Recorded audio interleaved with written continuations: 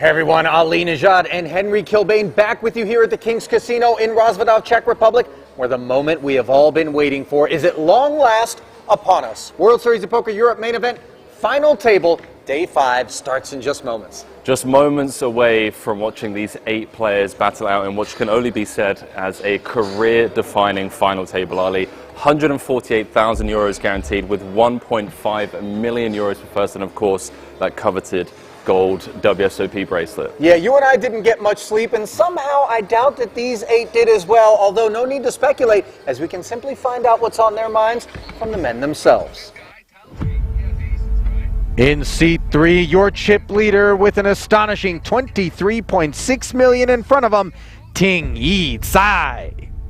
Hello everyone, I'm Eric Ting Yi Tsai from Taiwan. I'm 31 years old, and in the past I'm a professional poker player, but now I'm a poker YouTube, and I open a new poker room in Taipei in next year and do some content and promote about everything about poker.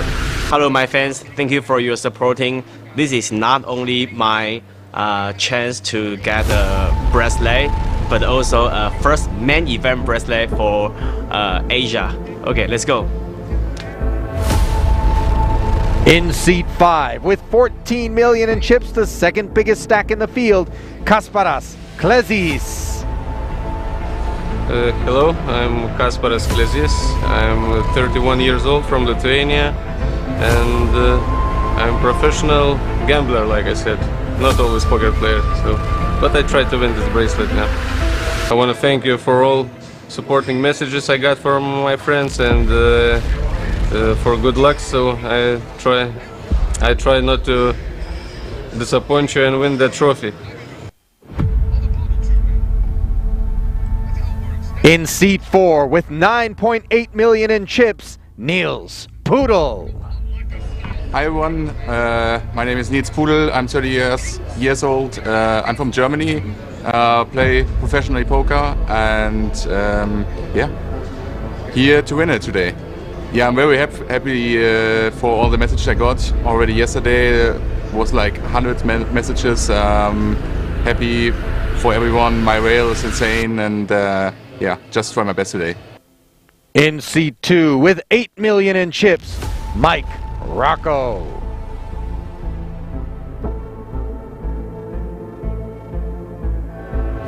Hello everyone, my name is Michael Rocco. I'm 34 years old. I play poker for a living, and I live in Southern California. I've been playing poker for 19 years now, I guess. When you start out playing, it's always a desire to win a bracelet. I mean, I got started watching poker on TV. The reasons why you win a bracelet when you're 15 years old and when you're 34 are a lot different. But yeah, I could use the money to help build out a farm that me and my family just acquired, so that's the intention today. So hopefully I can do my best and see what happens. In seat 8, with 3.1 million, the short stack, Sweden's Alf Adam Martinsson. My name is Adam Martinsson. I'm 33 years old from Sweden. I've been a professional poker player for the past 15 years. I mainly played cash games, but recently started playing some tournaments.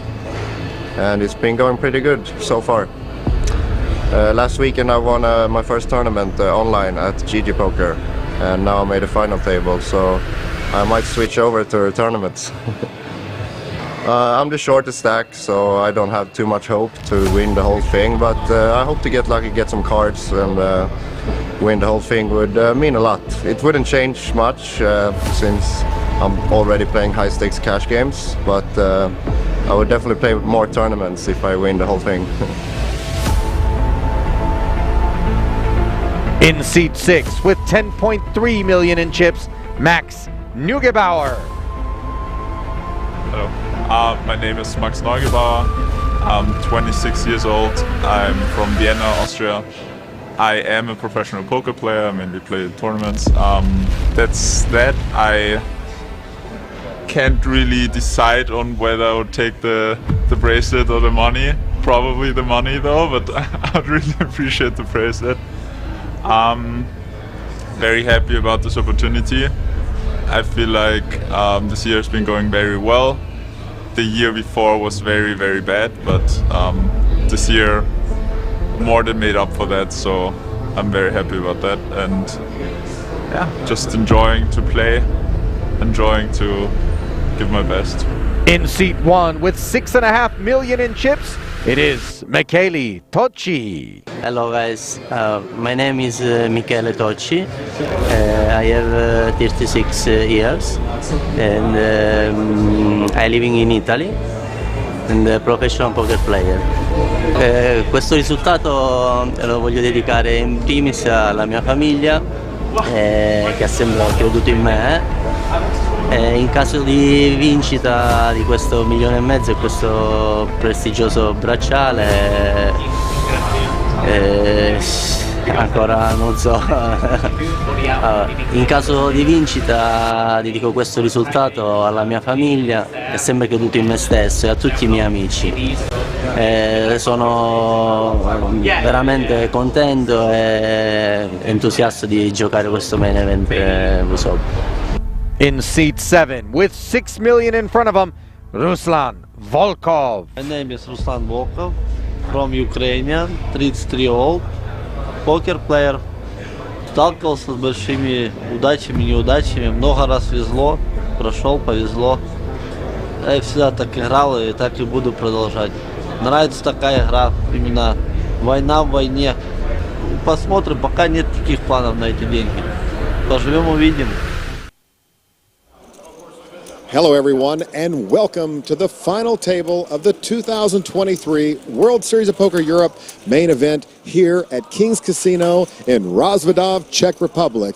It's been an unbelievable main event here, 817 entries, a record since we've had this event since 2007, 7.7 million euro prize pool, 1.5 million euro to the winner. It's going to be an unbelievable day of poker. It's an international final table, players from several different countries here today fighting it out for the WSOP Europe main event bracelet as well as 1.5 million euro. I'd like to wish everyone the best of luck at this table. I'd like to wish Kings all the success for this great event that they put on. I'd like to thank our presenting sponsor, GG Poker, and on behalf of everyone here at the World Series of Poker in King's Casino, let's have a great day. Let's have some fun. Let's shuffle up and deal.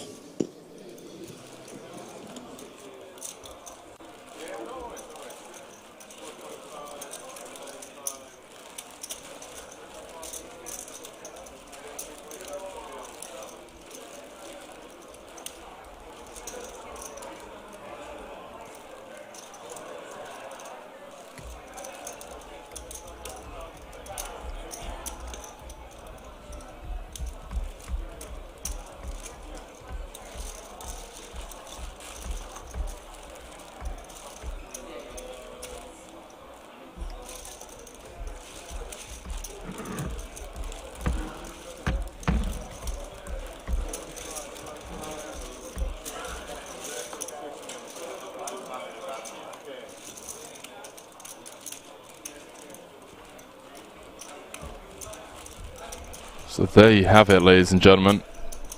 The introduction from Jack Effel. The World Series of Poker Europe main event final table is upon us as the players open their bags for the final day of poker. 1.5 million up top. And for one of these remaining 8, the next 10 hours or so, going to be the most important 10 hours of their poker journeys thus far. As I welcome you all to the stream. Ali Nejad in the booth alongside myself, Henry Kilbane. Ali, go time, my friend. Yeah, that it is. And I love how you phrase that, by the way, Henry. But I would expand beyond simply poker journey. How about life in general? Oh, 100%. You know, we're talking about, as you've put it earlier in that open, life-changing, career-defining sort of finances available. Yeah, not just finances, but legacy as well, you know. Winning a WSOP main event bracelet really does just get you a different kind of treatment at airport security, you know? There's a different jingle to the main event bracelet in particular, as opposed to any of the other events. Stands on its own. Those intros were really cool. I mean, there's a lot more than money on the line here. You know, we spoke with Eric Tsai, who was talking about how important this is for poker in Asia as well. You know, out here, chip leader, never had an Asian win a WSOP Europe main event. He's doing it for that part of the world. Carrying the flag for the island of Taiwan. A place where poker has really been booming. I understand, you know, you're pulling double duty, APT commentary role as well, that visits have been paid over to Taipei 100% by that tour and helping to grow the great game. Yeah, certainly a universal poker boom, but in Asia specifically, I can talk more on how much is booming out there. The APT really helping elevate that product in that part of the world. But yeah, Tsai coming in as chip leader, but look, 90-minute clock, Ali. Some very competent players with decent stacks. We saw yesterday the fall of Bogdanov in just 2 hands. Couple of big pots don't go your way. All of a sudden, you go from, you know, first, second, third in chips to the bottom of the chip counts. It can happen to anyone. And as you look there at that overhead shot and you see the mighty, almost 100 big blind deep Ting Tsai, he too could very easily fall victim to a similar fate if all of a sudden the deck runs cold, which it certainly hasn't for the better part of day 4, leading right up to his presence here at this final table. There he is, Eric Ting Tsai. Really appreciate the role of ambassadorship that he has sort of taken on in terms of poker in his corner of the world. Nice to see people that want to give back. So we see Ruslan Volkov. Nice to see him out there in terms of an otherwise potentially bland array of ingredients, which is not a slight to the remaining players, but just suggests that the level of seasoning on those chips in front of Volkov is higher than all others. Yeah, some paprika, you know, some pepper, other spices just thrown on. That man is stone cold Tabasco sauce, is Volkov. You may remember, by the way, as we kind of swing around and give you guys dedicated looks at each of the remaining 8 here, late last night, that man there, Mike Rocco, opened a standard min raise up front. Got 3-bet direct left by Tsai. He had ace-queen suited. It was 1.4 total, another $1 million to call. He had $9 million coming into the pot. Took his time. Looked like he was ready to rip. And then all of a sudden, he just thought better of it. And that ace-queen suited went into the muck. He was up against 2 kings. The reason I bring that hand up is, of course, not just because... We got 8 players remaining. We'll start out at 125, 250, 250, guys. So I'm trying to enjoy today, guys. It's going to be a fun experience. So, get things underway here. 125, 250, 250. Hey, guys, you need anything, guys? Go ahead and say it. 125, 250, 250. Good luck, everyone. Andy Tillman helping us get underway there. But it wasn't simply the fold by Rocco with the ace-queen suited that was of note.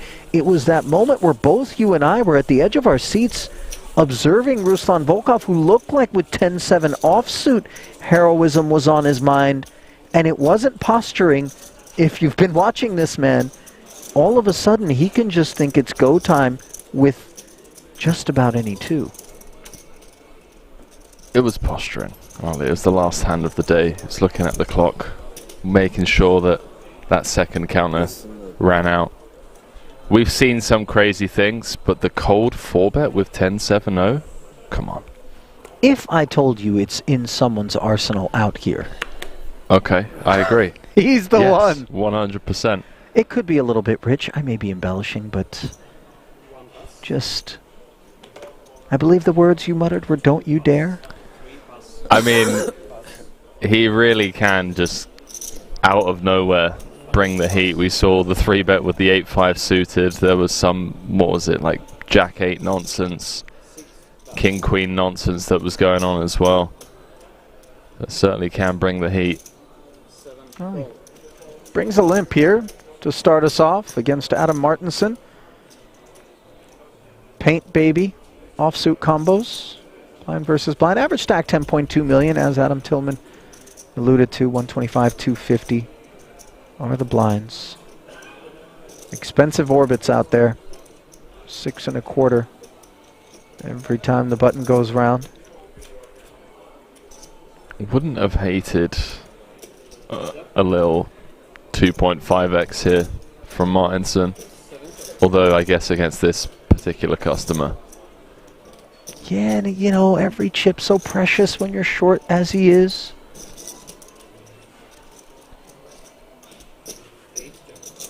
That's our guy on the rail.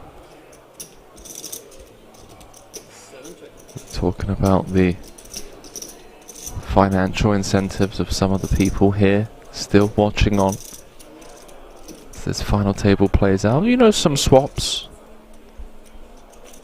Maybe some direct buys as Volkov finds more comfort on the river. This is a really weird one for Martinson. I mean, could it be chopping a decent amount of the time?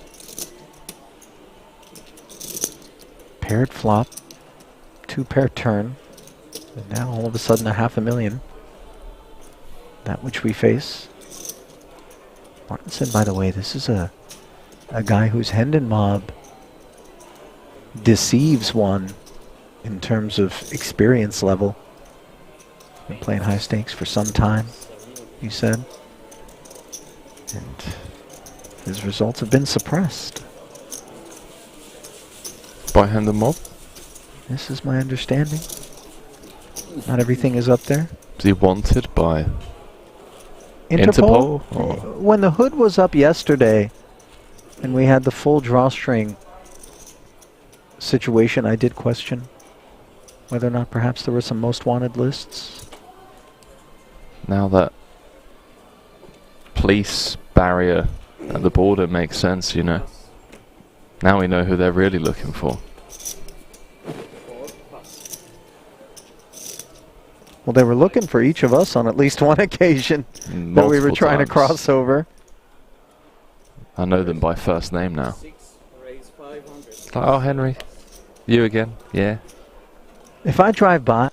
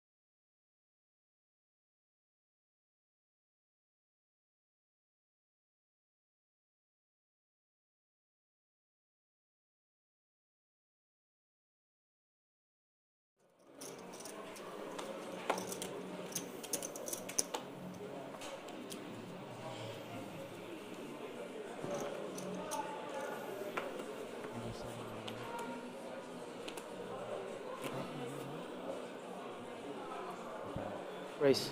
3, raise 500, 4 yeah, plus. if I drive by 5 that plus. checkpoint 6 and plus. peer in the 7 window of plus. that hut and find you cigar in mouth, 8 feet up plus. on desk, engaged in a 1 plus. friendly short-handed game of PLO with some German border agents. Obviously, I'll be looking to buy a piece, I guess, is Yeah. what I really should say. Ace Jack. Brushing up on my Chinese, you know. Rocco really has impressed during this stint at the World Series of Poker Europe. Had the chance to actually speak to him. 1.450. Oh. Oh, he's come with the 3-bet against the under the gun open. This is unexpected. I mean, obviously, he anticipates that Eric Tsai is going to be active early and often here in an effort to chip up, leveraging the presence of the Swede on the short stack in the 8-hole.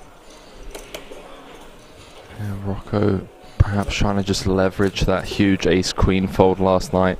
Sure. Kind of be like, hey, listen, dude, you know, you saw me fold the ace-queen. I'm now 3-betting against an under-the-gun open.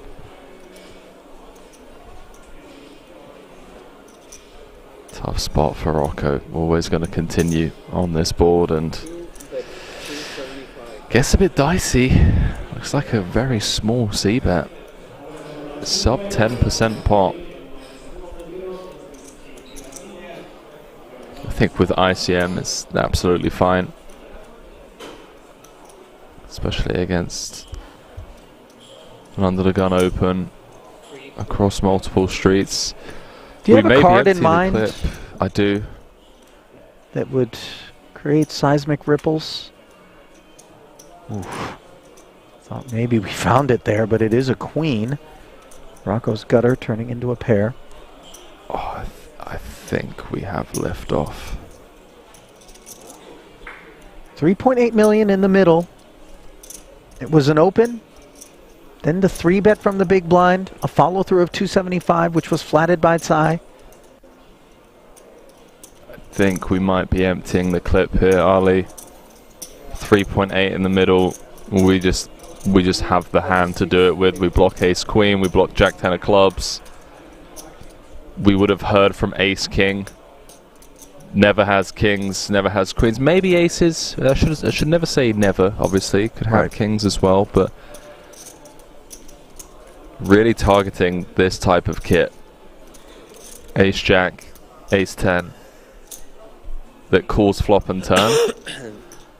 And then struggles to call river. Rocco looking for a queen or a jack. Oh. Running queens. How about it? And suddenly Rocco goes from turning his hand into a bluff at just north of 1 SPR to deciding how to get value out of this. Oh, the backdoor Bangkok. The running trip straw, Ali.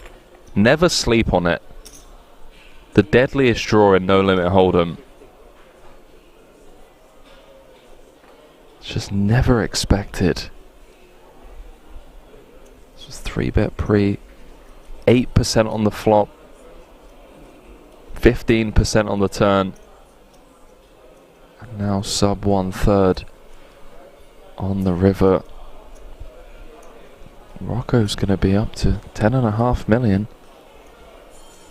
Ace Jack, obviously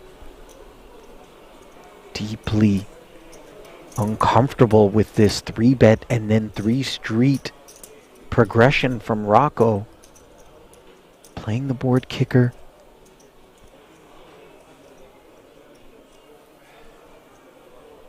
It does feel like this is a hand that either has us smoked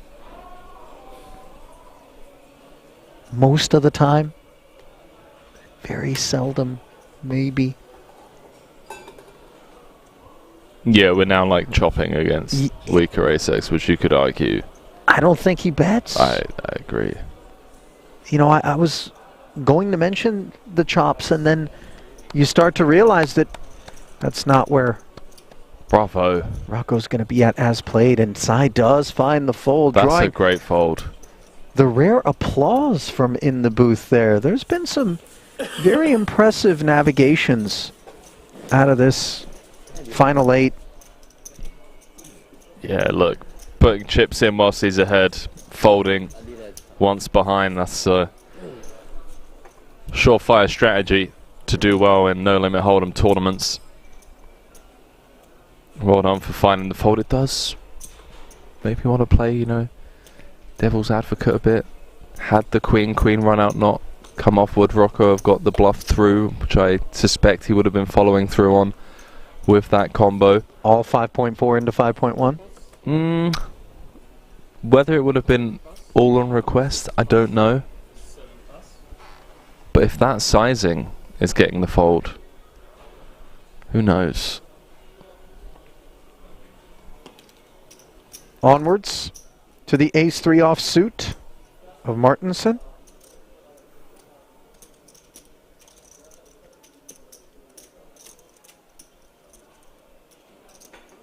All of his chips pushed forward here, and Michele Tocci on the button. A couple of 10s. Asking for the count. Tough to imagine a world in which he doesn't want to take a spin here against one of the few stacks that he has covered.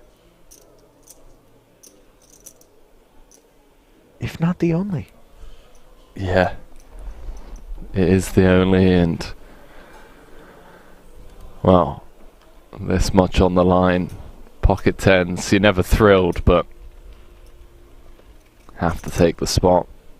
45,000 euro ladder between 8th and 7th.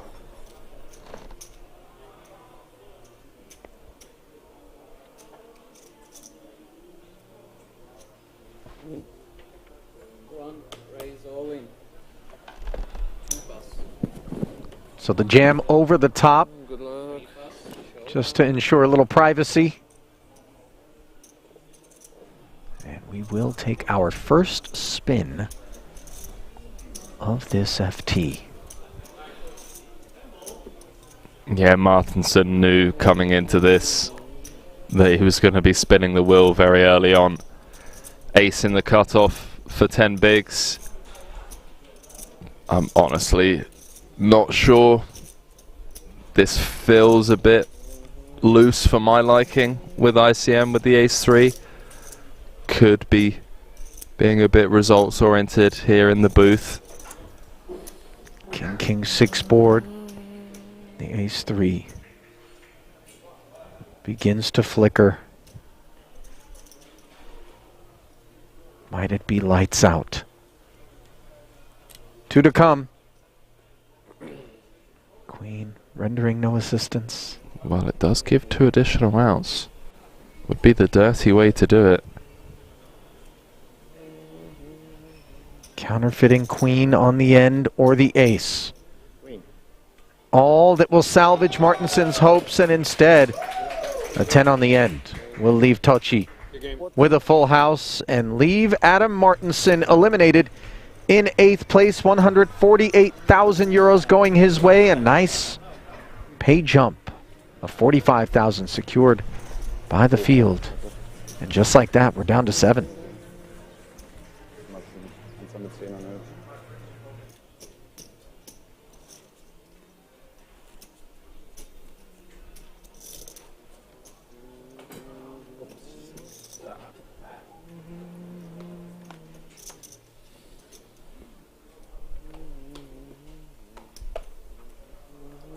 $193,000 guaranteed now.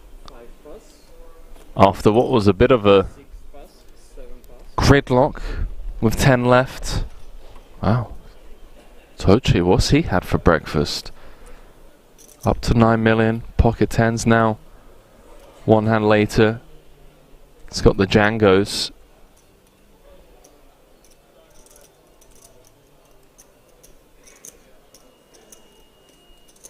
Pocket kings on the heels of tens.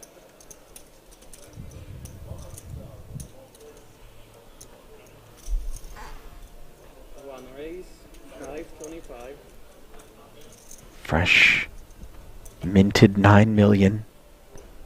525 of it. Moving forward from this cutoff.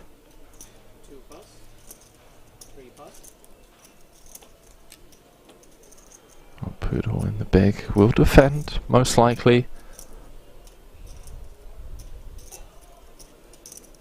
With the suited 8.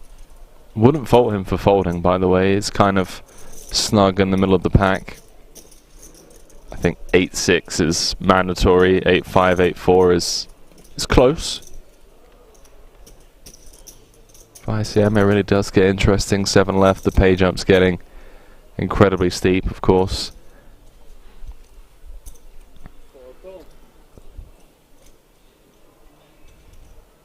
German and the Italian going to tango with one another. 10-8-5. Poodle connecting. Middle pair checking over.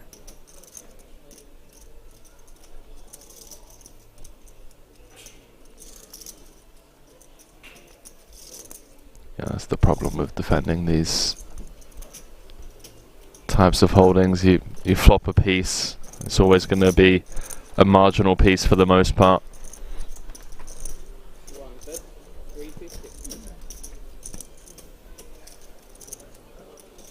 Feels like a mandatory call for at least one street, although the lack of hearts on board. Folding middle pair feels criminal in 2023. We have seen it on a couple of occasions, but not this sort of board texture and not this spot. Understandable continuation from Poodle. Another 700 into the middle, and on the turn, the 8-4 left drawing dead. Top set for Tochi.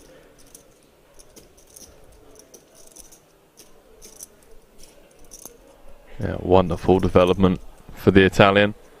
Not to state the obvious, we're off to an absolute flyer of a start here at this FT.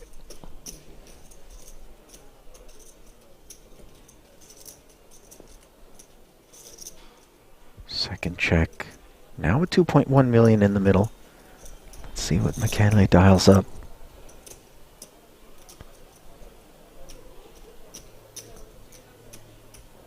I think we still want to look for value, even though we have the absolute nuts. There's going to be some 10x that feel obliged to call one more. There's a lot of straight draws out there from the big that we just don't want to be giving free cards to.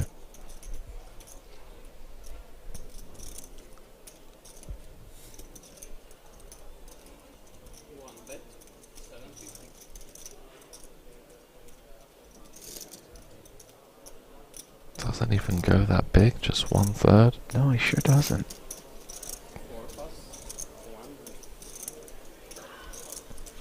$11.6 million average stack. Good for around 45 bigs. We've got ourselves a bit of a dogfight. 7 left. Yeah, Poodle just getting away there on that turn. Caffeination. Unclear just how many REM cycles were obtained here on perhaps one of the most exciting evenings in any of these guys' lives in terms of what was in store for them here today.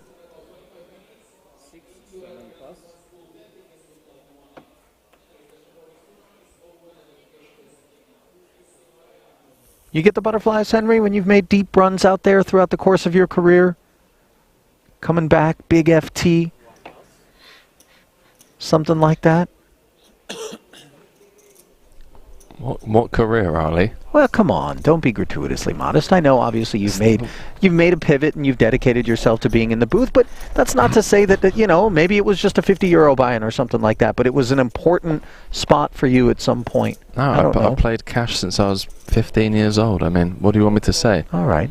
Much like myself, by the way. Yeah, it was always the underground games and hanging out with people I shouldn't have been hanging out with, you know. Just the real getting the elbows greasy with different kinds of characters from around the Eastern Bloc. Did have that one run here at this very table. Final table to WPT, but it's my lone cash on my hand and mob. Not much of a tournament player myself. You know what, though? There is some parallel there as we see the blind versus blind confrontation turning into Klezis taking bottom of range and just bullying the German. He looks over. He knows what could be afoot there. Professional exchange. Last time I paid your drinks. Last time. Between the two. Now I had 10-3. 9-3. They appear to have developed some rapport throughout the course of this marathon. Yeah, I know. But cash games, you know, you have the biggest session maybe you've ever had. You get home, tough to unwind. That's very true. Yeah, I mean, there are definitely several moments that I can recall over the years where you just double your net worth in a single session. And, you know, this is typically very early on in the career when you're grinding like 1-2 and you take like a 2-5 game or something, you've got like 10k to your name and some giga whale just jumps in, you know, and fast forward 17 hours, the sun's coming up, you're now worth $24,000, whatever. You're like, wow, man. Like, you know, you feel like Usain Bolt in the Beijing Olympics. Love that. So, yeah. Giga whale is fantastic, by the way. First time I've ever heard that used. Yeah. I mean, come on. We all know who we're talking about. You're playing a 2-5 game. Everyone's got like $750 in front of them. Terry Two-Pair shows up, buys in for 5k, and he's like, can I straddle? It's like, no, you're in middle position, Terry. You can't straddle. And you're like, guys, shh, dealer, shut up. Terry, you can do whatever you want, pal. Okay? Anyways. Yes, here's the answer. Sleepless nights, for sure. On the flip side of that as well, of course, big losing sessions, self-doubt, anxiety, all of these things come into play throughout every poker player's career.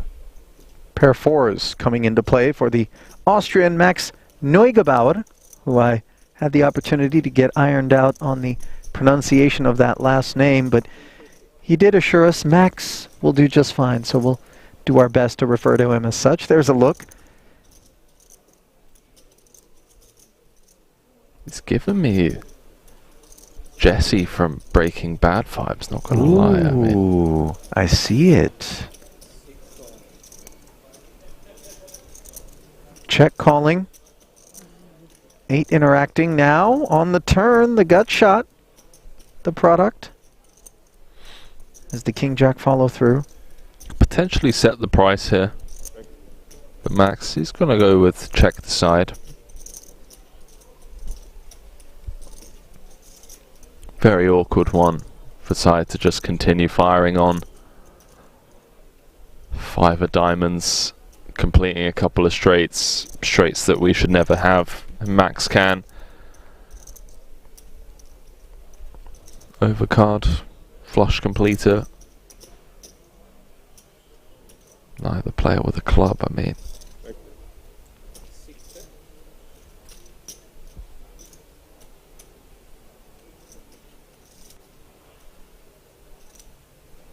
I wonder if side just always expects Max to lead rivers with strong hands. He is going to just wave the white flag and take his king high to showdown.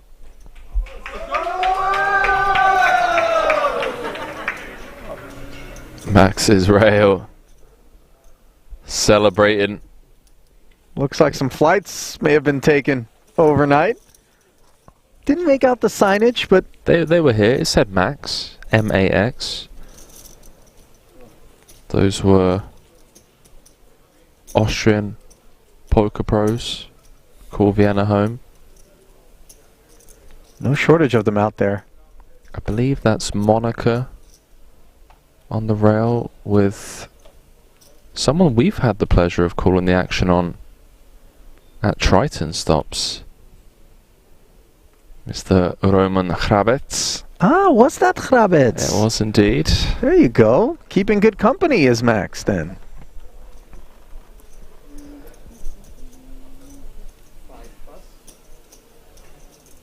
Back in action. Here's Max. Blind v blind with an ace. I'm not sure how deep Volkov is here. Volkov's 25 deep.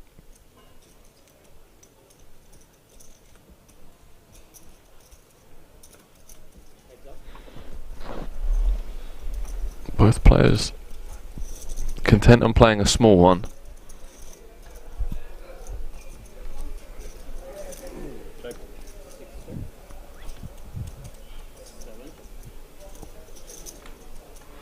Yeah, it goes check, check, and then on the turn, Volkov binking the 8-high straight.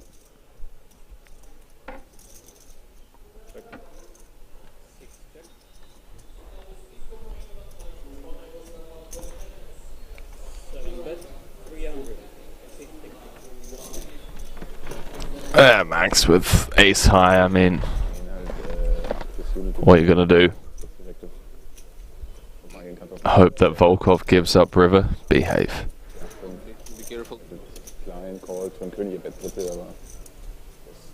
It's another one of those spots where even if you think ace high is the best hand against Volkov, you're just playing a guessing game. Fairly simple check fold. Volkov acknowledging the lone supporter, by the way, out there, which appears to have caught him by surprise. Who was that? I'm not sure, but that was a bit awkward.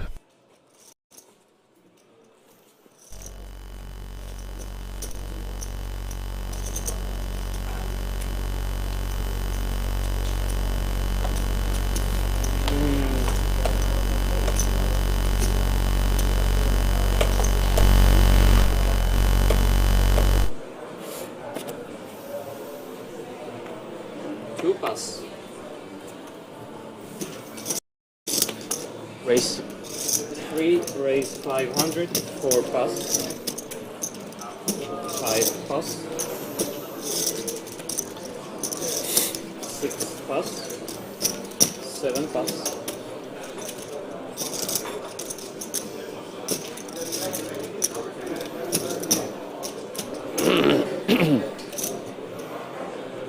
One pass. Button's good. Thank you.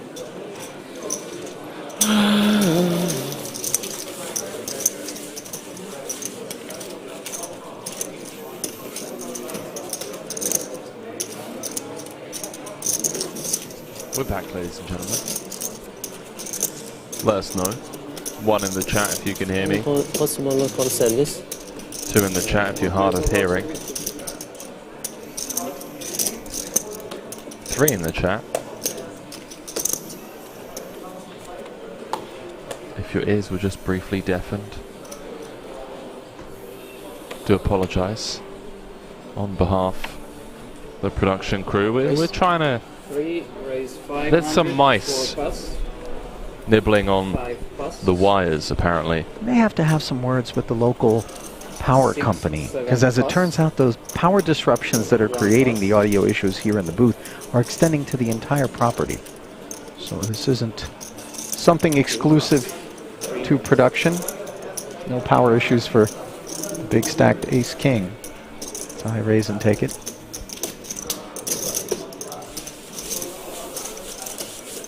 That time I actually physically ran out of the booth. I wasn't going to send a text. Wanted to rattle my saber a little bit. Your saber. Ooh. Yeah, that's a weapon that pales in comparison to the splendor of a gold bracelet. Hang on now, a saber's a pretty impressive tool. Tool? Yeah. You say, Henry? Tool.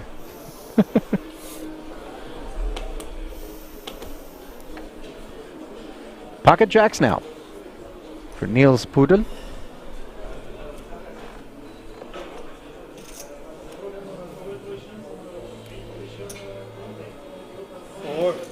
Raising chips.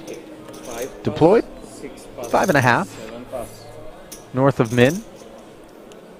Once upon a time, Henry, you know, I used to think, well, what's the difference between 500 and 550? That's not like that extra 50,000 is going to clarify anything for us in terms of a guy called 550 as opposed to 500. We can change his range, but it is more about the implications in terms of pot sizing, whatnot moving forward, or even whether or not it's appropriate. There is consequence to the 50. The consequence is the hands that can defend from the big profitably. Specifically, yeah. Opening from early position, you see 7-handed, slightly larger opens. When you get down to 3-handed, 4-handed, later positions, different sizings, deploy at different stack depths, different positions. I think back in the day, back in your day, which was what, 20 years ago, you'd kind of just decide how you were feeling that day. I'm going to open 7x. Well, you know, back in my day, Henry, we didn't have computers doing the work for us. You know what I mean? We had to play. We couldn't get 19 million hands in the course of 6 months. Yeah, exactly. You played like 47 tables at once, you know? 12 bigs to go. Because why not? I, for one, miss the likes of Sam Farha just deciding. Button's good. But I digress. Wow, that's take note, by the way.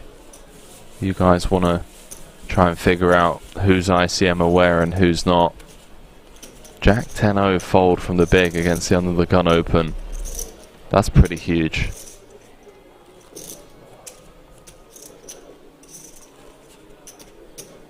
You're not wrong about that.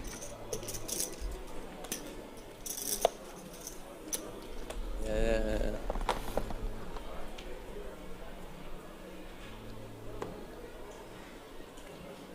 Six pass, 7 pass.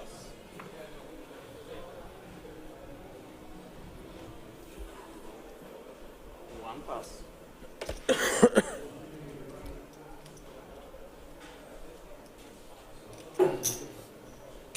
2 call. 3 pass. One up one. It's okay. Yes. Rocco. Flatting with the King-9 suited from the cutoff, and I think a lot of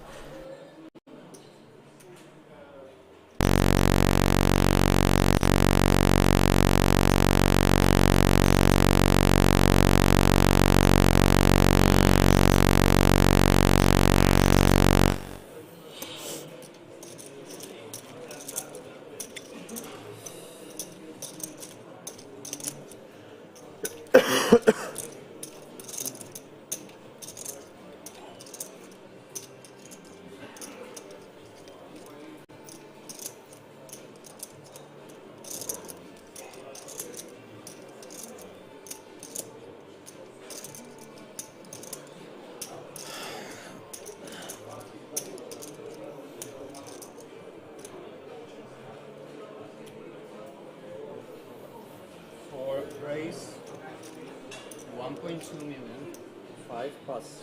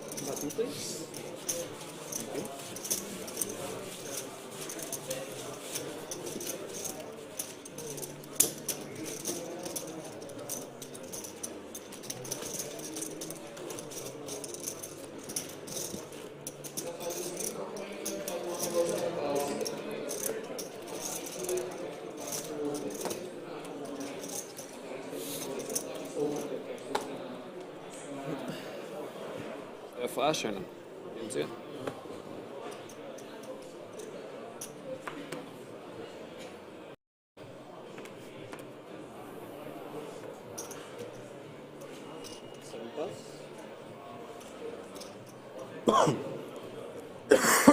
One pass. 2 pass. 3 pass. 4 pass.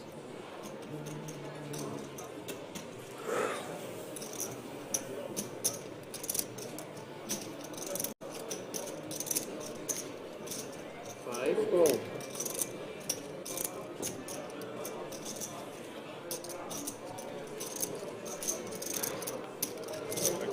6 check.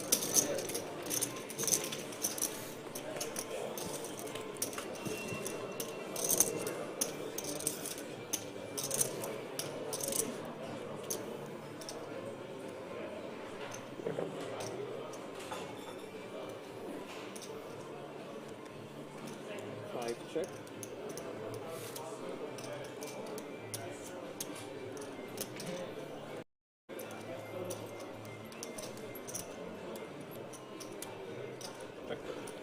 6 check.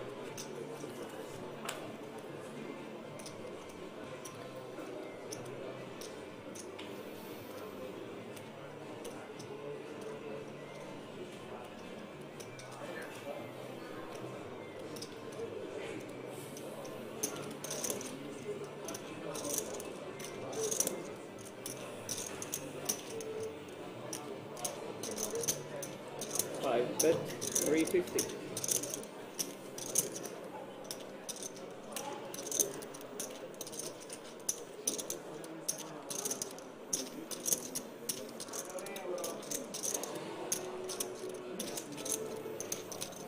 Call. 6 call.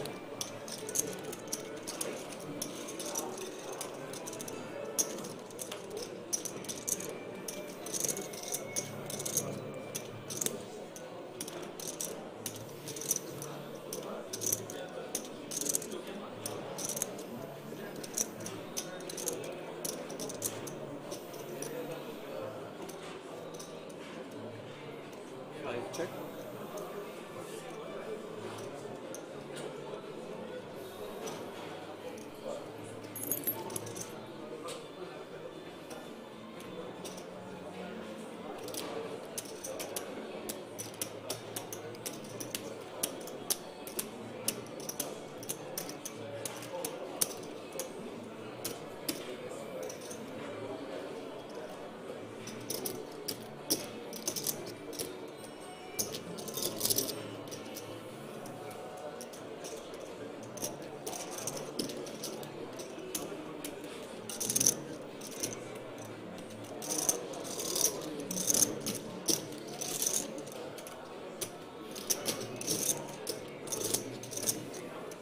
600.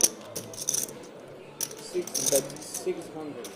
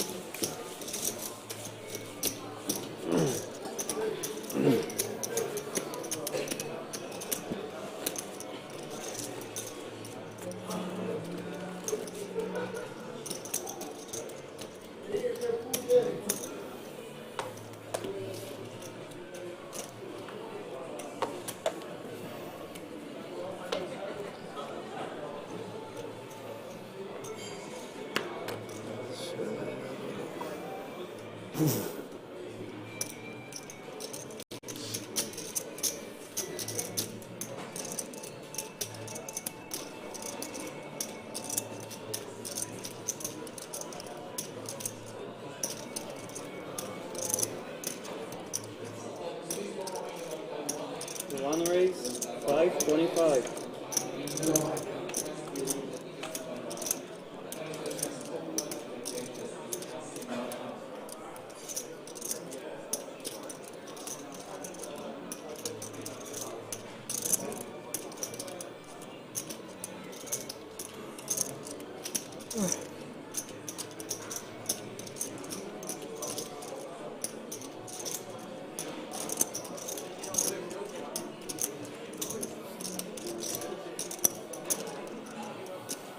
raise 800. 3, 4 plus. 5 plus.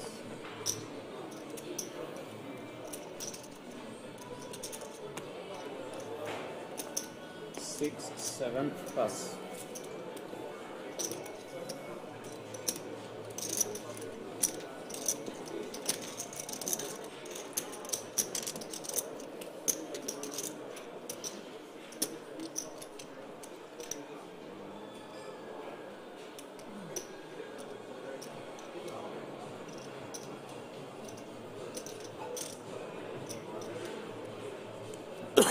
One call.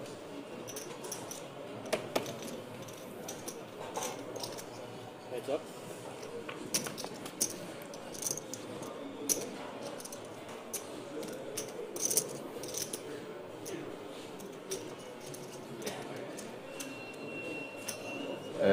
Huh?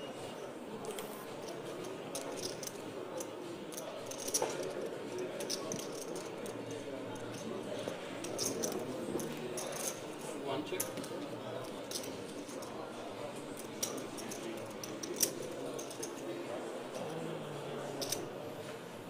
About 被那个人拿手牌3B。 375.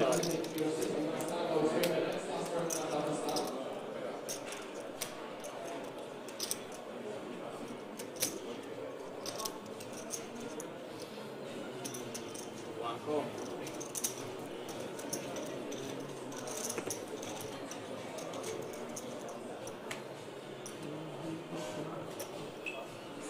There is something in.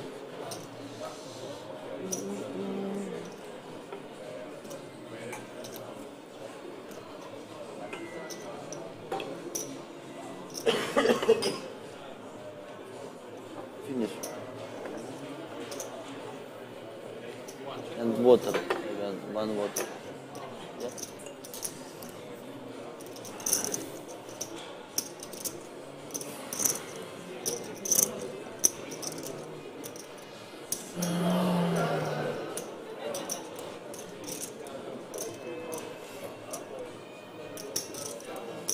Fifth bet, 1 million.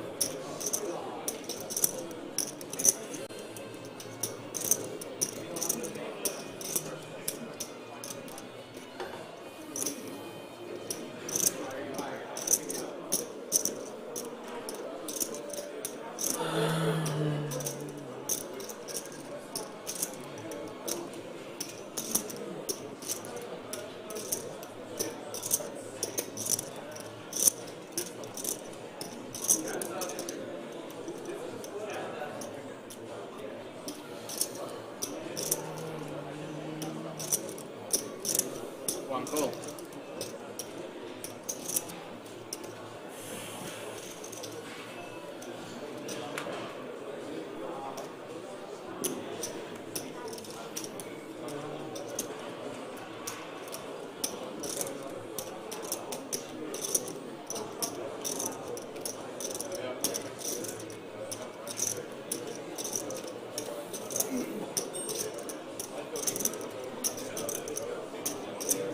Check. 1 check, 2 check, showdown.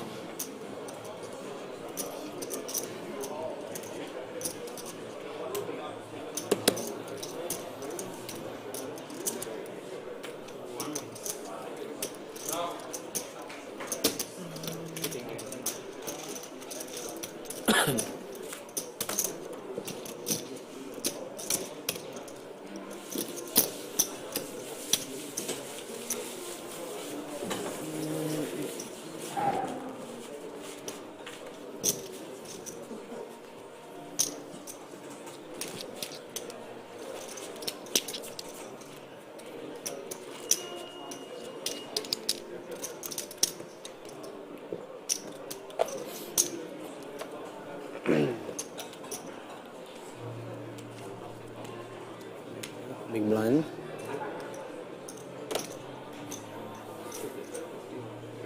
Two plus.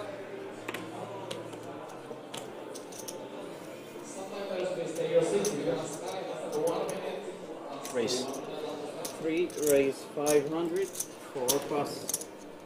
5 plus. 6 pass. 7 pass.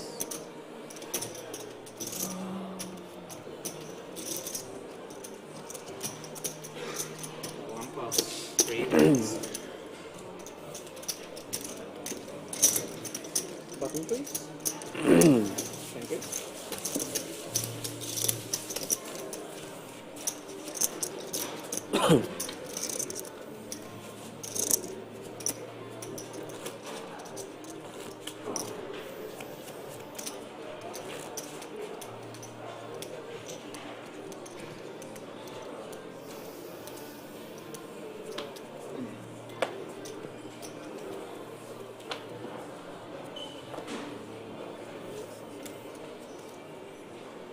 Pass.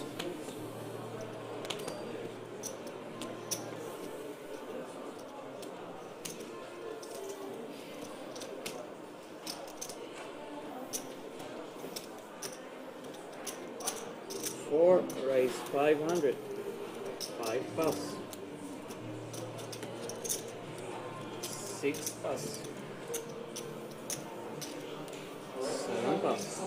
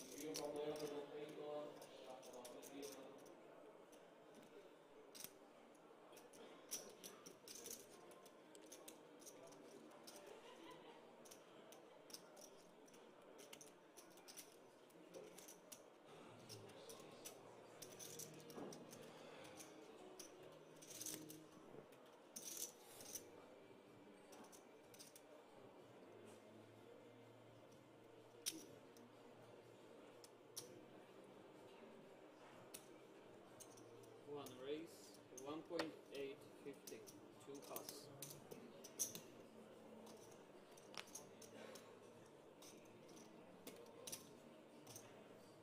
Four pass.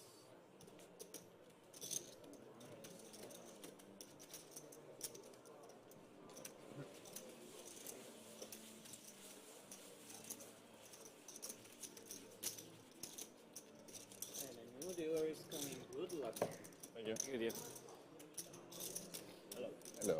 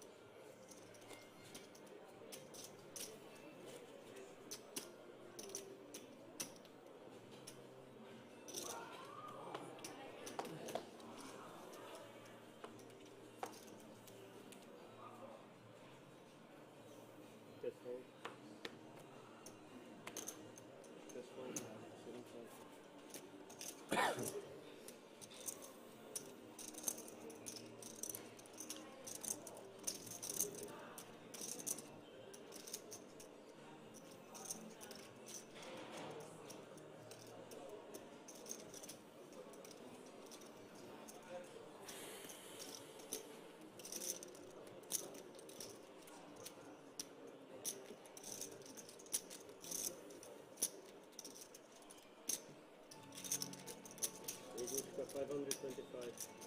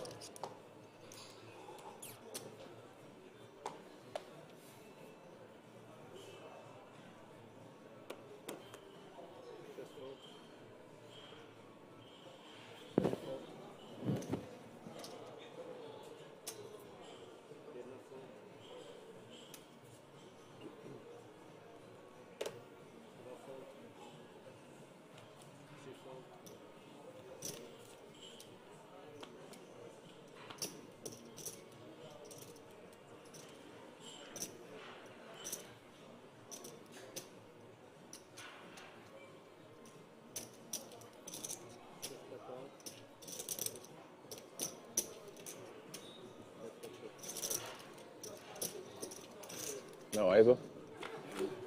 That's enough. Yeah.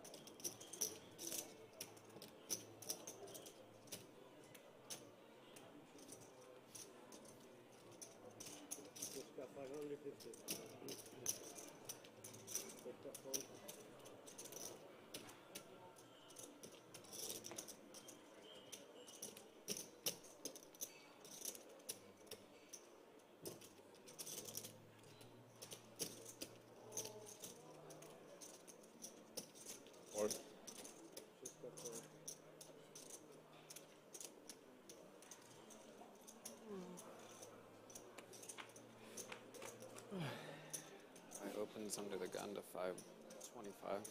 Make it under 800 under the gun 1. Ace 5 of diamonds. Jack D6 3 spades. Check calls 375. Turns an ace. Check calls a million. River's a jack. Check check. He has.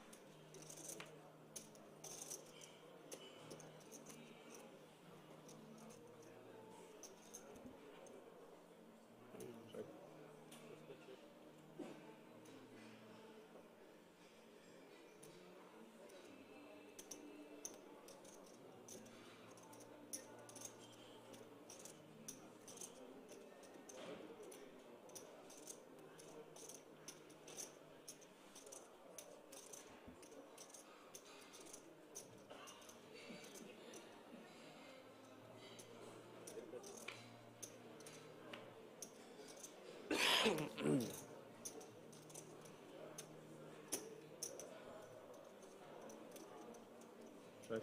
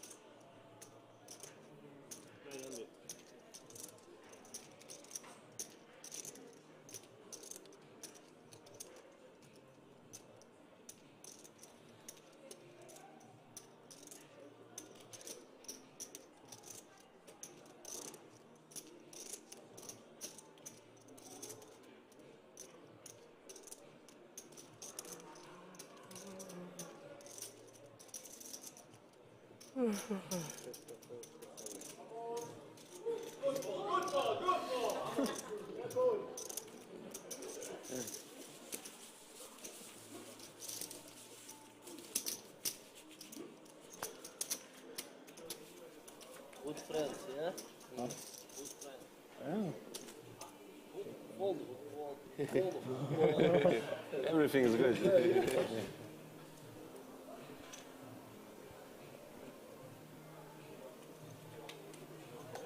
I'm still in, so. Well, it was a hiatus, an unexpected one, and obviously one caused by repeated power disruptions here in the greater Razvadov area. Obviously, we know how disappointing that must be to those of you who are out there streaming. Disappointing to Henry and I as well, but I'm told that we are back and that we are operating under stable circumstances. So your eardrums are safe, save for obviously having to hear whatever it is that's coming out of my mouth from time to time. World Series of Poker Europe main event day 5. Final table started with 8, down to 7. Ali Nejad and Henry Kilbane back on the comms. Appreciate your patience with us.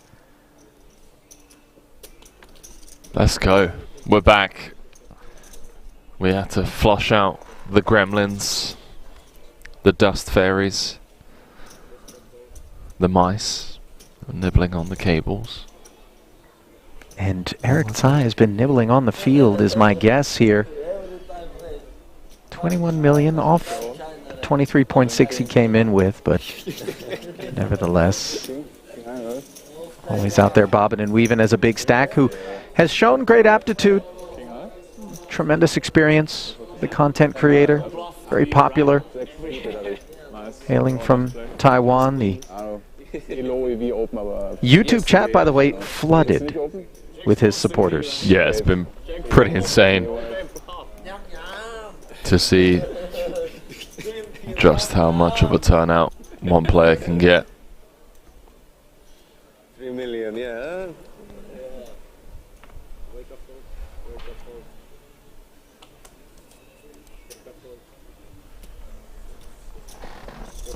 Really does have a huge following, and it makes sense. I mean, we spoke to him briefly, right, today before we commenced this final table. 500.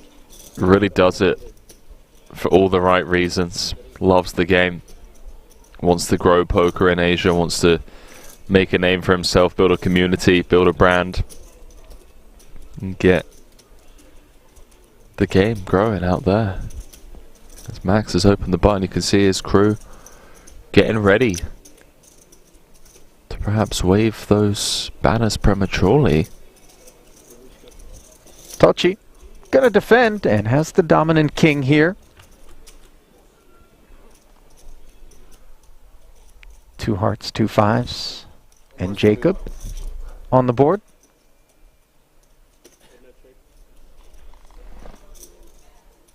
Well, from audio issues to visual ones, there we go. Slight upgrade. See bet from Max, gonna take it down. Yeah. Why lights not go down so we take the money and run?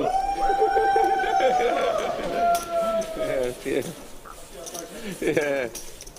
Nice to see some emotion out here at this final table. You know, in a spot where I think many would caution against either demonstrating or even experiencing such things with so much on the line.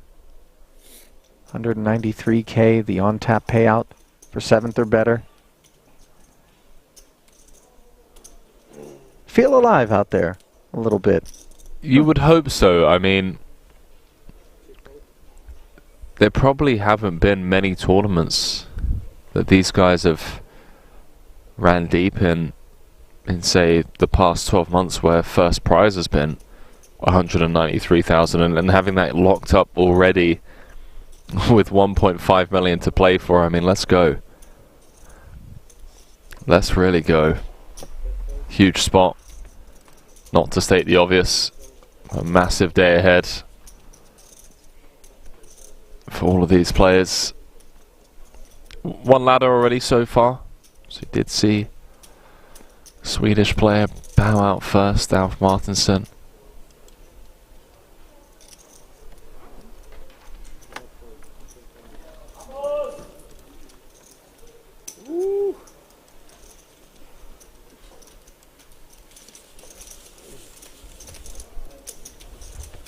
Did bow out in 8th for 148,000 euros. The ace-3 jam from the cutoff, running into the 10s of Tocci, the Italian, who's done a fantastic job. Came in 7 of 8 today. All the jokes. Now finds himself comfortably in the middle of the pack. I've got a funny feeling we're going to be here for a while. No one really stepping out of line. There haven't been any huge deviations from an otherwise standard strategy. And looking around the tables at the stack distributions, I mean, Poodle, Klezis, Max, Tocci, Rocco, all playing similar stacks. The only exceptions at the table are Volkov on the shorter stack on 5.4 and Sai, the chip leader. Everyone else hovering around average. Well, that can't last forever, even with 90-minute levels, as the blind increases are substantial when they happen. Klezis, ace-9 open. Defense from our chip leader.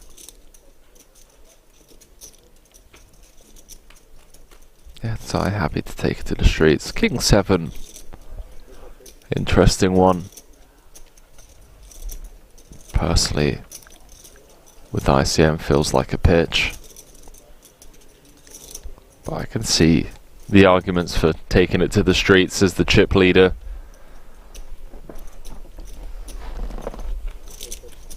Glazes does knuckle back.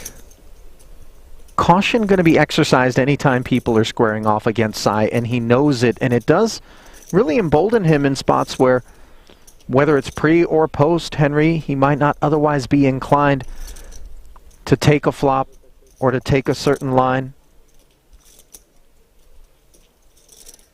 However, he in turn recognizing the challenges facing King High here. Yeah, I mean, I think Klezis can just comfortably check back flops such as this because of how balanced he's been in these check back spots. Like, if it's someone like me, for example, who isn't going to be as balanced as Klezis is, it really allows side to just attack on turns, attack on rivers. But Klezis, we've seen, is more than capable of checking back hands a lot stronger than ace high here. You know, pair hands, over pairs, even some top pairs. Delayed c-bet, obviously finding the ace on the river. A snap fold from the King High.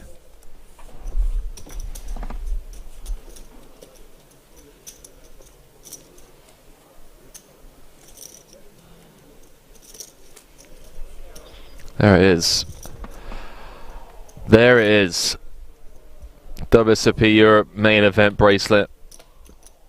Racks upon racks. I don't think that's 1.5 million in cash, but you know. It's a duffel bag's worth of 50 euro bills.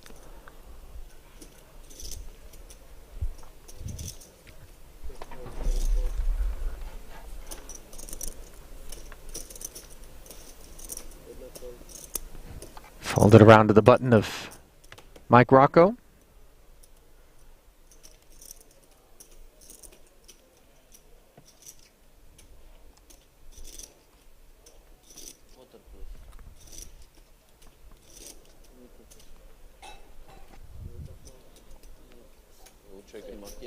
You know, he's got a difficult spot on his hands in terms of being directly to the right outside, but I think he's, you know, handled it quite well. Yeah, Rocco has the nut low seat draw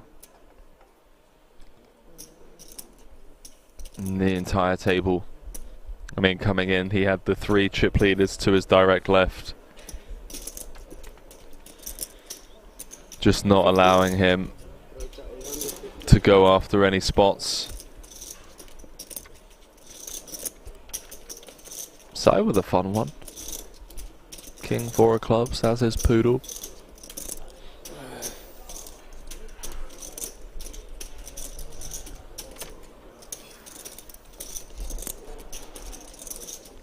Facing the 850.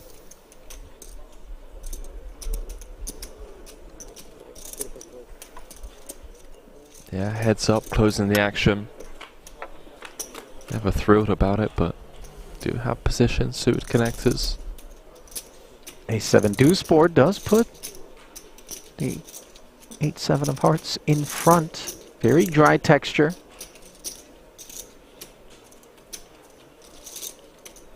Yeah, it's always going to continue, obviously, after 3.5xing from the small. Poodle won't be going anywhere. See if Tsai continues, if he picks up equity on the turn.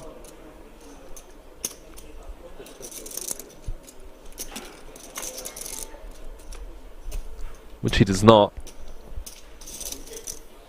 I think this hand is going to be over and done with. A continuing range from Poodle out of the big, both pre and on the flop.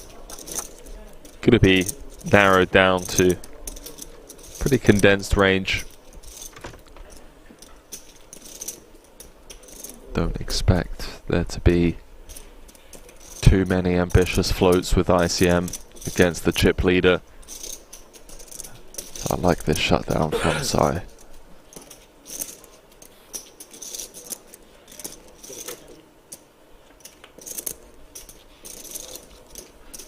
Three on the end. King High is King High. Oh, hey, love that. The wifey on the rail. Repurposing her phone into a digital banner. How's she done that? There's got to be an app for that. I mean, that's something else, Ali. I've never seen that before. Are you familiar with this app? Is this... Well, part of the reason you've never seen it before, Henry, is because you've never been at a final table wow. of such consequence. Wow.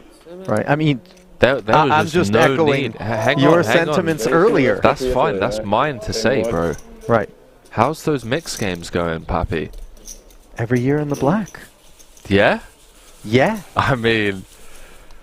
Come on down, by the way. Listen, make a open. donation. Let's go.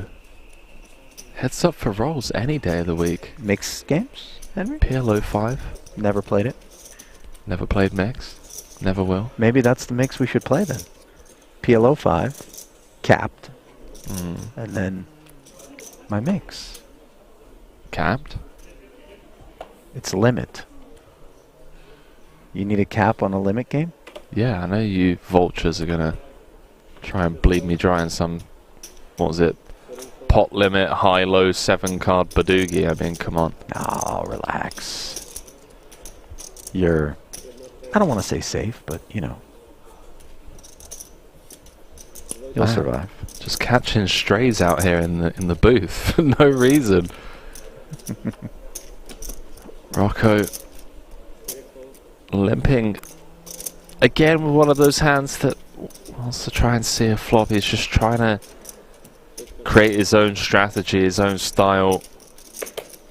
It's so difficult to dictate the way that the hands play out when you're kind of handcuffed in Rocco's shoes with 30 bigs.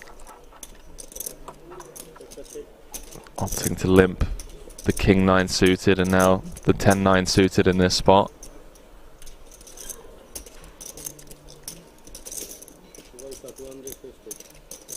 I like the strategy adjustment, by the way. It makes a ton of sense. You got 4 covering stacks on your left. You know that they're really going to pounce on you a lot wider than they normally would due to ICM and due to Rocco's stack. So he's like removing that opportunity. He's like, okay guys, if that's the case, I'm going to limp. The most you can raise. Well, in theory, the most you can raise is all limp, but if you want to go with the 3x, the 3.5x, I'm going to tag along. Nice little pick up there for Rocco.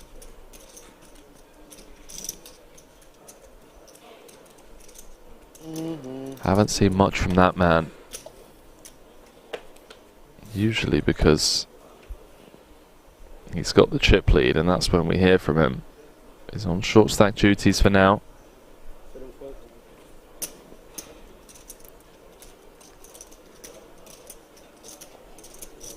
Two chains.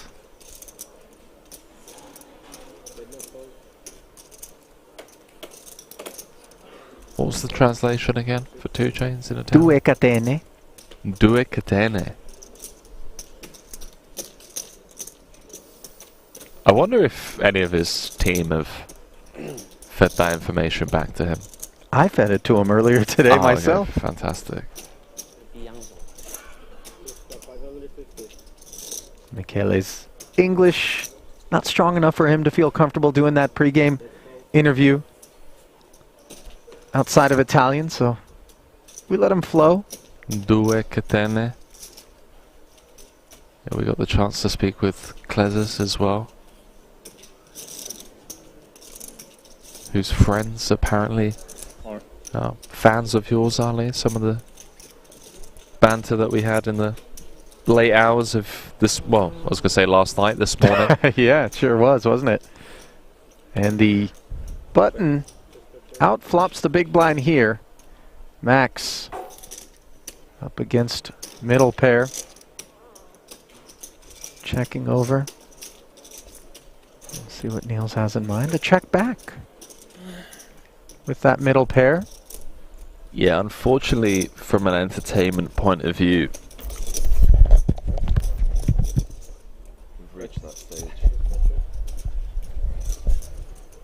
we've reached that stage of the tournament where it's kind of reminds me of sitting in LA traffic. You know, you're on the way to dinner, to the beach. You're looking forward to the great things to come, but you just hate the moment that you find yourself in It's frustrating. You can't speed as much as you would want to because you don't want to get a fine. That would ruin the whole vibe. That would ruin the evening. Well, this 1 million ruining sentiments toward the ace-jack high, which were certainly loftier pre. Max comfortably laying it down. You know, I know what you mean about the speeding, Henry, but what's so disheartening about speeding in Europe is that you can get busted without even a proper chase. Oh, yeah. Yeah. They just snap a photo and send it to your front door. No, it's horrible. I mean, you just get a £100 fine and a request to come and do like some day class in the UK or get 3 points on your license. Like, I'm out in Thailand. Come find me. You know? They're not going to come find you, but eventually when you work your way back Never to the back. UK. Never go back. You came back for work just recently, you know what I mean? Do? If I have to get into the commentary booth and suddenly I find myself alone and then somebody updates me and lets me know you've been detained at Heathrow for thousands upon thousands of unpaid speeding fines, Kilbane, I'll be deeply upset with you. Well, you know who I'm going to call in that situation? Not me. It is you. If you have one phone call and I'm the guy... Listen, we all know that you've talked your way out of many dicey situations, probably including prison time. I mean, yeah. Well, the prison that Tingy Sai is able to put middling stacks in, no amount of talking will get them out of. It just is what it is. With the ICM and 1.5 million up top. Can we just talk about how Poodle, by the way, out of nowhere, up to second in chips, kind of ninja style, closing in on Sai, playing around 14.5 million now. Just doing a fantastic job of separating himself from the rest of the pack. Doesn't have an easy seat. Has Klezus and Max on his left. So he did get very lucky yesterday with the ace-queen against the ace-king. But as is the nature of the beast, tournament pokers, and talking of beasts, Volkov, big slick, speaks up. 1.3 and now 7's shrivel in the big. Tochi, by the way, also done well for himself on the day, as you alluded to Poodle's profits. Glizzy's does lay it down. It's funny because if Klezus doesn't open there, money's going in blind v blind. No doubt.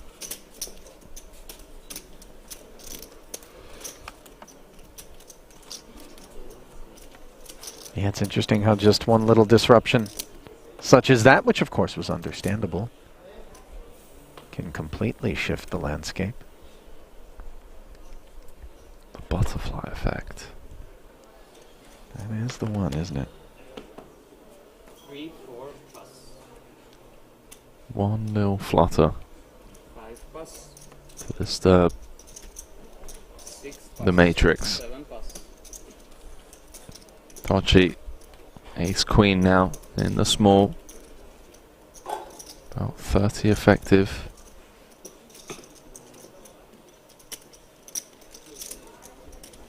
Against Michael Rocco. The lone Italian. There were a few of them, 16 left when we came in yesterday.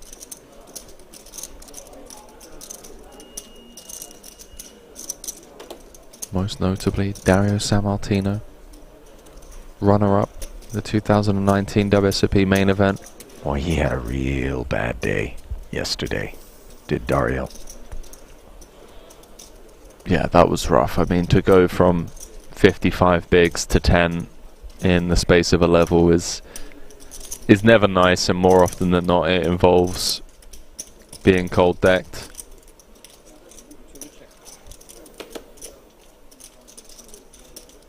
Ace-Queen played as a limp here by Tochi.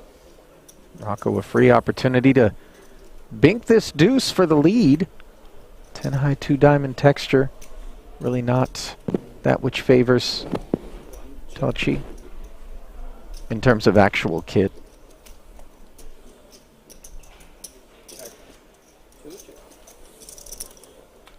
Fast check through. Rocco now an 85% favourite to win this hand should it get to showdown. Perhaps some protection to be had, although ICM again, bottom pair, just very content on keeping the pot as small as possible. It does sometimes kick you in the face when you allow your opponent to get there on the river, but the 9 of spades, clean. I don't think anything's going to change. Check flop, check turn. We'd have to specifically be targeting this type of kit. 325. Look at him do exactly that. 325k. Suddenly. I think he knows exactly where he's at here. He knows the Italian's got an ace high, king high type holding that's limped in and now has a tough decision.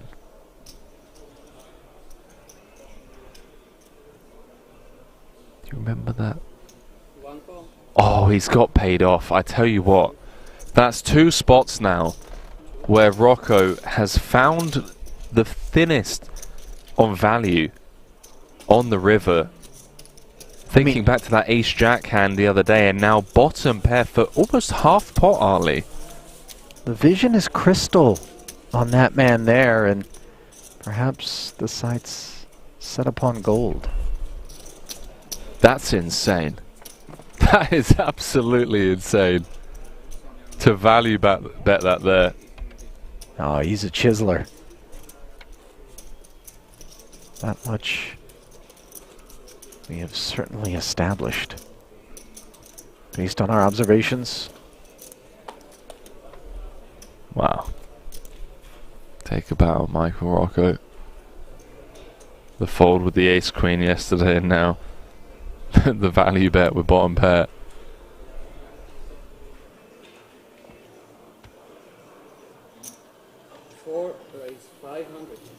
Ace-jack suited for Pudel. 6 plus, 7 plus. And 2 10s for Tochi. That the hand that he cast upon an ace-3 to give us our first elimination of the FT. Adam Martinson, the victim. Let's see what Michele has on his mind here. A flat. Yeah, I think at this stage of the tournament we're going to be seeing a lot of this for the time being.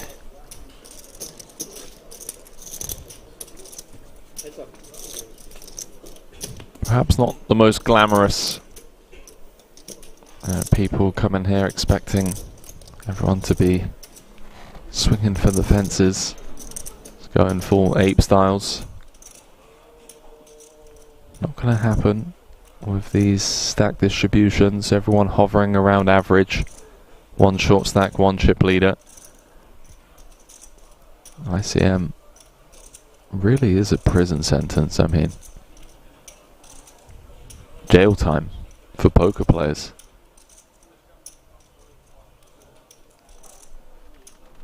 Stevie 2 times saying Rocco repping the dirty diaper. Was indeed. Shout out Nick Rigby of North American World Series of Poker main event fame. True legend. As we see interactions with the Queen of Clubs deemed insufficient for Poodle to barrel once more into the button flat. Both flop and turn. One bit, 550. 4 plus. And Tochi's 550 ushers that ace jack into the bin.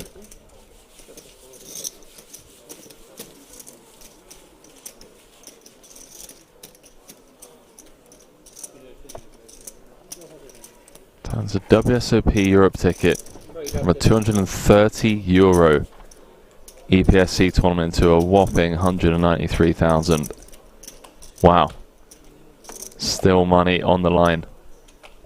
€230 buy-in into a potential piece of WSOP history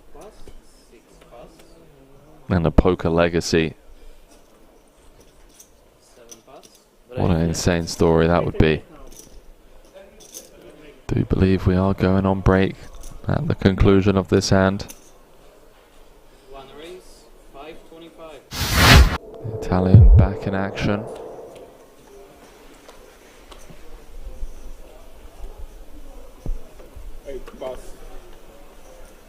His remains. And that'll do it. For Hen Rosilio, 52nd place, 27,100. Ask yourselves whether or not you'd find the escape with ace queen in the spot.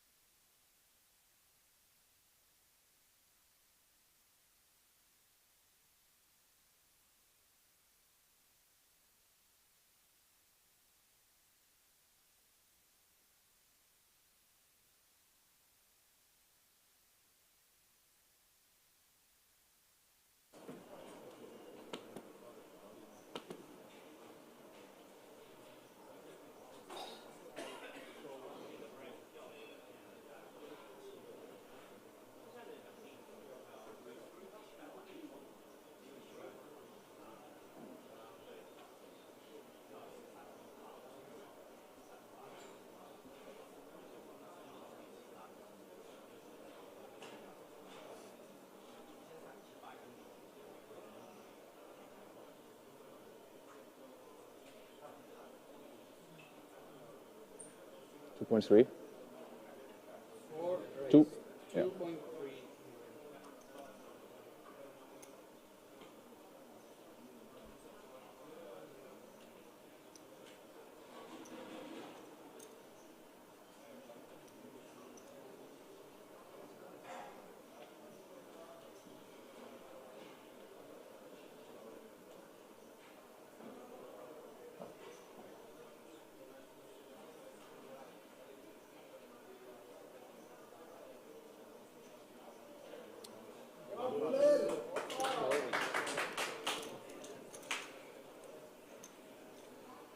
Enjoy your break.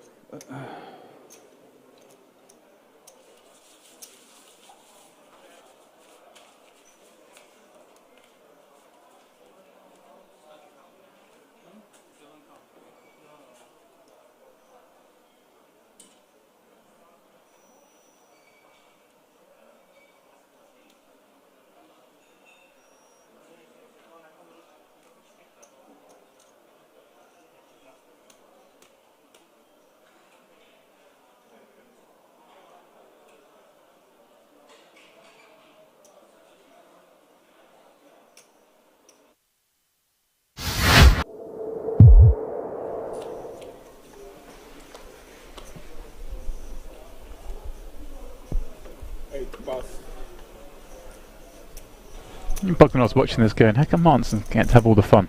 I'm the chip leader here. Yeah, but he still has 6 million. It's okay. Martinson, once again, 2 10s. He's got the firepower to fight.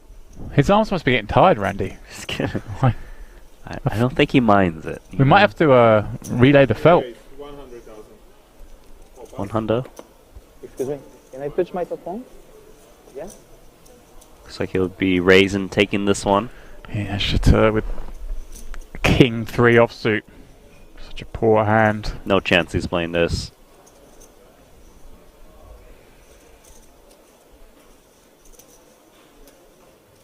Is he? Okay, I'm sorry. There we go, Randy. It's surprising because he hasn't been wanting to play hands, but He's seen enough. He's seen Martinson play every hand, though, I guess. Randy's decided, look, I'm going to make a stand here for one blind.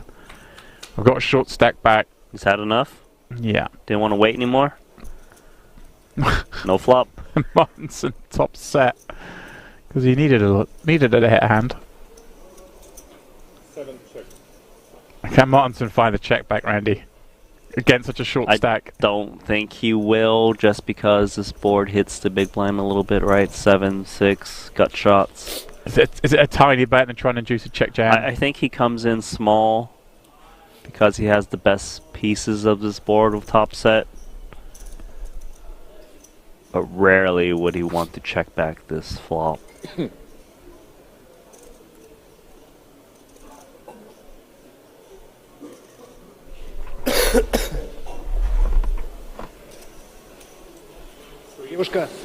$65,000, the bet very small. And a switch Oh my check. god, what is going on here? Made a move with just king 3 high, no backdoor hearts, and he's pretty much dusted. Looking for an 8 or 9 and a 9 to kind of chop this one up. Oh boy. Wow, Randy. He knew it was the big blind's board. And he took advantage of that situation, or at least he thought he was going to, but instead, Martinson has him all but dead. Randy, what are we seeing? Well, that's it. That seals it. Chateau out in 27th. I mean, I always give credit to someone giving it a go, Randy, but that was spicy.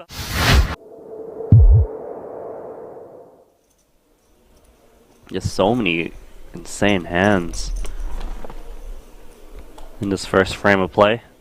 Yeah, we've not been spoiled for action, Randy. Why not? Rajanovski's got ace-jack. He's the man who's been at the heart of most of it. Love this guy. Love to see him get some chips going his way. Drop in 4 blues. Make that 100K.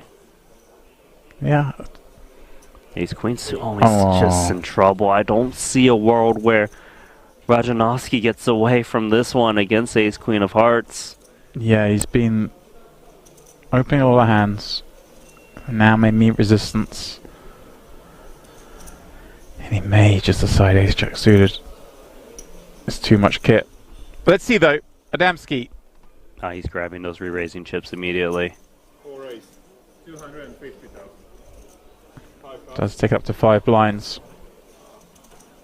Which may give Rajanovski the appearance that he could potentially He might get think, a fold. oh, I can peel this maybe. And if he peels, which he does, there is a chance he can just get away when he misses. He's got no fear of playing these spots, Randy, with SBR of 1 or less than 1. He was taking given these a good flops. price pre, to be fair. Yeah. He's going to need to miss.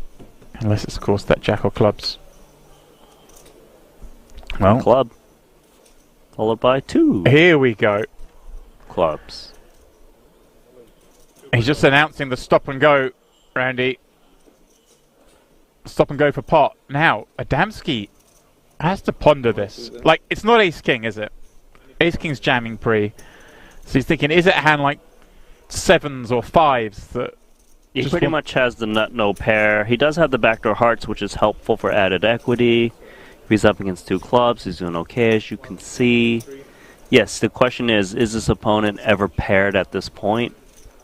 Hard to say. You know, Rajanovski is hard to put on a hand. Right, does it feel like against this player we just kind of have to shrug and call? I would think you'd have to shrug and call. You need to wait how often you're up against like a flush draw or a pair. Even against a pair, you're not doing too bad with 2 overs and backdoor hearts. If it's 5s, we're actually in pretty good shape. 7s, If you're 9s, up 10s. against, yes, counterfeit opportunities against smaller pairs. I think this is pretty much a slam dunk call.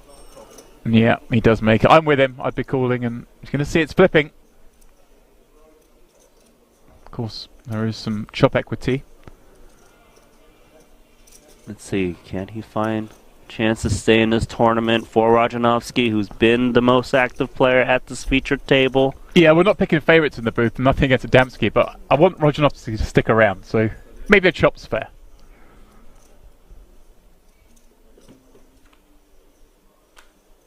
Is that fair? Because that is the nut flush. That'll do it. Double up via clubs.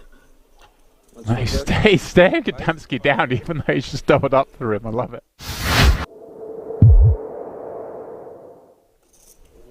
You could maybe put some mayo on the wheel, Henry. Just, you know, to take the heat off of pizza. Let's just, you know, ease our way into the booth.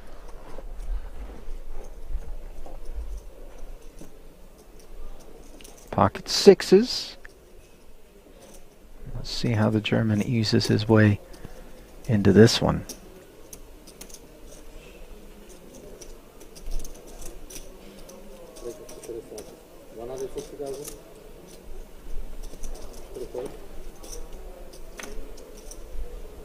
$160. Min raise here with the blinds at 40, 80, and 80. Yeah, we do have about 10 minutes left on this level. So we worked our way down the final two tables. Vela, Italian, currently 14th in chips. Just going to proceed with caution by the looks of things.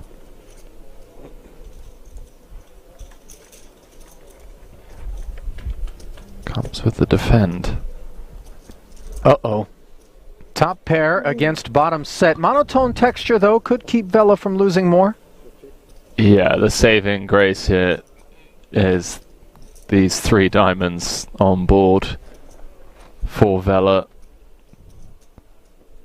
Could have been absolute showers, because it does mean that Poodle's going to continue for a smaller sizing rather than a larger one. Say it was like a Queen Jack 6 two-tone.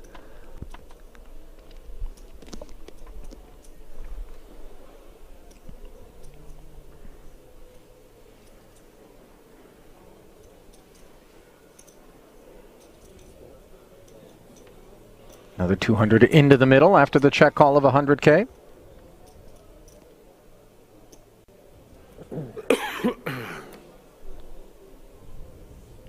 Very dry turn card now.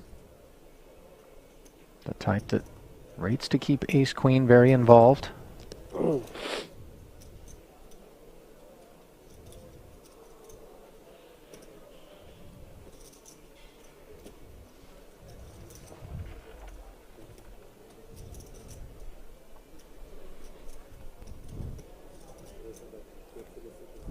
Wow, he's gone pretty big, 5-10. Trying to get all of the money in on the river. Also trying to make sure that those diamonds are going to pay a hefty price if they want to see a river. Sure, but I feel like this size actually gives the Italian an option to escape this setup when we bomb 5-10. It feels like he's playing the strength of his hand rather than targeting specific parts of his opponent's range. You know, like this bet size, for example, just folds out all Jack X. It folds out a lot of the Queen X. And those are hands that we should be trying to get value from, right? Feel like we could have sized closer to half pot. But what do I know? Because he's getting paid. That he is. As another million plus suddenly finds its way into the middle. You see the heart swallow there from Poodle. He's okay with red cards as long as they're hearts. And that 8 doesn't look very scary.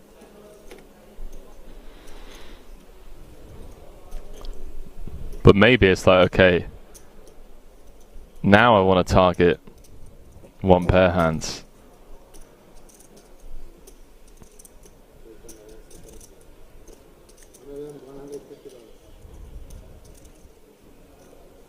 $1.2 million.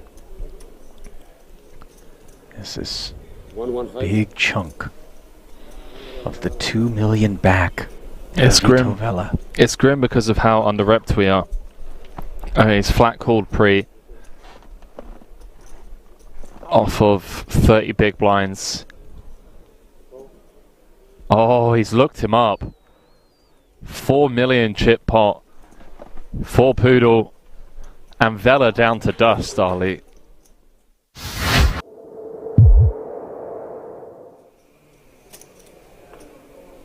Chat absolutely in love with Ting Tsai, playing well.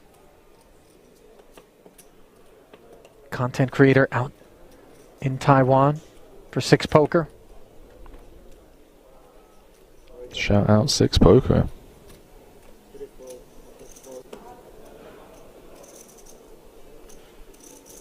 Poodle, by the way, has been V-pipping a little harder than the remainder of the field. No cause for alarm. Volkov simply dropped a few chips. Wasn't actually looking to get involved with 6-3 off.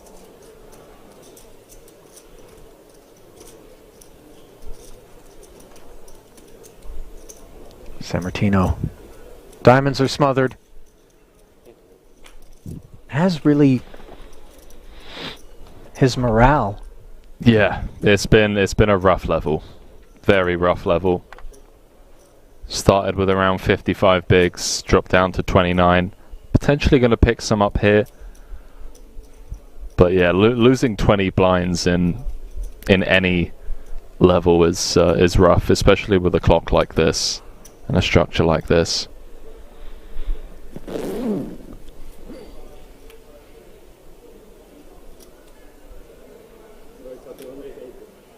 Top pair for Sammartino against the 2 overs and the gut shot. Backdoor diamonds, all of which come together for a 280k C-bet out of Poodle. Let's see if Dario wants to make noise.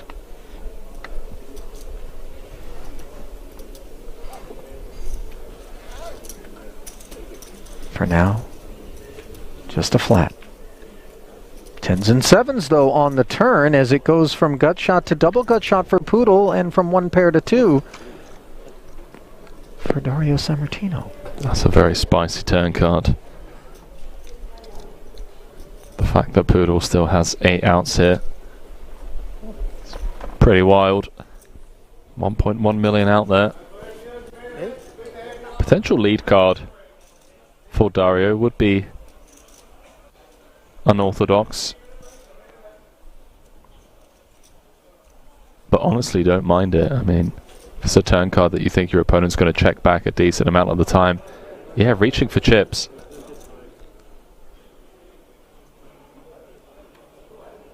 A lead of 225, and now with the double gutter and the 2 overs at this price, Poodle could certainly be retained.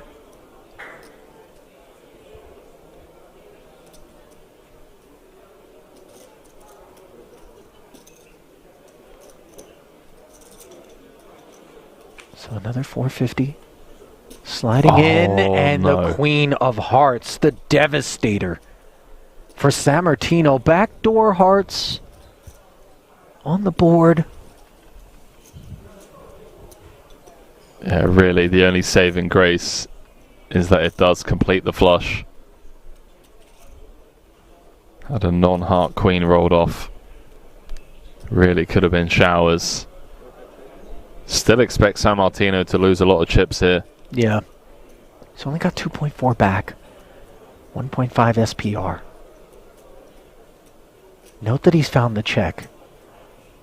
Which is incredible, by the way. Yeah, and will he be able to find a fold in the face of sizing from Poodle, which we expect to be meaningful? I'm not sure. I think Poodle's going to have some very natural bluffs here. Some ace-jack type holdings. I don't think queen-jack, jack-10 or jacks ever turn themselves into a bluff. That doesn't really make much sense. It has so much showdown. But there certainly are bluffs in there.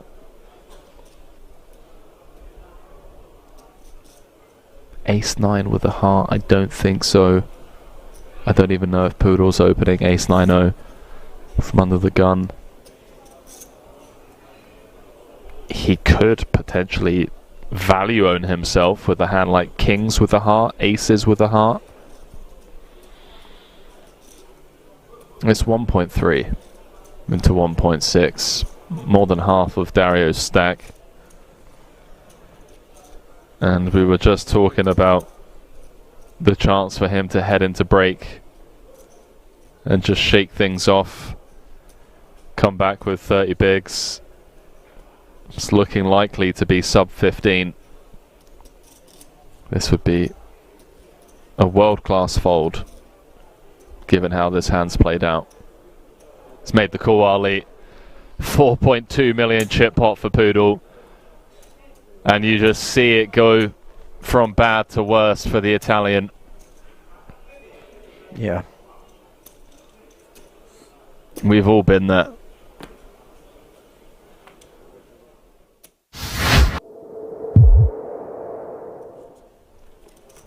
No need to bluff it all off with reckless abandon, which we're all guilty of from time to time. Now's not the time to do it. 73,000 euros locked up. That'll be the payout for the next two spots, 13th and 12th. Final table will be set when we get down to 9.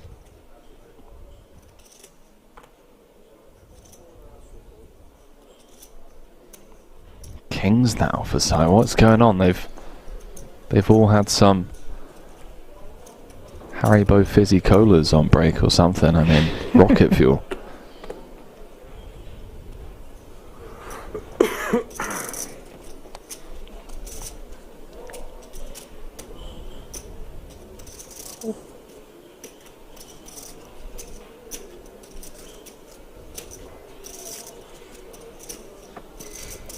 Queen Jack being deliberated on by Poodle, who I think is just as aware as you and I in the booth here, Henry, as to how snug Tsai has been operating out there. Decides not to get cute as... Money's just going in, Harley. Yeah. I mean, let's go. Back-to-back hands, the wheels have come off. Ladders round every corner. Under normal circumstances, this ace-king would just be so sexy, but in the face of a snap call by two black kings, just gonna be bang bang. Yeah. Sayonara, Italy. Sai, the Italian assassin, if he can just hold here. I believe Arrivederci Italy would have been the more apropos, but I know. Yeah. You know, I'm trying, okay? It's been a long month, Ali. That it has. And it's also been a long day out here for Vito Vella. One that he hopes can continue, but an ace for the time being. That which would be required for set continuation, unavailable on the Queen 5-3 board. Well, something going on the outer table. We'll have to jump into the action over there after this. Sure sounds that way. Hello. Wheel gutty now as we add deuces to the mix. 7 outs one time. Can Vella find extended play here in the main? He can't. Queen 3 should push the in.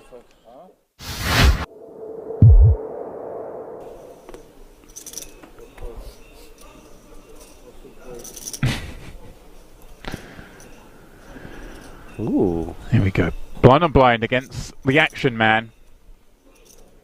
Got what, 13, 14 blinds and a monster. This is a monster off of this stack of 13 blinds. I guess we could raise it up. I like a raise, but not all in, you know, say make it like 3 blinds or so. You want to charge the big blind to see free flops. He's actually pretty unlucky from Tochi's point of view that no one's open before him, because this would be a lovely spot to get a jam in. Over and open, but as it is, he plays the hand he's dealt. Oh, and he's gone for the There is a chance that Rajanovsky says, well, I've got an ace. It's blind versus blind. Let me just rip it in. He has gone all in. Trouble. Rajanovsky's jam running into the 2-10s of Tocci. Of course, he is live with the over, as is often the case when you rip in an ace-x hand. One of those cards is going to be live, Randy. Button the blazer. Yeah. Glasses on or not for the all-ins, do we think? Well, we do think that the 10s are good on this board. 5, 6, 7.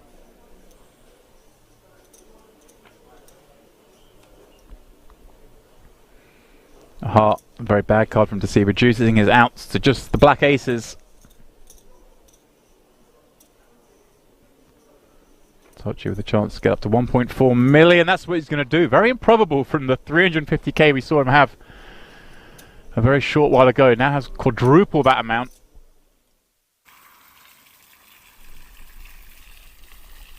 And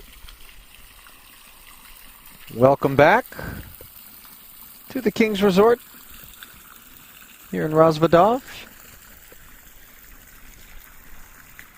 Henry Kilbane, alongside yours truly, Ali Nejad, with continuing coverage of the 5th and final day of the World Series of Poker Europe main event. There is a look at your remaining 7 and the 2 who've already been eliminated.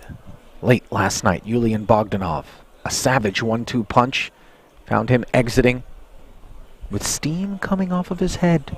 It certainly felt like 115,000 euros, courtesy of the 9th place effort. Tocci then dispatching the Swede. Adam Martinsson, 148k going to him. Chip leader coming in remains that way, 18.5 million at present in front of Eric Tsai, off of his 23.6 that he brought to the party. Surges for Niels Pudel and Tocci.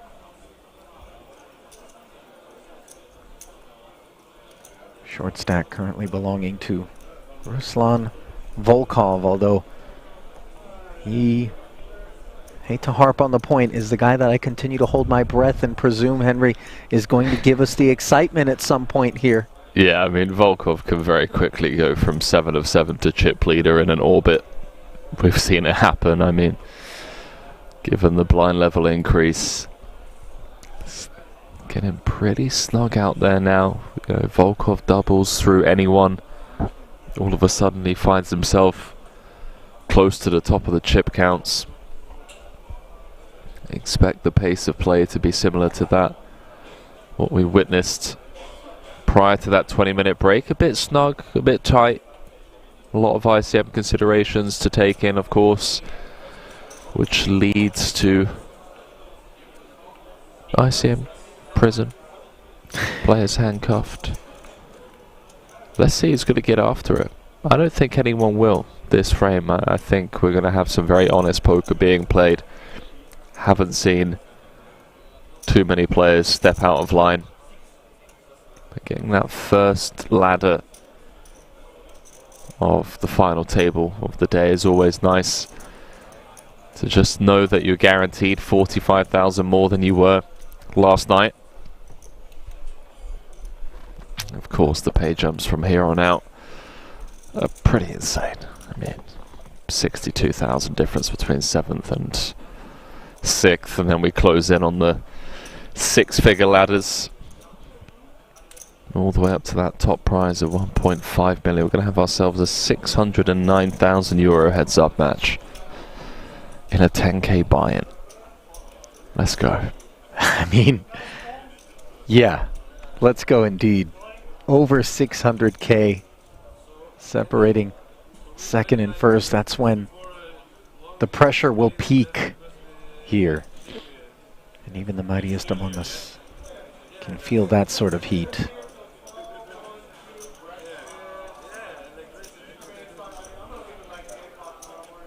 See, you're into that kind of heat, though, as evidenced by the protracted visits to the sauna up in the wellness center here at King's. Henry, I don't know how you do it. It surprises me because of your heritage.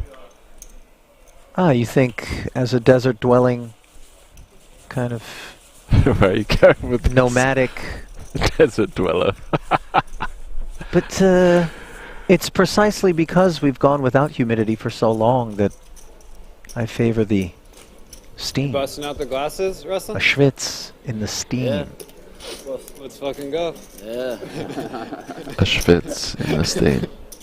I said Yeah. the same, right? By the way, you know, there's a decent amount of secondhand smoke swirling around, you know, the casino here, not a non-smoking enterprise. And visit to the steam good for the respiratory system? Allegedly. That is, yeah, I've also heard that that's the case. Gotta be careful though, you never know what you can catch. People flying in from... Yeah, that is a bit of a petri dish if all of a sudden somebody has something. But the sauna, I mean, you know, also a place... No, I agree. I mean, you stir up the soup pot. They did have fresh... Well, I'm just going to say they had oysters. Yeah, that was available at a the hard buffet no from me. yesterday. That didn't You've even- got some PTSD, though. Yeah, that didn't even... Didn't even entertain it? Yeah, it wasn't even a consideration. Not even for a split second. Much like perhaps Queen 4 in the small blind. Wasn't really thinking about getting after Klezis.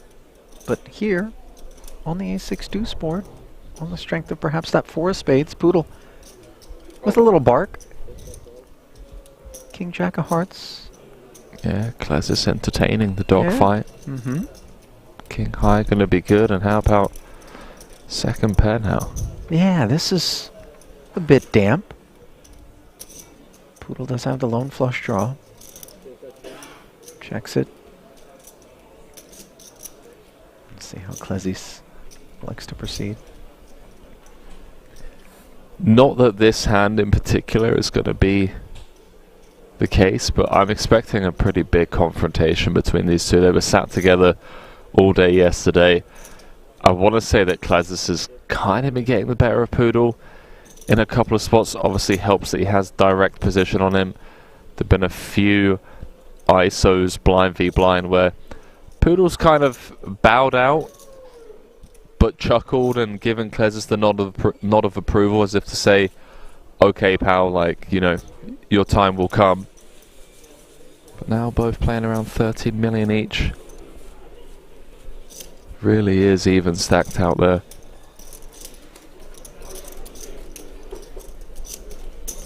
And the more even and level a lot of those stacks become, Henry, then,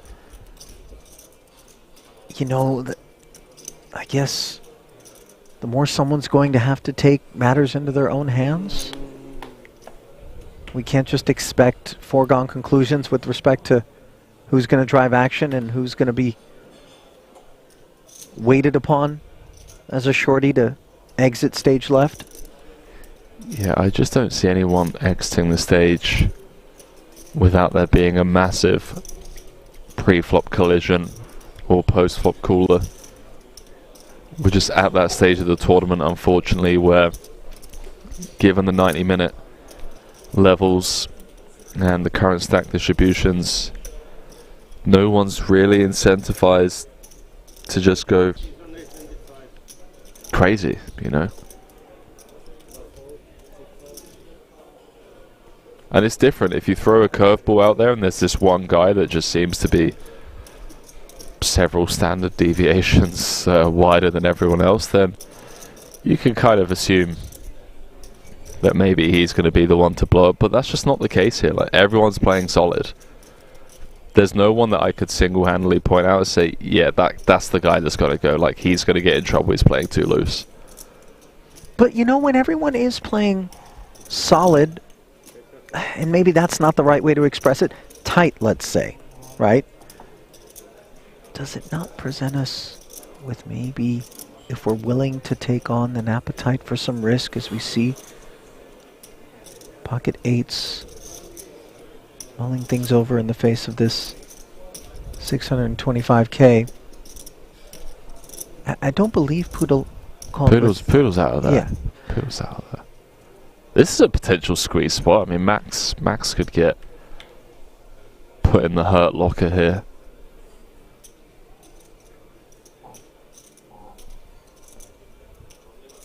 Thinking about it, it's like, oh, I've got an ace in the big. 7-handed. The extra overlay of dead money. Yeah, here it comes. It's a sizable one at that. 2.8 million.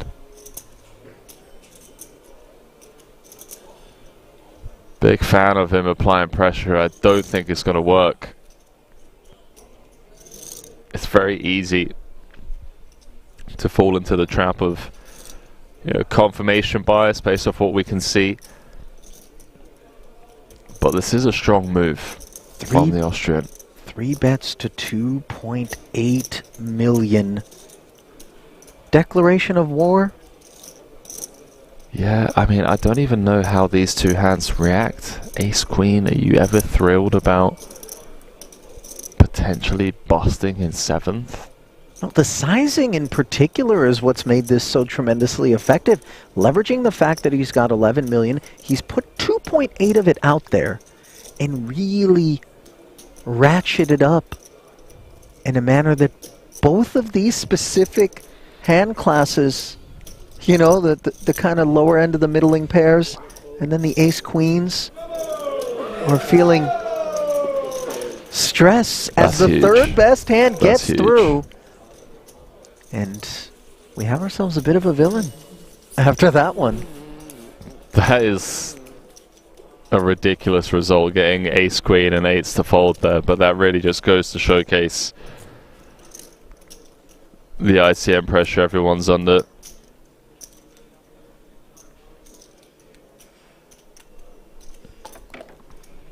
That was something else.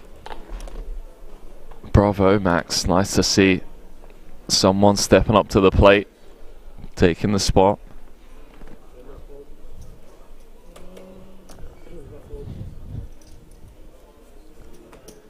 Oh, chip leader with the hand. Ace king.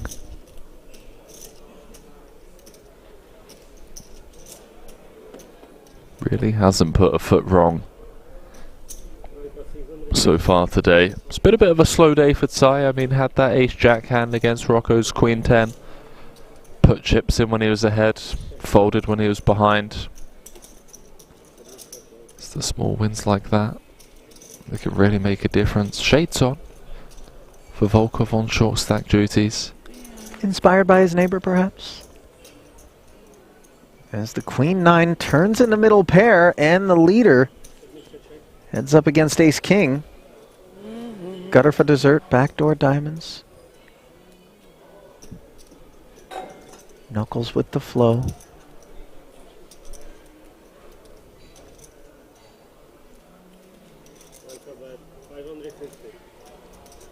And Sai following through for 550 here.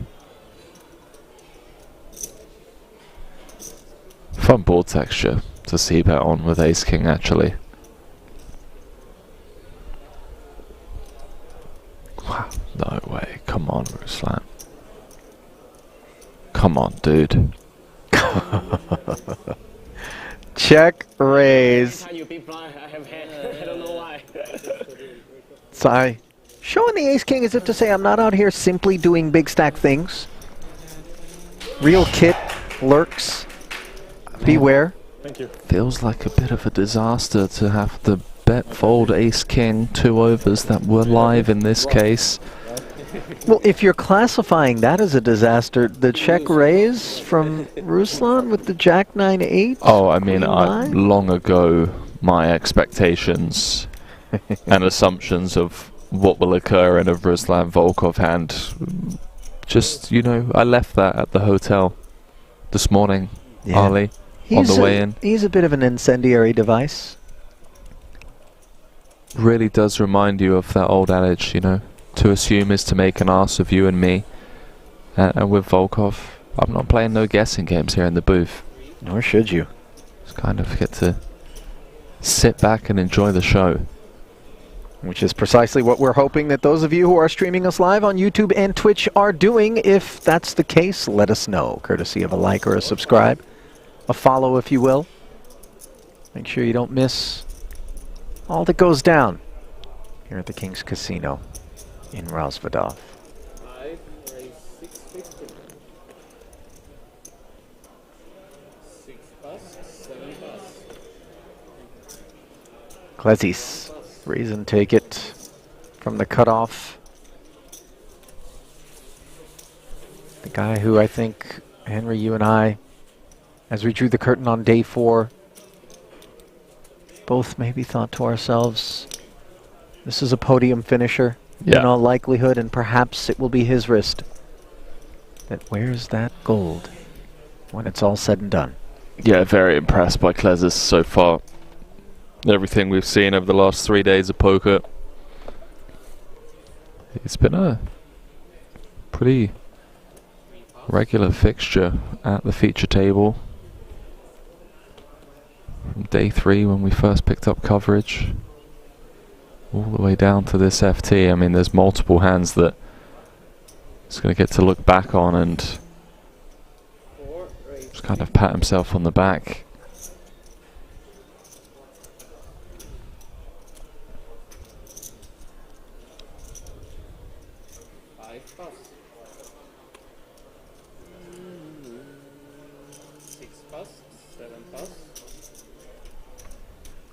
Well, Ace-Queen once again delivered to Tochi in the face of the min-raise open with the blinds at 153. Sevens having spoken up from under the gun +1. Let's see how Michele likes to proceed. Too much hand to fold, too little hand to 3-bet against the under the gun +1 as things stand. This is precisely what we were referencing, yeah.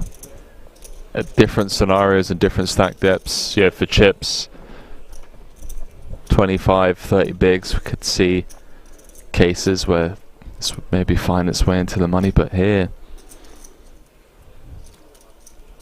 Tochi with Ace-Queen, options to 3-bet fold. I think the 3-bet would get through. The fact that this man's in here from a €230 qualifier is pretty phenomenal. Legend.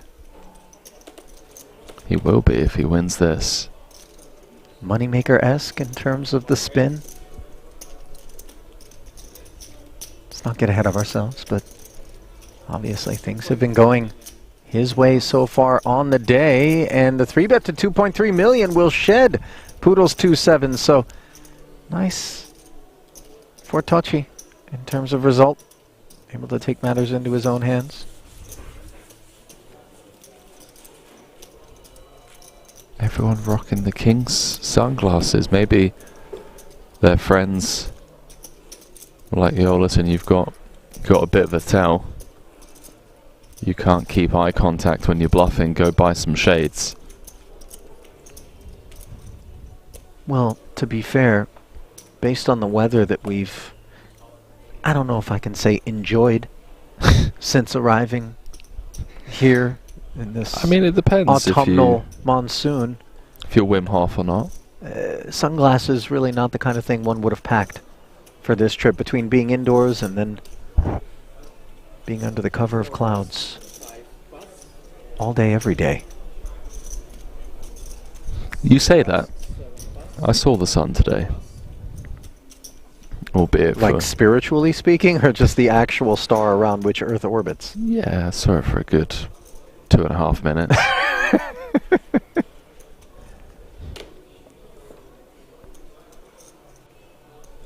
Look at Rocco. Just understands the task at hand.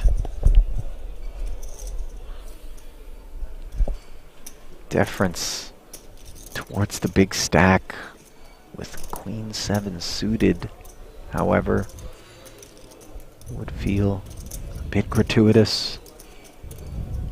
It's a nice hand, blind feet blind. I mean, You want to put chips in some fashion. Ideally, with ICM, you want to try and keep the pot as small as possible. Can Sai smack his hand, though, with just about any two? Not any two, but I think this combo in particular, you know, like the 10 rag, jack rag, it's going to knuckle it back. And relieved will be Rocco to be able to get to this flop at a bargain price, one in which his queen high is still best. Haven't really seen anyone other than Klezis getting after it in these blind v blind confrontations. Rocco's been allowed to kind of get away with murder in a lot of spots. Blind v blind, certainly winning that confrontation against Sai. But out of everyone that is kind of limped round to, it's Klezis that's been pouncing with the rags from the big.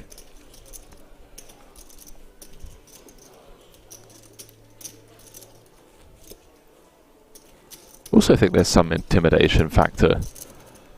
Rocco stared deeply into Sai's soul last night, last hand of day 4, and correctly pitched ace queen of hearts against the Sai 3-bet with kings. And you have to ask yourself, you know, what was it that gave it away?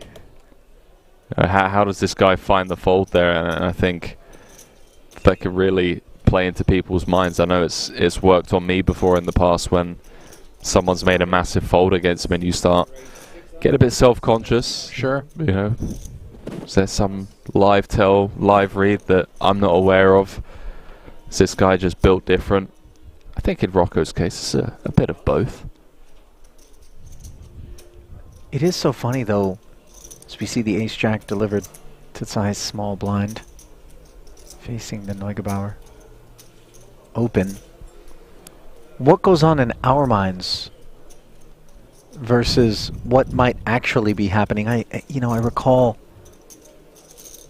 seeing a deviation once upon a time, and then during a break, having a chat with the player guilty of it and inquiring as to what did you pick up on that made you do that. And he simply looked back at me and said, I looked up and decided I didn't like that guy. And just went for it. But in that guy's mind on the break, he's thinking, did I have a tell? What's going on? You're so self-conscious, but you never know what prompts things. Here, though, it's quite clear. It's the ace-jack and the big stack. As Neugebauer punished for the open. Perception versus reality. There it is. Manifesting itself all around us. As manifestations of additional chips. It's on the mind of Eric Tsai. Hasn't been able to really chip up. These have been tough customers he's surrounded by. He's got a tough lineup behind him. I mean, there isn't a soft spot at this table, let's be honest. It's all very solid poker being played. But yeah, imagine how many times, you know, you think you're being super friendly and fun at the table. The other person's kind of nodding and maybe even laughing along with you, but inside it's just like, man, I can't wait to stack this guy. Sure. Maybe lulling you into a sense of comfort. Yeah. As ace-jack is comfortably been raised here. You see the Austrian undeterred. Queen-jack suited, though. Dominated pre, and what a temptress this combo is. Might deem it worthy of a flat, although we haven't been seeing much flatting. Does open the door for a 3-bet squeeze. Nice fold. I used to live with the OG. Hold the phone. Ali, kings for Tsai. It's day 4 all over again. By the way, this is a bit of deja vu incoming, I would presume, for Tsai. When a guy goes back to back, like he opens and then folds to your 3-bet and then opens right away again, This time under the gun direct. 11, I think. Yeah. Do you kind of allow that to maybe narrow the range toward strength, or do you look back in this specific situation? Let's say I put you in size seat, Henry. Yeah, I think Nugabara's at the bottom of his range here, right? In terms of the hands he's going to be opening with, although he has been one of the more active players. But I love this spot. I mean, because I already know that this guy thinks I'm just effing around. And it's like, this guy just going after me? Like, what's going on? Is he made an enemy out of me for no reason? Ace-Jack, an interesting hand. I mean, we don't think flatting is ever a thing out of position against the button 3-bet. I think we just stay disciplined. I mean, yeah. It's easy to level yourself into thinking that the guy's up to no good, but the reality is they 3-bet you 2 spots in a row. The second time is usually the goods. Maybe the first time was a bit lighter, but I think it's a bit customer dependent too, and from what we've observed in terms of size approach, he's been on the less abusive side of the spectrum, let's call it, in terms of going to war with low caliber ammo. In terms of pre-flop 3-bets. Yeah, and even in general, I think he's been just snug. I disagree. No, you think he's been a little I mean, there's that saucy? 4-bet with the ace-3 yesterday. I wouldn't sleep on Sai. I think he looks innocent, but this man's a stone-cold killer at the table. You know, it's funny because that 4-bet with the ace-3, I think in terms of optics, we can be left, for obvious reasons, not classifying that as snug. I'm guilty, though, psychologically of looking at it and going, this is a dude that knows what he's doing. This wasn't because he was out there trying to stir the pot that he did what he did. It's because he's an operator. And as such, I then bring such behaviors back under the umbrella of snugness. Strangely, because I know that's not the lexicon that we normally would utilize. But nevertheless, when we see him doing things, whether they're by the book or seemingly a bit of a deviation, there's always just cause, it would seem like. For Tsai, as tens pay yet another visit to Tochi. Do you know what pot I need to stir, Ali? No. The coffee pot. On about 3.5 hours sleep, you know. Yes. We're grinding out here. Insufficient REMs. One raise, 7. Do you want to play slaps in the booth? Do not. Okay. Hard pass. Rocco. +1, king-queen suited. Rocco's been impressive, by the way, in terms of how he's navigated this FT. That's just... it's so sick, man. I love this guy. I really love this guy. How can you not love this guy? I mean, come on, dude. The ace-queen, the king-queen, the queen-10 bluff earlier on. This guy's just heroic. I mean, nobody would have regarded it as a mistake to get involved in the pot with king-queen suited, would they? I mean, he just exudes confidence, you know? Just has that confidence about him where he doesn't mind making these plays. He's not afraid of coming off, you know, dumb, if you will, on TV, because it does play into the minds of some players. Not Rocco, he's been around the block, he knows. This is an under the gun open, 1.5 million up top. You know, the 10% of the time that Tochi's perhaps lighter than me, then yeah, I'll look like a mug. But the other 90% of the time, where he's just got 9s plus, ace-jack suited plus, then, you know, I just look like a genius. Sure. Rocco's getting me fired up, bro. We need to see Rocco double.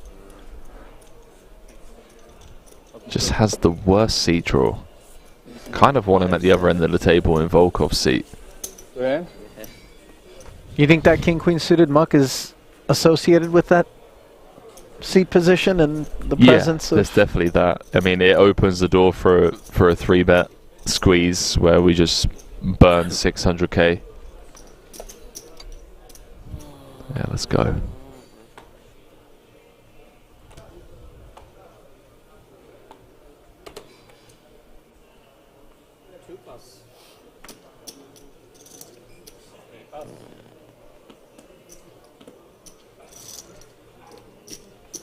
Poodle. Let's go of ace-6 suited.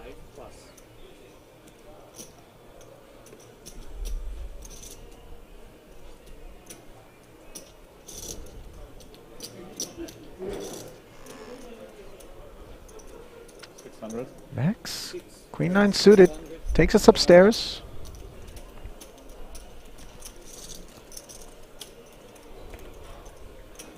See if he'll have company.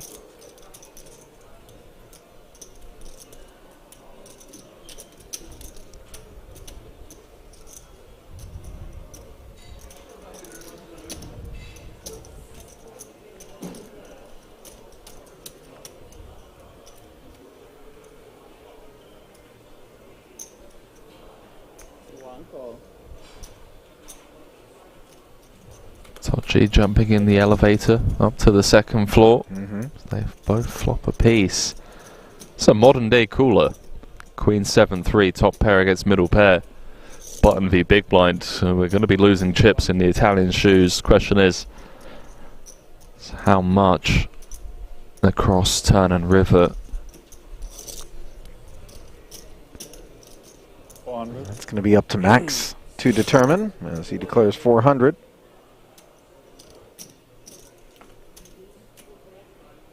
Yeah, with the backdoor straight.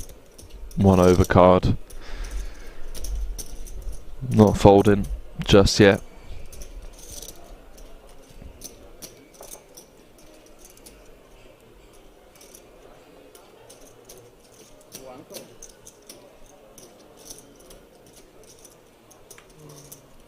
Another 800 sliding into the middle. 10 of diamonds sliding onto the turn. Tochi's check call. Rates to be followed up on by another check. There it is.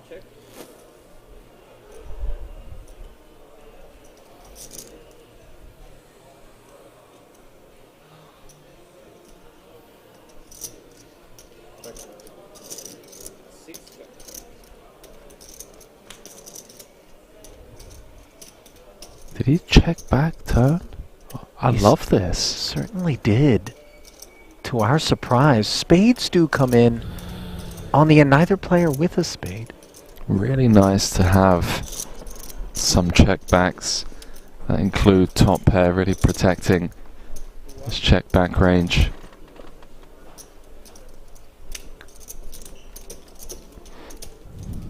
As the spades do come in, as does the 5-6. See how Max proceeds now.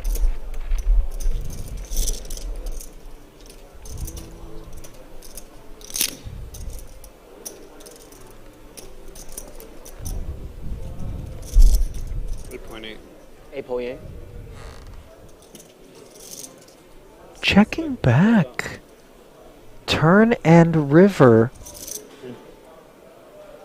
Missed opportunity to get a little more value, perhaps? Honestly, I don't know. The ICM pressure, I know I sound like a broken record, but it is something that unfortunately we have to harp on about, especially at this stage of the tournament. 7 left. It makes sense, man. I mean, it's not just the Queen 9, it's the King Queen, it's the Ace Jacks being folded, it's the Pocket 7s being folded, the Pocket 8s being folded. You know, all of these hands tell the same tale, and that is that we're all in poker prison right now. That's just the nature of the beast. It's how it works in 2023. So what's going to give us a jailbreak?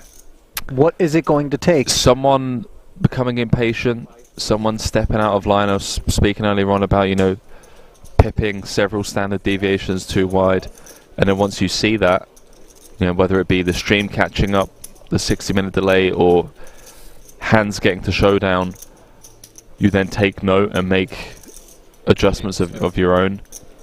But now it's very obvious to everyone at this table how solid everyone's playing.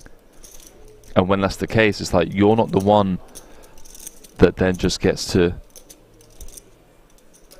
come in like a wrecking ball, you know?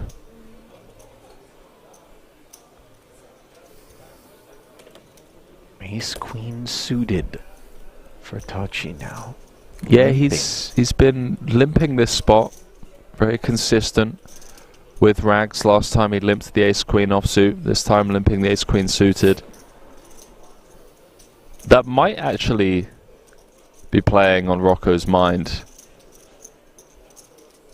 It's like, hey, this guy limped Ace Queen last time. Surely he's not limping a monster again. Let's just take this upstairs now.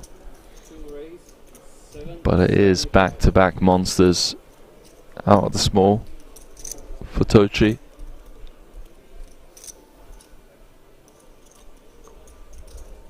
Rocco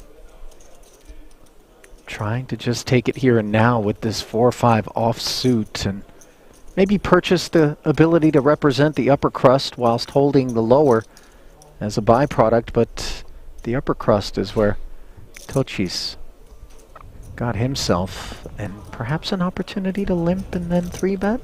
Yeah, I'd like to see it.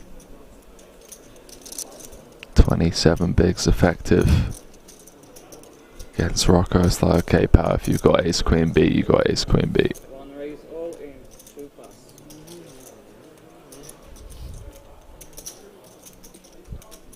One of those ones where sometimes you feel a bit sheepish. And one I just check back, C3. But again, it's all part of the game. Yeah, and the limp jam does come in. Rocco doesn't waste anyone's time. Snap folds, takes a rip of the pana.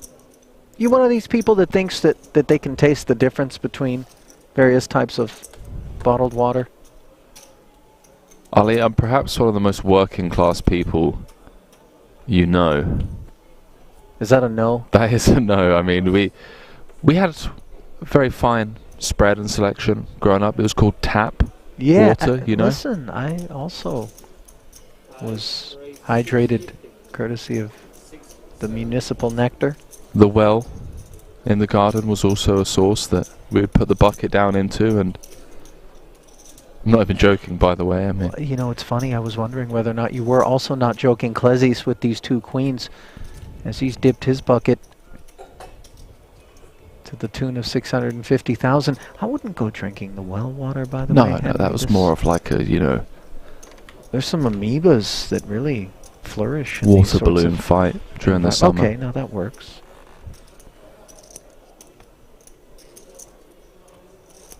Might there be a fight between queens and king jack? Perhaps. Tocci knows. Nice hand to do it with.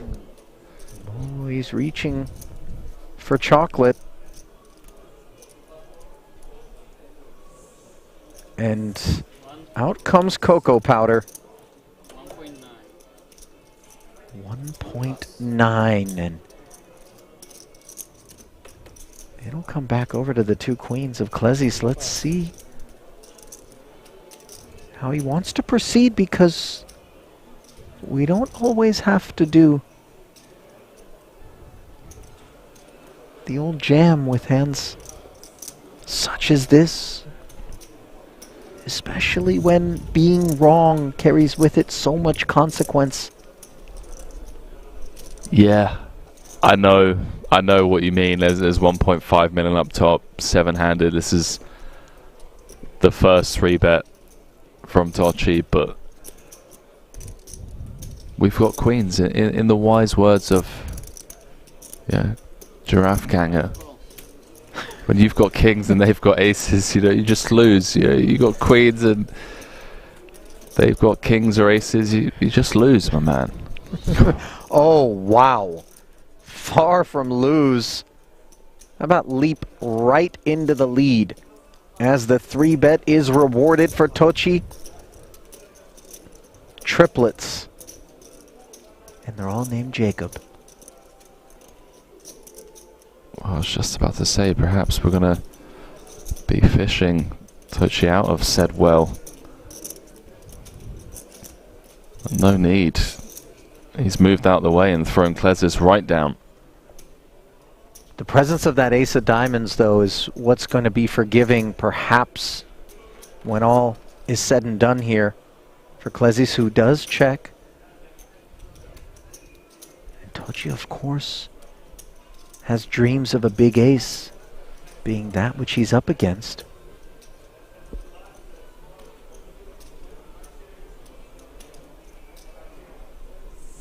He also knows that the continuing range +1 against a button 3-bet is pretty strong. Really wants this to be an ace-queen. I don't think it's ever ace-king, although I would forgive Klezis for just flatting with an ace-king against the 3-bet. Note the sizing 1.1 into 4.6 here. This is... Makes sense. More timid than the pre-flop noise. 3-bet pot, ICM, continuing small and wide, as one should. I think without a diamond, we just pitch the queens. I also just think pitching the queens here is absolutely fine. I mean, if our man's going after us with King 10, then congratulations, sir, you win the hand.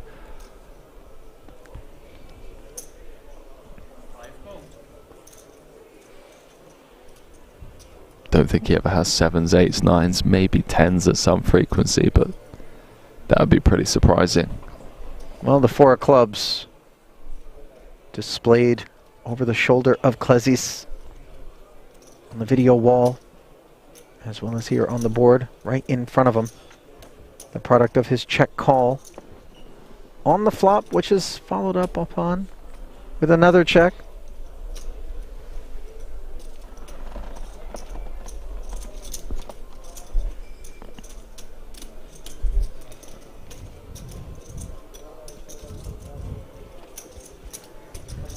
Tocci's going to move up to second in chips. The conclusion of this hand. What a day it's been for the Italian. Just a reckoning of sorts after his fellow countrymen were dusted off before the final table.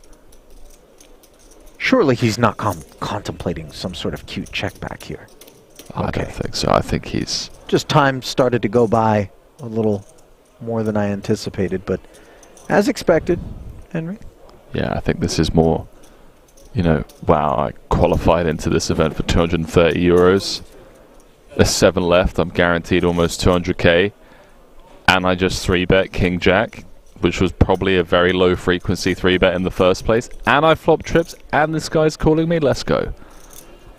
You know, all the pieces of the puzzle falling into place for the Italian.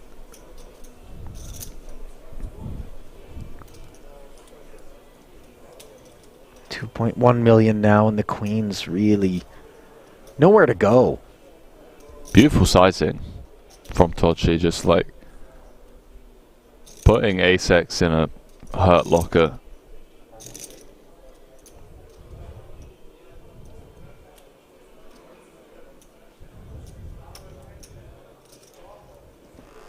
I don't want to say that Tocci can't have bluffs here because he's just 3-bet the King Jack, obviously. But we got 2 queens. It's tough to think of many, just based off of what we've seen. Hence the fold. And Tocci continues the northbound progress here.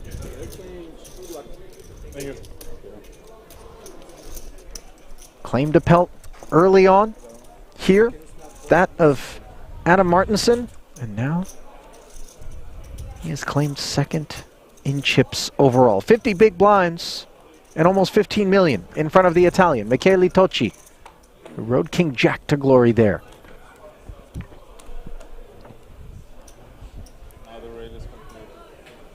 For glory. Yeah. For freedom. I could think the Italian's going to get it done, you know. Going to see him in the top 3. Listen, I don't know if you've been to Rome or not, Henry, but let's not forget this is the birthplace of gladiators. The Colosseum. He knows a thing or two about getting his hands dirty. It's in his blood, dare I say. Volkov, by the way, also doesn't mind getting his hands dirty. Or his knuckles bloody. Or even your nose. Ace-Jack. Upstairs we go. Yeah, Pocket fours. when he's not playing poker full time, bare knuckle boxing. Could see it. In underground tunnels. Yep. Exclusively, by the way. If you're like, oh, I've got a gym. No gym. We fight in tunnel. It's just like, oh man, I could see it. Could definitely see it. So, oh, minus 20 degrees outside? T-shirt weather. Yeah. Shorts.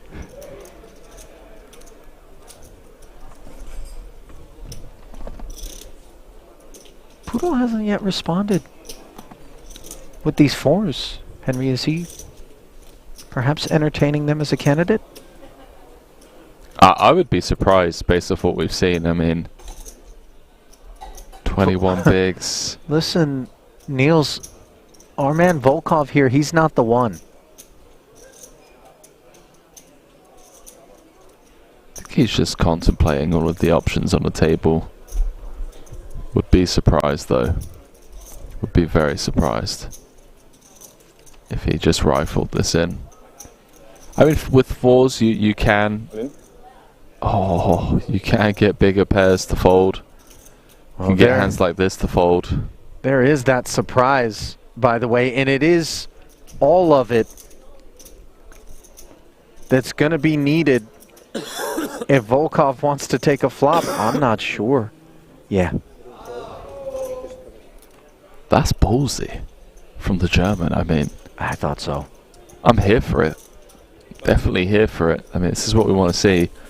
Rustle some jimmies, get Volkov upset. If there's a person at this table that's just going to be, you know, ICM be damned, ICM is for poor people, I call, it's Volkov. So, right. Big move there. Yeah. It's more versus opposition that's going to be very ICM conscious, I think, that these sorts of lines are more often pursued.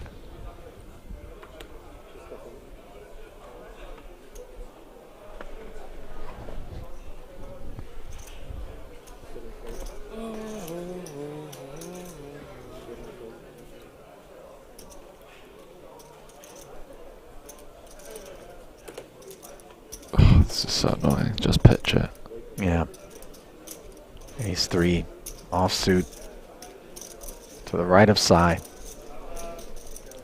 Goes into the wastebasket. 8-4 suited though. Seems like Sai will very happily utilize the suited attributes, the button and the big stack, all in harmonious fashion to bring us to 650K if you do. King 7 suited, a lot of hand in the big. Note the stack depth of Glezis, by the way, has gone from 14 million down to sub 9 now. Couple of single raise pots not going his way. This one's not going to go his way either. I mean, that's all it takes.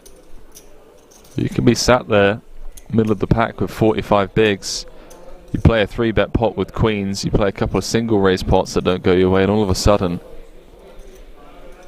you're down there, battling, fighting for every spot.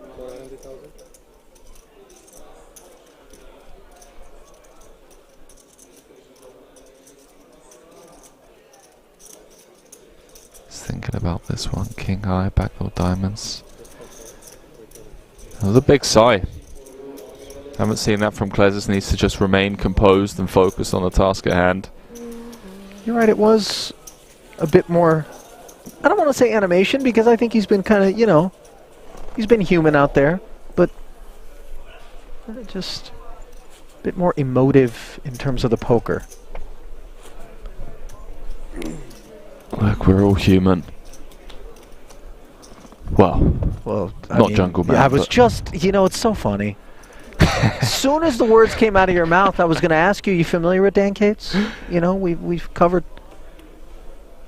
this gentleman for some time. Tochi, by the way, the deck beginning to bestow upon him much fruit. And this time, a ripened pair of jacks.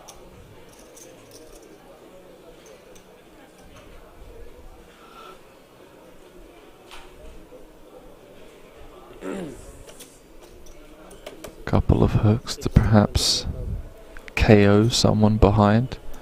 Oh, hello, chip leader, ace 5. Oh, solver bait.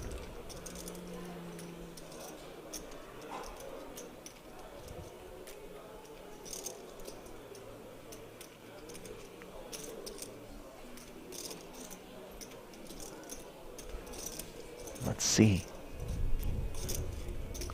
Outside. Chooses to employ. 185. Yeah.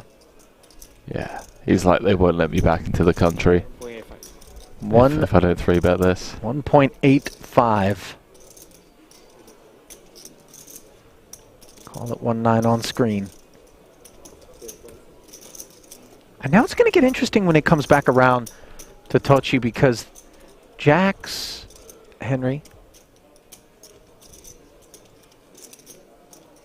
one of those hands that can be really difficult to navigate in an inflated pot, out of position, chip leader, ICM, and one of the ways in which we can relieve ourselves of uncomfortable decision making, of course, is to prevent any further decisions from having to be made. We just saw the queens flat in a very similar spot under the gun against button. This one +1 against cutoff. With second in chips would be a disaster to bow out in 7th after working so hard to move our way up to second in chips. 3-bet pot out position. Tochi agrees. And so he will flat and proceed with some caution. Let's see, middle set.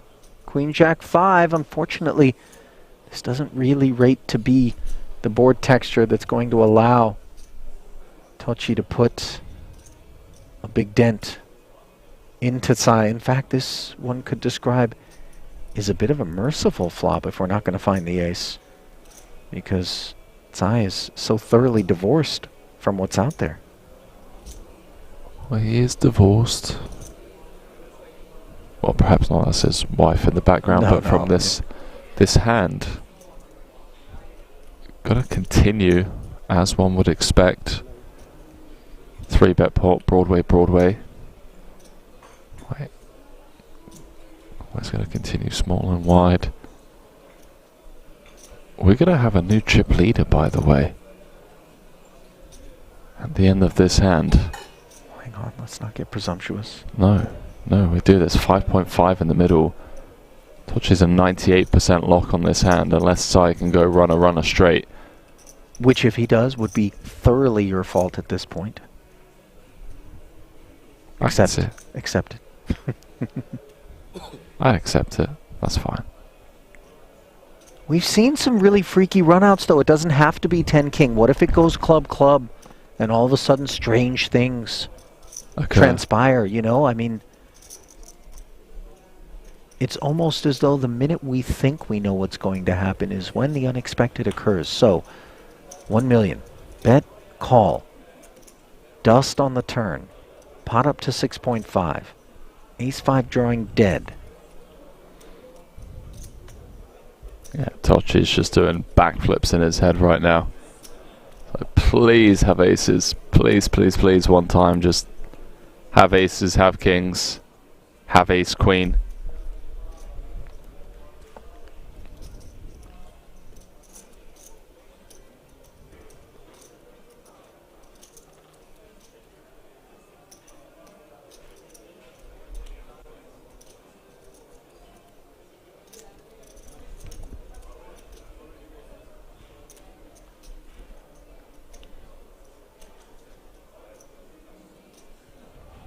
I mean, this is air for Tsai, and yet he reaches Henry, and it's the purple stuff. Oh, we have blast off. Ali. It's official. We have blast off. Looking to explore space is Tsai. As the astronaut suit is donned at the wrong time. That's rough. I would love to see the flat call here. Flat call, Brick River. What do we do? I mean... I'm such a chicken, though, because it's precisely my fear of the non-Brick River. A club, a 10, let's say. You know? If they... You know... If that's our fate, that's our fate. But he's gone for it because he just thinks Tsai has such a strong hand here. Credit to Tsai, by the way, not posturing whatsoever as soon as the two little words were muttered. The ace and the 5 were dispensed. That's a big pickup. Big old shift. Yeah. At the table, I mean, Tsai no longer table captain.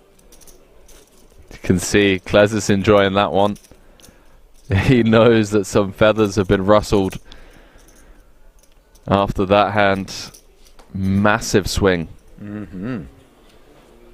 And by the way, I think now is the orbit where I want to keep an eye on Tsai. I want to find out how is he going to respond to, you know, having taken an ambitious line, having sort of inflicted a wound. Self-inflicted. Yeah. Yeah. And can he recenter, gather himself, and then continue to go about his business as he's done so well?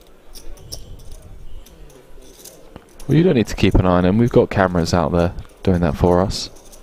You know what I mean. Just pay a little more attention to perhaps what's going on.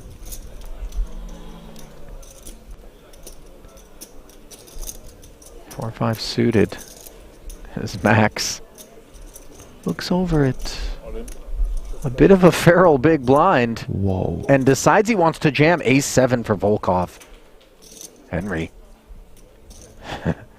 I don't know.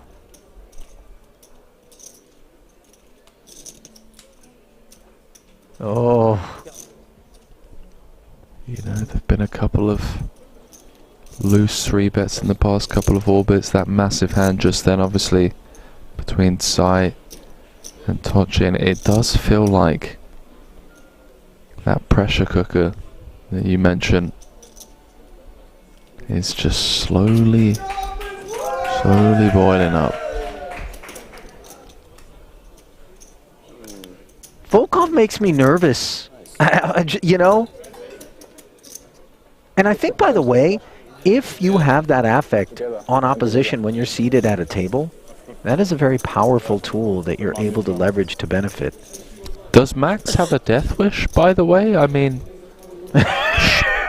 showing the 5-4, does he know how big that car park is out back? A car park in which, by the way, allegedly you've been privy to a couple of people that have decided that they needed to settle matters. Whoa, hang on. In said car park. Listen, okay. I mean, legend first has rule it. of Fight Club is you do not talk about Fight Club, Ali. How dare you? I'm not in the club. Snitches get... Yeah, you're now right. We know why. Snitches get stitches, dude. Damn. I can't believe you just dropped that on air. Well, hang on, though. Dude. You know who's more likely to get stitches? People in Fight Club. I mean, you're playing with fire here, pal.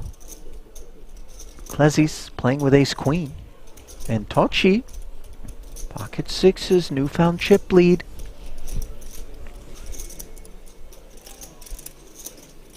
There's the cut-off open.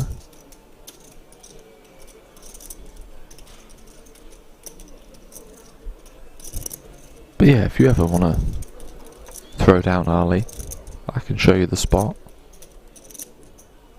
What would possess you to think Then I'm a fighter, not a lover. Henry? Tochi a lover in this hand. Just flat calling with the sixes. Which are still good on the 9-7-3 board. 2 overs for Klezis.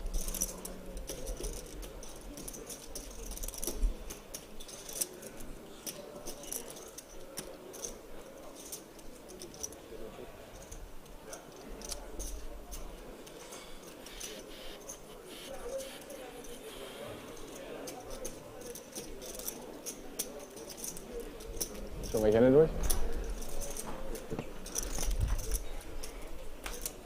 Hello, six of spades. How about that? Man, Tochi's just... I don't think he's ever been slapped this hard by the deck before. I mean, it's quite the rush. Maybe king 10.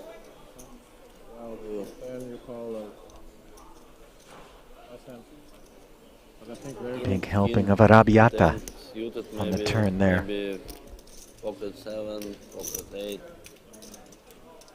Snap pass. Good push, good. Exploit, good. Good push. Post-mortem. Between Max and Volkov.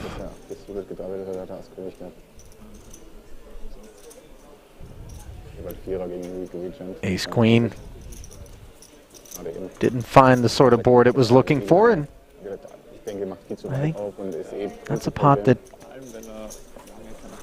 allows you to get a sense of just how hot Tochi's running, but then also, conversely, continues to provide data points toward just how tidy Klezis has been. Note the body language of Klezis, by the way. Of course. You know, I find Ace Queen and then you show me that board and I just have to let it go. Yeah, he's not thrilled. After peaking at 14 million, now has the chip leader a few spots to his left. He was really enjoying the opportunity to just open once Poodle and Tsai had folded. I'll tell you this about Klezis though. There's two different types. There's the guy who shows you that affect and you know that there are adjustments happening in terms of play. Then there's someone who I speculate is more like Klezis, who can show you whatever you want, but at the end of the day, his hands are going to get played the exact same way. The cards don't tilt. The cards don't get frustrated. You know, insofar as I've observed. Agreed? You don't think Klezis is frustrated right now? He's frustrated. I don't think he's going to change the way he's playing as a result. Well, I guess we're going to find out. I mean, he is human after all. Ace-3 suited. I don't think there's anything out of the ordinary about the open from the hijack here. 650 as Rocco defends. King-6 suited. Understandably, spades are smothered.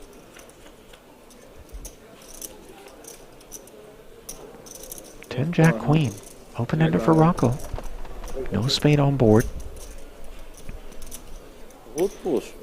Klezis would just love a win here. Hasn't scooped a pot in some time. Lost over half of his stack just through bleeding. You know, single raise pots, queens, getting 3-bet, ace jack jack board. I mean,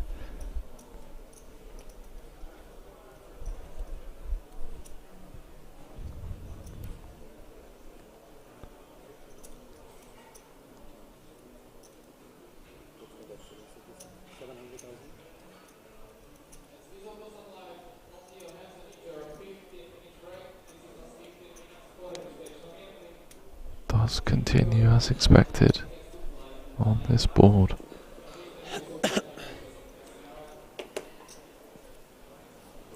Rocco not even entertaining the chase with the open ender.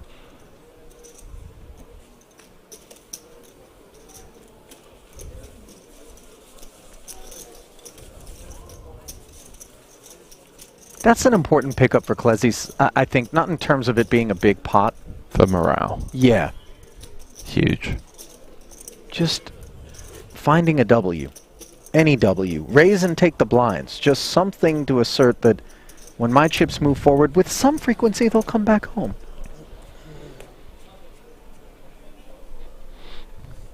Best dressed at the table, Ali, something that we haven't seen or discussed? Well, Poodle is certainly best equipped. Ace is under the gun. I don't know whether or not that's kind of the arena as we see Klezis with a couple of sevens directly behind. Just spins it. Tell me this man's frustrated and it's actually impacting his play. No shot. No shot. You know, our cup runneth over in terms of the fashion. Henry, you know, when we're elsewhere. Oh no, hang on.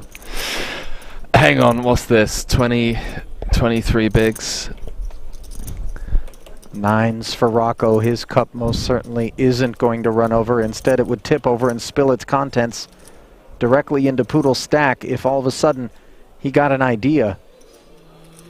Yeah, it's important to note that Poodle's opening on Tochi's button and size big blind, 2 stacks that actually have him covered. So it's going to be a much stronger range. Rocco just flat calling, gonna be looking for a 9. 1.8 out there. Expect Sai to close the action with this suited king. 3-way affair. Gotta go 3 ways, Ali. You know what they say about 3 ways.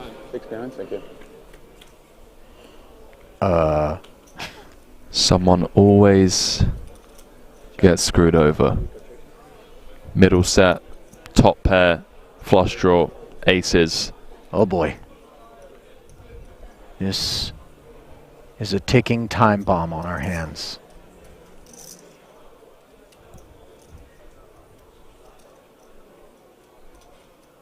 How often do aces have just 5% equity? On a board such as this, a 3-way affair with 2 to come. This is brutal. Yeah, can we just remember that Klez has folded 7s, by the way, and you can see him smirking. Oh, yeah. See him smirking at the fact that he would have flopped a set, would have been drawing to 1 out. It'll be a very different look on his face at Showdown, provided we get there, which certainly we have to imagine we will. Continues for quarter pot. The match has been struck. So many straight draws out there. Very strong range from under the gun. What do we do with 9s? The ICM pressure just immense right now. Wouldn't fault him for checking the temperature. Really find out what he's up against.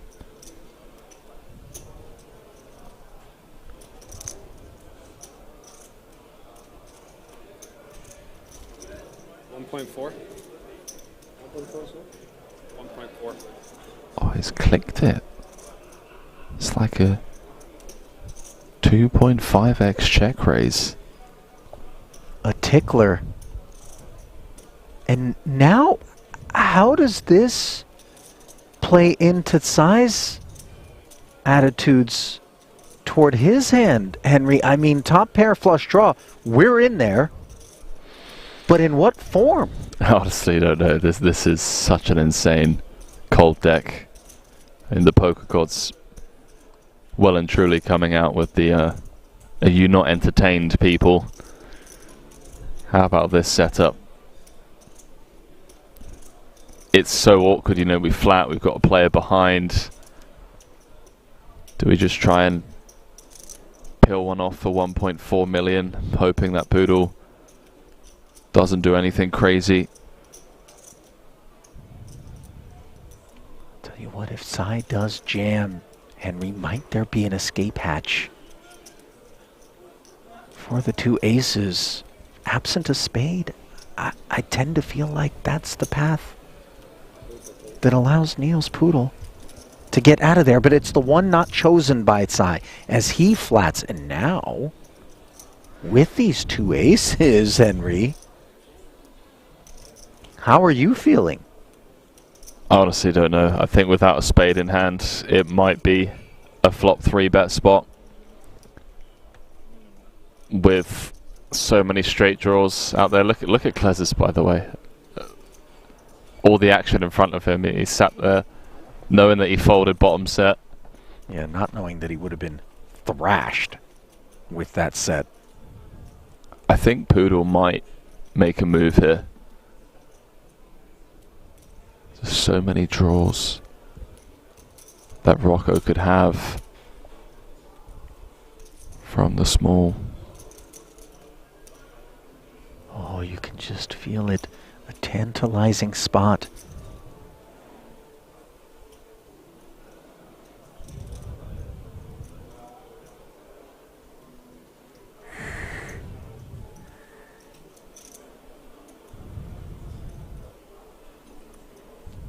Flat just feels so precarious without a spade in hand, as you mentioned, Henry, on this board texture. So many uncomfortable cards could roll off.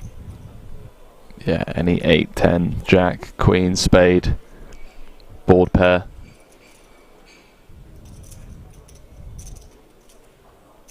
.5 out there already. This could potentially be a chip lead pot, depending on how it plays out. This is going to be one of the tournament defining hands as well for one of these guys.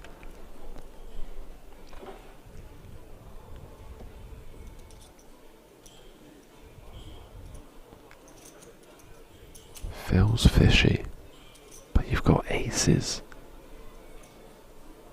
The other thing he's got, though, is this hunch, Henry, that innate sense of paranoia. Is this a setup?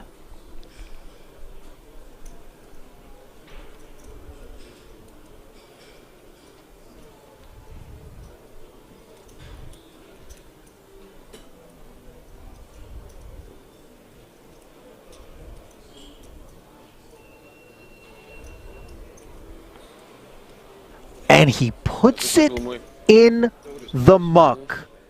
If only I could broadcast a photo of my partner in the booth's face here. Ladies and gentlemen, aces laid down, and this dry turn certainly wouldn't have been an opportunity for them to get out of there. How about it? But we turn our attention to the remaining participants. Rocco, Tsai, top pair against middle set, but the flush draw. Oh my word. How does he fold to the check raise? Spidey senses, my friend. That is one of the all-time greatest folds of a WSOP Europe main event final table.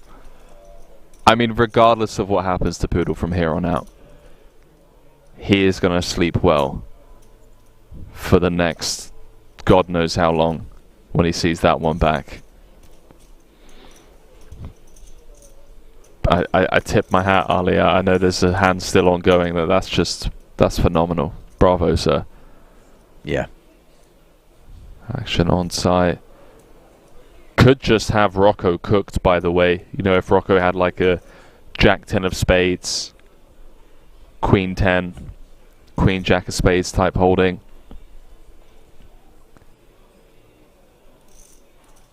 He's got 7 outs once. If he calls and loses, he's going to go from chip leader to bottom of the chip counts in less than an orbit.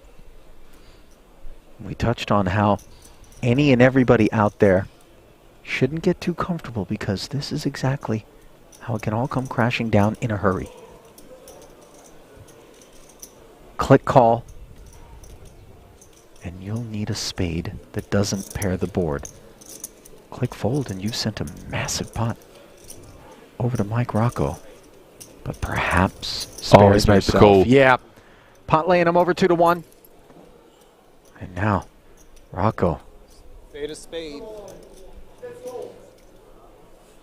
Poised to Yeah, haul in 15 million.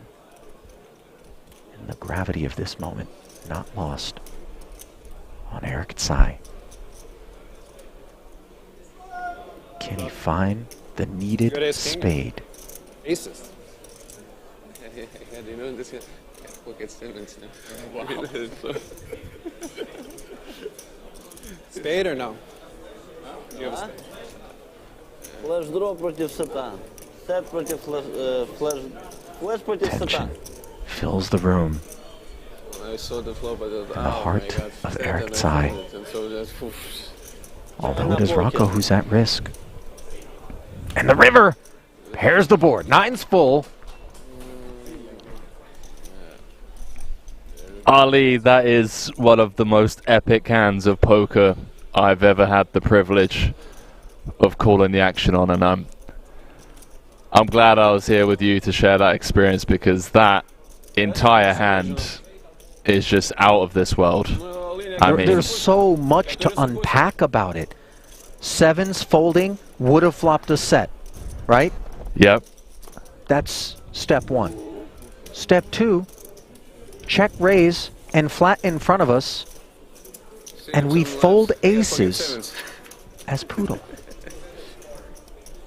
And of course, to the small check raise as well on the King 9-7, to just not even see a turn and reevaluate, just mucking the aces. You know, we had the camera zoomed in on the German, and you could see the reverse engineering of the hand. You kind of like the beautiful mind equations popping into the front of it. It was a fantastic hand. Really was. And here is the fallout from that exchange. Tsai down to 6th of 7 runners, 22 bigs. Into second goes Mike Rocco. Just like that, by the way, lurking, really just showing a lot of discipline, and then found the spot and made the most of it. Might feel like he was supposed to have quite a few more chips in there, by the way, if he were to be aware that aces denied him added value. That's true. Can we talk about the demise and downfall of Tsai, who was runaway chip leader, now bottom of the counts with Volkov after the unsuccessful bluff with the ace-5 of diamonds, and now this big blind setup. I mean, wow, what a shift in momentum and chips around the table in the last couple of orbits. Oh yeah. This is deep shockwaves sent through the field as the chip leader coming in. Taiwan's Eric Tsai now finds himself in 6th. 22 bigs though. We can operate off of such depth. You have 4 stacks of brown? 90-minute levels. Well, we can, but we're now very limited as to what we can do pre-flop and post-flop. We had the freedom before to play the role of table captain. That's no longer the case. We have to be very selective with our spots from here on out. What an absolute treat that hand was. I mean, just as a poker fan, you know, whether you play high stakes or you play micro stakes, I think we can all agree on one thing, and that was one of the most entertaining poker hands we'll see in quite some time. I mean, straight out of a movie kind of stuff. And no sooner does Rocco pick up those chips than puts them to work. Yeah, that was certainly scripted. The kind of thing that just doesn't happen in real life. Yeah. Yet there it was, before our very eyes. Yeah, it wasn't necessarily the setup, it was just the way it all played out, the way it all developed, you know, as you said. It's, by the way, the little peekaboo, the lime sort of Ninja Warrior, yeah. Teenage Mutant Ninja Turtle figurine there that Volkov brought to the table yesterday. Back with him here today. If it ain't broke, don't fix it. For Tochi, chip leader. Ace-9 suited. How does he feel about being under the gun +1? Well, about to have our answer. Yeah, it's a bit of a silly question on your part, Ali. It's okay. don't let it happen again.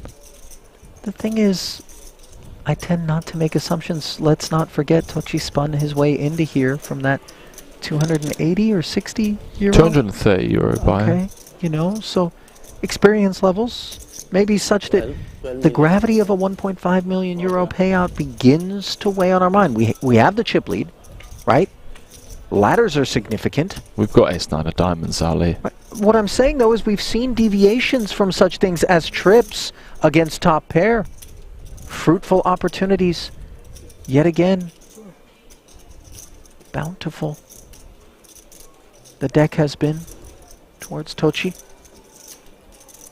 But the point that I'm trying to make, Henry, is one that we have shared in the past when we observe things that are inconsistent with the expected behaviors, and it is with sympathy that we acknowledge on occasion, didn't happen here with the ace-9 suited, but that we may observe things that leave us scratching our temples, but then we're overlooking the real world money, pressure, the sense that maybe a couple of ladders, if I just throttle back and buy an apartment, you know. That's what I'm saying. Build a farm.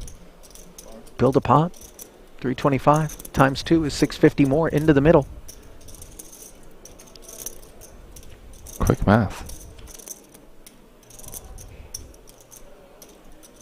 Very bad turn card for the Austrian pro, not to state the obvious. In terms of escape? Yeah. There was a world in which perhaps get out of there. Ace, King, Jack 10. Any of those. Now it gets tough.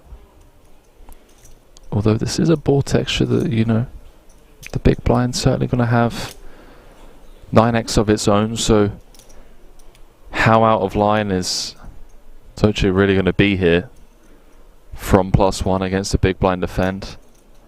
You know, is he going to empty the clip with a hand like King Jack, King 10?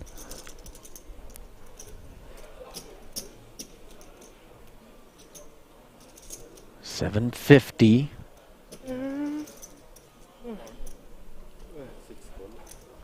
Max needs to see one more at that price.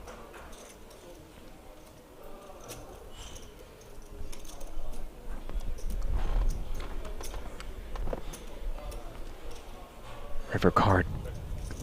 Also a bad one for him. Nothing completes.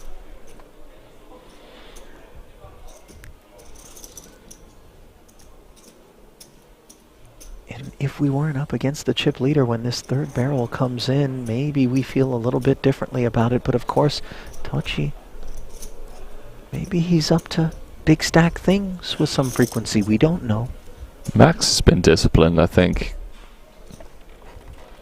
he'll find a way to get out of here.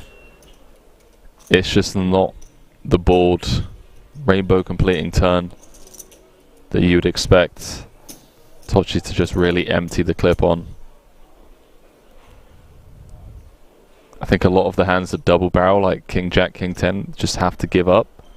They also have some showdown, right, against like Jack 10. I think he's gone small though. Just correct. No, he hasn't. 2.6 into 3.9. 2/3 pot. I don't know what Tochi had on break. We had all those gremlins, you know, with the electricals, stream cutting in and out. Maybe he was the one putting his fingers into the plug sockets. I don't know. Caught some like electrical spark. He's running like Flash right now. 3.9 in there. 2.6. The bet sizing. So all of a sudden things got very serious, and you know, the size up also sometimes triggers that primordial part of our poker mind into thinking, why do you want to bet so much? Why do you want me out of there? Why do you want me out of there? Nevertheless, though, as you suspected, discipline exercised appropriately by Max Neugebauer. Well, 25 of the 81 million chips in play for the Italian. Has 30% with 7 left.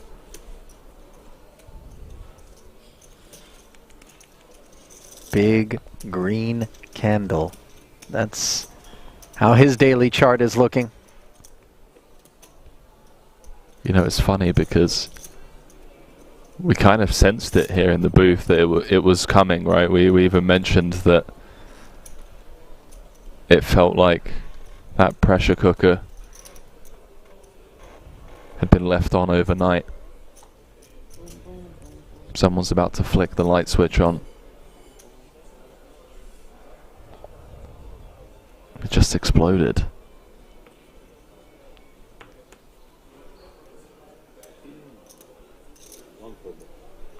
And that explosion was one that left Mike Rocco second in chips behind Michele Tocci. That hand really was something else. I'm still stunned at, in particular, Niels Poodle's muck of the aces on the flop. As Klezzy's ace-10 suited. Oh, here we go. 10-10 for Volkov, and he doesn't need much time to make his decisions. I think this is go time. Button v big blind. For 15 bigs.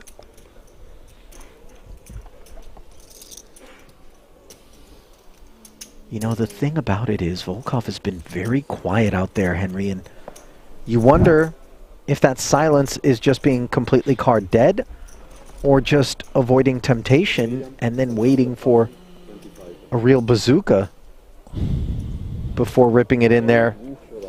And it isn't going to matter because Volkov has been called by Klezzy's. And this is a delightful spot for the Ukrainian to find himself in.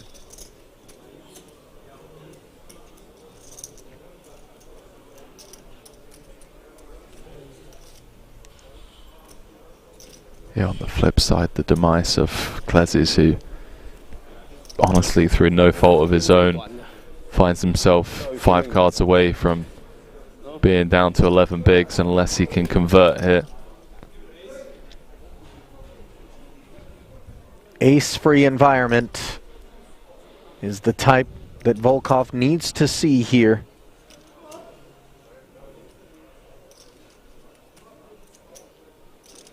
Can we keep the aces away from this board? Oh no! The answer, in very filthy fashion, delivered in the form of the ace of spades here. And that will let the wind completely out of Volkov's sails. On his feet. One outer. Unavailable. Ouch.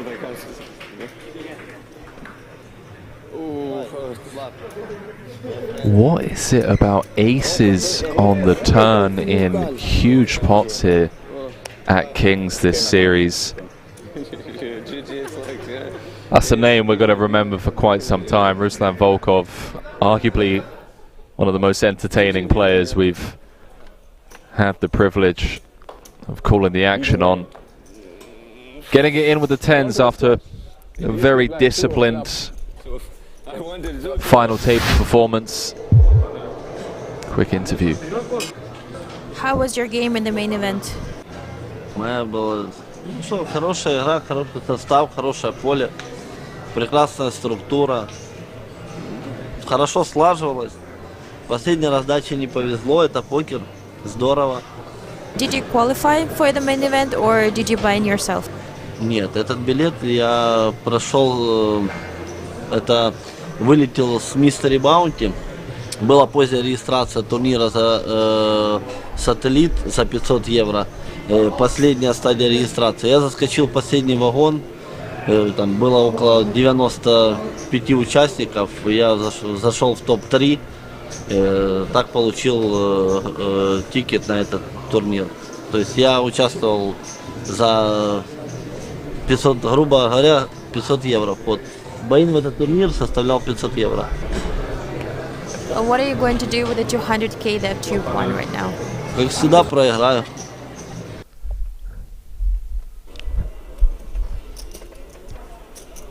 So final thoughts there from Ruslan Volkov. What's he going to do with the money? He's going to lose it as always, apparently. You know, I was just thinking the whole story, busted the mystery bounty, max late register 500 euro satellite, cash top 3 out of 95 runners, 200k payday, perhaps, you know, a career defining run here. And it's like, you know, it's just showers. The money's not going anywhere. It's all going back to the community in some form or another. Do you know how much respect you have to have for a man who's self-aware enough and owns it to the extent that Volkov did there? What do you mean, what am I going to do? This ain't mine. This is just on loan. I'm just all in. Yeah. Just all in. I'm going to blast. By the way, Neugebauer on the button. King 4 suited has picked a fight with the wrong kit here. Poodle. Hijack open. Has the goods and piles. Forcing Max to muck. Those suited kings are definitely an idea. I mean, look, Ali, he just needs to put it on black 3 times in a row and he'll have more than first place, that 200k. It's that easy. What about when it comes green? Well, then it's back to the 500 euro satellites next year. But when you bet black red, do you put a little tickle on the green just in case, just for the tilt hedge? I don't bet black or red, but if I did, then once upon a time, yes. Nit. Me the nit? Yeah. You don't think I get out in the pits? Dude, if I'm I a don't nit, get out in then the pits. I know you don't get out in the pits. You love to pretend that you do? No, I take pride in the fact that I avoid the pits now, but you'll see the scars, my friend. The battle scars. If I step up to a table and just observe, you know, enough bloodshed there, I'll begin to shake and sweat and walk away reminded of my own experiences dancing with those devils. You start slapping the old forearm. Yeah, stop it. Stop it. Neugebauer, one of these guys that just takes it hand by hand, Henry. Undeterred. You know, 3-bet, got jammed on, but cut off King 10. Is exactly going to work. Undeterred. Undeterred, yeah? Definitely undeterred.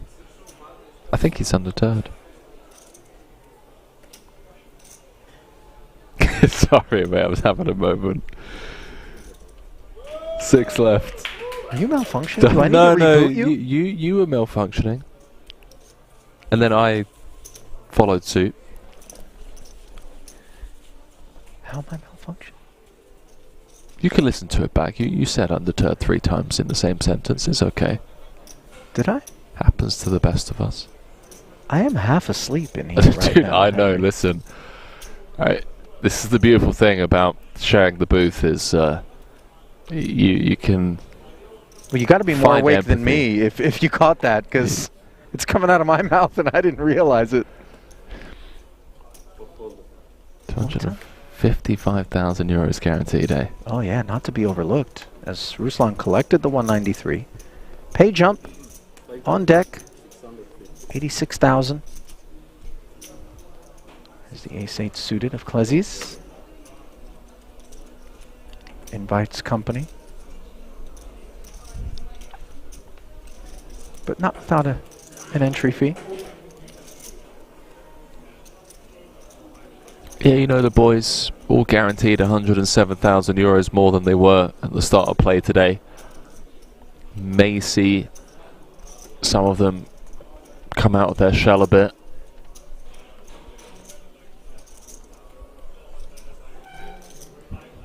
Rocco may be looking to go after Klezis, just kind of slap him back down. It does also feel like that maybe, just maybe, there's a break around the corner. As I've seen Rocco glance over at the clock on a few occasions. Just looking to guarantee that we go on to break and he gets to come back on the button.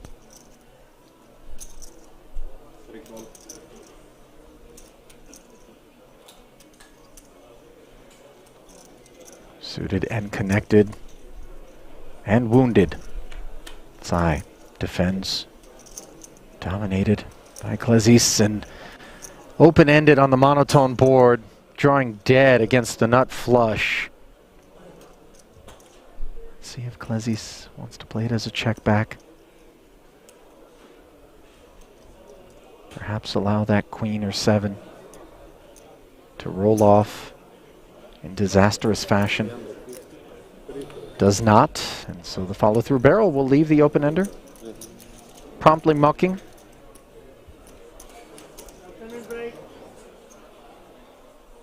And that will draw the curtain on the second frame of play here on day 5 of this World Series of Poker main event. Michele Tocci continues his ascent, knocking on the door of 25 million. Mike Rocco joining him in second. Henry and I are going to step aside, but we'll be back in about 10 minutes with more from King's Casino here in Rozvadov.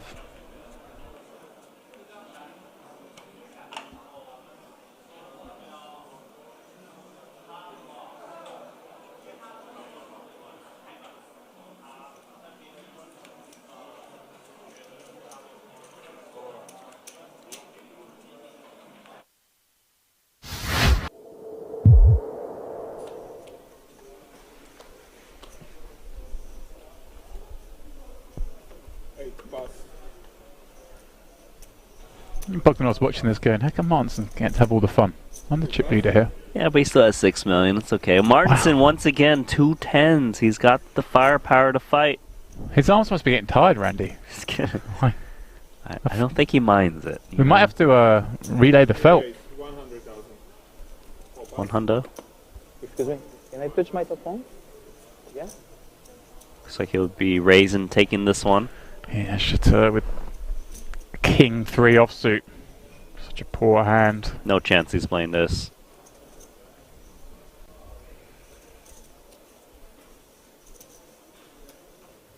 Is he? Okay, I'm sorry. There we go, Randy. It's surprising because he hasn't been wanting to play hands, but He's seen enough. He's seen Martinson play every hand, though. I guess Randy's decided, look, I'm gonna make a stand here for 1 blind.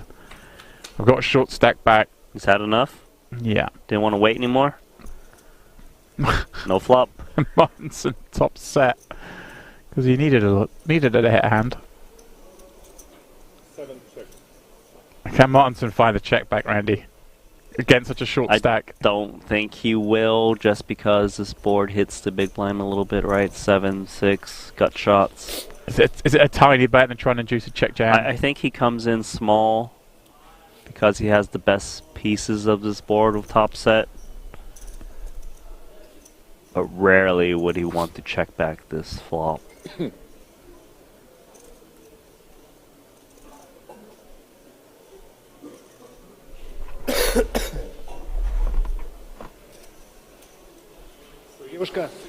$65,000. The bet very small. And a switch. Oh my check. God! What is going on here? Made a move with just King 3 high, no backdoor hearts, and he's pretty much dusted. Looking for an 8 or 9 and a 9 to kind of chop this one up. Wow, Randy. He knew it was the big blind's board.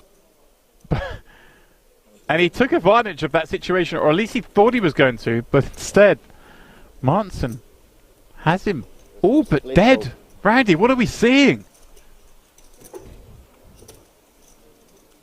Well, that's it. That seals it. Chateau out in 27th.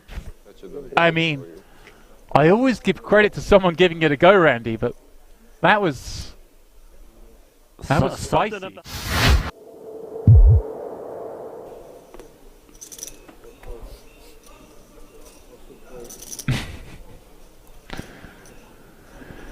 Ooh. Here we go. Blind on blind against the action man. Got what, 13, 14 blinds and a monster. This is a monster off of this stack of 13 blinds.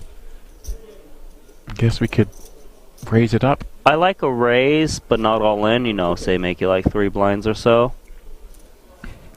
You want to charge the big blind to see free flops. He's actually pretty unlucky from Tochi's point of view that no one's open before him, because this would be a lovely spot to get a jam in. Over and open, but as it is, he plays the hand he's dealt. Oh, and he's gone for the... There is a chance that Rajanovsky says, well, I've got an ace, it's blind versus blind, let me just rip it in. He has gone all in. Trouble. Rajanovsky's jam running into the 2 10s of Tochi. Of course, he is live with the over, as is often the case when you rip in an ace-x hand. One of those cards is going to be live, Randy. Button the blazer. Yeah. Glasses on or not for the all-ins, do we think? Well, we do think that the 10s are good on this board. 5, 6, 7.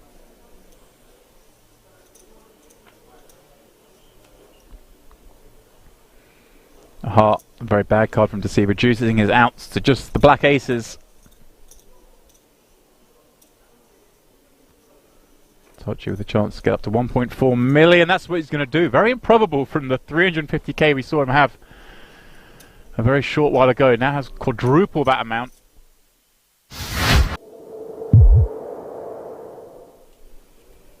You're in trouble now, pal.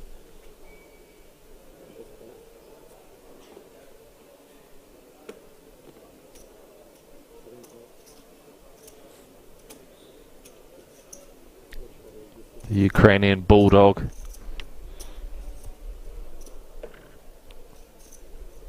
Who really has been kind of quiet, dormant, let's call it, for the most part. Did play that ace-deuce against Sai. Flop 2 pair, got counterfeited on the turn, got away from it on the end versus a very meaty bet. Here he is with this king-queen. And he's got Deset's queen-9 in a bad way. First involvement we're seeing from Andre. And this is going to be a troublesome flop when we've got 1.4 million back. Top pair, 550 in the middle, 200k bet. Yeah, this SPR against this opponent as well. I mean, this feels like an inevitable end of the road, perhaps, for Andrzej, unless he can find a safe turn or... No, he's check raising. Come on, man. Check raise for a third of his stack. Queen 7-3, 2 spades, only 1-9 left in the deck. Volkov would hate to lose a customer here if he were to Jam. put the rest on request now. I think the flat here and allow Deset maybe to put the rest in there would be a safer path to ensuring that you're going to get the spin for all of it. I like where your head's at. In theory, that makes a lot of sense. I think if we're a bit deeper, with Deset putting in 500 of his 1.4, I wouldn't fault Volkov for thinking, okay, let's just run it. This guy is never folding. Queen 9 may actually still hit the muck here if he goes all in, but he's got to side with you, Ali, and just give Deset as much rope as possible, perhaps with like a 6-4 or 5-4 type holding. I think Volkov has already decided that he's ready to play for the rest, regardless of how the board develops. So the flat here isn't really of any consequence in terms of, you know, texture changing in some way undesirably for the king-queen. Let's have a look. A 1.6 outlet. Everything all right? On a 10k ladder. Yeah, it's like a hiccup mid-sentence. You might be experiencing indigestion of the type that Deset soon rates to be experiencing himself if those two little words cross his lips. I think given that we're on a 10k ladder, he's going to leave a chip behind. If he does, kind of go for all of it. Wow. So the all-in does come in. Volkov makes the call, and devastation will be that which ensues for Desit unless a 9 is found.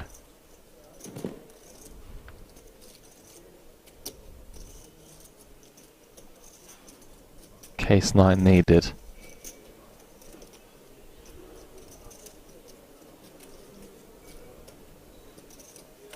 Good luck, guys. Upside down variety on the end. Brisk GG. And then a walk over to the rail to his camp.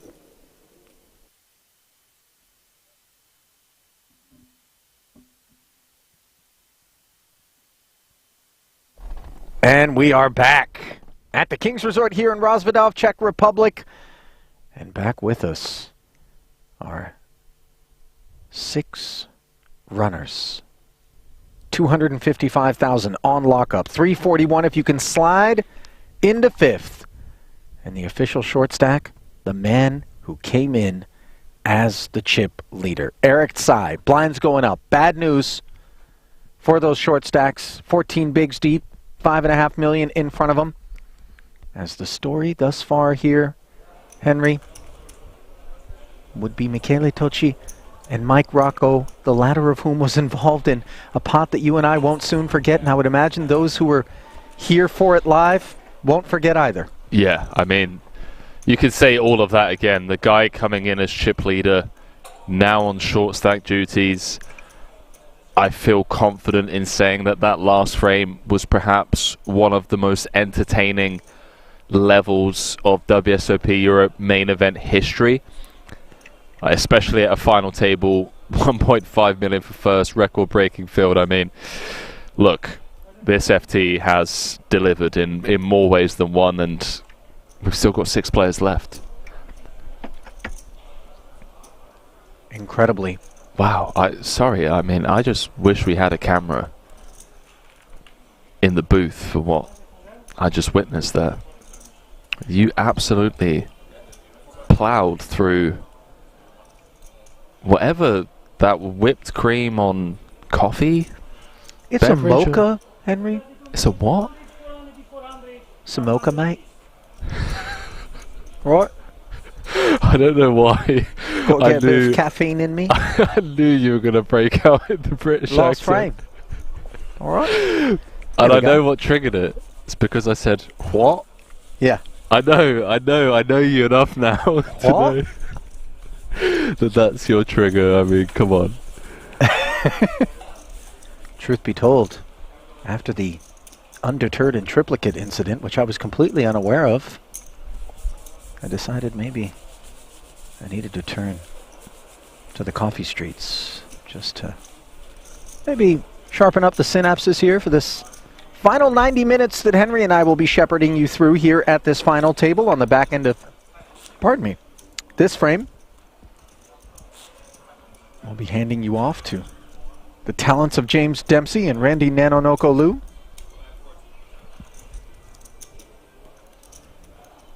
Do want to take a moment to acknowledge all of you who have been with us throughout these streams at the World Series of Poker Europe, let alone today. A lot of screen names have just been out there soaking it up alongside us deep into the night or day, wherever you may be streaming from. Let us know, by the way. Henry and I always enjoy seeing where about on this blue marble of ours, each and every one of you are joining us from. And of course, give us a like, a follow, a subscribe, whether it's on YouTube or Twitch. Both chats are open and being monitored by the two of us. Yeah, it's been nice seeing some familiar names, faces in the chat. Shout out to all of the moderators, by the way, on Kings, kind of keeping everyone in check whilst we've been here, making our lives a lot easier. 14 or and 13. Yeah, I mean, it's truly been a fun stint here at Kings. Can't deny it. Oh, 14. Can you? 14.5.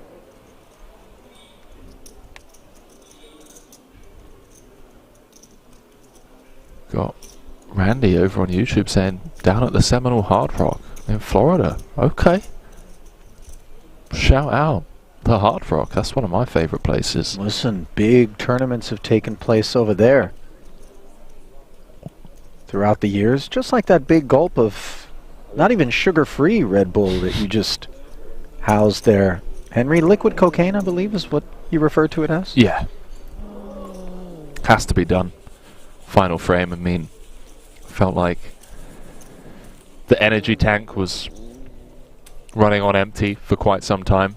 Now, you know my pristine liver, really unaccustomed to the sort of foreign substances, coffee being the one I'm referring to on this occasion, and so brace yourself. You know, this tends to be where deeply obscure things, with full consciousness, by the way, will cross my lips. Some are here for it. Yeah, James and Randy might not be able to get us out of the booth.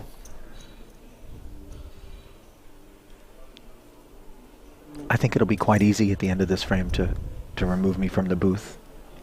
If you're dragging me, it's because I've passed out. And How for no long other have you reason. been on the road for? It's the 15th of November today. I want to say bang on a month, right? 33rd day. I got on a plane October 13th. Wow. Lucky you. Hey? You know, it's funny. This was the life that I always dreamed of. And then when you start living it for long enough, you're like, maybe we dial it back just a touch.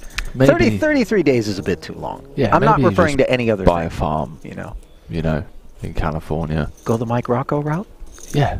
Do I look like a farmer? Does Mike Rocco look like a farmer? I mean, that man he could plow a field with his arms, you know. Who needs an ox when you have a Rocco? That's fair. That is fair. Maybe that's how he stays in shape. You know? Because farm equipment can be quite expensive, I'll have you know. I don't know when or why, but I took a little dive. Combine harvester. There it is. More expensive than Lambos. See what I mean? Yeah. Now, if I have a 350. choice, I'm just going to get it out there right now, City Boy. If I can go snap up John Deere's latest combine harvester as we see the queens, perhaps ready to harvest for Klezis out of the small. Plays it as a raise to 1.1 max in the big. Not quite armed and dangerous with a 5-6 off.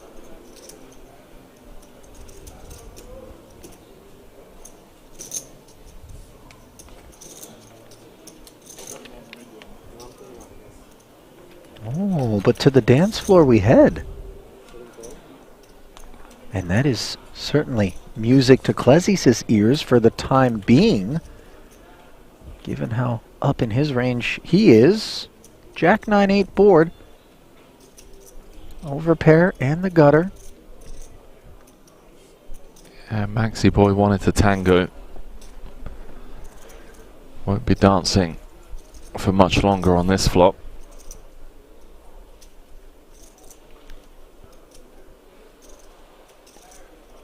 Blinds have gone up, so maybe he feels like this stack depth now needs to be defending a lot more.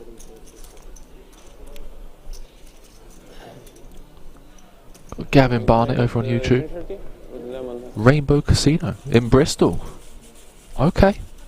I mean, the streamers who are out there playing a session whilst soaking it up, that's dedication to the game. That is. Love to see it. Many talented poker players have come from that casino. I mean, Punat Punsri, shout out. Danny Tang. So this is Manchester? No, this is Bristol. Bristol. Yeah. University days. Danny was up in Manchester, but you know, the Rainbow Casino in Bristol is well known to many 1-1, 1-2 grinders looking to, you know, work their way up. Success stories. Jack Hardcastle, another one that comes to mind. There's another famous British Jack tournament player, deep run, main event, just this year, believe it was, quite young. Name escapes me. I'm sure the chat will step in shortly. I mean, the two Brits that, what was it, Toby Lewis and, I can't remember the Scottish lad's name. Back us up, chat. Meanwhile, Poodle, A7 suited raise, getting chewed on by Klezis. Ace 3 off. And we have berry-colored biscuits being delivered towards the middle to the tune of 2.3. This makes the King-Jack less attractive. Yeah, Klezis just really wants to lean into the likes of Poodle, playing the same stack as him. There's two shorter stacks at the table. Klezis just kind of asking the question, do you really want to go home in 6th pal? We're at that stage of the tournament where we're now looking at, what, 86,000 euro ladders?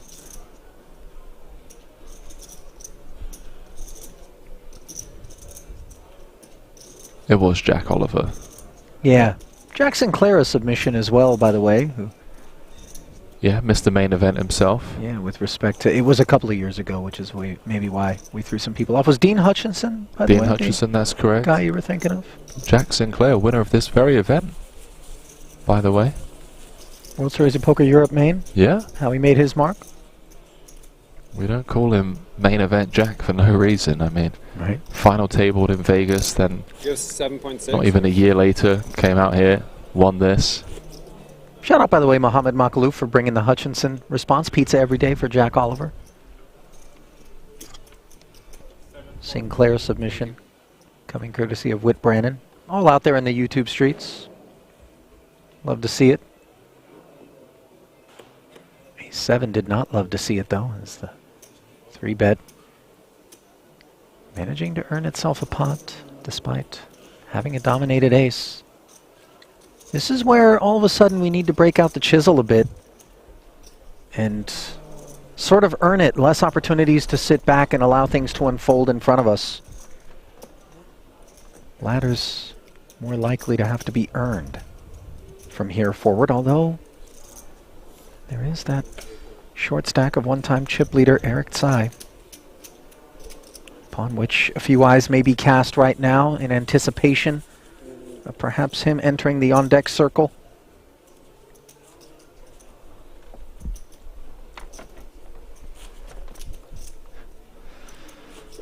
I'm trying to think, you know, who have I got?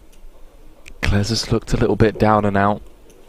See that ace on the turn to shower Volkov in 7th has increased morale, as he's currently tied 2nd. Tucci came in 7th in chips, now chip leader. Been slapped by the deck quite a bit. Poodle with one of the greatest folds we've seen at WSOP Europe main event final table, correctly folding aces. Oh no. Oh no. Ace. 6-handed. Ace King under the gun for the German. Takes us upstairs at the 200-400 level. The minimum, 800. And now, will Klezis seek added altitude with hooks? The answer is no, as he plays it as a flat. And Henry, is this more so the function of the ICM at hand and an aversion toward playing inflated pots, big pay jumps, 1.5 up top, little stack of Psy lurking?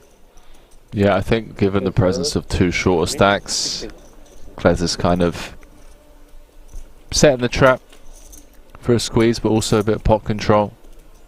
And both players will be engaged by the King-Queen-9 board.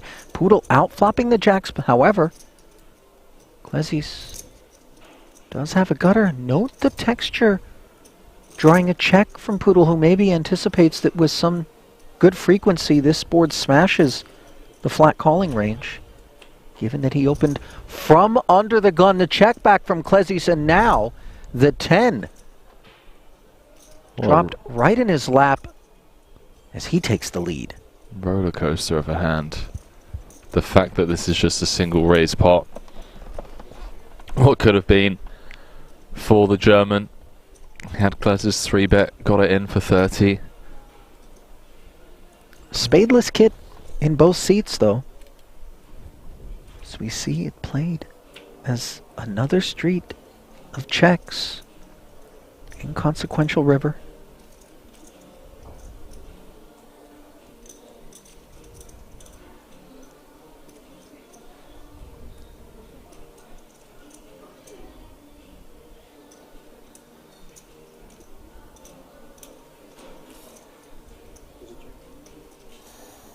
Where's the rest of the pot, Harley? Well, I think we're going to see some more tokens at long last being submitted by Klezis.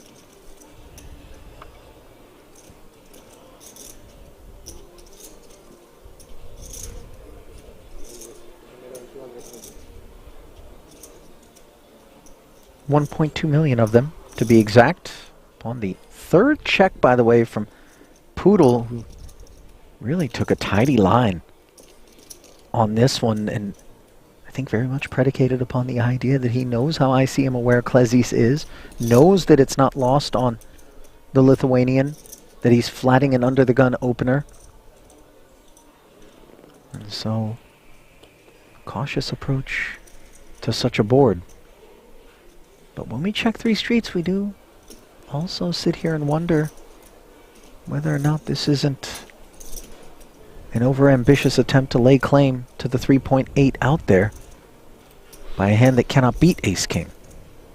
But what sorts of hands would we be constructing that would be in that range? Apparently not enough of them. He's getting pretty sick and tired of this. Like, really poker gods, you're going to just keep giving me these spots just to see how disciplined I can stay. Testing my patience. Testing my discipline. That's the man laying down the ace-king there that also, let's not forget, laid down the aces. Precisely. This is a fold button that is well honed, dare I say, for Niels Poodle.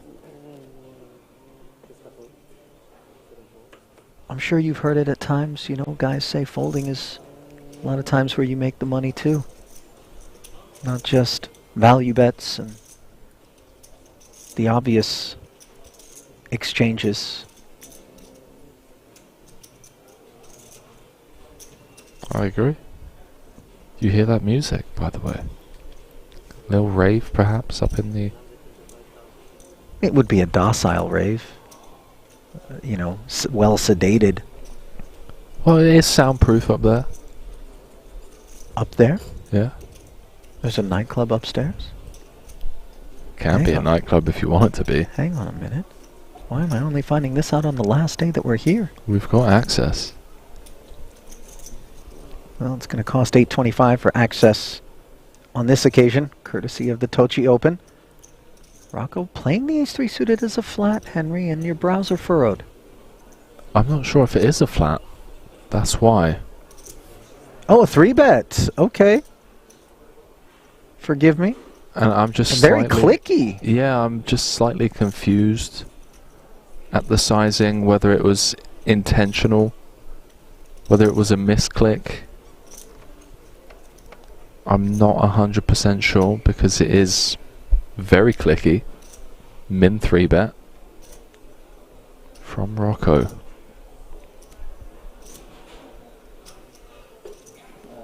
Just getting after it with the ace-3, I mean.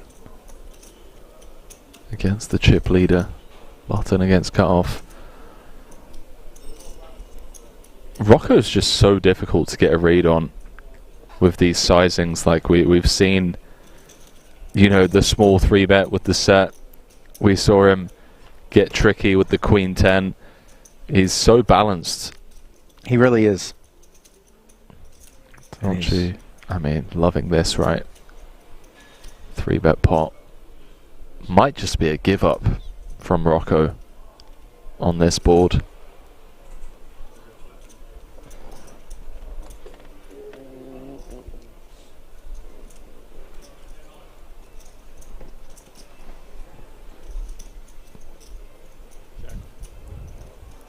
Does appear that way as the 2 overs. An open-ender, knuckle and get a check back from Rocco. Deuce of diamonds opens the backdoor flush draw.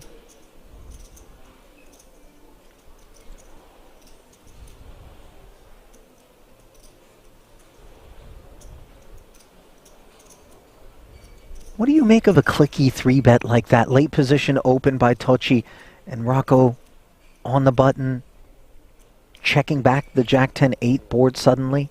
Well, I think the check back makes a ton of sense on this board texture once Tucci does continue. And let's not forget, Rocco is more than capable of being balanced enough to have much stronger holdings in his check back range than ace-3. We've seen him check back some top pairs, could even get tricky with some over pairs.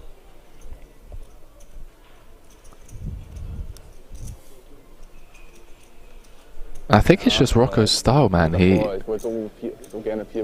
He's difficult to play against. He's a tricky customer. He really does keep people on their toes.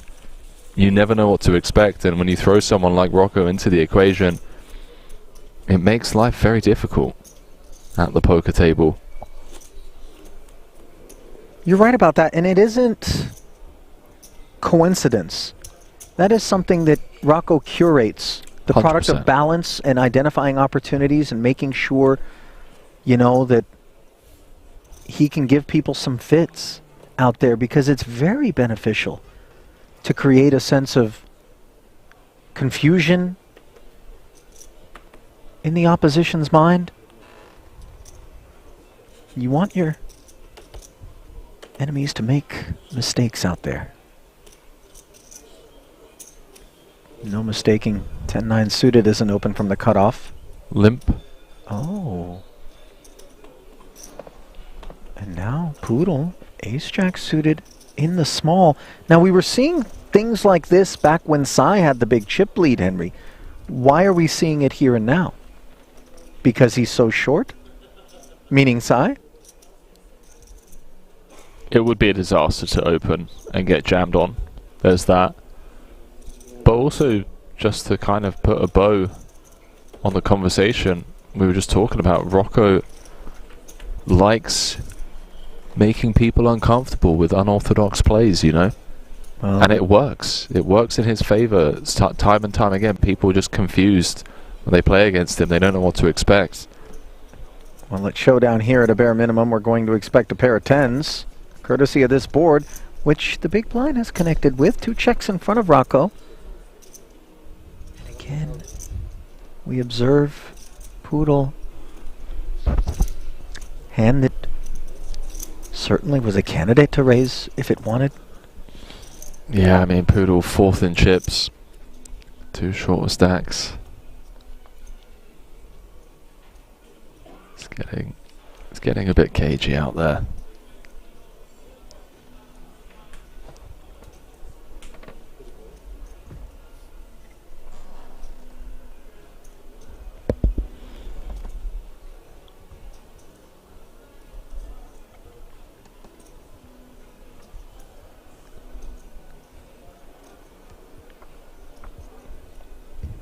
Classes with one of those. Feels like a mandatory call with middle pair. But realistically speaking, how comfortable are you across turn and river 3 ways? Maybe thinking of turning this one into a bluff. I mean, has the hand to do it with, right? Blocking 10-7, 7s. We have equity against hands that continue. And we have this sort of unpredictable combo. Check back, big blind. They could be all over a board like this. Right. 100%. I mean, he has all of the 2 pairs here. He definitely has a nut advantage on this board texture out of the big. Rocco's never limping 7-4, 10-4, 10-7. So using this 7 of hearts blocker And he has equity against hands that continue.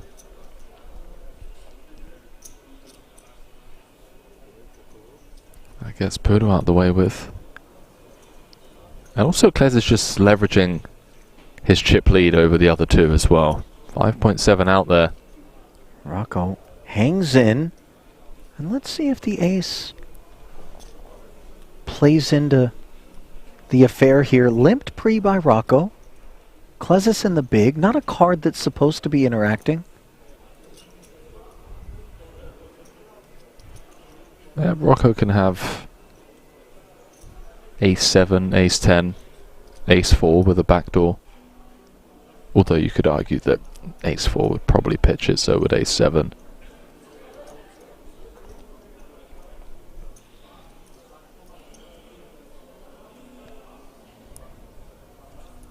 I mean, if Klezis finds a double barrel here. I mean, there's 5.7 out there, courtesy of his check raise. Does he want to walk away from it? Would be a super nutted line.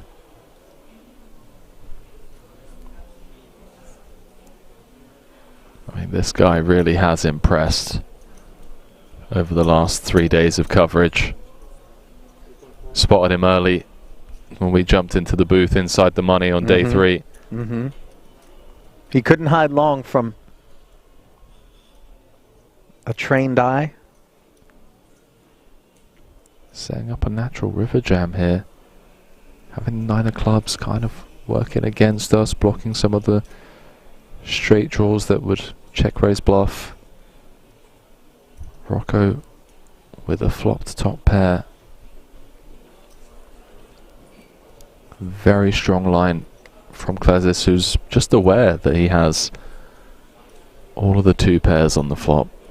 7s and 4s also going to be a part of that range. Holding a very key card.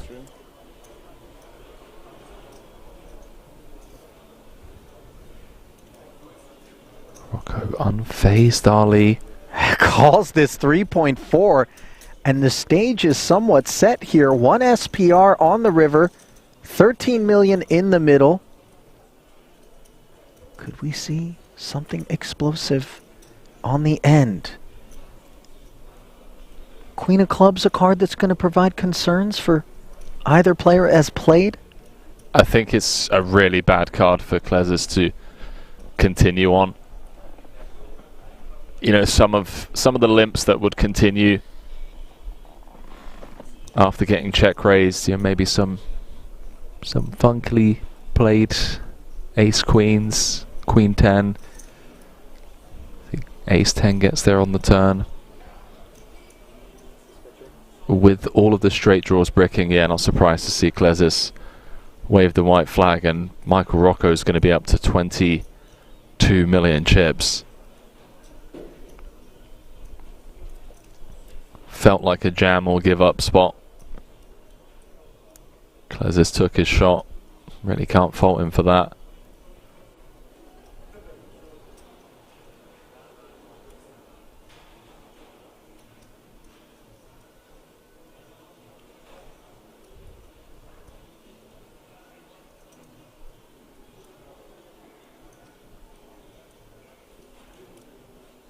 See what's on Rocco's mind. What? He is reaching for... We've seen value cobbled out of ace-jack versus ace-10.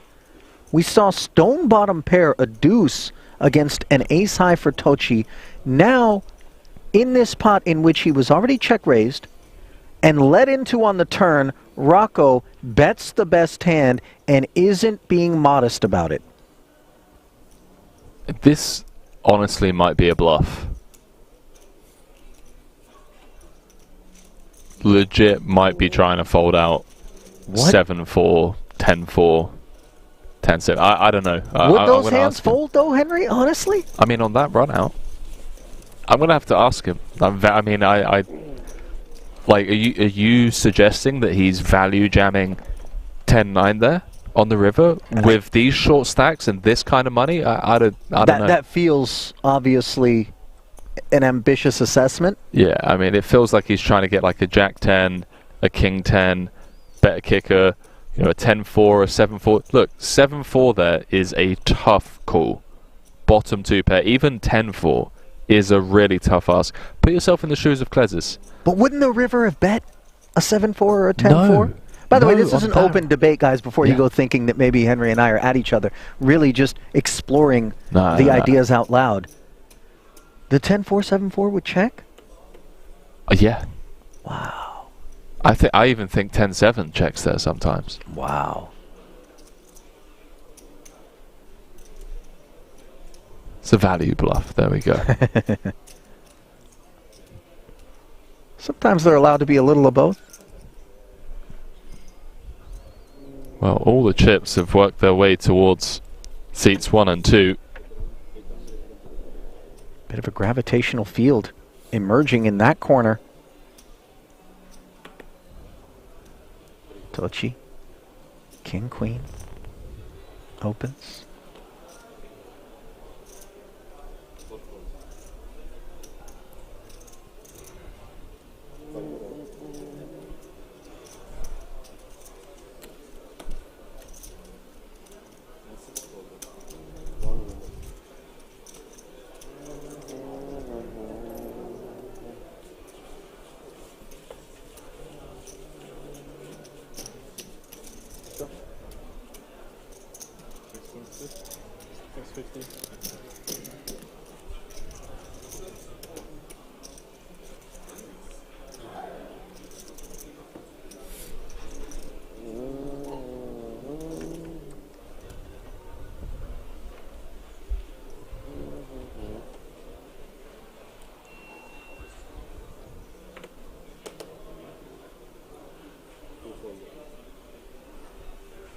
Rocco so in his element.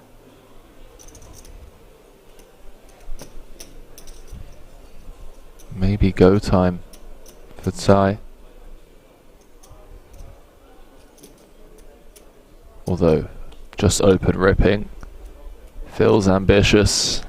Wouldn't mind raise folding. Even off 10.5 bigs. Looks like he's going to just put in half of his chips.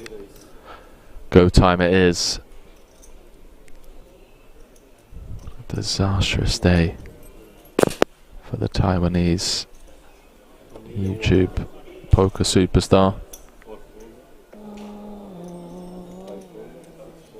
Disaster is when we've run out of gaming tokens. For now, it's just a disappointing day, let's call it. Because you and I have both observed, both from within the booth and just as observers and enthusiasts of the game, very improbable eventual champs who kind of hung around, lurked, maybe a train wreck or two takes place, big stacks are knocked out, and then they find themselves a couple of spins and suddenly their heads up, and then anything can happen. Yeah, we've seen it in this very tournament, I mean. Rocco, by the way, runner-up in an event already here at the World Series of Poker Europe. I believe you mentioned it, Dvoris winning a bracelet. Yeah, second in that 25k GG Millions bracelet edition.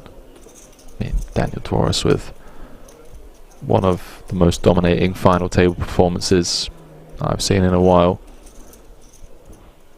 Rocco just unable to do anything there. Saving it for the main event. 800.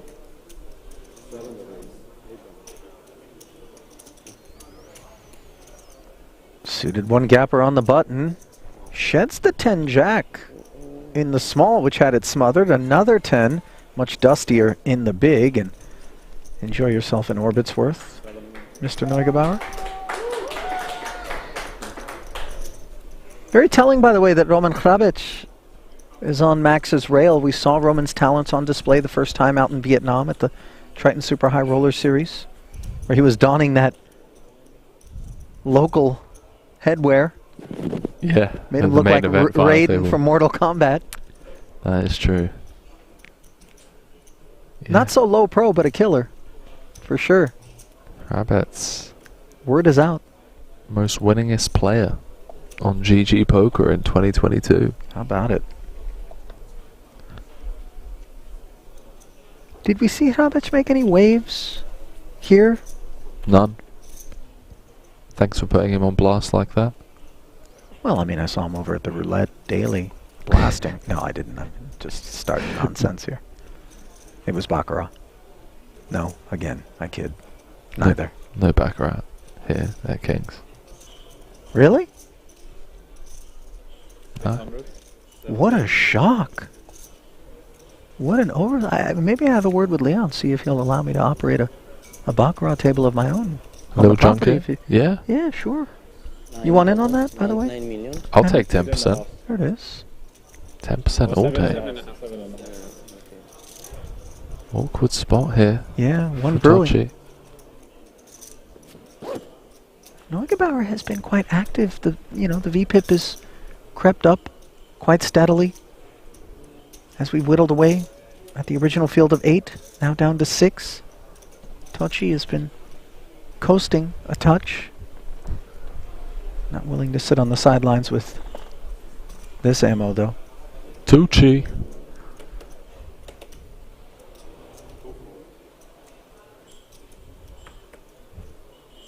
In from a €230 buy-in tournament. Which, by the way, he had to run deep in. The tickets handed out at Kings over the past year, typically coming in the form of final table runs. 7-3 deuce is not what either of these guys had in mind when making their investments. Poor returns on this board. 11 big. Checked on over to the Italian chip leader. Does he now just pounce?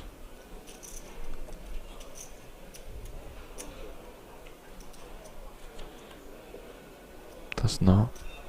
Ace Queen still good. Getting uncomfortable as the 10 of hearts finds its way to the turn.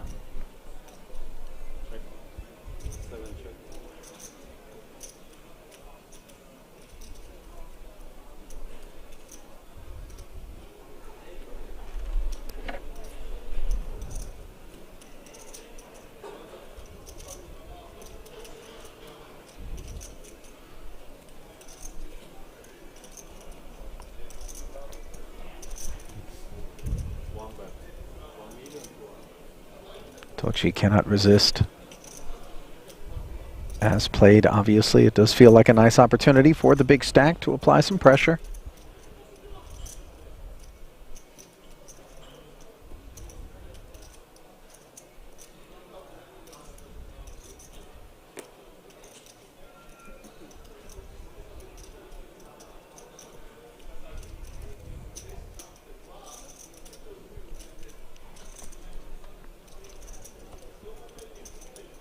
Ace Queen, were it to make the call, would bring the pot to 5 million, and then obviously with just 5.5 back, have itself a potential decision for its tournament life. So Max does step away.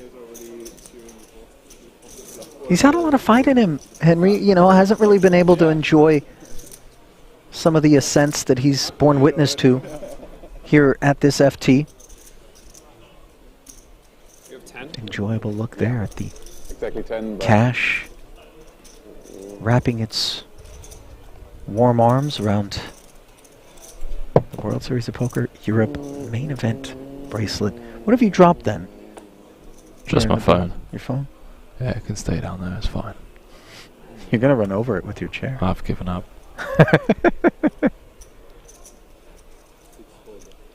Be a good way to incinerate another $1,000.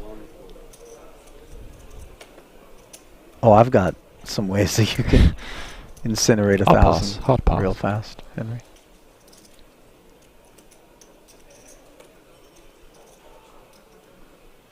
Wow, we're getting commentary tips in the chat.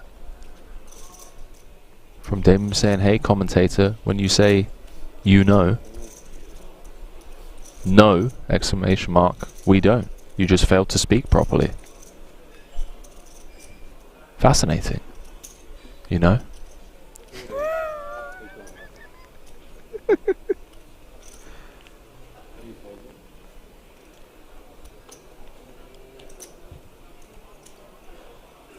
Yeah, that was a real pearl. We had dropped on us there. Real shiner. I'll tell you what, you know, speak freely. I don't want to dissuade anybody from typing away as they see fit at their leisure.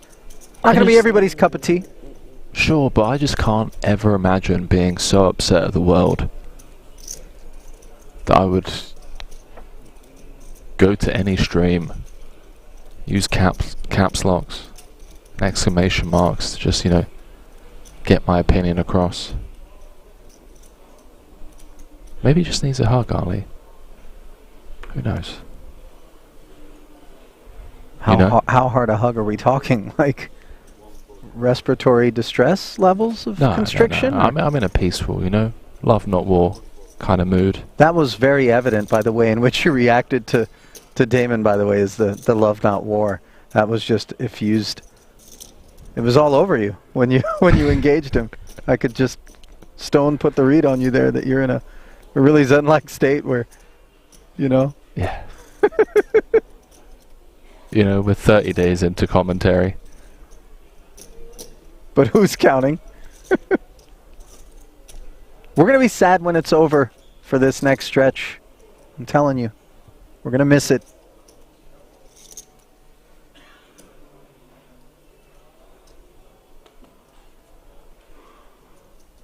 Sai effectively jamming on the button. Got to pick up the blinds. And the big blind ante. Always nervy when you push half your chips forward, but gets to survive another orbit. Shout out, by the way, to Donnie Peters, whose name I believe just scrolled by our eyes there. DP. In the house. Knows a thing or two about a live broadcast and a poker stream. Henry, careful with the... No. HK, you know. Maybe you don't. I've been to corners of the internet where, you know, well, that's those on two you. letters. Oh, I'm sure your cookie history is completely devoid of such things. But you got the auto clear of the cache every time you close the browser. Is that what you're working with? Keep me off your scent.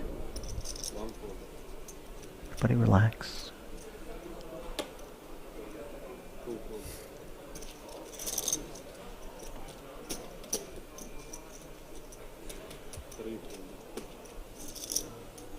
Tranquilo, papi. You're almost there. By that you mean involuntary retirement? Yeah, well, you've made it so far. All these years. Is it 2 decades now? I mean, when it comes to... I mean, working in Jenny broadcasting... from the block. I think my first job was somewhere around the time your parents were...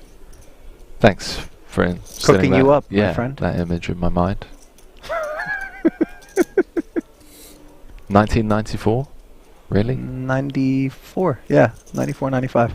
Wow, you really are a dinosaur. And it's that sort of respect, I think, which your generation has come to be synonymous with, Henry. And really, why it is that we really entrust you with this planet and all of the values that, you know, we've come to establish here. Truly. Wow, when you were around. Where's that guy in the chat, by the way, when we need him? Damon, come back. Good thing you don't read Mandarin. Queen 7-3 Rainbow here, bottom pair for Klezis. Blind versus blind confrontation. He's got the edge.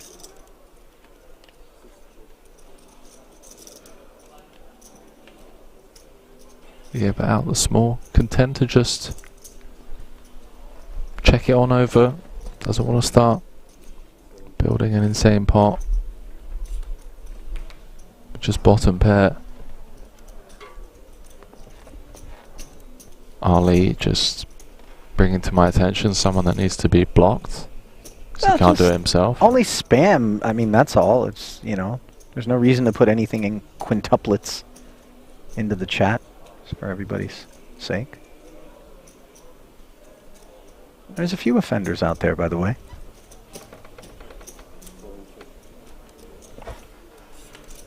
King on the turn, it goes check, check. No heart in either player's holding, as this one rates to be on the uneventful side.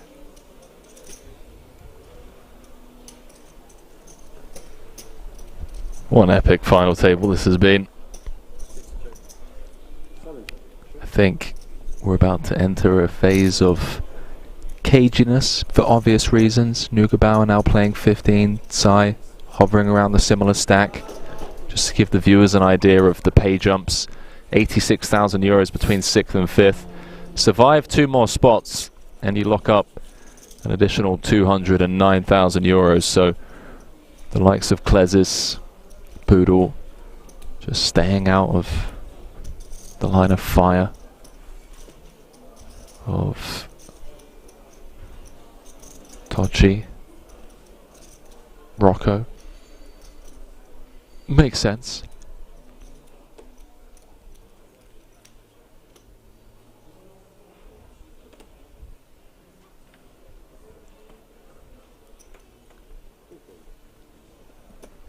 Eight, 9 off, not piquing Rocco's interest. King 9 suited cutoff though for Poodle. Yeah, Poodle's impressed. Really impressed this FT. He is going to have to get involved in some capacity here. Although I wouldn't fault the laydown, just like pitching it straight off the bat with the short stacks present.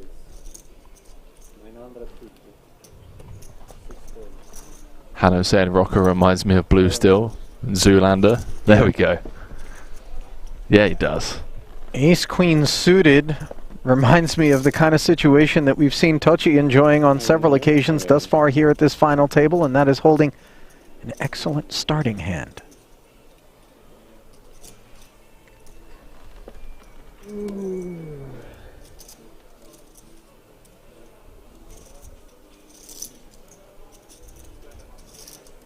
Fair to say that in terms of card distribution, the Italian has had the lion's share? Yeah, I think it's a byproduct of not putting mayo on pizza. You know, it's just been rewarded.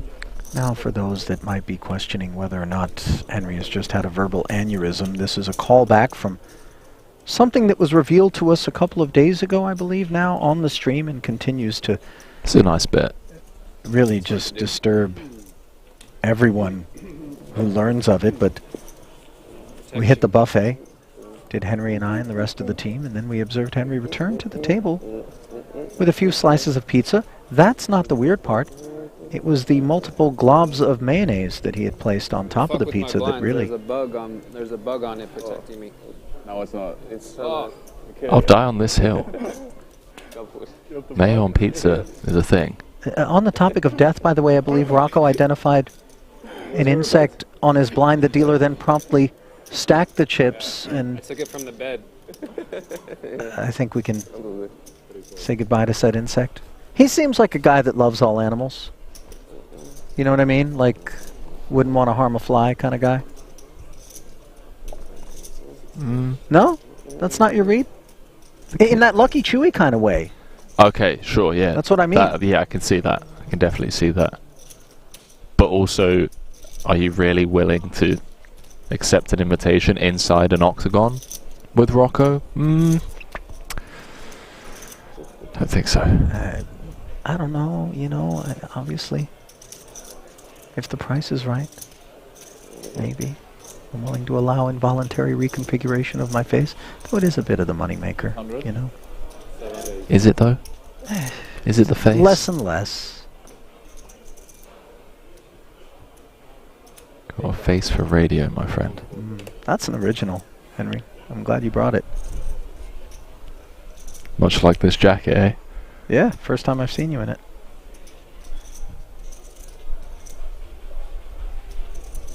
Since yesterday and the day before that.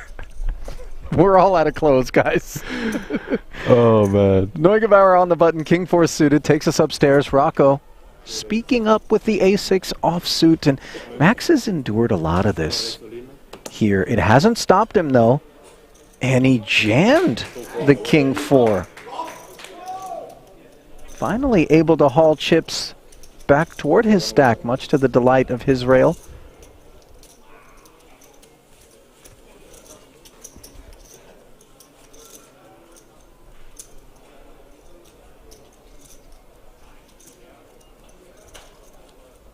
$200 bigs in play.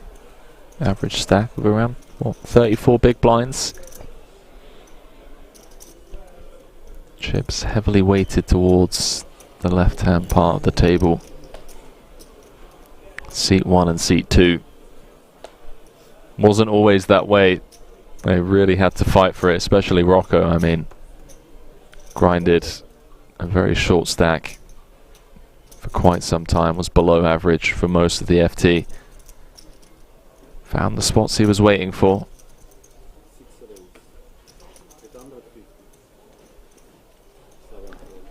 See G420. A lot of love for Max in the chat. But yeah, let us know who you're rooting for.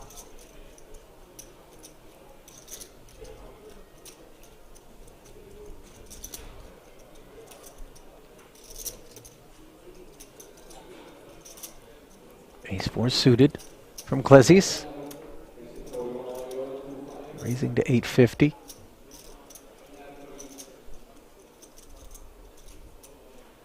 Queen 10 off in the big blind, just 4.4 remaining. That's good for 12 bigs back. Check that 11.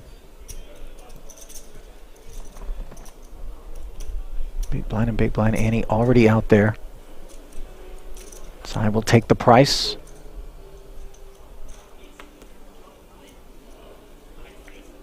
Gotta defend, but this SPR. You can see money fly in on that board. Nah, 6-5 deuce, couple of spades. Gut shot straight draw for Klezis. Huh?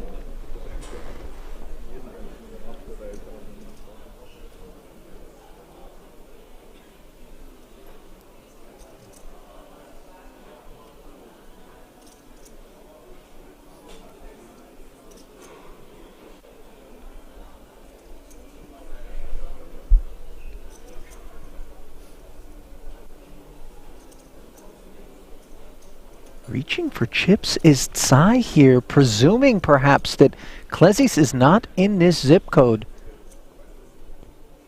But off of the 12 bigs to start the hand, would he have defended all that often?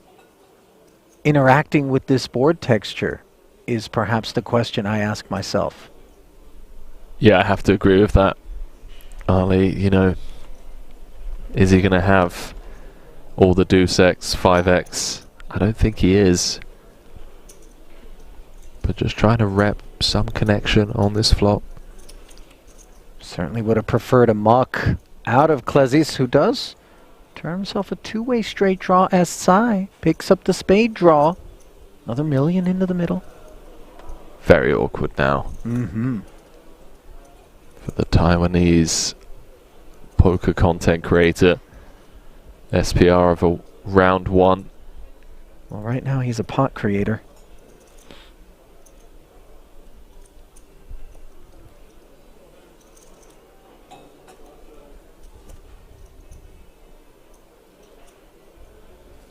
.3 out there. Got the Queen of Spades in hand. It's the only thing really going for us. Could just be dead, you know. Could just be up against kings, aces, with a spade.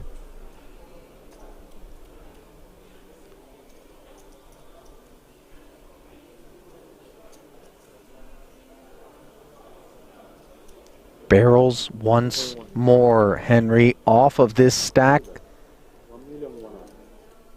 1.1 of 3.4. And if this is a strong hand, do we expect it to try to get it in across 3 streets as opposed to 2? You see Clezzy's releasing. Yeah. The suspicions there from Clezzy's, I don't know. I mean, if we have a monster hand, we want to just extend as much rope as possible with a small bet, right? Wifey loves it, by the way. That's something she hasn't seen in a while. Chips heading hubby's way. Flight missed, by the way. Change fee covered by the minimum of 255,000 euros that he'll be picking up. Luggage lost, if you're flying Lufthansa. Not true. Although Steve O'Dwyer would disagree. 6 point something. Okay. Big Steve O'Dwyer fan. Massive. The shaman of the Triton Super High Roller Series. The shaman of the poker industry. Among the most superstitious regs in the high roller circuits.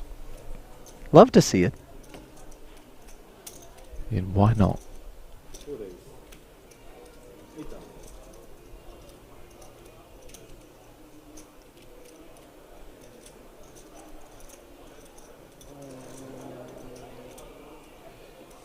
King 5 off. Activations for Rocco. Chips to do it with.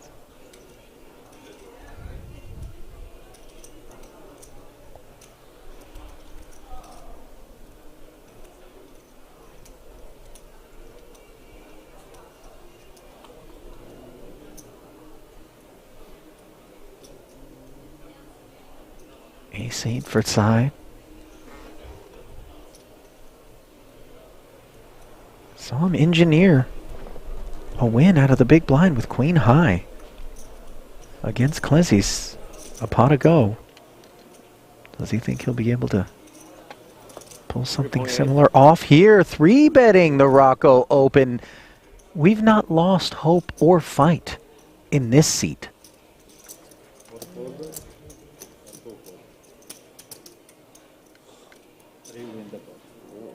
Snap folded back around. Yeah, Back there to we back. go. Yeah. 21 bigs. Doom switch perhaps being flipped in the opposite direction. Little morale booster. Getting 2 in a row. 90-minute clock. Back up to the middle of the pack. That's not an easy table right there. I mean, any of these short stacks double through Rocco, they move up to second. Still anyone's game. Ali, this isn't as clear cut as it may seem to the untrained eye. I mean, the Italian's still got his work cut out here. Well, what's interesting for me is you got to look at those chip counts is that Tochi really, and granted this could be in part a function of just being a bit card dead, but he hasn't stepped out as the chip leader and begun to try to extend the lead courtesy of just high VPIP. Any two will do. I see him pressure application. He's just laying back. The issue becomes is that chip lead is no longer going to be a chip lead if enough of these ladders that you're looking to gather end up being stacks that get delivered to, for example, the likes of Mike Rocco. And you'll have to contend with him even deeper than he is. Rocco just piling. And yeah, he does have Rocco to be worried about on his left.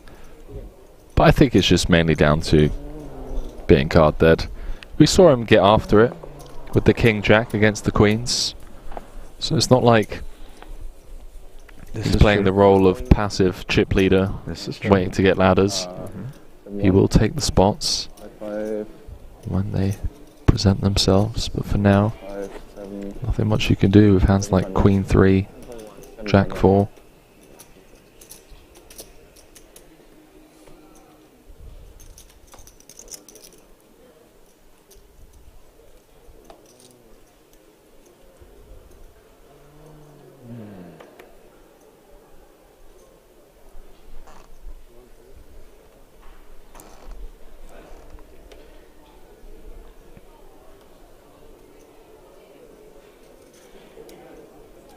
Queen 10 offsuit. Rocco.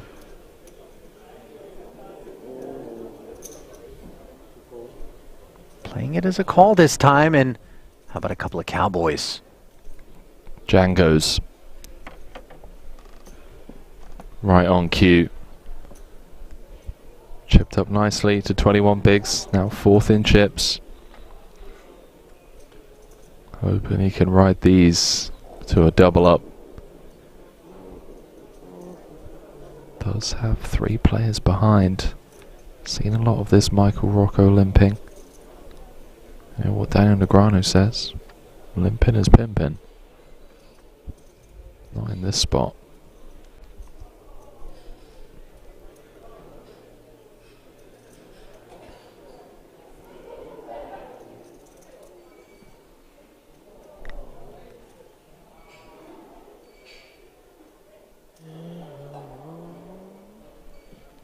It's a great spot to pounce as well, you know. Given that Rocco's limped, make it something like 1.2, 1.3.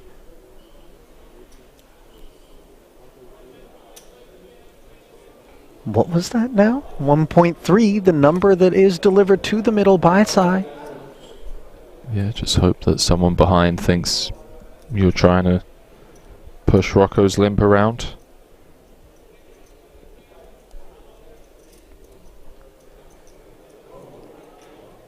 I've seen a lot of limps from Rocco. Well, he's just been all over the place, and not in an erratic manner, but rather the measured, balance-seeking manner. Limps, opens, 3-bets, jams, wide variety of kit tethered to it all.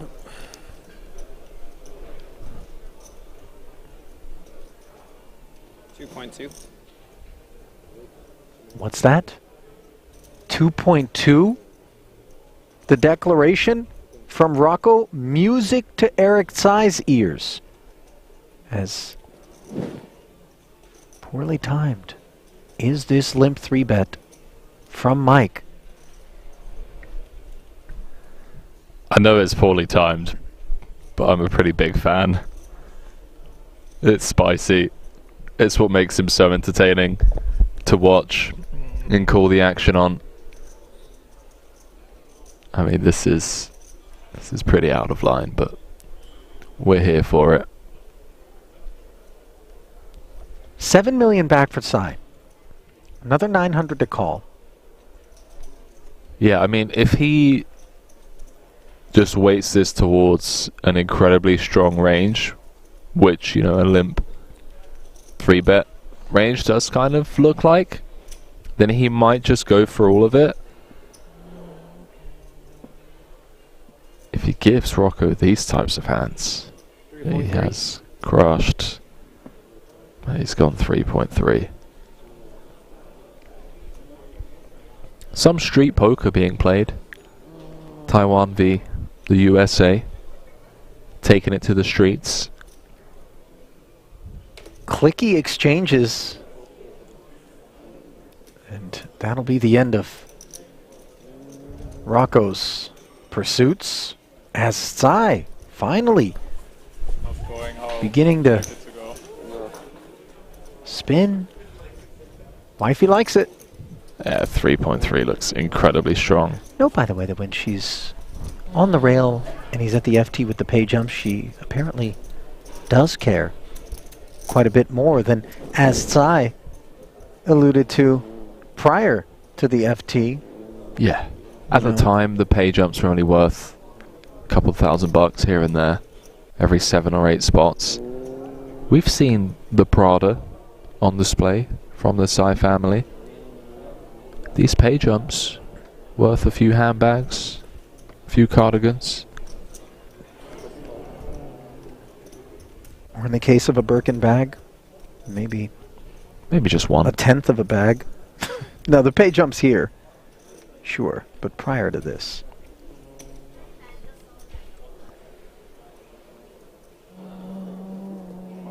Small blind ace-8 goes all in. count being asked for as Tochi has king queen. It could be a mistake. I honestly don't know. I would substitute the Sub 20.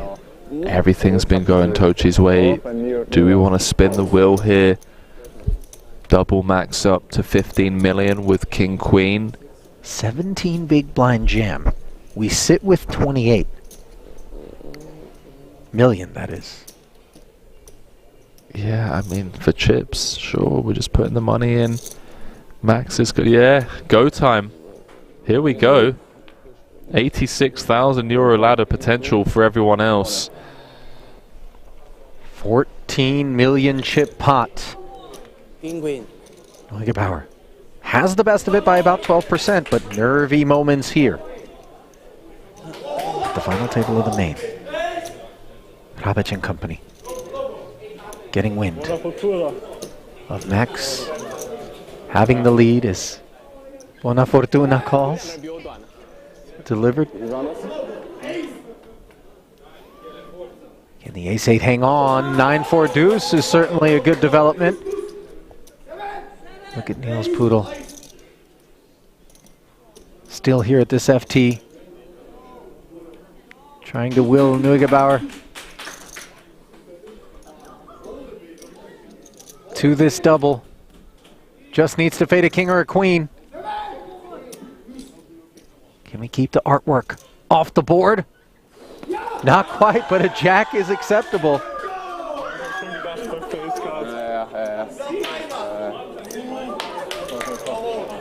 And Max coming over for some high fives. It's been a minute since that crew's had something to cheer about.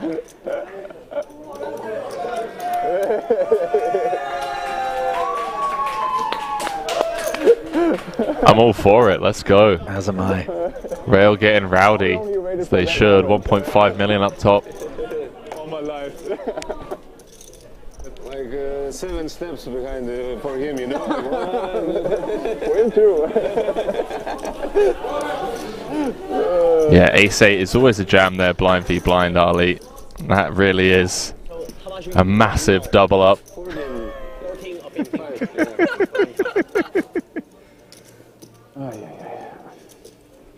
Massive double up there for Maxi Boy.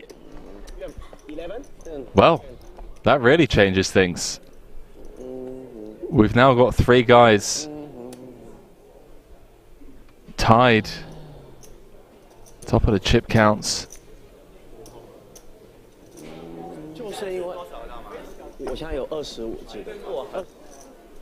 Can you reiterate for me, word for word, Ali, what it was that James Dempsey was saying to you the other night? I mean... Dude, I mean, come on. You were there, right? You remember? He's said so many things. Something about running good at final tables with 7 figures up top. And he's played in a few big final tables. He's been in this spot. You gotta win those blind v blind flips to avoid ending up as a poker commentator. Well, hang on. Hang on. He is a poker commentator. And he's been there. It's true. And Tochi, after losing the double up, is rewarded with a queen on the turn here. Against Rocco, blind versus blind.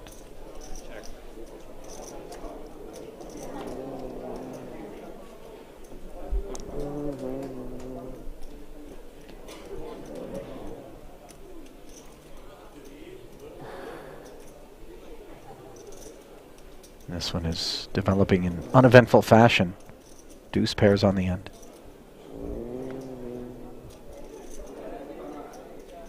$84 hands in. Only 2 eliminations.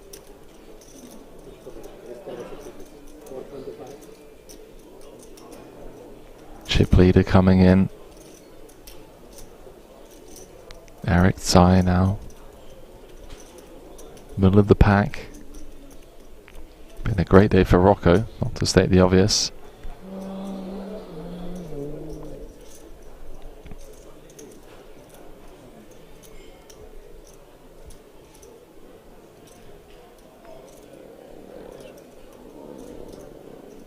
Might get curious with this king high, and I wouldn't blame him.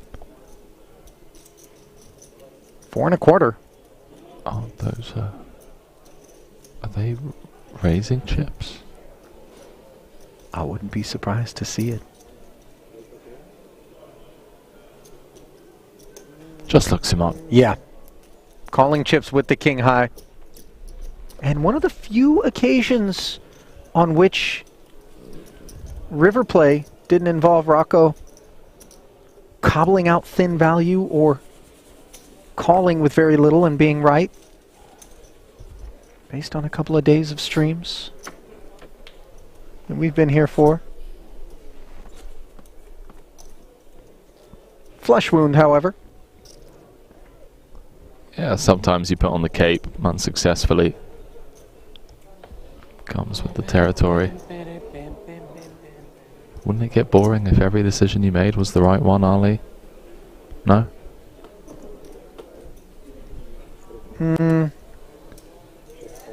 I do have, seems like, more fun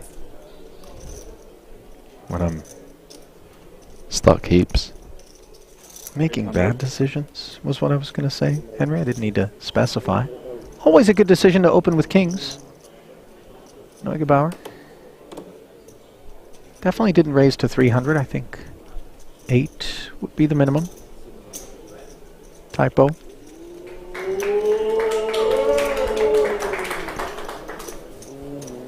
That's frustrating.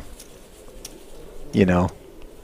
No, You're watching people get, you know, calls, see a few streets. You know. 11. I agree. 11 million.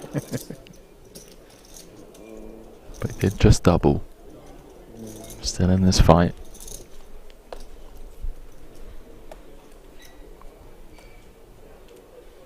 Not surprise me if in the next level, level and a half, have a couple of bust outs. It's when the blind level increases, average stack will drop below 30.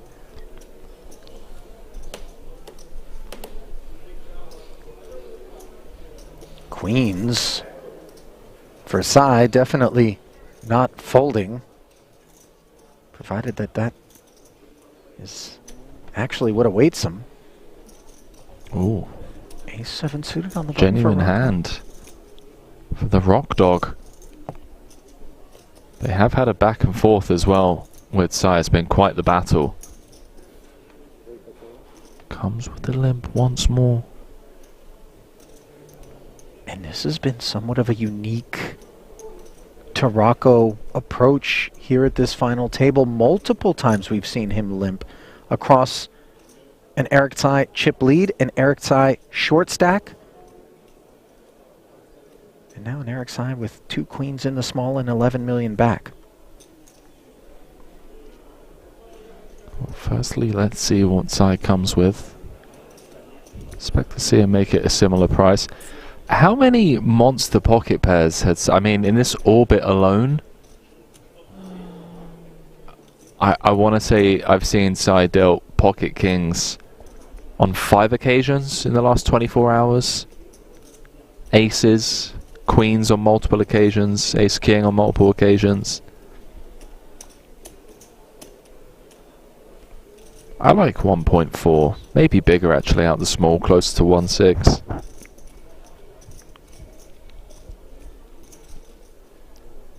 Patiently awaiting general size orders. Does he know it's on him? 1.75. Yeah, he sure does. 175. The commands. Sending a platoon's worth of chips forward.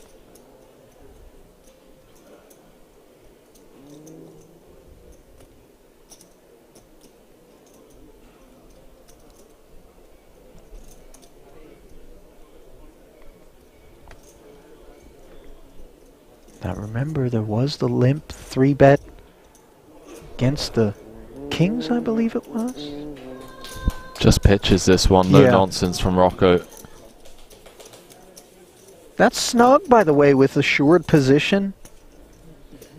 It's snug, and I'm also starting to believe that Rocco has a bit of a read, whether it's timing tell, just size, energy, you know, when he's got a monster. There have been a couple of occasions where Rocco has just picked up on something. He's gone with his gut and he's been correct against sight.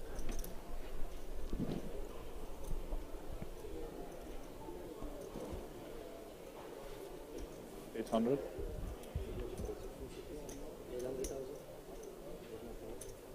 Neugebauer. Opening under the gun. Suited connector for Rocco. This is of interest.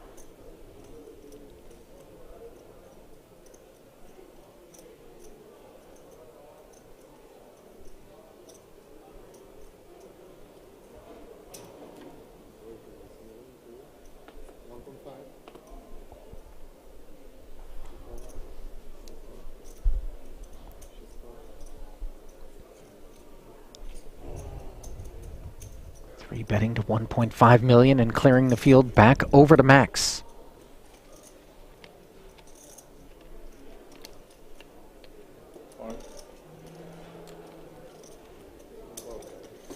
Neugebauer makes the investment. Extra 700,000 into the middle as they play for 4 million, and it comes 8-7-3. These small 3-bets from Rocco are just so nuanced. So difficult to call the action on. Can only imagine how difficult it is to play against. We can see the cards. These guys out there flying blind.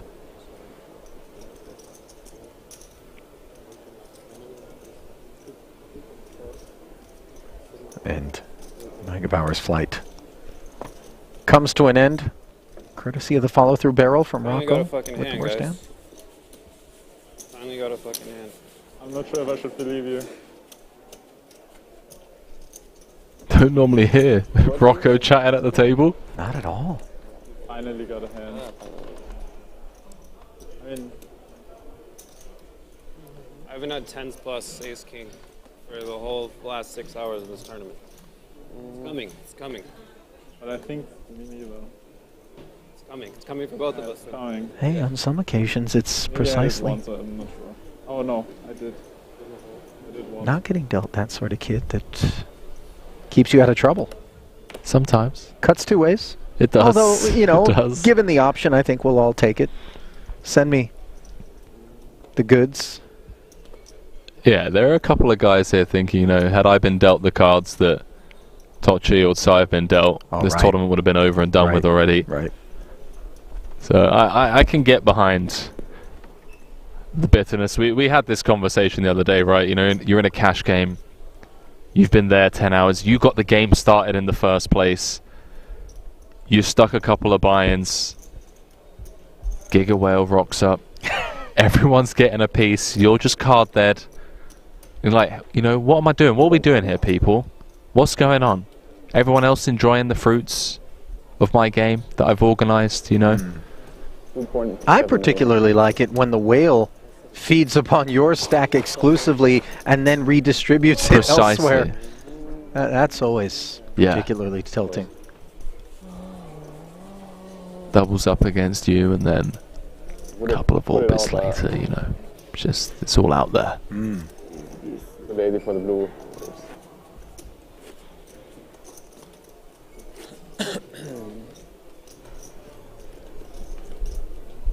Giga Whale will be one of my takeaways from these streams, by the way. Overshadowing Mega Whale, by the way.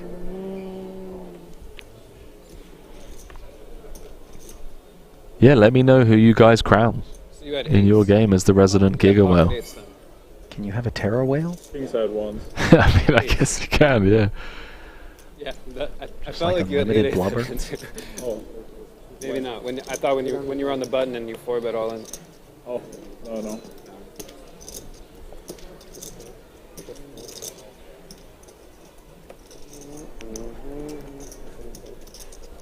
Ali Nejad and Burr. That was a good one, M4. Tsai with a reasonable one, which is going to awaken Tochi's big.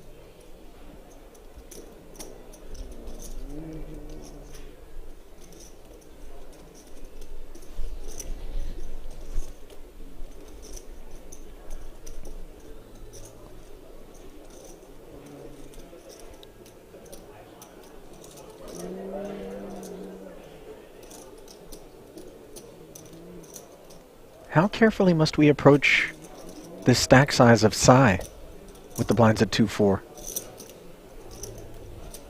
30 bigs at present coming in. We're happy to get any amount of chips in with Ace King.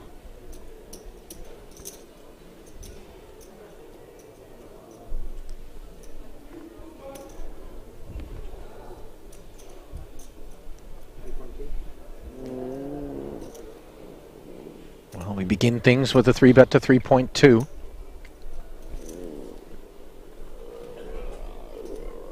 Eine Jet Break an irgendeinem Point? Keine Ahnung, Alter, wir spielen die ganze Zeit halt, ne? Tsai's just all done with it. Huh? This is my first time to see you. 3-bet. Yeah, Tochi just hasn't been getting too out of line, and Tsai really can't continue here, Ali. 2.2. Is it 2.2 or 3.2? 3.2. 3.2. Okay.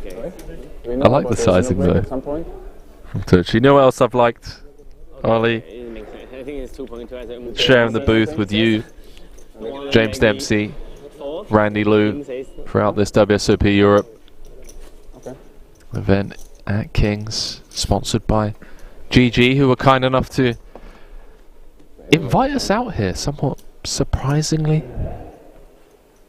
Did you expect to get the call? Ali, I certainly didn't. I mean, I did expect to get the call, Henry. I've been working for them for a couple of years, but obviously you guys have earned some slots in spots such as these, as Black Aces will be earning the attention of a now somewhat short-stacked Poodle.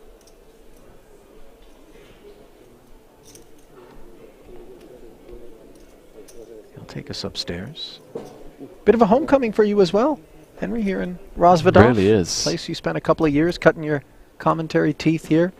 Many of those in the chat remembering the days in which you occupied this very booth, often on your own. It's where I learned to play PLO. But before coming to Kings, I was very much a low-stakes, no-limit hold'em grinder.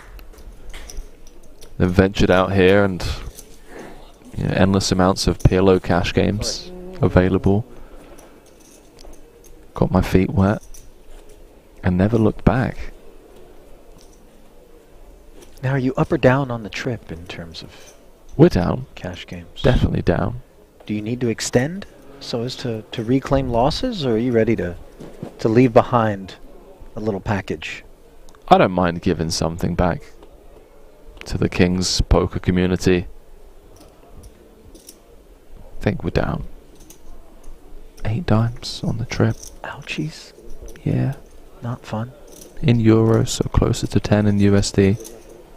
About 3 billion Zimbabwean dollars, if I recall the precise exchange rate. With one spin of the roulette wheel, Henry, all 8 of those dimes could be put right back into your pocket. Do they accept USDT? My guess is yes. I believe it can be arranged. Red or black, Ali? Always bet on black, my friend. I've actually never played a hand of roulette, or whatever you call it, a spin. You know I haven't when I called it a hand, okay? That's no, I believe you. I mean, you don't drink, you don't smoke. I've never seen you out partying. You're a very in-line man. I don't know about that. 7-6. I keep my out-of-line moments reserved for here in the booth. Gut shot straight draw in the small blind for Rocco here.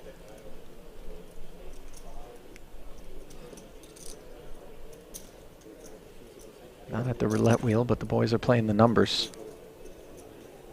Rocco speaks first and lays claim.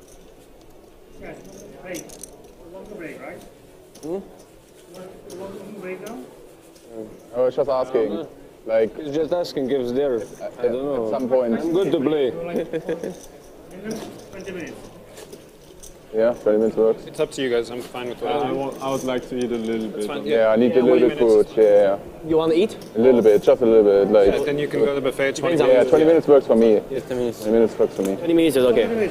Yeah. 20? 20. Okay, so not the longest break. Some of the guys peckish, others wanting to just play on. Gotta respect it. I mean, I think 20 minutes is a nice compromise.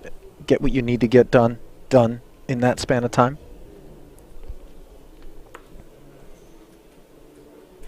Well, the break just around the corner.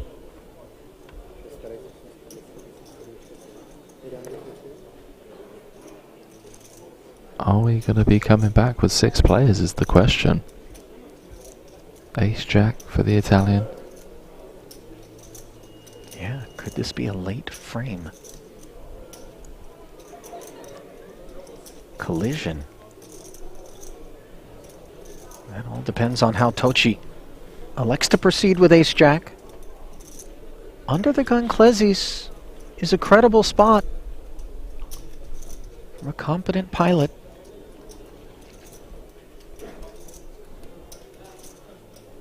He's a 3-bet candidate. Doesn't play amazingly multi-way. But with ICM just wants the flat in position. Perhaps feels like it's too much of a hand to 3-bet fold.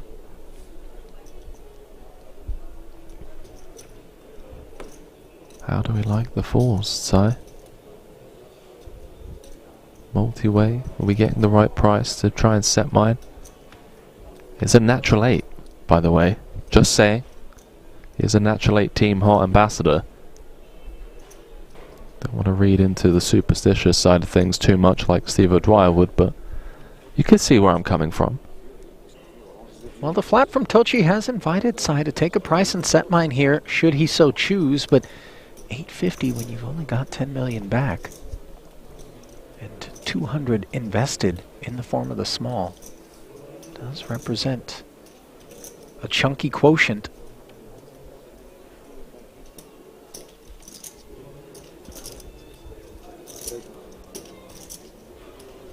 Yeah. He will accept. However, Poodle laying it down. 3-way pot, 3.4 million in the middle. Yes. The shorter stacks of Sai and Klezis squaring off against Tochi, who's got himself the gut shot Broadway draw against a set of 10s.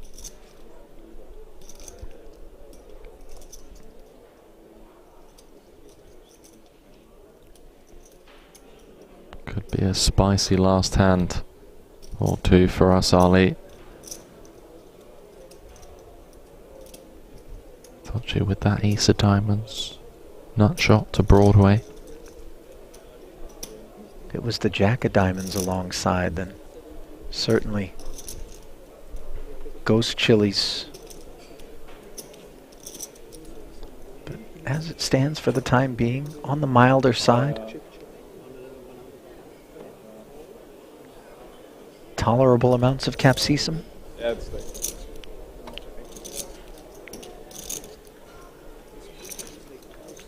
Against the small C-bet. 1/3 pot in position. Not closing the action though, does perhaps cause some doubts. Tochi would be incineration of 1.1 if he came along with the call and Sai reopen the action. Not going to happen here though. Yep. Flat and an exit. Leave us heads up with another 2.2 into the middle. Jack of diamonds. Nut flush draw for Tochi. Where are we going to go here?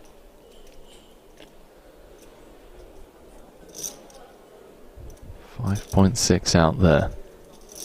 7.2 back. Set of tens deeply vulnerable upon the arrival of the Jack of Diamonds, by the way, Henry. Do we look to deny equity, or do we kind of play this across two streets? Lack of a diamond in hand. Expect to see him continue here. I don't think... I mean, maybe with ICM, the play is just all in. I don't know. Don't think Tochi can ever have ace-king here. Can certainly have hands like 10-9 suited, ace-10 of diamonds, king-9 of diamonds. I'm honestly not sure. Looks like he's going for 3. Setting up a very natural river SPR. Boy, this is not for the faint of heart, by the way, because we do leave ourselves very open to a flat and then something gnarly on the end. The 8-9 king ace diamond variety. This is just the nut low turn card for a set of tens. But we still need to withdraw some value from hands like king, queen, queen, jack, jack 10.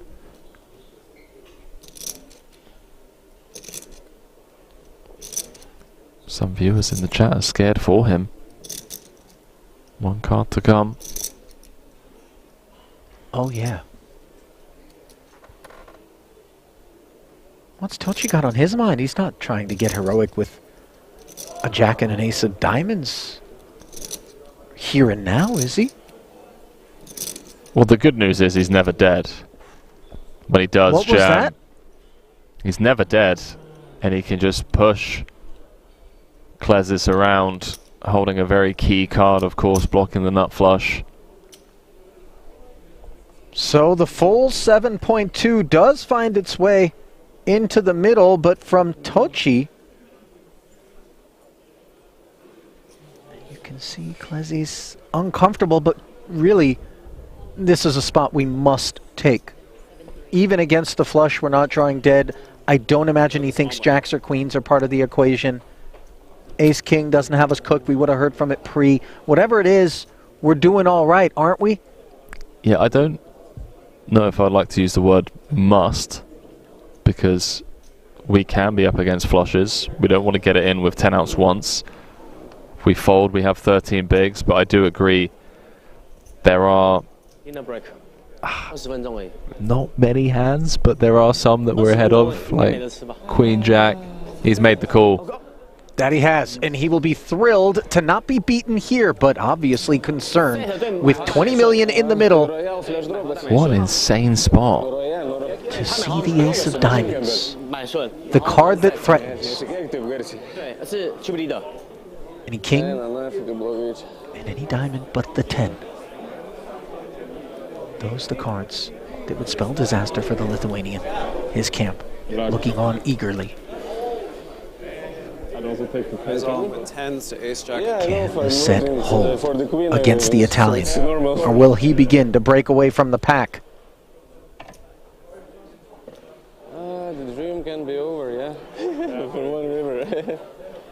Massive moments. And tens full on the river.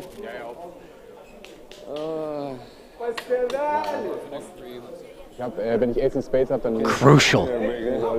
End of frame double for Kasparas Klesis. Henry, who has been so incredibly patient, has observed others, enjoying good fortune all around him. And finally, his turn has come, hauling in a 20 million chip pot and leaving the Italian in third. Down to 14 million. Tochi well off of his high water mark. Klesis now your chip leader. As Henry and I bid all of you adieu, stepping aside here, we will pass you along to James Dempsey and Randy Liu to bring you home to a champion. In just about 19 minutes, they'll pick things up. It's been a pleasure. See ya.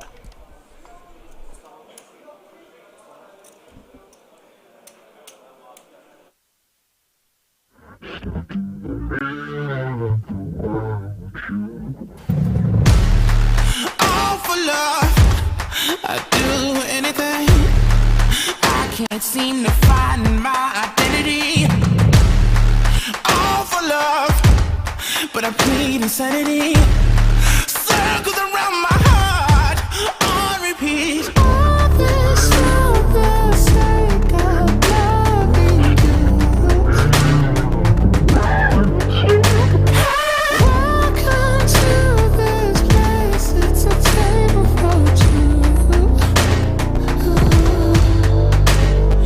I just cannot think about it.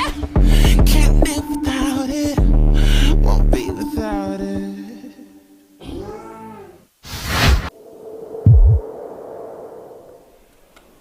Especially again, broken record, but the structure of this tournament, 90-minute clocks.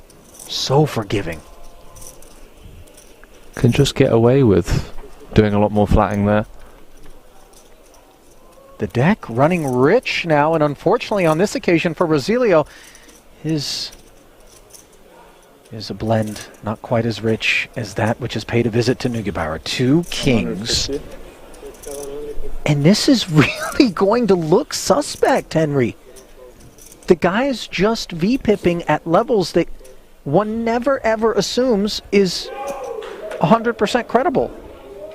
When will someone dig in?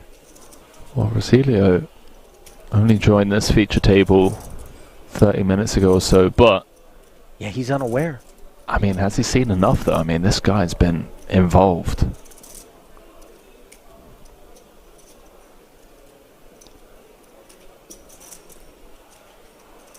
Does all the money find its way in the middle? Low jack V +1.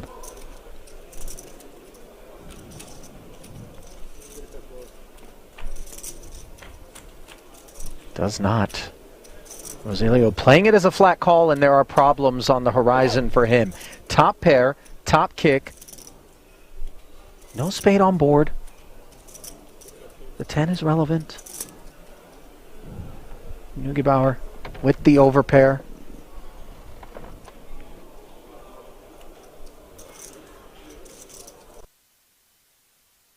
I mean, this is just going to be showers 60 out there. It's hard to imagine worlds in which Rosilio's fate is not somewhat predetermined, bar improvement. 120. Continues for 1/3 on a very wet and connected board. But one he's not fearful of, in particular given the presence of the King of Hearts.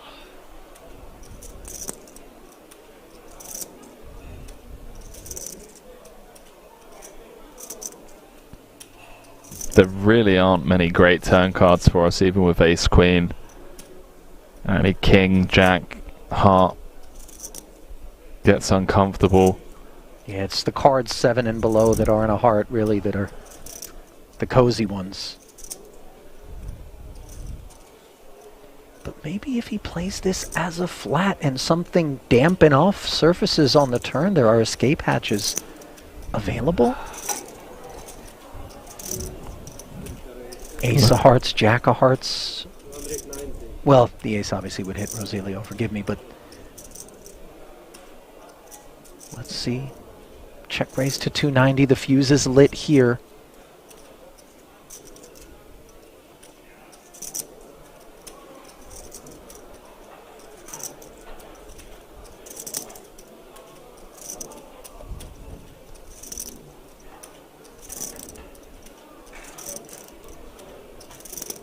Do we ask for the rest now? I think we do. Don't hate trapping, but there's enough out there already to just play for it all as he does announce himself. Yep. And Rosilio obviously not in love. The jam here, the instances in which we beat the opposition, I think is the Ace Jack Ace King of Hearts sort of kit. To take another 2 minutes. Yeah, I mean, looks like a bit of posturing perhaps for pay jumps. There isn't any on the horizon. Yeah, 53 remaining. We're going to be at a flat 27,100 all the way up until 47th when we get a jump of about 3,600. I mean, I say posturing. I do apologize. This is a genuine decision here. This isn't just for a pay jump. This is for a potential 2 million chip pot with 52 players left and 1.5 million for first. We've got top, and our opponent's jammed on us, but he can't get away from it, Ali. Yeah. And it goes. Wow. 2 to come. He still has 20% equity, but a 4-1 dog for his tournament life here in the main is Hen Rosilio, the late arrival here at this feature table, up against the Austrian Neugebauer, who has his sights set What our the table 2.1 number million in after the break? middle. We move to inside. What our table number? Oh, okay. Turn is as dry as it gets. A veritable Kalahari desert in the form of the deuce of clubs. Can Rosilio find the needed queen or ace? On his feet. Doesn't appear particularly optimistic. Maybe trying to use a little reverse psychology with the deck. Ineffectively, though. Jack of diamonds. One more hand. Will polish off his remains. One more hand. And that'll do it. For Hen Rosilio, 52nd place, 27,100. Ask yourselves whether or not you'd find the escape with ace-queen in the spot as played.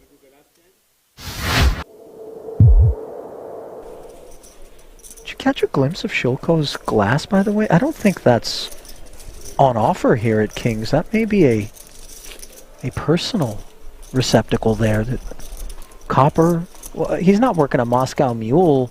No. Venti.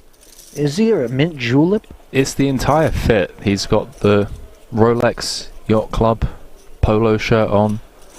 He's got the Breitling Aquamarine Super Ocean timepiece on his left wrist. You know, he's got the Triton scarf, copper flask. I dig it. He's trying to go for the old Dad's hedge fund is funding my poker career look. Don't believe me when I go all in kind of vibe. Oh, we know differently. His talents are funding his poker career. 10-7 suited is funding the Hijack Open from Tabakaru. Who, remember, 3-bet from the small, showed the ace-king, obviously looking to buy some table image. Ace-9 suited. We pause upon Kuru.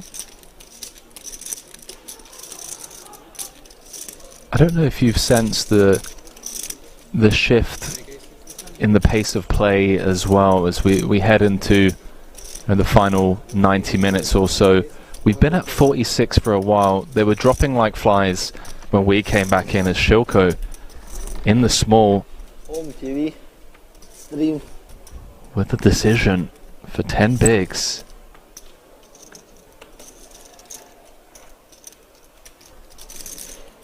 Oh, here we go. Is this it? Checking the itinerary. 245 already delivered, so this will be a spin. There's no world in which Kudu's going to release. But Shilko trying to put him on a range here. Hijack open, button 3-bet.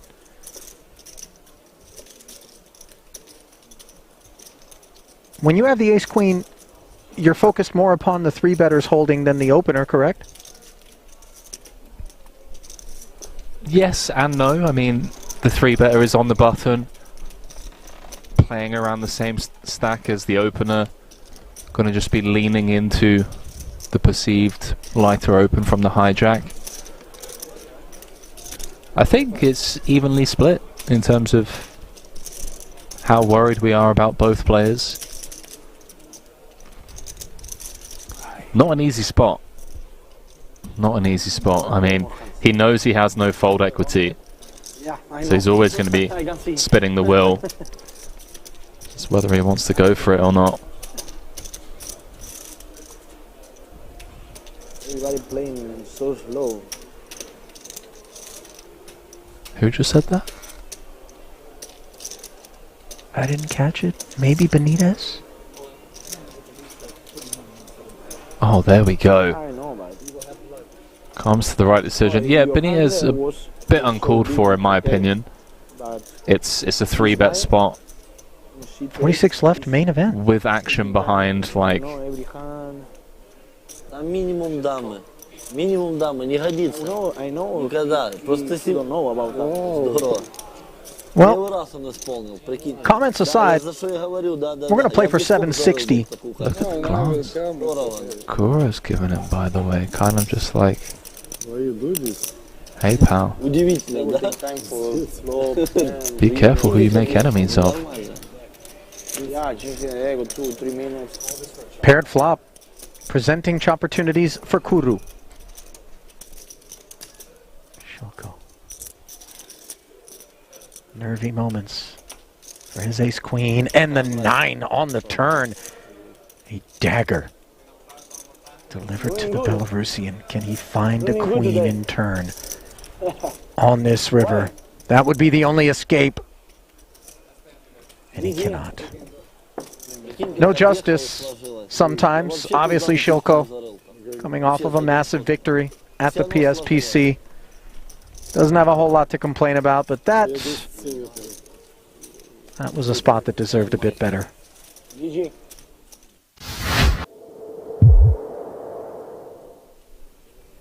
You're in trouble now, pal.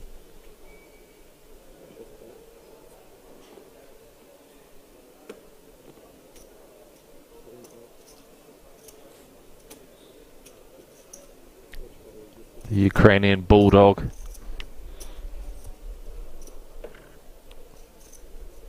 Who really has been kind of quiet, dormant, let's call it, for the most part. Did play that ace-deuce against Sai. Flop 2 pair, got counterfeited on the turn, got away from it on the end versus a very meaty bet. Here he is with this king-queen. And he's got Deset's queen-9 in a bad way. First involvement we're seeing from Andre. And this is going to be a troublesome flop when we've got 1.4 million back. Top pair, 550 in the middle, 200k bet. Yeah, this SPR against this opponent as well. I mean, this feels like an inevitable end of the road, perhaps, for Andrzej, unless he can find a safe turn or... No, he's check raising. Come on. Check raised for a third of his stack.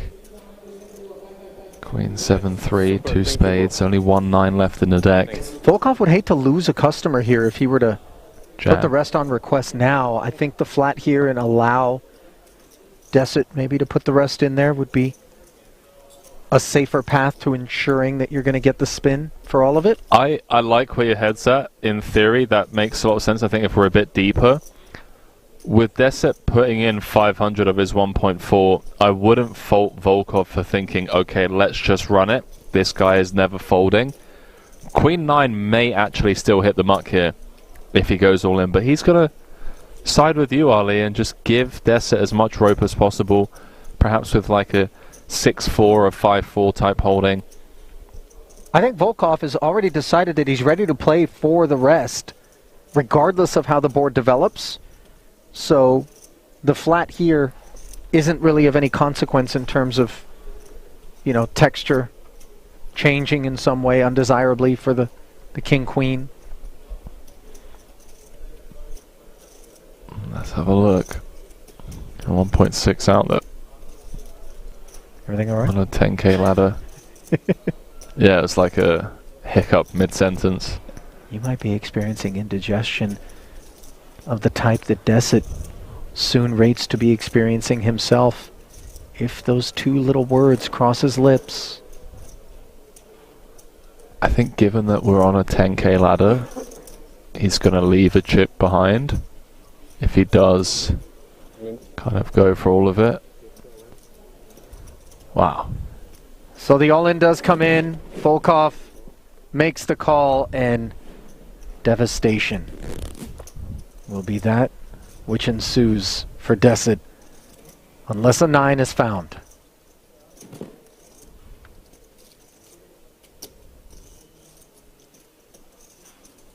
Case 9 needed.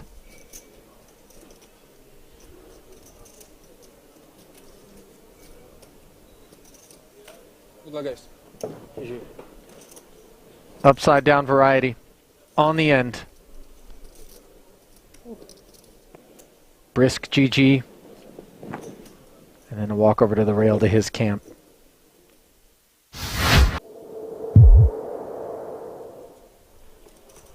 No need to bluff it all off with reckless abandon, which we're all guilty of from time to time. Now's not the time to do it. 73,000 euros locked up. That'll be the payout for the next 2 spots, 13th and 12th. Final table will be set when we get down to 9.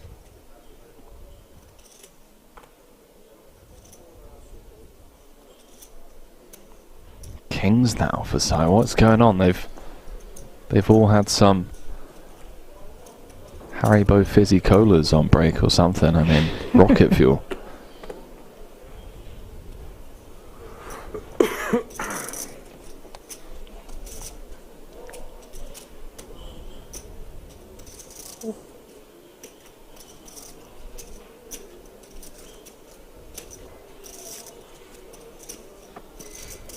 Queen Jack being deliberated on by Poodle, who I think is just as aware as you and I in the booth here, Henry, as to how snug Tsai has been operating out there. Decides not to get cute as... Money's just going in, Harley. Yeah. I mean, let's go. Back-to-back hands, the wheels have come off. Ladders round every corner. Under normal circumstances, this ace-king would just be so sexy, but in the face of a snap call by 2 black kings... Just gonna be bang bang. Yeah. Sayonara, Italy. Sai, the Italian assassin, if he can just hold here. I believe Arrivederci Italy would have been the more apropos, but I know... You know, I'm trying, okay? It's been a long month, Ali. That it has. And it's also been a long day out here for Vito Vella. One that he hopes can continue, but an ace for the time being. That which would be required. 4-set continuation unavailable on the Queen 5-3 board. Well, something going on the outer table. We'll have to jump into the action over there after this. Sure sounds that way. Hello. Wheel gutty now as we add deuces to the mix. 7 outs 1 time. Can Vella find extended play here in the main? He can't. Queen 3, I should push the loon.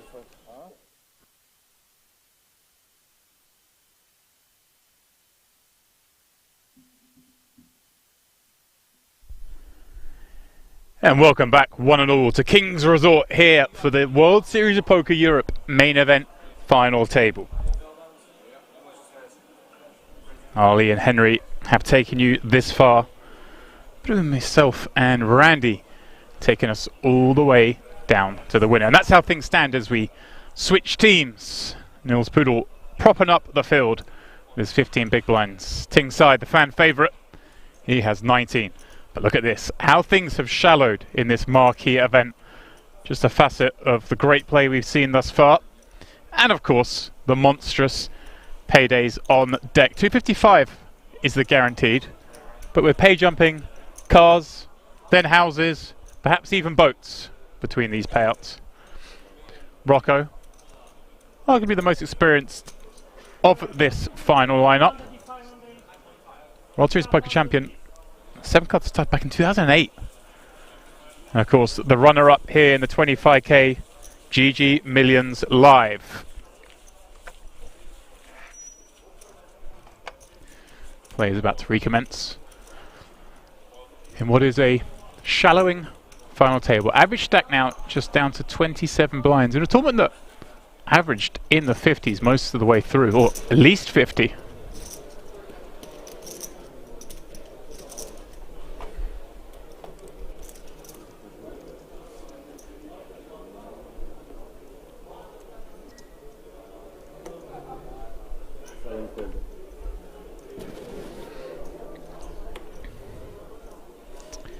Here we go, round to one of the men who has held the chip lead on this final table. Tochi, ace-3 suited in the hijack.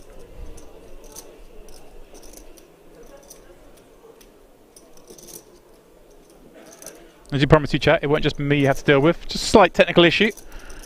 Getting a Randy online right now. Will be resolved as soon as possible.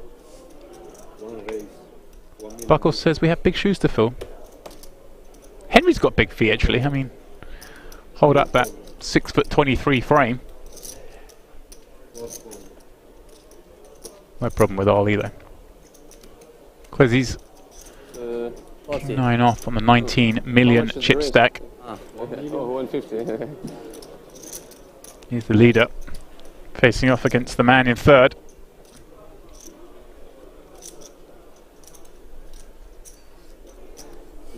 So welcome on all those of you in the chat joining us for what is going to be surely an exciting finale to this mammoth main event. Oh, hello. Action straight off the bat. Tochi flopping the flush draw. Ace-3 of diamonds looking great on the King-King-7 board against that big blind defend. He's going to feel very confident that A, he has the best hand. B, he could probably take it out with a bet anyway. And C, if not, a lot of equity. In this case though, Clezzy's is lurking behind with that flopped 3 of a kind. Satoshi carving out a bet, and it looks like we have fixed the issue with Randy's mic, and he's back on air. Randy, we tried to silence you. Yep, all good. Let's go. Here we go. See, I promised you guys it wouldn't just be me. You didn't believe me. Had to get you guys to sweat a little bit. Here comes the call. Yeah, nice hand for us to start with, Randy. Nut flush draw. Ooh, nut flush. Nut flush. Nut flush versus Trip Kings. Obviously a disastrous card for Clezzy, who is not really looking to find a fold at this point with Trip Kings, even with the arrival of the flush from the big.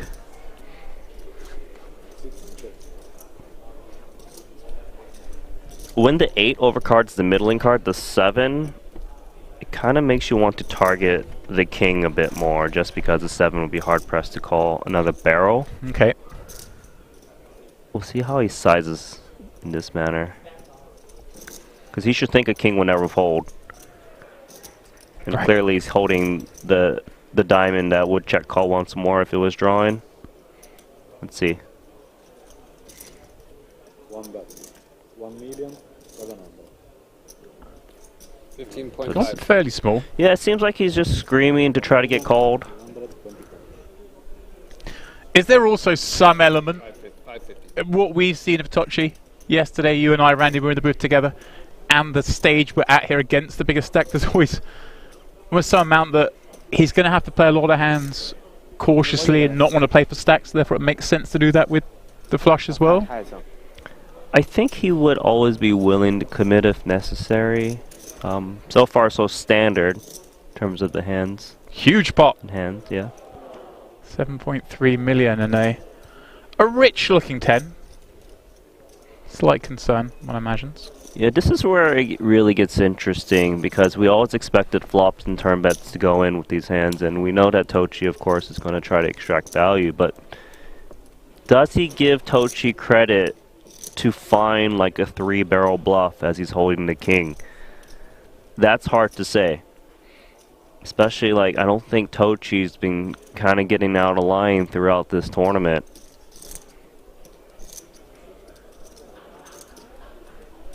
Yeah, all these players would of course be privy to the information. The hands that have been played on stream the last few days.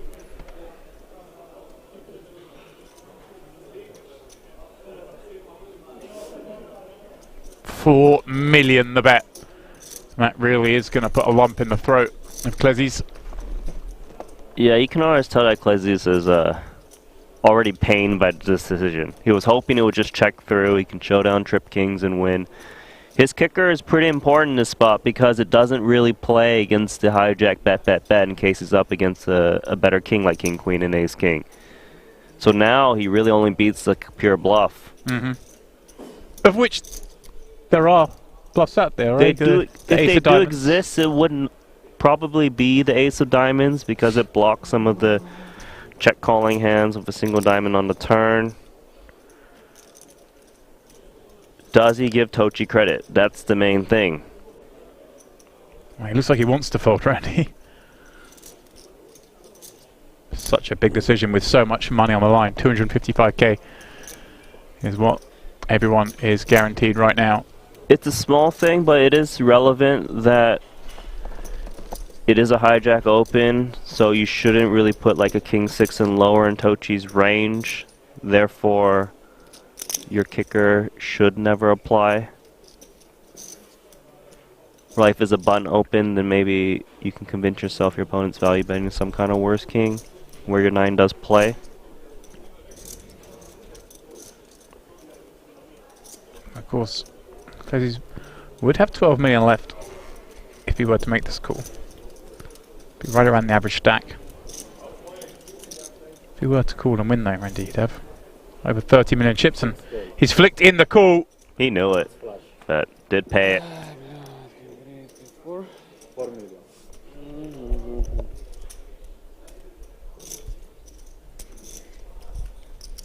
So hard to just lay down trip kings in that spot.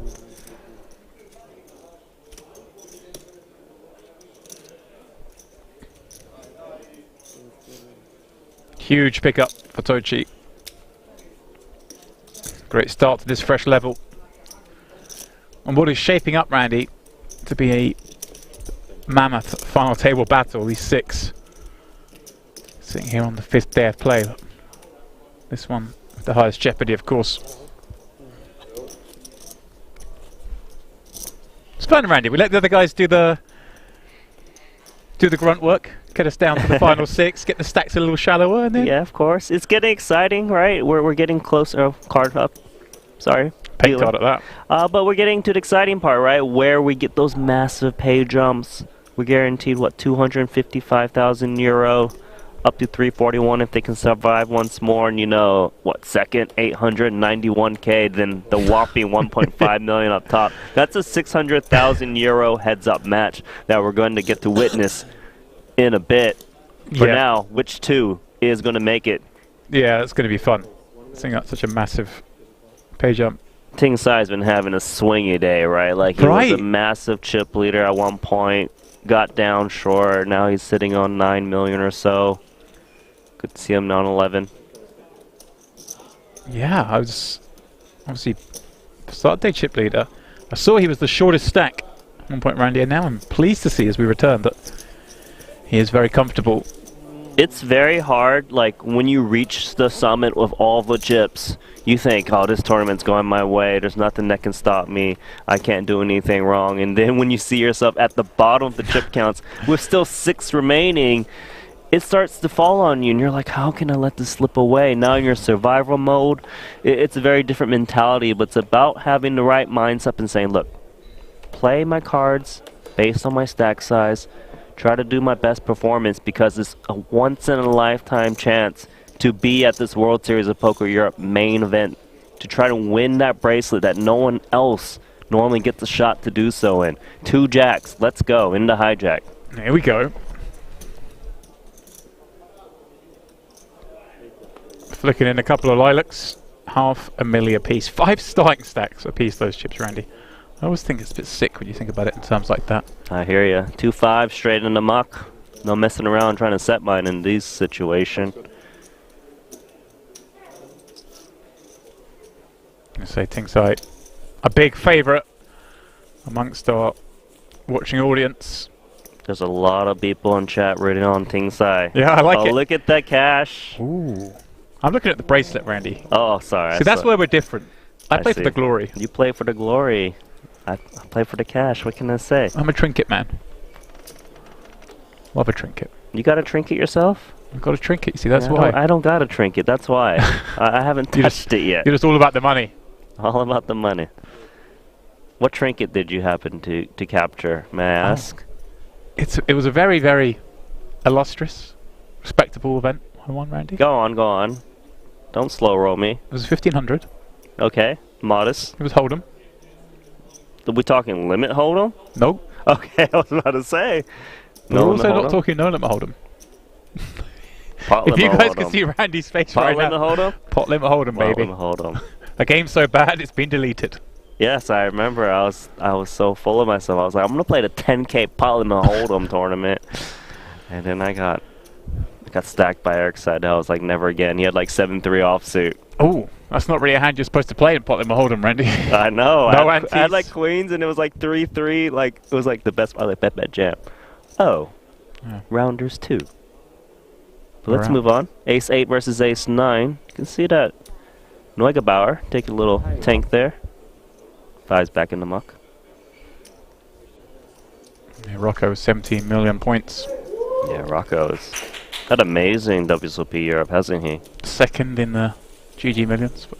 365,000 euros, I want to say. That's right.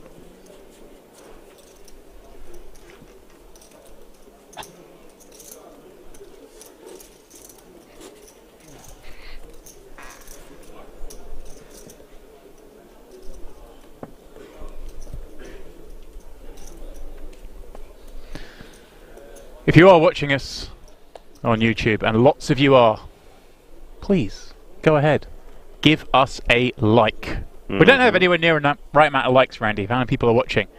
We know there's all the Psy fans in there. We're Psy fans as well, so give us a like and maybe good things will happen. Yeah, whoever you're a fan of, give us a like. You can also subscribe, whatever the term is called over on all the different I'll build and subscribe. For now, we'll take a like. I'll take a like and subscribe. But okay. At least like. At least like us. If you want to give a little extra. Subscription's a big commitment, but you guys give us a little like. There we go. There we go. A follow? Is that what it's called, maybe? I don't know. Anyways, Ace 9. Does it sound like we're a little out of our depth, Randy? Yeah, a little bit. There we go. Lots of likes coming in. We really do appreciate it, guys. The more you like, the better this stream does, the more eyes come to it, the more who can see this man perhaps capture the title. He's going to try and stop him. Ace 9 of clubs on an ace high board. Trouble for him. Rates to do so. Very similar stacks.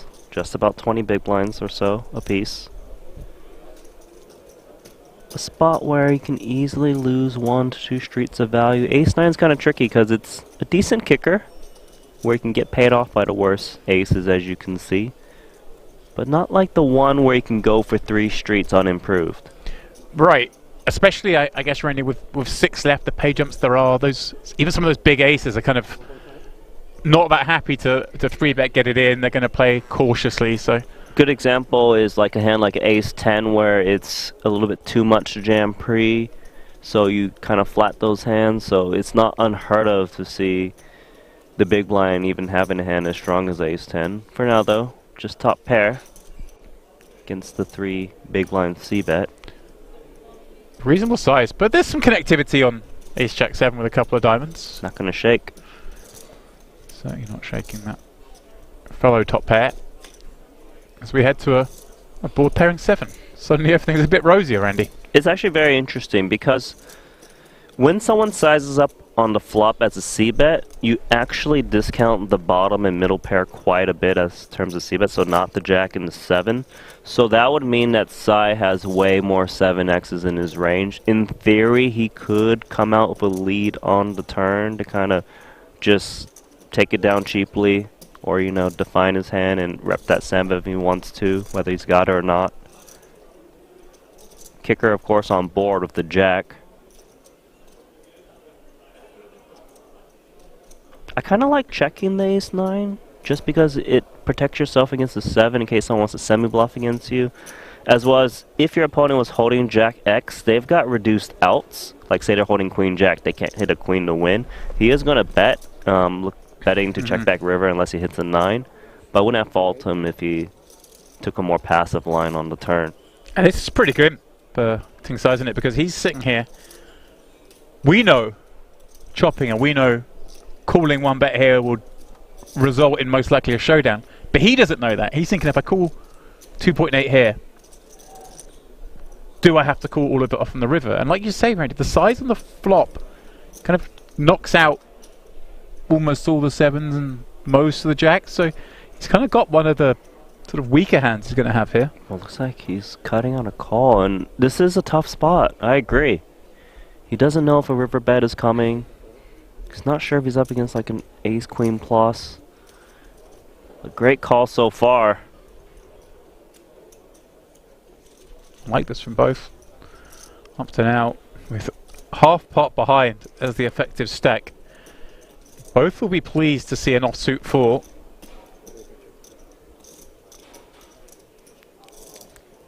This is interesting because, you know, I wouldn't have fault him if he tried to move his opponent off of a chop, but it's scary because what if your opponent's holding like ace, jack, or ace 7 in that spot and you're just dusted? Or like 7, 8 of hearts, I guess is going to call the flop. There's a faint chance of a 7. A little bit of 7, of course, a little bit discounted against the size up on the flop. It was interesting. I've definitely something that I think a lot of people don't act on, but there's some merit to attacking there just because I would expect ace, king, ace, queen. Ace, jack often just shove pre. Although ace, jack may be on the cusp. It's hard to say based on history and what's going on. But there's a lot more weaker ace X than there are ace jack, far outweighing. Yeah, I feel like if he was really ballsy, you know, maybe he could have took a risk and just said, well, I don't know if you want to play for half. Wow. But a lot of cool hands. That's what they're playing for, Randy. Little trinket, a little bit of bling. World Series of Poker gold bracelet. Oh, it's got the suits on there, you see that? Oh, yeah. I mean, it's been a long time, Randy. Diamonds, lots spades, of hearts, clubs. Lots of, you know the suits, I'm impressed. I'm just reading them as I see them, to be honest. There are a lot of titles in poker, but the World Series of Poker bracelet. Does yours look exactly the same as that? A little different. Okay. There's some suits on there. Okay, got it. I interrupted you. Were you on a train of thought? I was on a train of thought. I'm just saying that. Get off it. Go on. Derailed. Randy like a mudslide just sent the tracks plundering down a cliff. It's the accolade in poker that still carries the most weight. World Series of Poker bracelet. 100%. Nothing quite compares to it. Nothing's ever going to take anything away from the WSOP main event. Tingsai in the small with the 10-6 of hearts. Giovanni said, does this never end? Well, this is what happens when you get great players playing for €1.5 million and you give them a 90-minute clock. There's no rush. More time to kind of wait around, pick your spots. It does favor the stronger players on who comes out on top. That's just what I like to see. Of course, a different mix of characters. It could be extra fast or extra slow. You never know, but that's what's great. Many different players come in, 817 entries. We're down to the final 6. Now Poodle, 8-7 offsuit. With a little bit of decision, gonna check.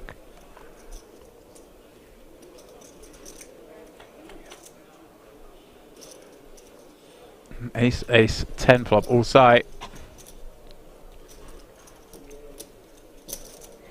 Under Randy, obviously, we know the small blind here probably has more of the ace X.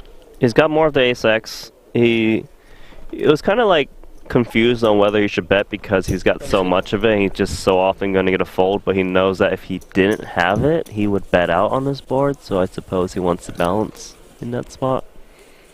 Yeah, nicely done. Yeah, it's almost easy when you haven't hit. He just has 2 unders, he can just bet there and think, oh, I played this great. I would prefer to hit, but I see where your head's at. Randy's got no flair. It's much more fun when you haven't got the hand, Randy. Get to go blasting off. I like it safe, just like in this booth. Once you step out of booth, $1,000 can be gone, just like that in the turbo. Event number 14, I believe it was. Randy's still scarred from his... Anybody know what I'm talking about? Foray into live poker. Hendon Mob does not show an additional cash for Randy Lou. Just saying. Look about opening up ace deuce under the gun. Tochi. Pocket eights. Interesting, because it's like a strong enough pair to kind of give some action, right? I think like a 6s and lower usually kind of hits the muck, once a season open raise off of a 20-some-odd big blind stack and 2 kings. We know what this is going to do, don't we, Henry? I mean, not Henry. James. Sorry. I mean, I'll let you off because of the accent, but you are sitting in a booth looking at me. You know. Continue before I regret it. Rocco looks down at the butchers, a squeeze spot against under the gun open, and the big stack calling in the next seat. Kind of looks strong, Randy, but that's how a lot of bluffs look as well. Exactly. Although, of course, Neugebauer opening off that stack. Oh, this is almost perfectly sized, isn't it? Because a jam would be 8 million more. Neugebauer with some hands would know he still has possibility against the bluffs. Obviously, ace-2 suited are going to give respect, and Tochi, this is almost what you said now. He wishes he had 6 because he could have just folded pre. Yeah, 8's the is like so getting icky. really on the cusp. He is out of position, so flatting is not as nice just because it's still hard to play post-flop. I like this fold, you know? It's sure maybe your opponent's making a move on you sometimes, but also look at your chip stack. You're sitting on 20 million. It's healthy. Yeah. It's okay to give one up here and there. Well done. Yeah, very well done. In a lot of respects, well, Rocco's attacking that under the gun open off a 22 big blind stack. 24 big blind stack even. It's not... Shouldn't be too creative from that seat. I mean, Rocco is a creative player. Yeah. I'll tell you that. I yeah. love watching him play. Very dangerous. Suited diapers out. Is that what we call them? Suited diapers? I think it's just the diaper, isn't it? And the dirty diaper's the offsuit. But you're... I mean, what if it's like a designer diaper? It's suited, like diamonds, well, yes? I feel you. It's also Yeah, like... you feel me? I feel like we should be able to call it the suited diaper and the dirty diaper and have no diaper. Just no regular diaper? Well, we have the big blind and the small blind. We don't have the small blind and the blind. Right? We differentiate them. I'm okay with it. Okay.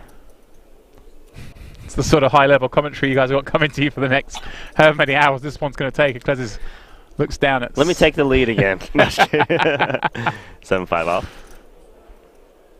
Looks like he's... Is he coming with more? I think so. Oh, this is... Klezis. Leveraging the fact they're both kind of short. Interesting spot here of Queen Jack offsuit.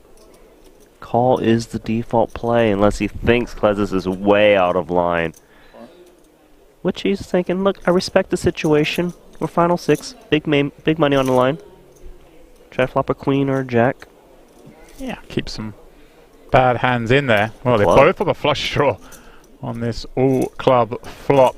Klezis with the open-ender to go with it. It's actually interesting because both players flop a draw, but it's not like a really strong draw, right? Klezis more looking for the 9 or 4 than a club. Neugebauer, you know, he wants to see a club, but then it's not a nutted club. Of course, there's the queen of clubs and ace of clubs that are present.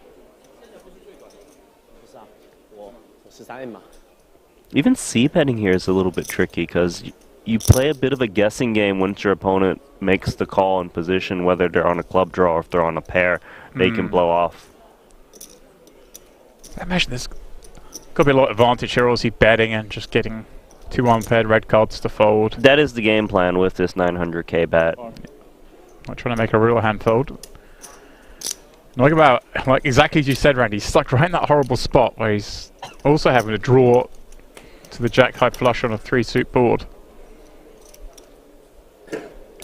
Pretty good card for Neugebauer in the sense that he shouldn't expect as many multi-barrels because he's got more 6x's in his range, I would think. Well,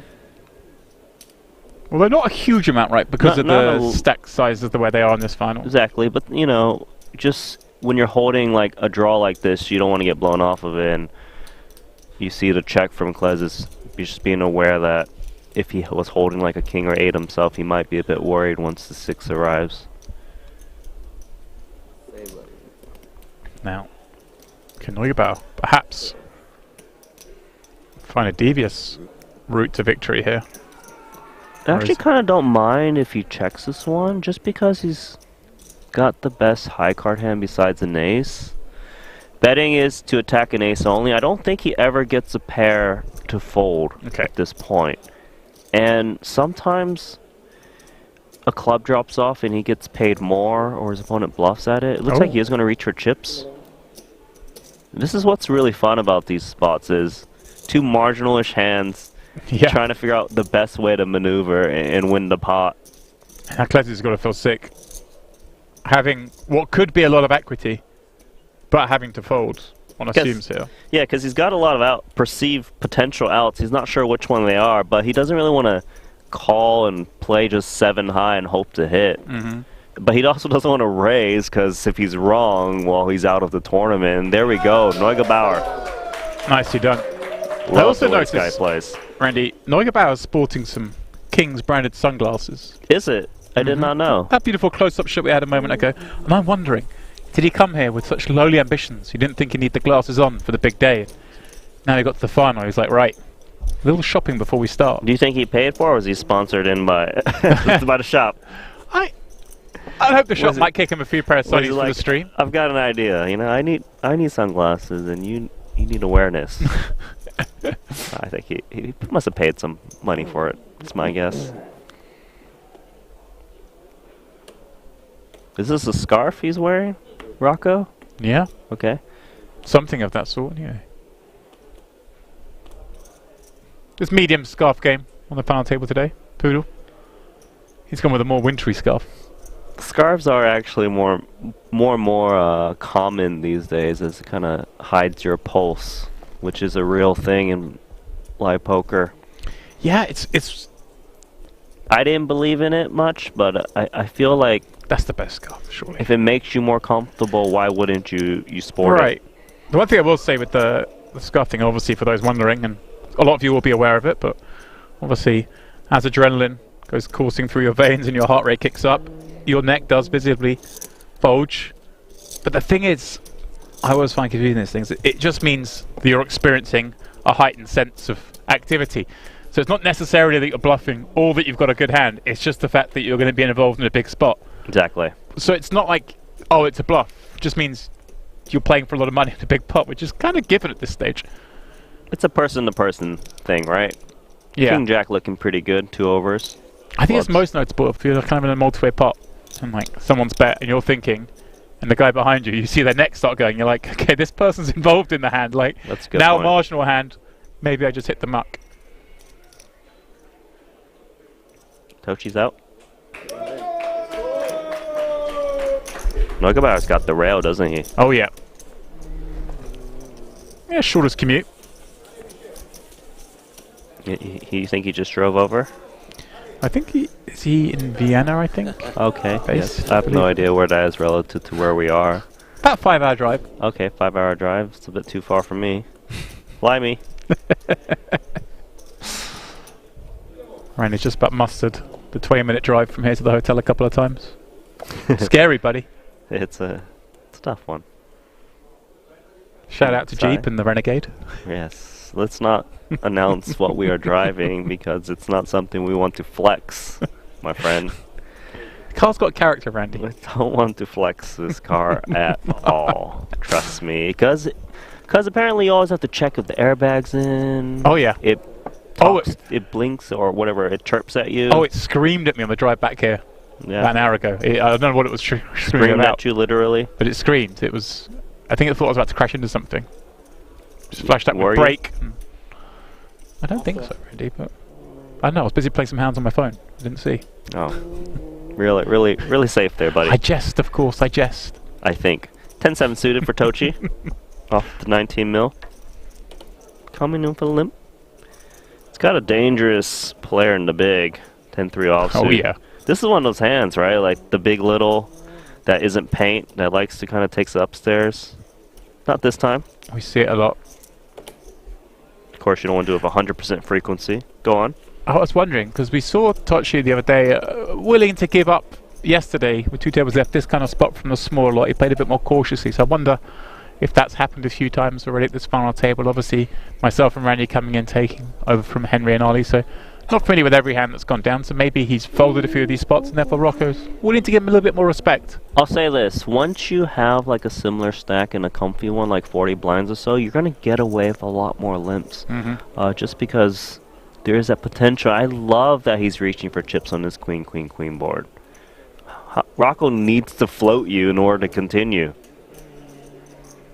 Yeah, pulled all the face. Tochi's built credit throughout this final table, and before getting here, gets it done. Yeah, nice bet. I like it. Gets to have all those big cards. Gets to have even the queen and pairs. Yeah, betting there doesn't mean you only play the queen. Of course, you play the high card itself. Getting shadow, yep. Switcheroo? All right. Randy, you're always very much on top of the dealer changes. I like it. Do you have lucky dealers when you're playing? Do you see a dealer? I think that guy screwed me last time on. I'm going to play a bit tighter whilst he's in the box. Oh, I mean, I guess I could give you a little story here while we got a little leaderboard real fast. I was playing the World Series of Poker main event in Vegas. Johnny Chan was at my table. Ooh. He was kind of complaining. Things weren't going his way. He asked the dealer, can I get a scramble? Next hand, kings into my hole. Yes. Raise. Call, call, call. Johnny Chan in big blind squeezes. I jam. He gets it in. We get it in for a ton of chips. He's got aces. I'm out. Immediately, the hand after you scrum. No joke. That I did can't not be exaggerate. real. It is a real thing. Johnny Chan. Johnny Chan asked for a scramble. Next hand gets aces versus kings versus me, and I'm out of the tournament for at least 60 big blinds apiece. Wow. That's absurd. It was painful because, you know, it's a 10K WSOP main event on multiple days in. Wow. What a player. How tough is he? That's the kind of live stuff. I was steaming. I told this story so many times. Everyone just laughed at me. Wow. That's cruel. There's a trick in there, guys. Be the one to ask for the scramble. What would it be like if it had been the other way around? Like he ran kings into your aces, and then he was left with just a few chips and had to sit there staring at the dealer. You'd have been I would have needled him. I would have needled him. Whatever Matt Damon says in Rounders, he uses that line. I would have used that. Sorry, John. Yeah, that one. I don't remember. Sorry. But you just stop it. I'm sorry, John. I had aces.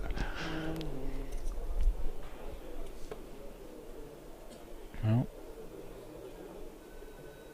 it's the coldest of decks. Hopefully it doesn't before anyone here. Neugebauer. Well, he's got a hand that we wanted to get in.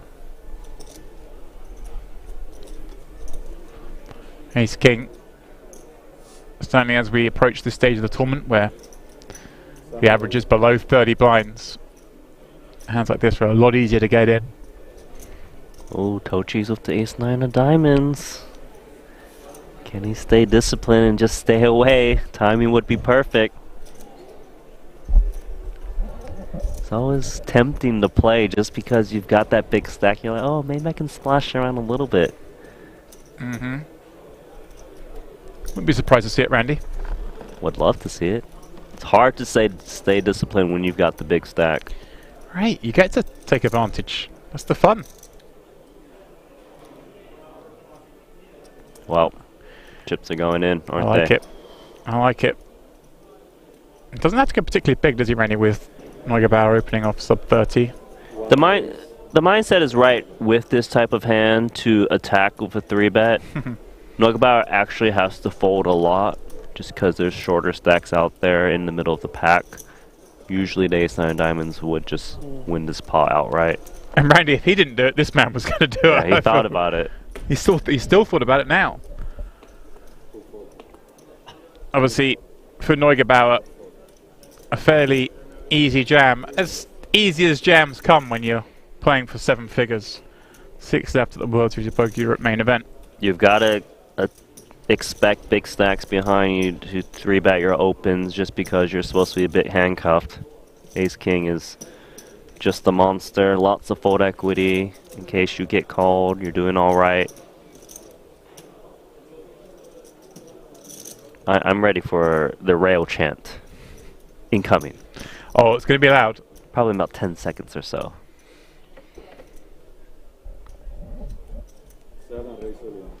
Tochi, here's the jam. Not what he wants to hear at all. You ready for the celebration? They're on their feet. Second Tochi's out. I'm going to give compliment to his row in a minute. I'll explain why. Told you. Here we go. Explain. Okay. So all the time you watch poker tournaments, so often the rail kind of sits behind the player they're cheering on. So the seats there behind Max would be the ones where his rail would normally sit. His rail's super smart. They're seeing the other side. so they can see their man in action. I don't know why more people don't do this. Yes, that makes Are you a sense. chip leader or something? They're professional railbirds. Exactly.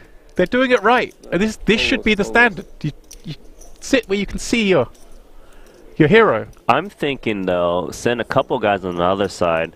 That way you can kind of get the surround sound effects, right? Once you do the applause. It really tilt your opponents. I'm with you.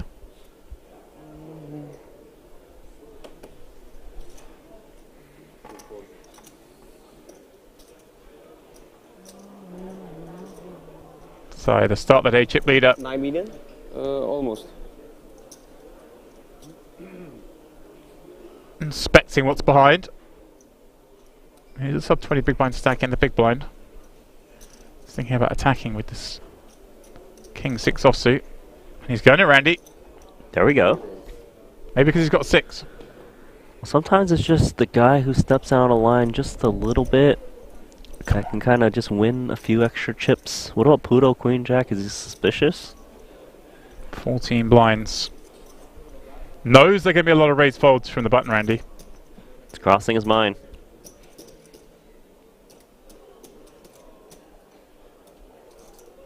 Do you want to tell the story to your friends about how you busted 3-bet jamming an offsuit hand from the small?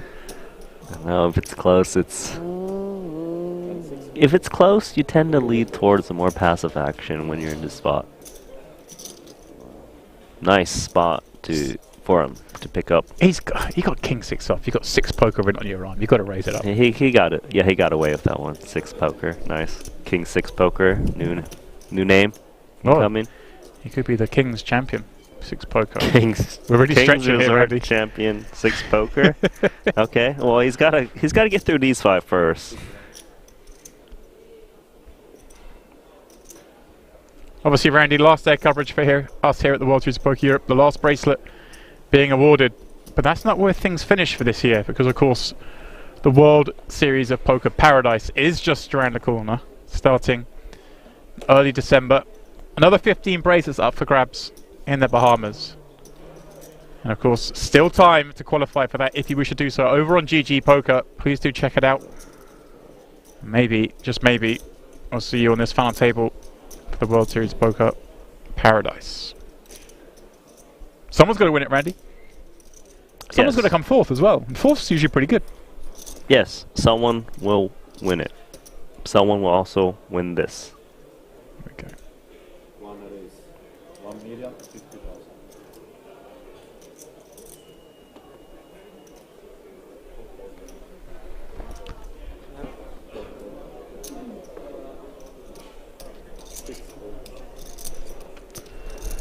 Touchy. Another good hand. Raising it up. Should be a winner. That's funny seeing. Uh-oh. Neugebauer, what you thinking about 6-4 off? He's in there, isn't he? Well, he's had a nice little run-up, isn't he? He obviously won that pot with Queen Jack. Or he flat pre and floated flop. I actually think he's defending here because he feels very confident about his post-flop abilities and how his opponent is going to react on certain boards, and that is amazing. Hitting the trip fours, my friend. He also just read the deck. Deck reads. That's the thing. 4-4 Jack, a flop that really is likely to be attacked by Tochi. Any hand he can opens with in this seat, he's going to want to bet a paired board. Obviously he has fewer fours than his opponent, but his opponent just has so many give-ups. Yeah, Tochi, you can't fault him if he comes in small, around quarter to 1/3 pot, expecting to take it down, and you actually get called by worse occasionally by some ace highs. This is the right play, even though he's clearly behind. It's a little bit tempting to check raise. My next question, Randy. It depends on how light you think your opponent will call you. Of course, we know Jack would never fold, but if you're holding like an ace-queen, does he ever call my check raise? Does he call with like 2 overs and backdoor flush draw? If that's the case, then you lean towards raising. He thinks so. He also knows if he's up against the jack, this will get him the most value, whereas if he check calls, the jack often takes one street off and it builds a lot smaller pot. Yeah, real clicky raise, Randy. on the Jack 4-4. Just a million more, but exactly that your opponent has so many hands that just want to bet fold. Now you put those hands in a real tricky spot. You try to get them to side call with a hand that's drawing so slim like this ace queen or like some pocket 8s or 9s that doesn't want to hero fold just because the price is amazing. A lot of mind games going on with this sizing.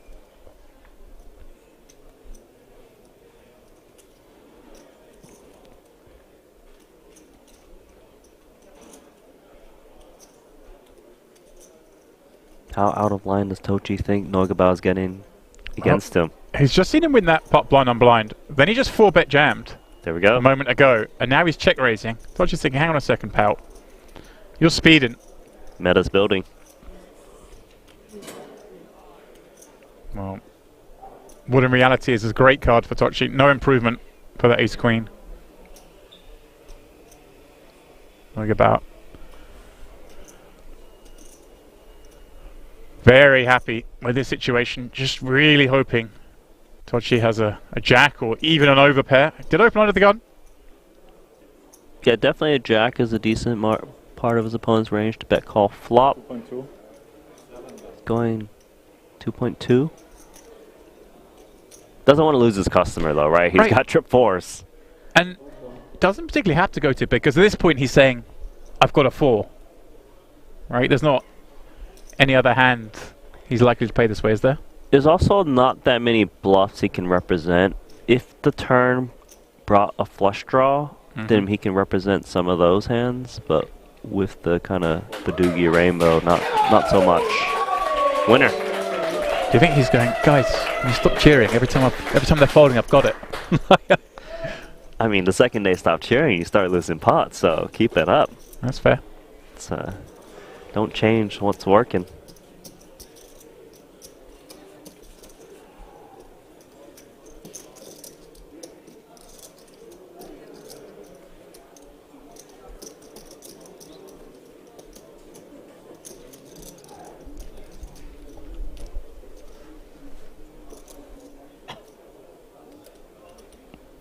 Six heroes remain.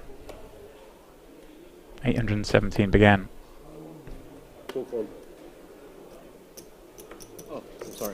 Understandably.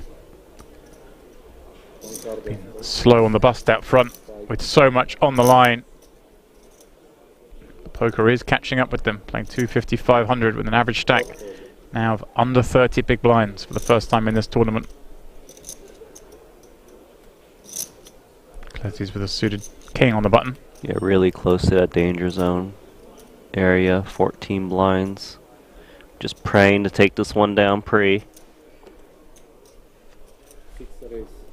Right, he still has more than Poodle to his right.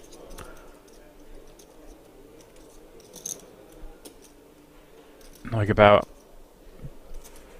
being the most active this frame. Been a downswing for Tochi, who's sitting on 13 mil, was at 20 at one point, not too long ago. It's funny, it feels like a downswing, but it's only 15 blinds. But at this point, that's so many.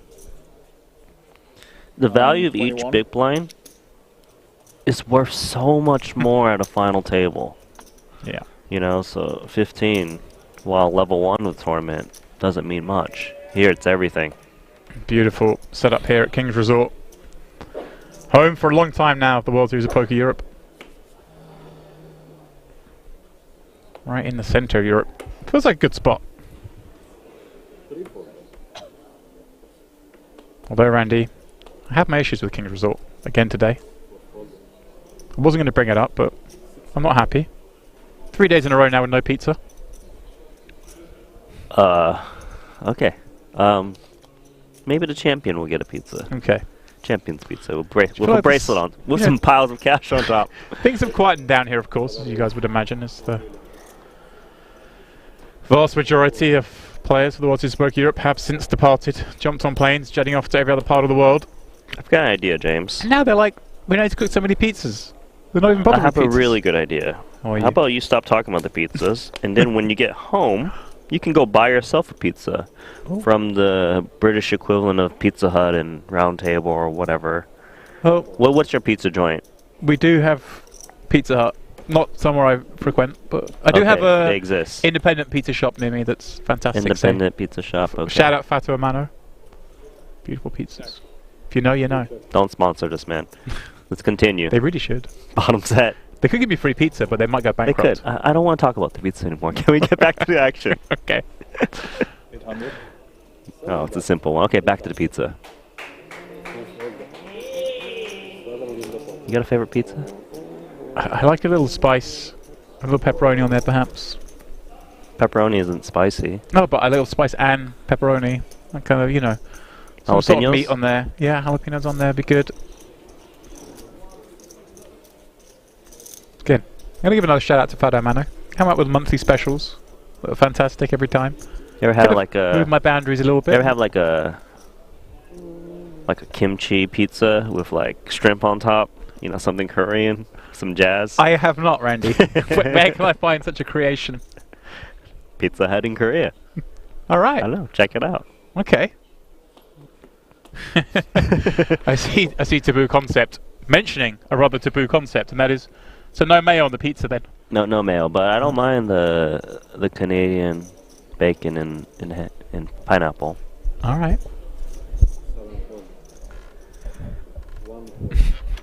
Yep, mayo on a pizza has been a running theme in the booth. Not for us. We've been blasting a guy, Mr. Henry Kilbane, bit of a savage.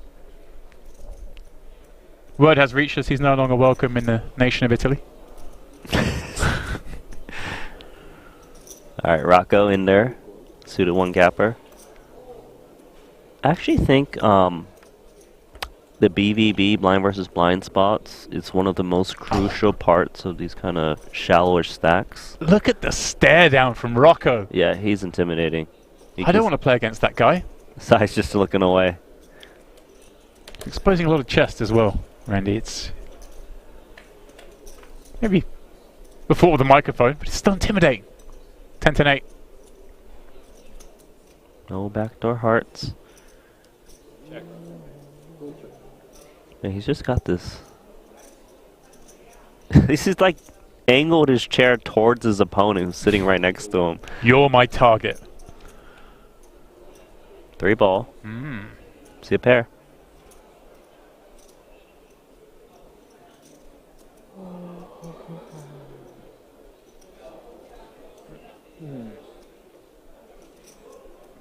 Does Rocco go for the delayed bet? 2 clubs on board now.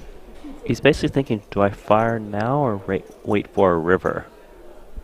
Answer is now. Should get looked up. Yeah, unfortunate turn card for him in this instance. Obviously, one of the downsides of delay c-bets his opponent can get there, which would have folded the flop likely. But Rocco is one of those more balanced players where he'll throw in some checks of air, so you can't necessarily just put him on defined ranges as much.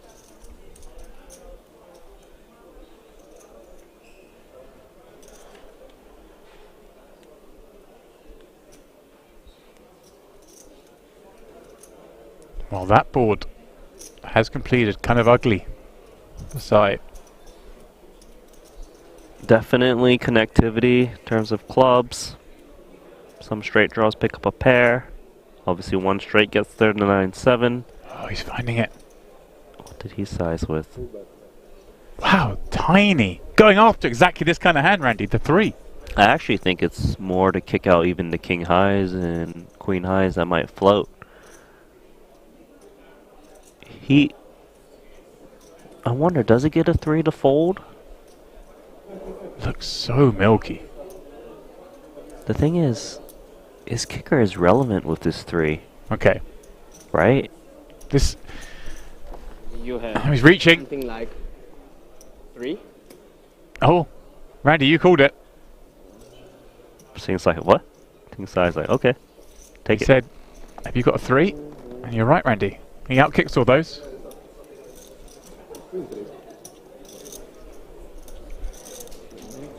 He looks puzzled, but you won the pot. Here's your rail.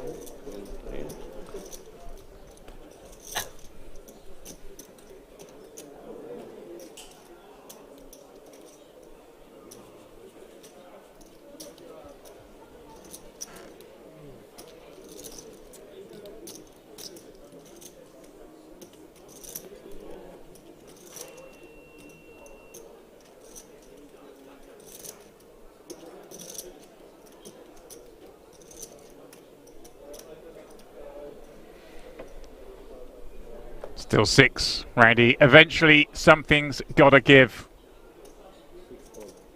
It will. Oh, look at this, 23 million. Just a few medium pots. No showdowns. Crawling his way up. This is a pretty good hand. 2 aces for Rocco. Is this the #1 hand in poker? I've heard about that. It's the sort of hand that Johnny Chan will get against Randy Lou's kings. Sort of hands that wants to trap on the button. Wow, he does just limp it in. Very trappy, with Poodle having the sort of hand that, the sort of stack size that. Man, Poodle might even take this spot of ace-5. One of the better offsuit aces that can kind of just attack willingly. They say, Randy, first one's a trap. Oh, there we go, Rocco with the perfect trap. Walks straight into it, and by it, I mean #1. The worst hand he could see, of course. Full side, not surprising.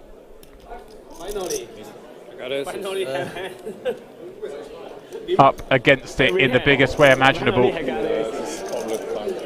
Ja, ist keine Ahnung. Geht halt rein. 255, Randy, the current payout. Everyone else at this table hoping the aces hold for the big pay jump. 341k is what 5th and up will be guaranteed. Very likely as we see this flop.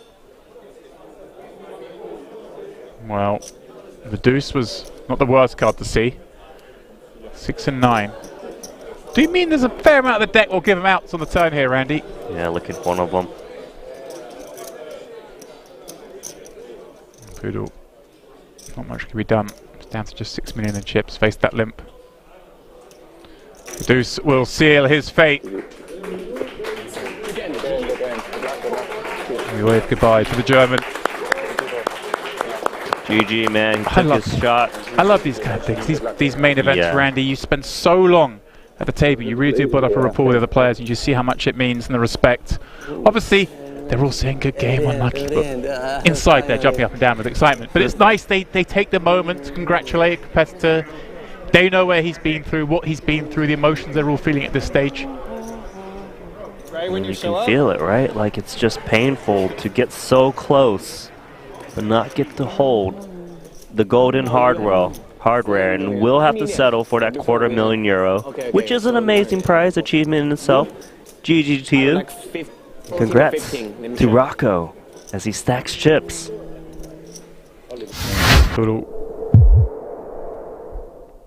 Hi. Are you happy with the 5th place?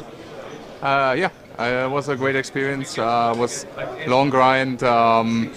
You never know what comes in the end, so sometimes you get setups or get trapped. I'm happy the way I played and the day went, so yeah, can't say too bad. This is the biggest win of your career. How are you feeling right now? Yeah, right now I'm just pretty exhausted for like the 4 days we played, or 5 days, I didn't even know, so yeah, I'm happy it's over, but yeah, I'm happy with the result. How are you going to celebrate? I don't know. Right now, I don't know. Maybe in some days, but right now I'm just want to go to bed and sleep. Is there any memorable hand that you can break down for us from the whole tournament? Oh, yeah, there were actually like 2 hands where I had Ace Queen against Ace King and sucked out both. It was against Bogdanov on the final table, and he got 9s, and also against Kim, and he bubbled. Like, I think both were reasonable spots, but just unfortunate for them. So I hope next time they get lucky to get more deep in the tournament. Yeah. That's nice, Randy. Rarely do you ever hear someone say, I hope someone I busted get lucky next time and make a deep run. And now we've got aces for Ting Sai. What a time to cut back into the action, Randy. Oh, and a snap jam from Rocco. Oh no. Who just got aces against an ace-X. Now the very next hand, he runs into the boots himself. Randy, the chat going to go wild. Ting Sai with a chance to double up in the biggest pot we've seen so far. 30 of the 82 million chips in play are in this pot. This is monstrous for this tournament. Again, how much better do you want it? Oh my god, what a misstep from Rocco. It was a snap maneuver, Randy. He wasted no time in the 4-bet. I'm not going to win this one. It's okay. Already preparing for the future, Randy. Talking to Blom. Here we go. Can he find anything? King A8. So I'm watching the TV rather than the board. They both read the same though, Randy. They read good news.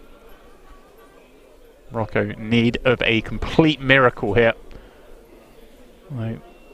When you're the one all in, Randy, you're still always sweating it, no matter how faint it is. The 3 will, of course, secure that double up. Ting Sai, man. A smattering of applause in the room, Randy, but I feel like YouTube chat's about to take off. The chat is exploding. 30 million in chips. The Taiwan YouTube superstar. He's back. Oh yeah. To the top. Where he started the day as your chip leader. My gut said go all in.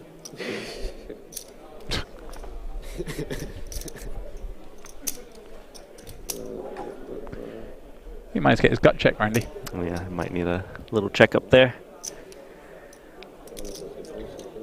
Look, he thought that Sai was going to make some moves at some frequency and he was going to take it down. Sometimes you're wrong. Part of the game. So swinging. Yeah. I love how he called. Yes. Oh, Sai looks so happy. He's like, all right. Amazing, isn't it? You 3-bet with the aces and your man just snap jams on you. Can you imagine just being top of chip counts down to the bottom and back to the top once again with so many people still in the tournament? Redemption, Randy. I think he's thinking, I'm not letting this go. I'm going to close this one out. It certainly is a good feeling when you're that man. Ting Sai, atop accounts now with 59 blinds. Quite a sizable gap now to Max in second. And then the rest under 30 blinds. But Rocco, all of a sudden, tied at the bottom of the counts, having just been the chip leader. That's how quickly it can change here. 5 left mean everyone though guaranteed 341k. These are some serious jumps now, Randy. 120k the next page up. That can buy you some stuff. Yes. Yes, it can. Whatever you want, pretty much. Almost, but to most of your desires.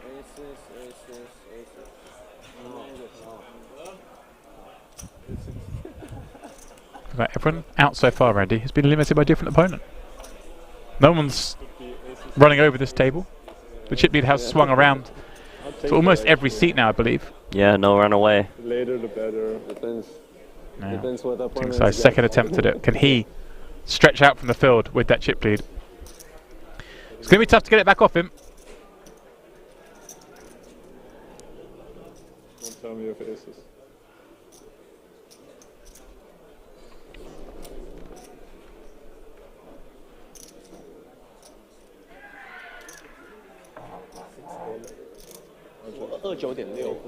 Because he's limping in 6-4 suited. Look at that with a hand, Randy. A little bit interesting because he's got blocker to hands that want to limp jam against you, right? It wouldn't surprise me if sometimes he just says all of it, which he does. Take it down. Block the traps. Make sure you show the right one there. I'm going to show the 3. If you show the 3, you have to show the other one after. Did you ever do that one, Randy, when you're playing and someone thinks you had a big pair and you want to show them one? And you sort of look at one when you have got a pair and they go, oh, not that one, show the other one, just to make them think you're up to no good. My favourite move. I'm not that next level. Okay, we'll get you there. It's a favourite move of mine. They always think I'm bluffing for some reason. I don't know why. I know you had kings or aces. You go, you're right, you're right. Oh, can't show you that one.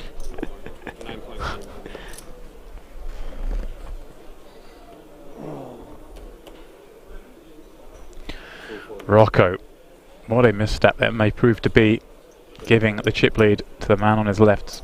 Because he's now with 15 blinds, suited king on the button. Not this time. Just gonna let it go. He makes so much money on final tables by folding. Neugebauer no longer the chip leader, but still very comfy with 23 million. Eyeballing the big blind stack. 1.7. Gonna attack. Yeah, I don't think he'll mind too much how things have gone this orbit. Still a 23 million ships, one player out the way. And Rocco, perhaps the player at the table is going to give you the most problems, potentially. The one with the most experience. Has had his wings clipped.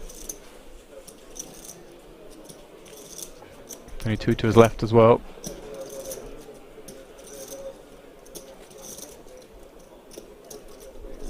Look, you generally want the chips on your right hand side, don't you? those are the chips move left at the table is the saying. You try your best. So you want them on your right. Some cards, the cards just tell the story themselves. It's true. Action on Sai.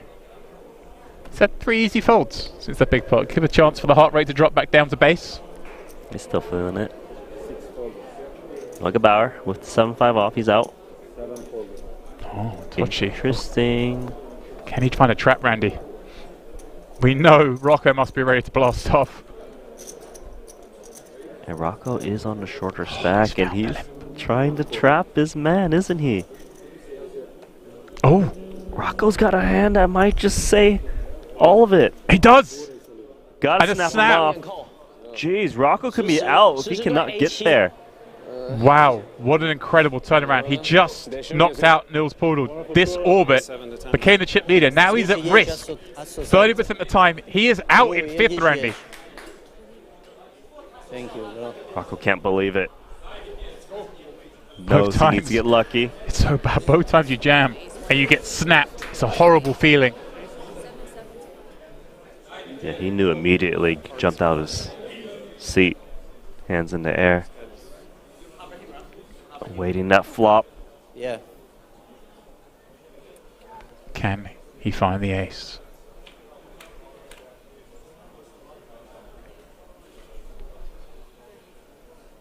Three, 7. A couple more outs, Randy. Does pick up that 7. Tochi sweating. He, of course, will get back to the 20 million he had. If he can fade one more card.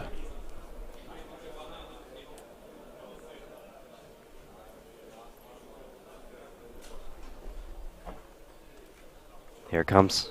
Yeah. The jack in Rocco is out. James. That's incredible. We saw a minute ago him get it in with aces against Nils Poodle, become the chip leader within an orbit. That's how quickly it can go, Randy. Courtesy of just how attractive this battle was, 6-handed. The stacks had shallowed. Michael Rocco, 5th place. Good for an incredible 341,000. To go with the 360,000 he got for 2nd place in the 25k GG Millions Live. A great series, but getting that close in 2 massive events, it's going to feel hard. So, Michael, how are you feeling right now, being 5th again on the final table after being runner-up in the high roller? Not happy at all right now. Yeah, not happy at all. That's how you fucking punt it off, everybody. If you want to know how to fucking punt it off, that's how you do it. Yeah. Are you going to meditate? I don't know. It's a good question. It's a crossroads right now. I either go off and party and do something crazy or not. So we're gonna have to see what happens. So what are you going to buy for your farm with this money? I'm not too sure. Haven't thought about that at all. Yeah. And how was your overall experience? Good, yeah. I mean, it's a good tournament. Like, good guys. Yeah. Just a little bit shell-shocked right now. Really thought I was going to win the whole time, so very shocked that he had it that hand because I felt like my intuition was very good the whole tournament, and it's a very large mistake like ICM was. Like, it's a big problem, yes.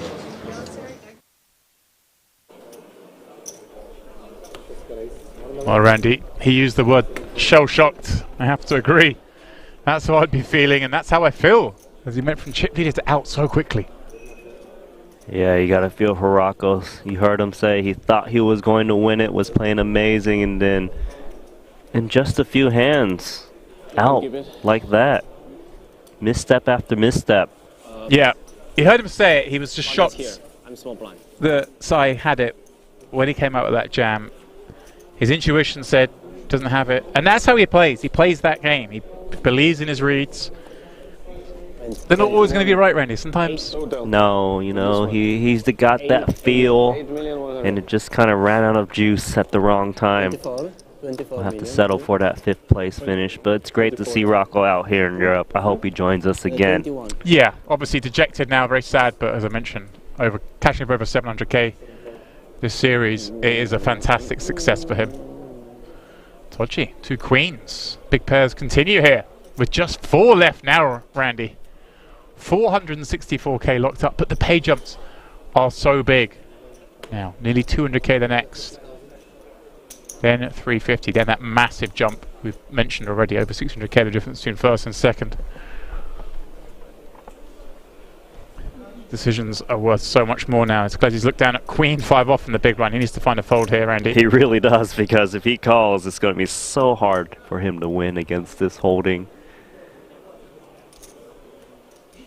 There we go. He wants to show He it. kind of wants to show. He's going to show, isn't he? There we go. Oh, I folded queen. Big fold for me.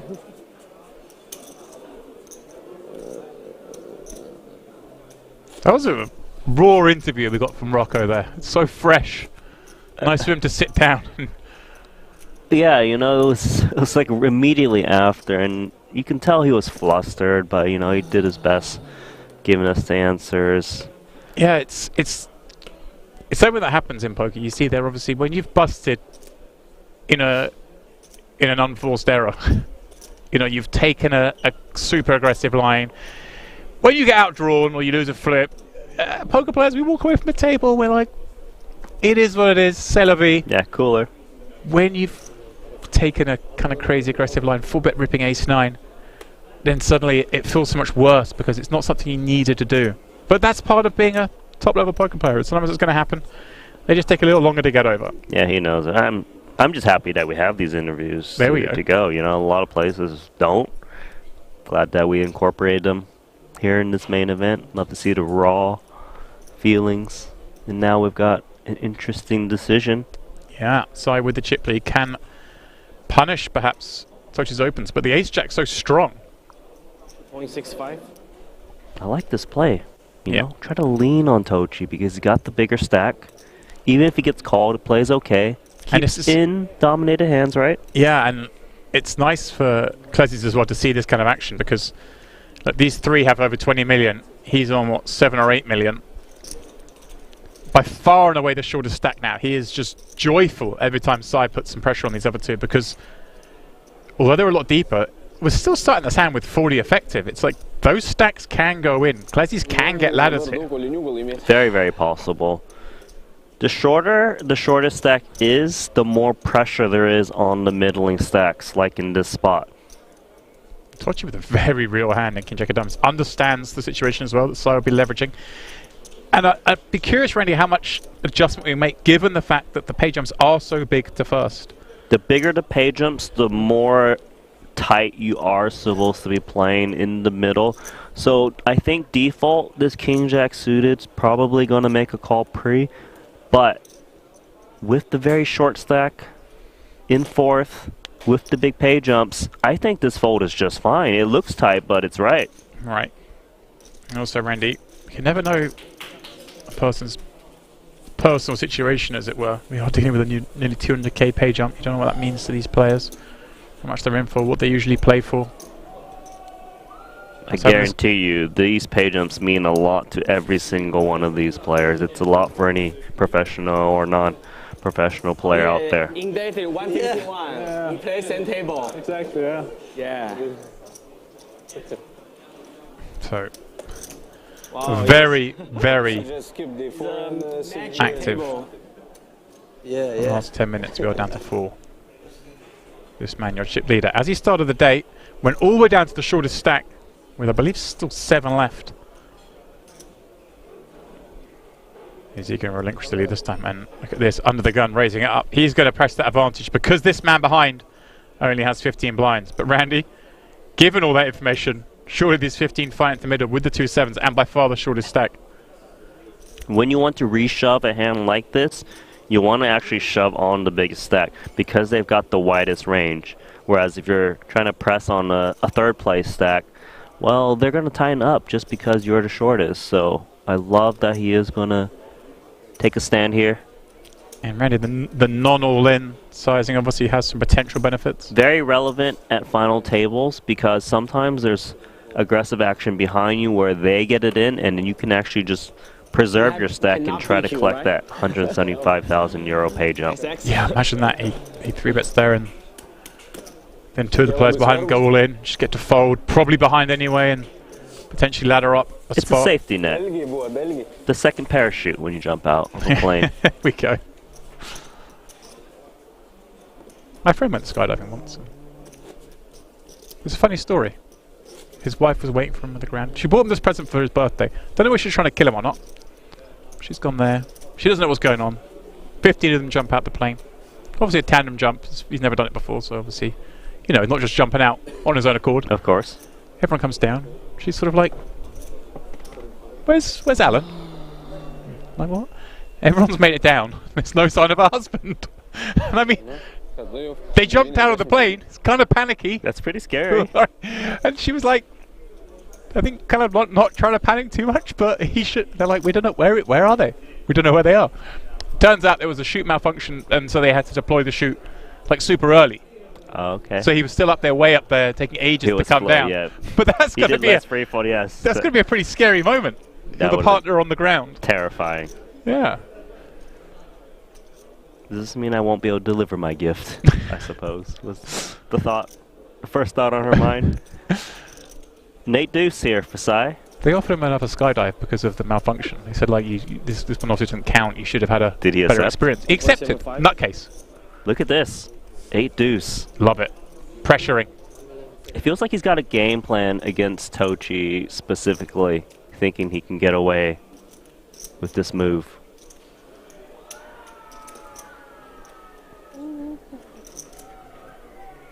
And ace deuce is out, gets the best hand to fold. Sai choosing the right spots. Perfect poker. Yeah, and I think he's happy that Rocco's out of there, where he usually has to play against him in these blind versus blind spots. And this is such a spot, right? I don't know about you, but I find in these situations we mentioned where you start the day as a chip leader, there's a lot of expectation on you. It's so hard to close out tournaments, even if your chip leader heads up, let alone at the start of the final. But there's still that expectation that you put yourself on yourself and everyone else does. When you get out to the short stack and now come back, it almost gives you that freedom. Like that pressure elapsed. Now it feels like a free roll. I feel like he's even more confident at this point. Thinking, I'm going to get this done. He's got tough competition. Noiga Bauer's been playing amazing. Tochi's been hanging in there with 19 mil. Should fold over to our short stack. Klezis been getting some dusty hands lately. Really has. Since we came in, Randy has jumped from a 255 guaranteed payout to a 464. And now it's almost a bit easier for him being the shortest stack by far, Randy. He kind of just gets to play the cards as they come. Doesn't really have to try and make any hero folds. He'd be willing to take the risk with 4 left. But this doesn't strike me now. Obviously, we saw Rocco playing very aggressively. It doesn't strike me that one of these other two, Noiga Bauer and Tochi, is willing to kind of like step out crazy out of line against Sai. So I feel like Klezis knows that it's kind of on him to make something happen for himself now. Exactly. Bar a crazy cooler between the others, of course. That's why the chip leader has a massive advantage with 4 remaining in this WSOP Europe main event.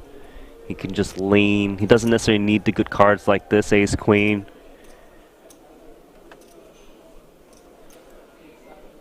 Everything looking Sai's way.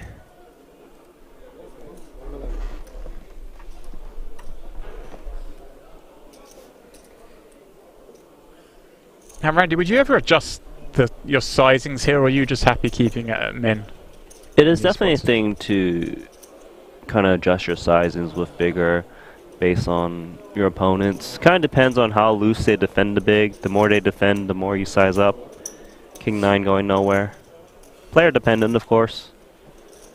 Yeah. So of course does have to be careful though. His chip lead you see here is there's only 6 million over Neugebauer, so he can't go too crazy.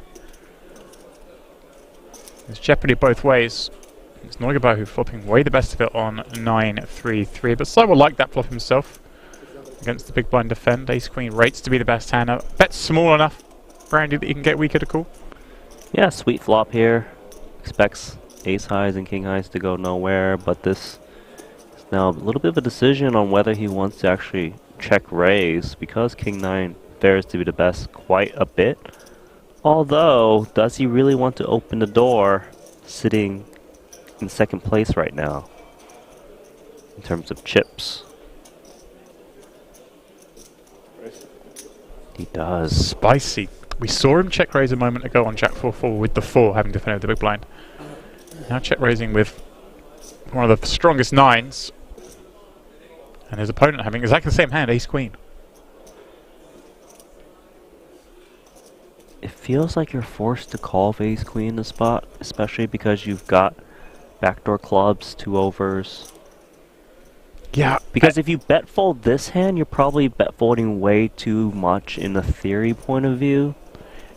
And Randy, is it fair to say that there's not as many 3x that are going to defend because of the situation of the small blind being so short? Yeah, I would think there shouldn't be as much 3x in the big, but 3x is not that much on the table. See how Neugebauer continues on this flush draw, bringing 4. Well, last time when he had the 6-4, he followed through with a bet with trips. And on these kind of boards around the 9-3-3, are the check raise bluffs tend to be hands like 4-5 with a backdoor flush draw? So maybe this is kind of a card that... They usually have some backdoors, flush draws, yes. What did he pick in terms of sizing? Milky. Pardon me. No, not milky at all. 3/4, isn't it? No, there we go. 1.8. Yeah, okay. Say 1.8 milky. It's milky just because, well, he's not nutted here, but he thinks he's got the best hand a lot. He doesn't want it to check through. This most safe free river, and Sai gonna pay him off. Well played so far from Neugebauer. Yeah, Sai's suspicious, like you say, Randy. Some flush draw combos in there, perhaps. Some backdoors that have picked up additional. Everything breaking by the end. I don't think the 10 changes too much, despite it being an overcard. You know, you lose to 10-9 now, but whatever. Your kicker's still strong. Right, it'll have to be a hand, I guess, like a ace-10 of hearts. Or I suppose, yes, if he's floating ace-queen, he definitely could have ace-10 of hearts. But maybe you can set your own price. Get called by a lot of worse 9s. Clearly, if ace-high is coming along on a turn, there's value to be had somewhere on this river. 5 million. So smart. half pot. With a 9, especially with a 9 with a big kicker, right? Because Sai's got a hand like Jack 9, 8 9, Queen 9, 7 9, all these hands that could be in there. I like how Neugebauer's developed this hand because he's found a way of betting a sizable bet in the shape of half pot on the river, but still having 14 million chips back. Play this as a check raise, 3 street hand, but not committing a huge amount of chips in the process. Yeah, because if he played in a manner where he just check calls the flop, I don't think he would have had this many chips in the middle against a hand like ace queen. So regardless, seems like he got the max no matter what. He gets paid off by just ace queen high. New chip leader, Neugebauer. Huge pickup for Max Neugebauer. Well, Randy. Oh, it's 5 million. To perfection. Absolute maximum he could have won. Over to the rail. Post-hand celebration. All right. They're feeling it, Randy. They're feeling it. He's feeling it too.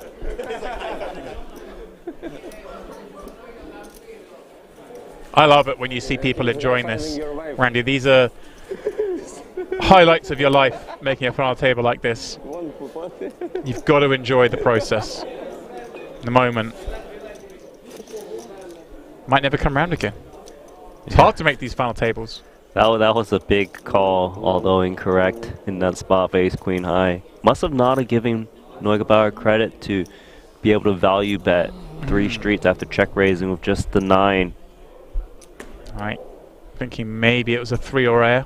3 or air situation, and that's what makes Neugebauer's check raise so good. Right. So I thinking this guy wouldn't check raise a 9 against me because of the chip situation, because the small blind's so short. It's not slowing down with king 6 despite what just happened. I hear you. Yeah, I guess he kind of has. He does. It's not disrespectful to Cletus, but he almost has like a second button in a way, I guess, in these spots. In that the other 2 big stacks are in the blinds, he gets position against them. My intuition too is that he thinks that Tochi is not defending the big blind enough, so he thinks he can get away with raising in the spot and just taking down pre, and Neugebauer not gonna let him as he defends queen jack in the small. Plus Randy, he's got a 6 again. And he's got king 6 poker. That's right. 6 poker. Nice eye, my friend. Get those glasses fixed. Pair of 6s for Sai though, with the best hand.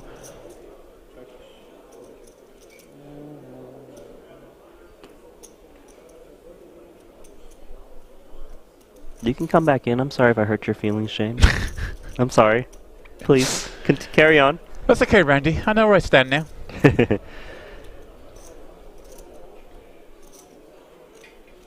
Popping second pair. Ooh, check back. Maybe a little shy against this man, and wow, the check back is going to cost him chips. Neugebauer finds the queen on the turn. Everything going this man's way now. Yeah, and actually, if you think about it, if you tether this to the last hand where he got check raised by top pair, he's thinking, look, I don't want to play a big pot of just a pair of 6s. I'll check it back. And it's actually allowed Neugebauer to get free turns in spots where most people would just see bet flopping. He has to just fold queen jack high with no backdoor flush draw. And so I did check it back and sees a card he hates to see in the fact that the small blind's peeled. Paying it off. Queen rolls off. Yeah, hard to fold this for 1. Certainly there's plenty of hands you can be ahead against. Well, a bricky river, the 3 of clubs. Like about in that enviable spot again. Getting to value bet the river. Yeah, nothing gets there. He's a value bet machine. Let's get paid off by worse pairs. 3.8. Relentless. 75% pot. All those draws missing, Randy. The diamonds, king jacks. So many to name, right? He has no diamond in hand, which is important if he's trying to bluff catch. The king a little bit pesky, but then again, if you think about all the other straight draws out there, there's a lot. The things between 10 and 6, the jack 9s, the jack 8s, 8-7. Then you gotta ask the question, will this man follow through with a bluff? Probably the answer is yes. Neugebauer's been playing amazing. Yeah, this is so tough with the dynamic of the hand they just played out. Pays him off again. Wow. Randy, for the first time in this tournament, we have a player with half the chips in play. Max Neugebauer, now the commanding chip leader with 4 left. Everything going the way of the Austrian. Take a breath. One step closer to capturing that bracelet. Yeah, now the big favorite to do so. Half the chips in play. Such a barrier in any tournament. Once you get to that mark, you know you're the favorite. You? How much? 8. 8. All those euros to go with it as well, Randy. I was out there checking. You know, a lot of times you see these money stacks on TV. They got a 50 on the outside and some nonsense in the middle. That, my friend, has come out of the cage. All real money Cold on the hard table. cash, buddy. I spoke to Philip, our producer. I said, you know, you bring the car around back, get the engine running. I'll grab what I can and meet you in it. He just said, do you not think if I could get away with that, I wouldn't have already done it? Fair play. I am not gonna be accomplice to this. Okay. Where do you think Randy? Guys, where do you think Henry and Ali have gone? I don't know, but I would like to report another gentleman next to me when you get the chance. Neugebauer now just jamming with the 910. Yeah, this is a very different game plan that Sai was taking when he had the chip lead. Right, he has that much bigger a gap, doesn't he? Wait. No. Sorry, what happened here? Okay. Is there a limp? Okay, because... It must be the min raise. Completely butchered that, Pri. Don't... Whatever was said. Scrap it. Because this man is not calling a shove of 5-4. Yeah. I believe it was a min raise. Okay. I was busy planning ways to steal €500,000 and not paying attention. Yeah. If they paid me €500,000, Randy, my eyes wouldn't leave the screen. Thank you for distracting me, buddy. Really just made me feel right at home. There we go. Check call.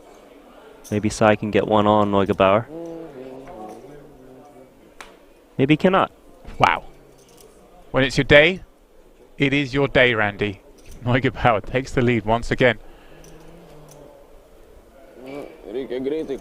Does he come with another bet here sometimes, Randy, to get the check back? I'll say this. The chances of him getting check raised on the turn and getting blown off is very low because of the short stack that exists. Does check, which is pretty much the standard play, but there's a lot of merit to actually firing small check back river. And he was about to muck for a second, wasn't he? So he's just going to feel sick that he's lost a third showdown in a row to this man. From 30 million to 13, just like that. 3 pots in a row. Yeah, 2 hero calls gone wrong. It's been tough. Real tough for him. It's got to be an emotional roller coaster for Ting Sai. Had all the chips, lost it all. Had all the chips again, lost it all. I don't know what's going through his mind, but he needs to hold it together. A lot of pain, Randy. That's what's going through his mind. €175,000 pay jump at stake right now as Neugebauer picks up pocket eights. First to go. 1 million. Familiar bet size from this man. This is a hand that can get aggressive, but maybe he's thinking, you know what? I've got 18 million. Someone's dwindling past me. I'm sitting comfy in second. Maybe I just wait. And the thing is as well, the player that Neugebauer's opening into... Oh, he's getting active though. ...is the short stack. So I wonder if he's thinking, if I get the way, the short stack may be forced to defend here, and potentially bust out in the hand, but he's full suited. Enough for a hand ready. And he still has over 30 blinds. Calling, it's not like his stacks of jeopardy very often. Planning in position here. Yes, 5 times pot and top pair.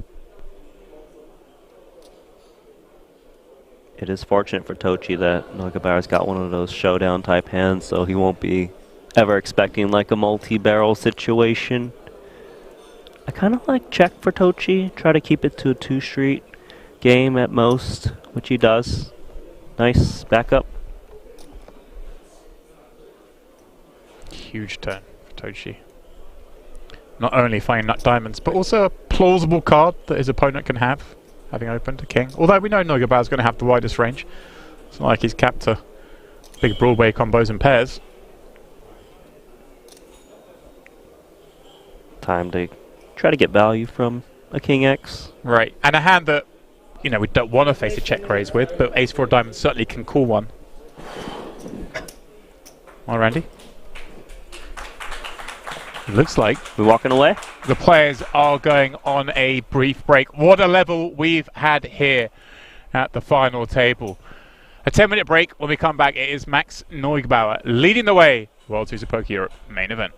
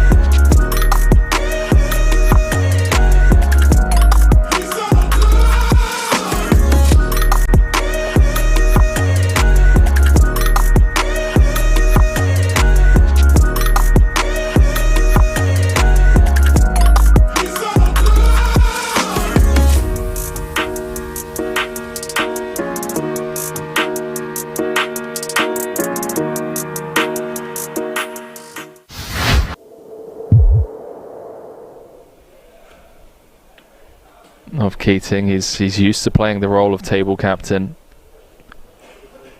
I did say, you know, there's only enough room at this table for one B-knock.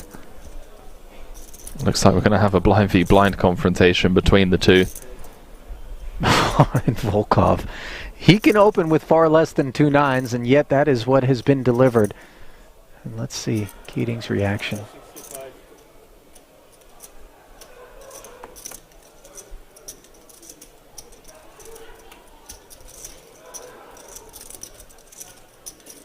$65K. Sprinkle 2x from Volkov, who's been getting the better of everyone at this feature table, not just Keating.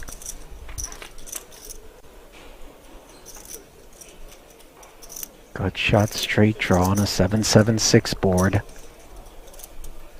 Volkov playing it as a check, and Keating wasting no time barreling. Strap yourselves in, ladies and gentlemen. Yeah, the flat from Volkov. And now 7's full. Keating drawing dead.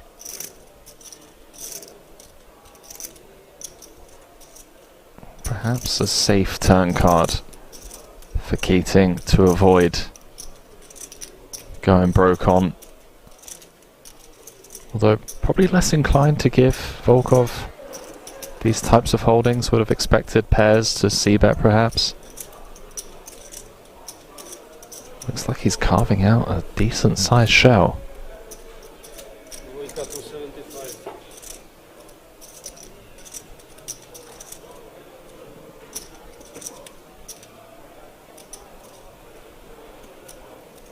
And look at the way Ruslan is playing this one, Henry.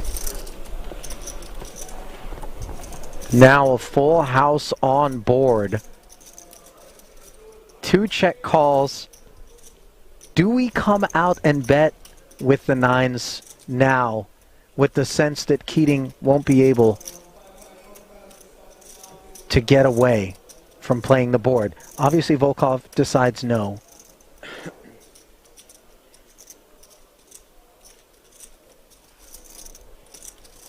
I mean, surely Keating feels as though this is a gift from the deck on the river that would allow him to chop.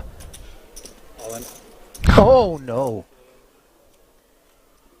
You know, only a 7 that Volkov, I think, is truly worried about as played. I mean, we were teasing that this was an entanglement waiting to happen. Yeah. Well, you see the disbelief on Keating's face, who to his credit, by the way, isn't incredulous about the situation. Obviously he knows that Volkov will have a hand from time to time.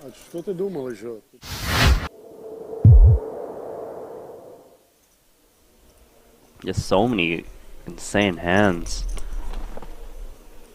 in this first frame of play. Yeah, we've not been spoiled for action, Randy. Why not? Rajanovski's got ace-jack. He's the man who's been at the heart of most of it. Love this guy. Love to see him get some chips going his way. Drop in 4 blues. Make that 100K. Yeah. Ace queen suit. Oh, he's just in trouble. I don't see a world where Rajanovski gets away from this one against ace queen of hearts. Yeah, he's been opening all the hands. Now may meet resistance. And he may just decide ace-jack suited. It's too much kit. Let's see though. Adamski. Ah, he's grabbing those re-raising chips immediately. 4 ace.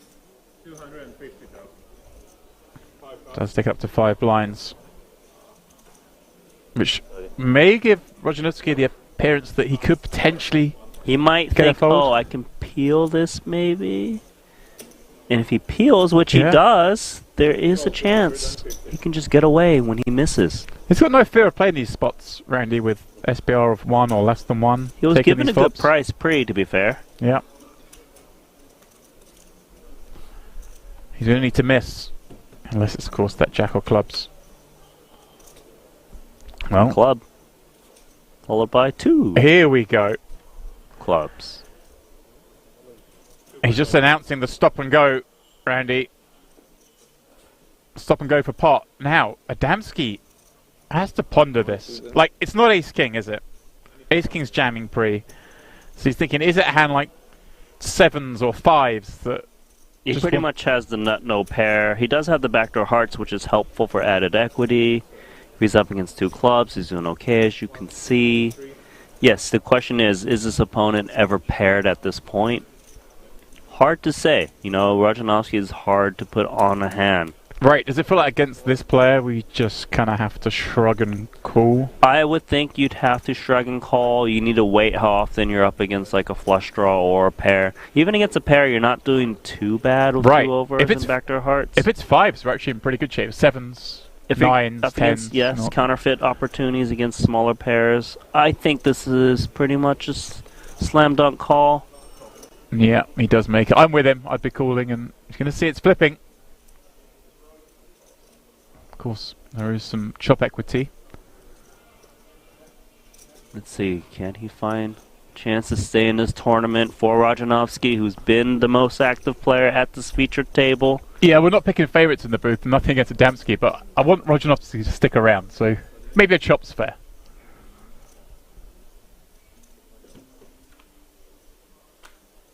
Is that fair? Because that is the nut flush. That'll do it. Double up via clubs. Nice. He's staring Dempsey down even though he's just doubled up for him. I love it.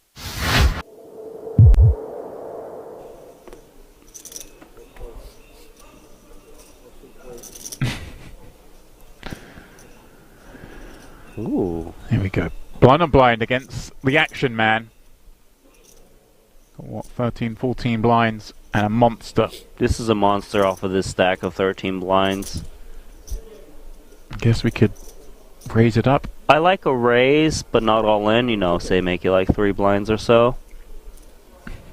You want to charge the big blind to see free flops. He's actually pretty unlucky from Tochi's point of view that no one's open before him, because this would be a lovely spot to get a jam in. Over and open, but as it is, he plays the hand he's dealt. Oh, and he's gone for the... There is a chance that Rajanovsky says, well, I've got an ace, it's blind versus blind, let me just rip it in. He has gone all in. Trouble. Rajanovsky's jam running into the 2 10s of Tochi. Of course, he is live with the over, as is often the case when you rip in an ace-x hand. One of those cards is going to be live, Randy. Button the blazer. Yeah. Glasses on or not for the all-ins, do we think? Well, we do think that the 10s are good on this board. 5, 6, 7.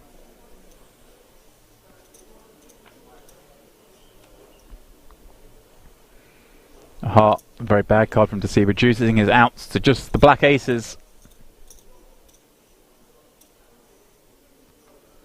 Tochi with a chance to get up to 1.4 million. That's what he's going to do. Very improbable from the 350k we saw him have a very short while ago. Now has quadruple that amount. Well, Randy, I'd say Tochi has slightly more these days, as he's on this final table of the World Tutor Pro Europe main event, along with 3 other competitors. It is, of course, Max Neusbauer, though, leading the way as we look to play down to our champion. And what would usually be the last bracelet of the year? Well, Tutor Poker Paradise, just around the corner. Still 15 bracelets up for grabs. That's how things look. As we're kicking the blinds up. Shall we talk about those pay jumps real quick? Okay, Randy. You're all about the Benjamins, I know. 464,000 euro guaranteed amongst these 4, and then a nice 175k upswing if you can hold on just one. Then to 891k total for the runner-up, but 1.5 up top. WSOP Europe main event bracelet can be on your wrist if you can take down this title, and Ting Sai on pace to be that man with 60 big blinds and a chip lead.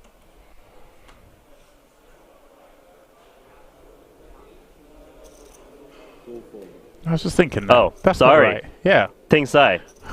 No longer the chip lead. Neujbauer, 12 of course, million. the chip leader, courtesy of that little heater he caught.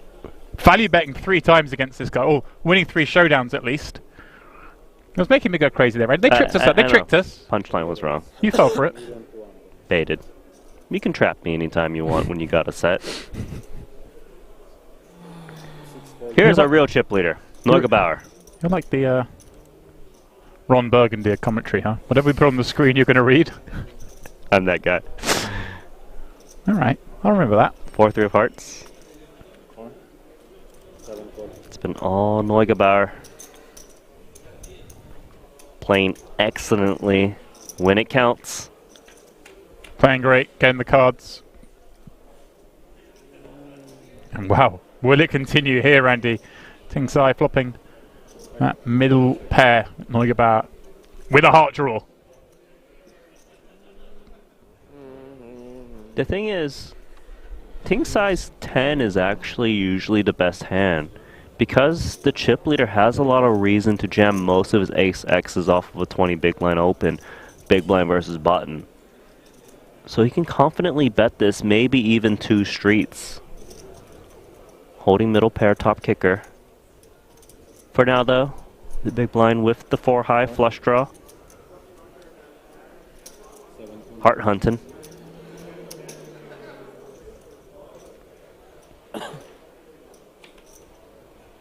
And heart hunt, he does.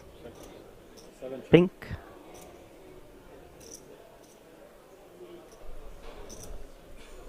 Randy, I said it before, I'll say it again. If it's your day, it's your day. 5.1 million tokens reside in the center of this one. Is Ting Sai gonna be able to win a hand against Neujbauer? Well, perhaps a good card for him. A good card because he easily could have lost a little bit more into this pot with the arrival of the 4 flush, and bad for Neujbauer as now he loses to any heart. You have a heart? I have 2 hearts. Where's got it?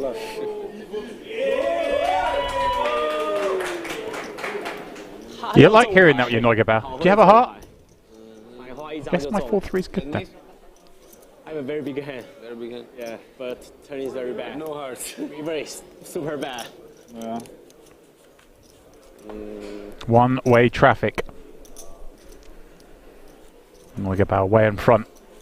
This final 4. 好扯，他一直中牌。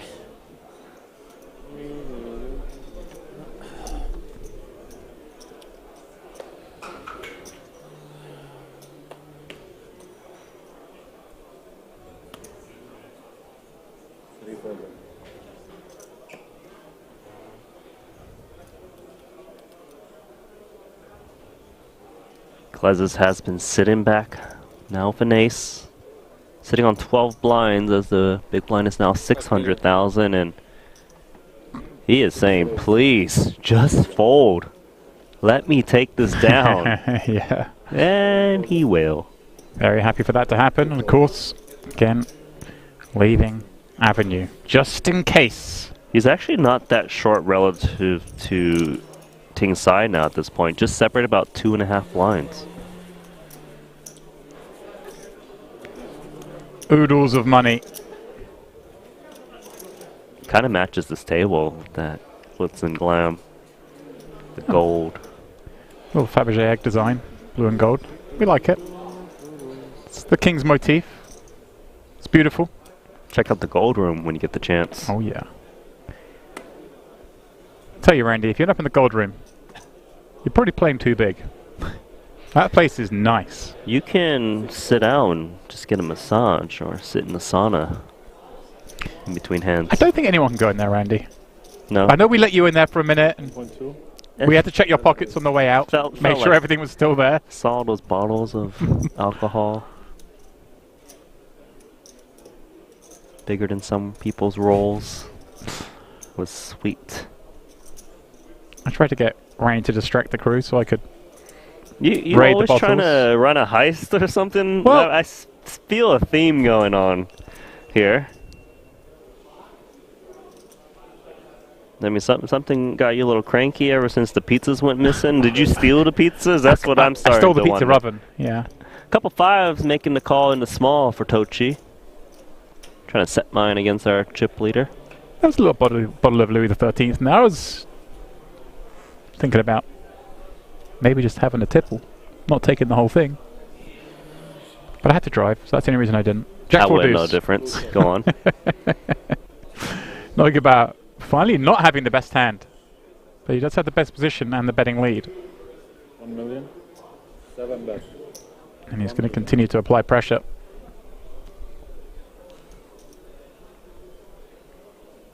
Feels like if you flat the small blind with 2 5s, you got to continue on this flop, expecting your man to c-bet his whole range against you in this spot, which he does. And a great flop it is for those 2 5s, isn't it? Even having a heart on a 2 heart board. Right, all the back doors, just 1 overcard, likely the best hand, and that is a troublesome one as you do pick up outs, but that ace is so in Nagelbauer's range. Does pick up a gut shot now. We'll go back. But he knows the 4 and the deuce kind of irrelevant. When you've been check called, your opponent's going to have a lot of Jack X. Wonder if he decides to barrel here with what would presumably be a view to barreling the river as well. I actually think the Queen 10 is a really nice barrel spot on the ace. You need to think about the range that flats the small. Obviously the big hands like ace king, ace queen, they go upstairs quite a bit. Discount those. So there's actually a lot of pocket pairs that can flat off of the 30 big blind stack, and that would be 2 overs now. Great read. And of course, 2 likely contenders to have a jack. Maybe queen, jack of diamonds, and jack 10 of spades. Yeah, I don't think he expects to get floated by all aces on the flop. You know, that exists. Ones that don't have back doors. This is nice. Just betting 4 into 5.6. Meaning if Tochi were to call, he'd have less than pot behind, knowing full well he might have to see all of his chips in the middle. Just makes it so hard. There's actually one more point to point out is that he actually blocks the best aces, right? Ace, queen, ace, 10. So if you want to fire one more, even if he got called, it'd be quite a nice play. And once again, chip leader. That's a great point, Randy. We know ace king's going to just probably jam it in pre-flop, but those other aces with the 2 short stacks behind, forced to play snug. Dempsey evaluating the stack behind him. Eating us alive. Eating everybody alive. You just. That's the idea. 9 million? 8. 8 million. You 9. 9? Oh, interesting. Interesting. Hope you bust out first, is what he means. There's a closer look at the chip counts they were looking at. Well, not this one. He's got all of the chips. But let me remind you about this prize pool. The difference between the 4 players, minimum payout of 464,000 and first, is over €1 million. It's crazy. Every time you get a pay jump, it's like winning a big tournament. Yeah. Yep, 464 the payout on deck. Next up, 639. Tochi. This is interesting. Right, exactly the point you just made, Randy. That these kind of hands, and like ace queen, Do you see him just flatting? Doesn't get to play aggressively, does he? Just has to keep pots small. Does have position this time round though, and in this case, dominating his opponent.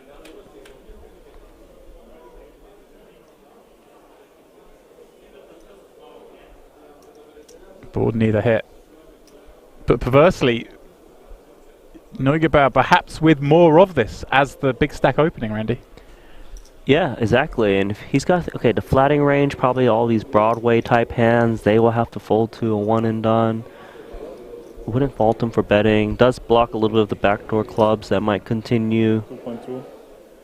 Like this, yeah. So I like the sizing, Randy, going just over half, making it really hard for hands like this to ever call. Right. The slight size up is to dissuade unpaired hands from continuing that might have enough equity, right? Like maybe like king queen. Well, he's blocked that, but king jack clubs, for example. Right. They might want to call like a very tiny bet, but not the bigger one.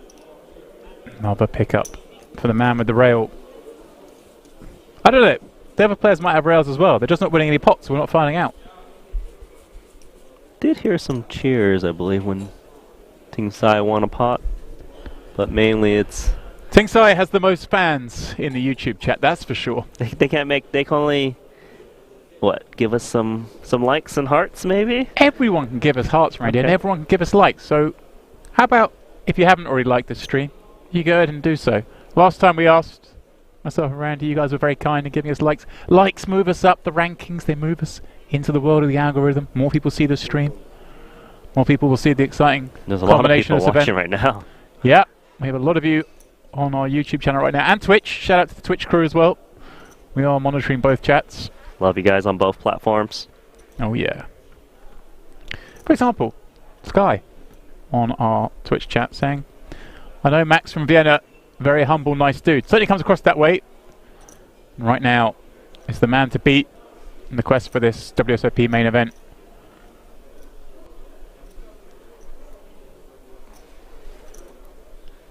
Sai with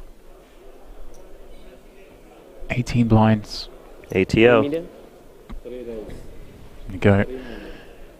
Doesn't look at the big stack of chance to outplay him. Look at that size up, meaning the 10-8 hits the mark. Have you gone smaller? He can't. He comes with a min raise. He has to play a post-flop spot, and we know how those have been going for him. Sometimes what happens is when there's two similar stacks on the bottom, they just try to distance themselves to kind of put the target back, the target Right. on their back instead of theirs.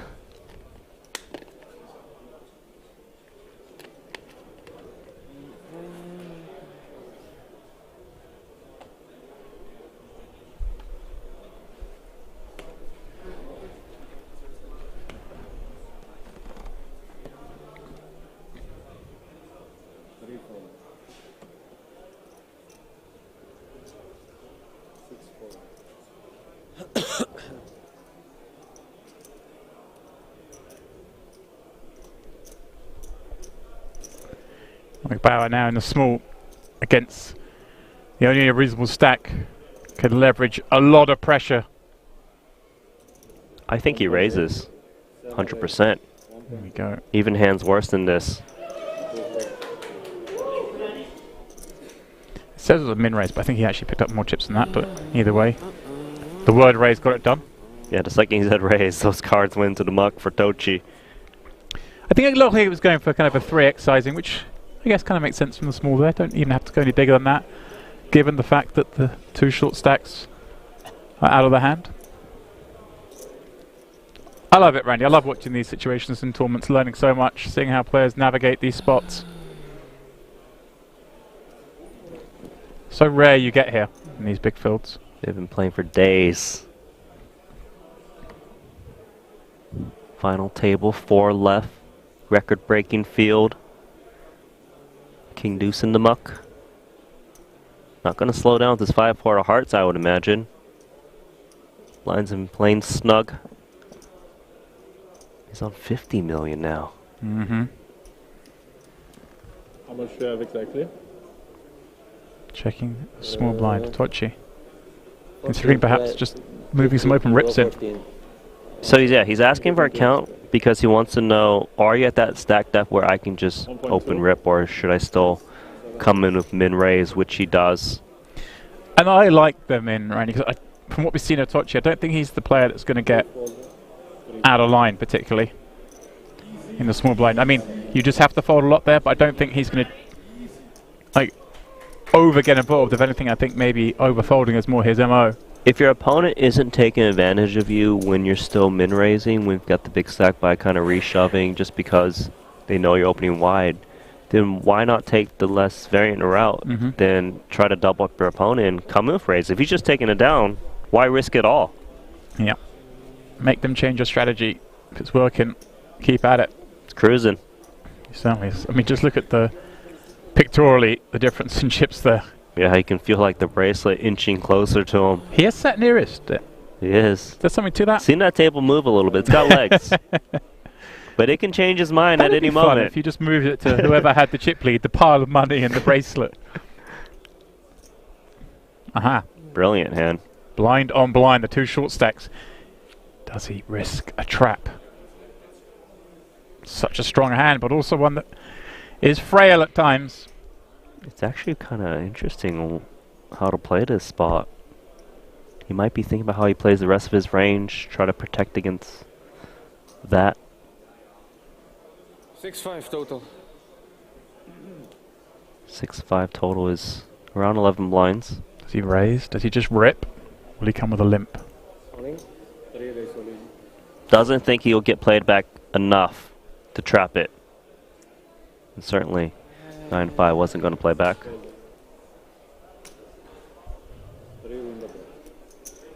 Extremely clear short stack with 6 million. Right, it's actually, even just winning that pot, it's kind of nice you've taken it off the other short stack. As you said, Randy, you distance yourself, you put all the pressure back on Klesius to be the one to play a hand, and Sai gets to sit back a little bit, perhaps. As Randy mentioned, jumps are huge now. 175,000 euro. You did that quick, Randy. I calculated ahead of time. Okay. The truth. Feel free to check it if you want. Oh no. Trust me. Pocket force. Maybe you just hit the muck. You know, you got a 6 million chip stack out there. You know, if you raise, chip leader's going to mess with you. I like this play. Yeah. What's the best case here is basically you raise and everyone folds. Don't change your equity much. And you're hoping for that. Yeah. You're hoping the big blind never defends. One of these two jam on you, you're in a tough spot. Big blind defends, you're in a tough spot. I like it. Taking a chance. Oh, King Jack. Gotta be a call. Snap. Cool. Randy. Klesius jamming the Queen 8 off from the small for those 10 blinds. Max Neugbauer has his man in bad shape. Low. 2 live cards. Always a spot you're happy to be in if you jam a hand like this. 2-1 favorite for Neugebauer. Been running hot. Klesius has been patient. Try to take a shot with this one. 2 live cards. Much on the line. Here we go. 2 flop, James. See ya, Jack. Jack 8-5. A terrible window card, but hope springs behind it. Pulled the curtain back and saw an 8. They sweat together. A king. Great card. Reduces Klesius. It's just the 2 8s. Looking grim. The only way he'll continue here. Neugebauer just enjoying every moment of this, as he should. Ace of spades on the end. It's safety for Neugebauer. It's a ladder up for 3 of them. But it is the end of Klesius out in 4th. He will receive 464,000 euros for his efforts.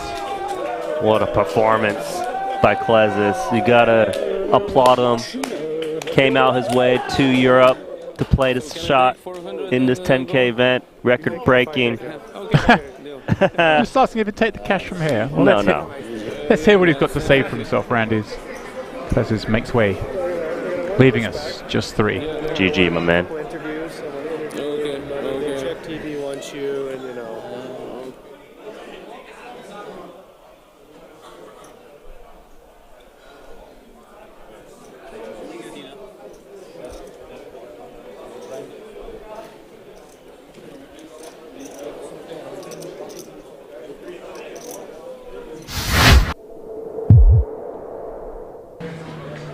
So, are you happy with the 4th place? Now, not, but tomorrow I think I will be happy. How did you bust? I pushed all in with Queen 8 and busted against King Jack within the big blind. So. How are you going to spend the money that you won? Oh, I don't know yet. So reinvest in poker. And how are you going to celebrate? Here, I don't know. It's just there's some friends. I will go to the bar, get some drinks, and when I go home, so then we celebrate something. Do you have any message for your fans from Lithuania? Oh, thank you for everybody. I will write you back when I can.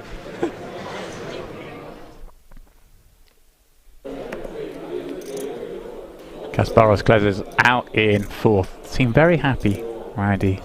Obviously, brutal to bust out when you get this deep. But 1.8, sorry. 46 buy-ins in a big buy-in event. Enough to be sniffed out. And I want to be at the party when it kicks off back in Lithuania. You want to be anywhere where the liquor's at.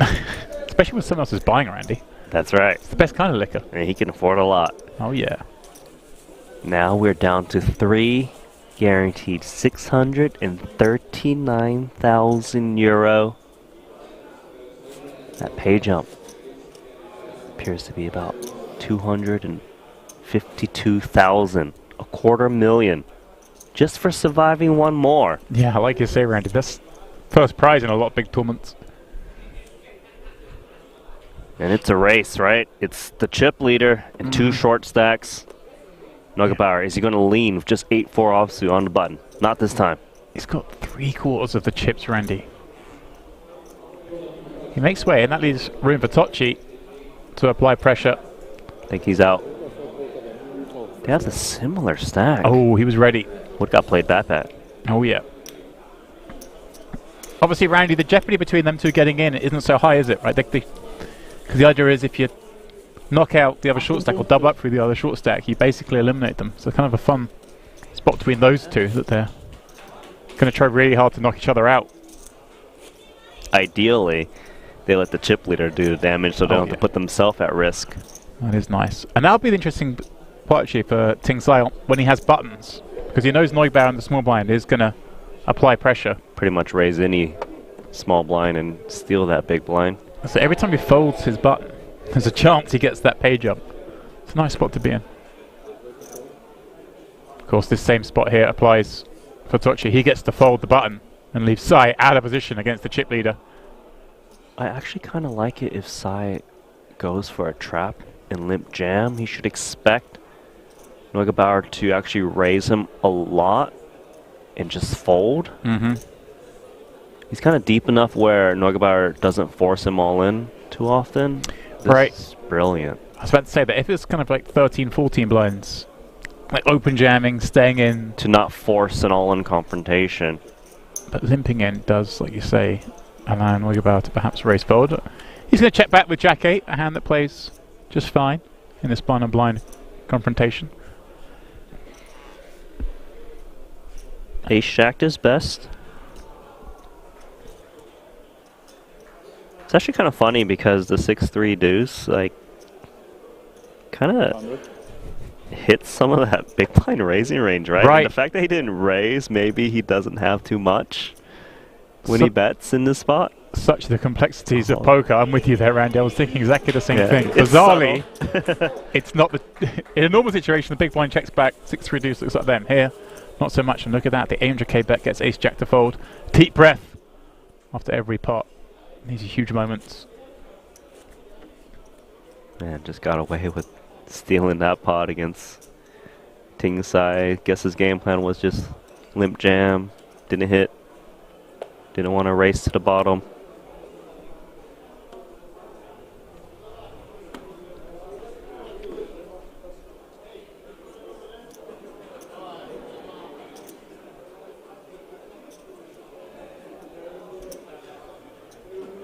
He's at a crossroad where he wants to raise the big blind, but he doesn't want to get played back by the chip leader who can afford to do so, does lay down the button. The chip leader can afford to just rip these spots as well. I think he might. It's curious though. Does he just... He does. Max pressure on Max Tocci.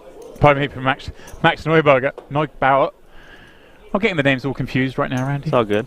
We got you. There was a whole thing about Max pressure, and he was called Max, and I managed to butcher it. Max Pressure Neugebauer is his middle name. There we go. I like that, Randy.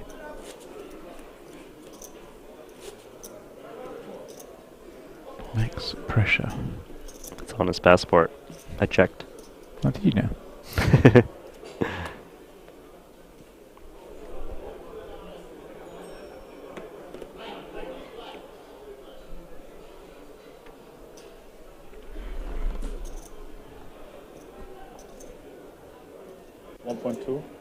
Love this. If your opponents aren't going to play a hand, why not just take their chips? Ting Sai is the shortest of the two short stacks. Does he look to play these connectors? The answer is yes. Little does he know, he's dominated against an exceptionally wide range. He's 6'4", he flops a gut shot draw.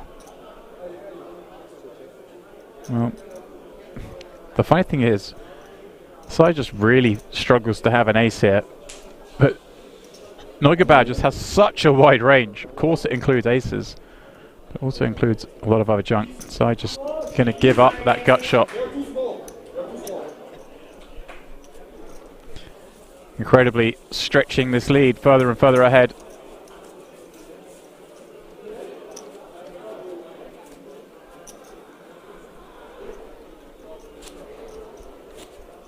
I just noticed the slot machine was at 10K. It got hit. That? It got hit, Randy.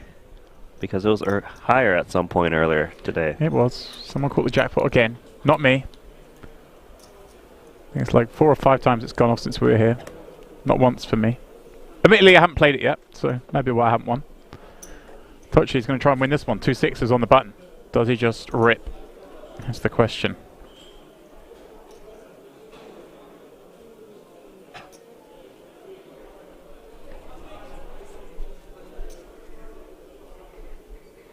I kind of like just open ripping this one, like put in half your stack. He's going for the limp. This is actually really interesting. Ooh. Has he found a situation where maybe he stacks Ting Sai in this spot? Right, I mean, Ting Sai probably doesn't expect a pair to be in this range, does he? We both expected the 6s to rip. If you think your opponent's in there with unpaired hands, and I guess some traps, but even the traps I feel like just raise because you've got the big stack in the big blind. Does Ting Sai walk into this? Can he save himself and just overcall? It's always attractive. It is suspicious that Tochi's even playing a hand. Oh, he does go for it, Randy. Tochi's got him. It's the unlikeliest of traps. He's just going to survey the situation, but 6 is surely too much hand. You've got to go with this one, right? You know Ting Sai's desperate.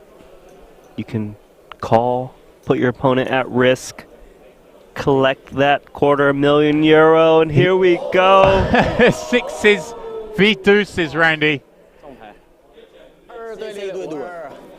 It's a good one, he says. He's found the dream spot with those 2 6s. If he jammed, would have got the fold. He managed to induce the jam from worse. Exactly. Has a chance to knock out Ting Sai and get himself heads up. Relieve all this ICM pressure. 639k is what the current payout is at. 891. If he can get himself heads up, all he has to do is fade a little duck. Is this the end? Ting Sai, the YouTube superstar. Here we go to a flop. Ace, ace, 10. Paired ball with 3 big cards. Not the worst flop for Sai to see. There's opportunities for chops, right, James? Yeah. He may get out of this just yet. Of course, looking most obviously for a deuce. Oh my word! Oh my God! Tochi, deuce, devastated. Wow. Ace 跟 6. Ting Sai finds the miracle. Of course, an ace still an out, as they mentioned. Aces full of 6s would beat the deuces.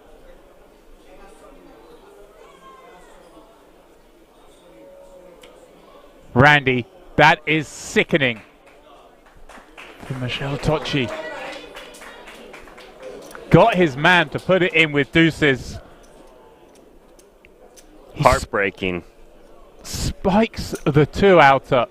Incredible stuff here. Tochi left with just about 4 blinds himself. Defeated. Was so close to getting to heads up with a playable stack. Now just a few big blinds remaining. And this has been a hell of a roller coaster for Ting Sai of Taiwan. The man who brings a giant audience everywhere he goes is now the most likely to find himself heads up against Max Neugebauer. An interesting spot now for him because Tochi's so short. I guess Ting Sai's just in the old fold any button. Yes, exactly. He's on the Game button. plan is to fold almost everything that isn't the premiums. See if he gets any kind of hand on the button here. Could you put the purple in front so Yeah, I only have it here. Okay. Look at that Tochi with just dust behind. Committed, you would think, in this hand. He's posted one of those blinds as an ante. Posted one as a big blind, just has about 2 blinds behind. Hard to imagine 2 cards he can fold. Ting Sai happy to see Queen 4 off, I'd imagine. No decision. Any king is good for Neugebauer in the small. It's a chip leader. Yeah, just ripping. Hope you somehow Jacks! get He's back. Here we Tochi. go. That's cruel. You get him. He deserves it. And Neugebauer doesn't even mind so much, I guess, if Tochi wins this, because he gets to further leverage his position. It's a win-win situation for Neugebauer. Yeah, winning, of course, the preference. I'll tell you, the preference of Tochi, also winning and holding with these 2 jacks. Dramatic turnaround here in a final table that had been moving at somewhat of a glacial pace. To the rail. All of a sudden, we have another all in. 10, 3, 5. Some backdoors, Randy. Mainly looking for the king.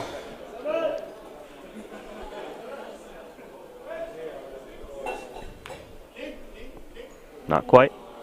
Paint, but the wrong variety. Tochi looking good. 3 outs to fade.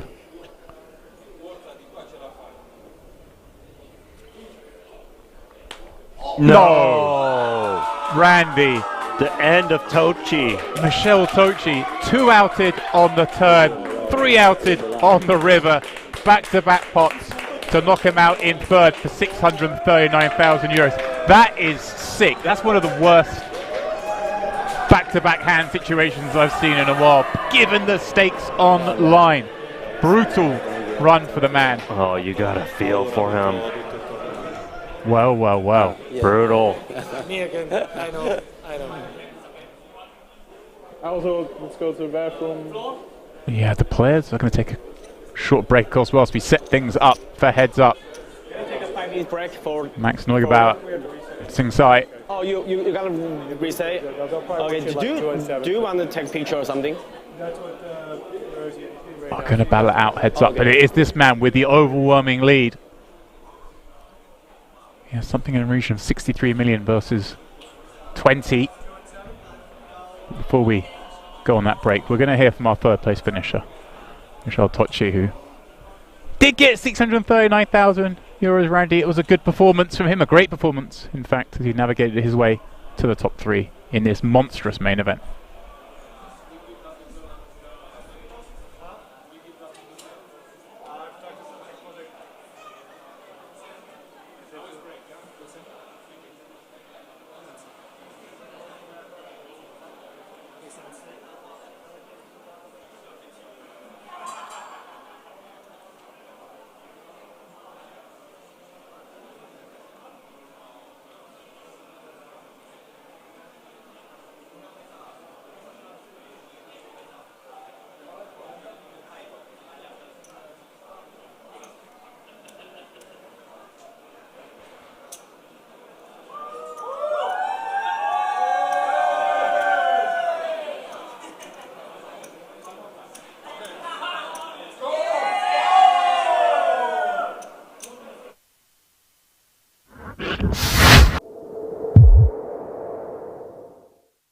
Da questa esperienza ti porti via più di 600.000 euro. Hai già un'idea di cosa fare? Ancora devo un po', però prima ho bisogno di rilassarmi, un po' di vacanze e poi vedremo, dedicherò un po' in famiglia, un po' di amici, un po' di festeggiamenti e poi si vedrà.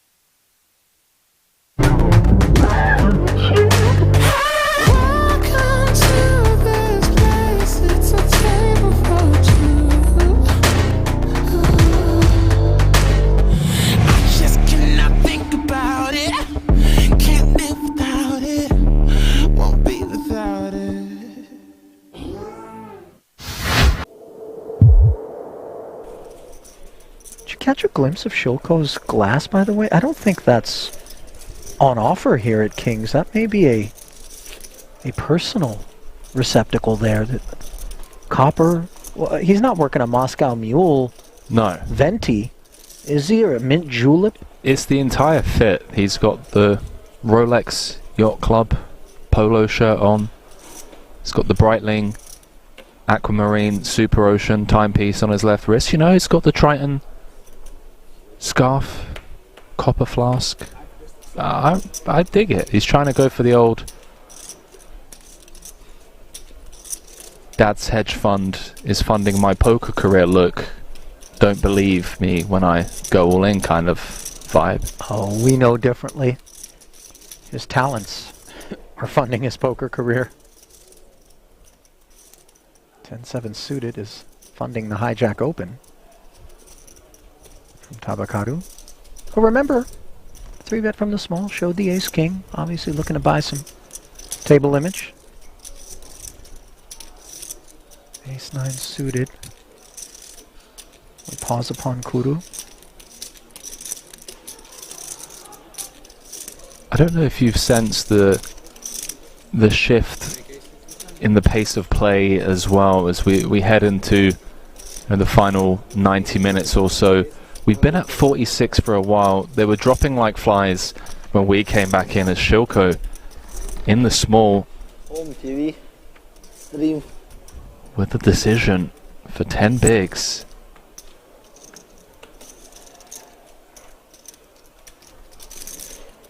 Oh, here we go. Is this it? Checking the itinerary. 245 already delivered, so this will be a spin. There's no world in which Kuru's going to release. But Shilko trying to put him on a range here. Hijack open, button 3-bet.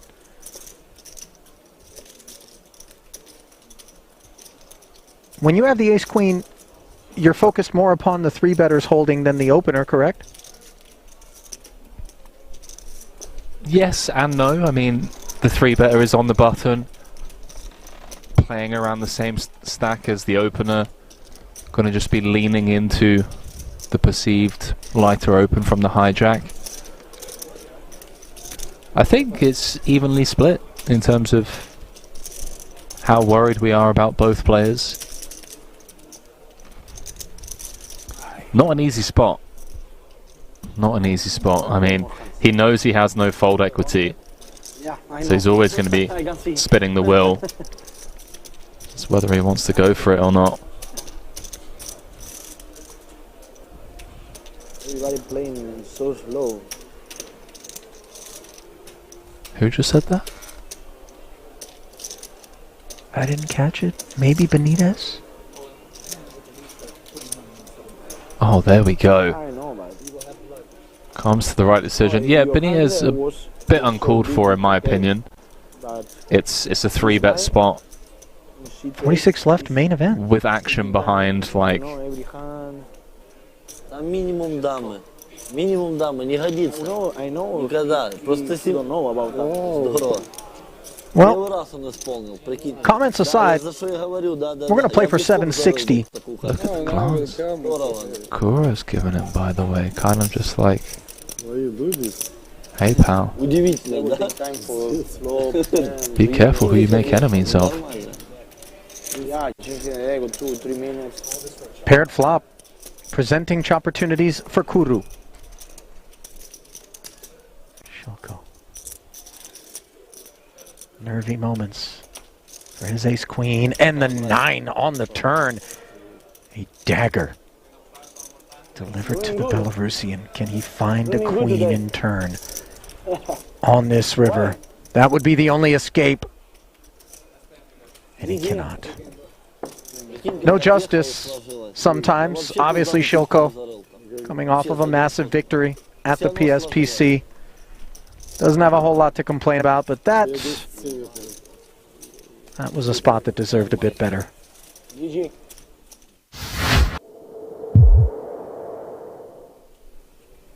You're in trouble now, pal.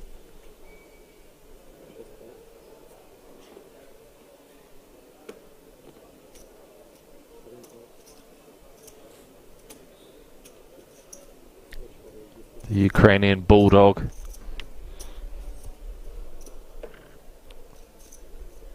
Who really has been kind of quiet, dormant, let's call it, for the most part. Did play that ace-deuce against Sai. Flop 2 pair, got counterfeited on the turn, got away from it on the end versus a very meaty bet. Here he is with this king-queen. And he's got Deset's queen-9 in a bad way. First involvement we're seeing from Andre. And this is going to be a troublesome flop when we've got 1.4 million back. Top pair, 550 in the middle, 200K bet. Yeah, this SPR against this opponent as well. I mean, this feels like an inevitable end of the road, perhaps, for Andrzej, unless he can find a safe turn or... No, he's check raising. Come on, man. Check raise for a third of his stack.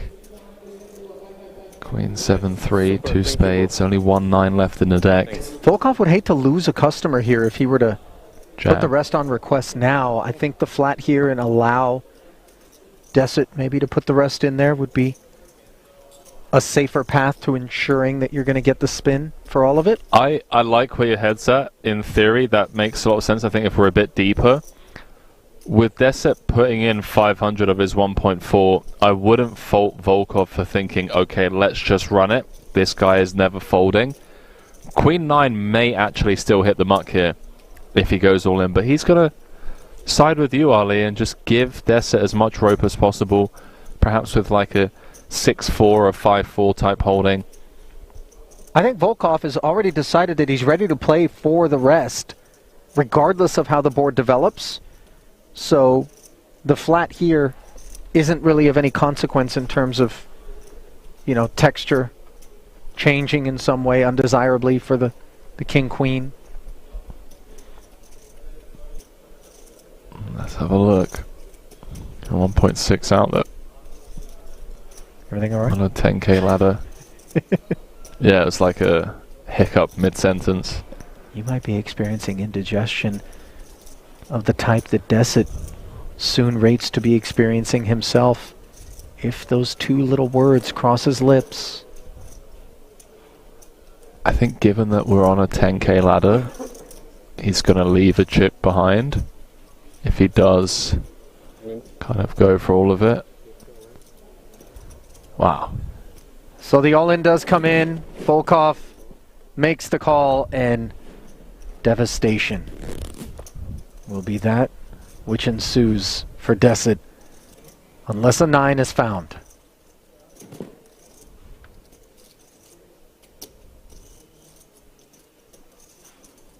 Case 9 needed.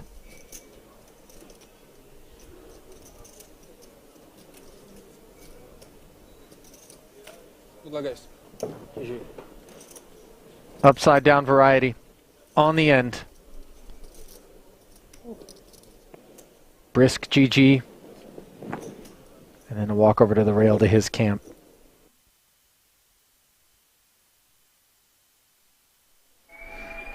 Randy, it's heads up time. WSOP Europe main event, final table. Improbably, we have gone from 6 to 2 at breakneck speed. Who's it going to be, Randy?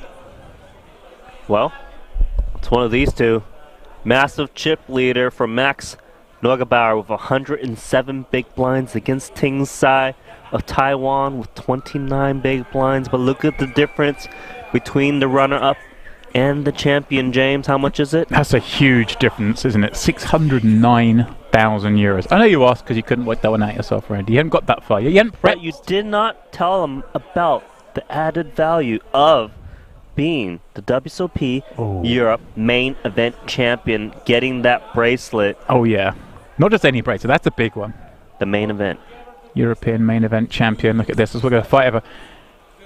Randy, I'm not sure if there's a bigger disparity in chip stacks or in actual stacking, these two. Max is a tall man. He is extremely tall, taller than you. He is. We'll have to size that bracelet one. Oh, there we go. Get him to crouch down a little bit. Help them out. That's what it's about. All smiles now, Randy, but before play gets underway. They're both just, of course, the way this happened, developed so quickly with 6 left. Both just be happy to have got to this stage. They haven't had time to process what's gone on. Obviously, we saw Tingsai go from one of the short stacks, has only been the chip leader, to back to short again to find himself heads up, ecstatic.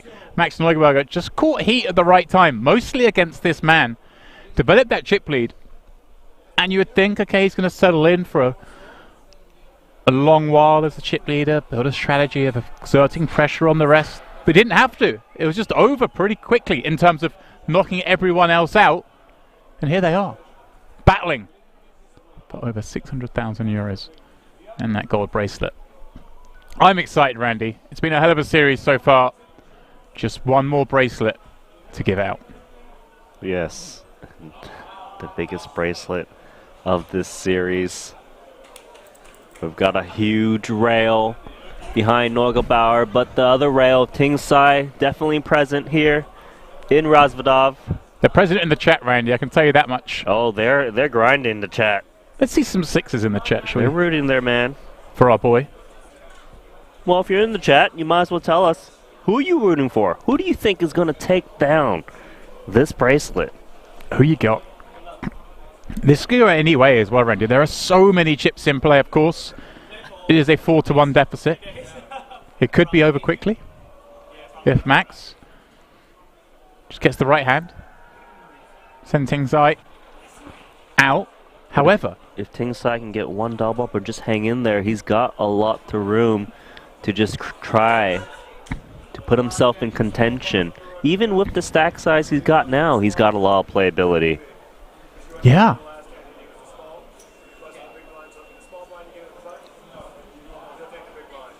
They got here so quickly that it is so deep. Randy says, just get a couple of hands going, get back in it. Up to now, he's been on the wrong side of Max.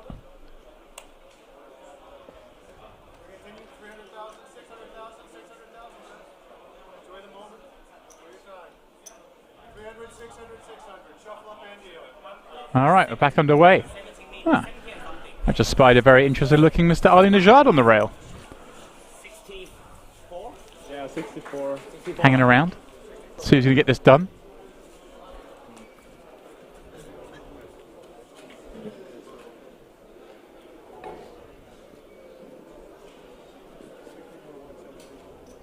There's one card.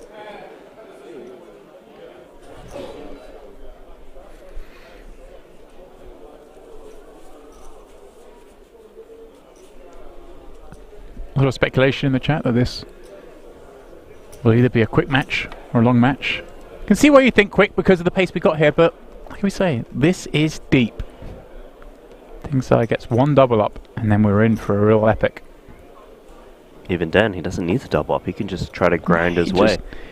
Inch up there, claw his way. It's important for both players to keep in mind that we're playing the effective stack size, not just the massive difference between the two stacks, right? Mm-hmm. Once you claw your way back in there, or let your man in, you know, it could slip away. For now, though, it is ace-8 against jack-10. Game plan for Neugebauer looks like it is open limping. Yep, setting out his stall early on, limping in with a hand that rates to be the best. I mean, we're going to probably see how both these players approach different stack sizes throughout this match. Obviously starting off just under 30, it's a lot. But you do see limps creep in under the 30 big blind stack size, Randy. Of course, and you want to kind of protect your limping range, which is a big part of the weak hands in heads up. Going to start out betting in jack 10. Got to go nowhere with 2 overcards. Draw to a straight. Little heart working as well. Mm-hmm. In this case, heart working against him.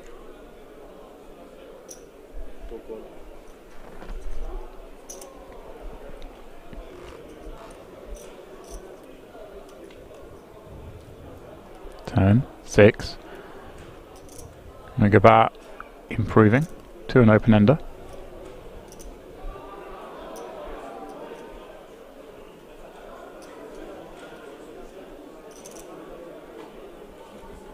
Sai, having check call flop, is going to check in flow over to the button limp.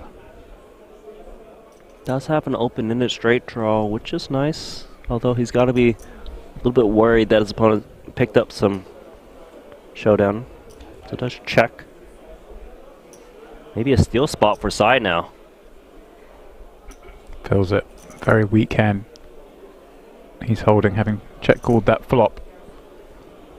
Everything else he could have had is kind of filled in, Randy. It feels somewhat of a mandatory bluff, I think. Yeah, and I wouldn't mind if he goes quite big as well. Try to rep a 9 or a flush. Maybe he goes a little smaller to merge with some 7Xs as well for value. Mm-hmm. 2 million.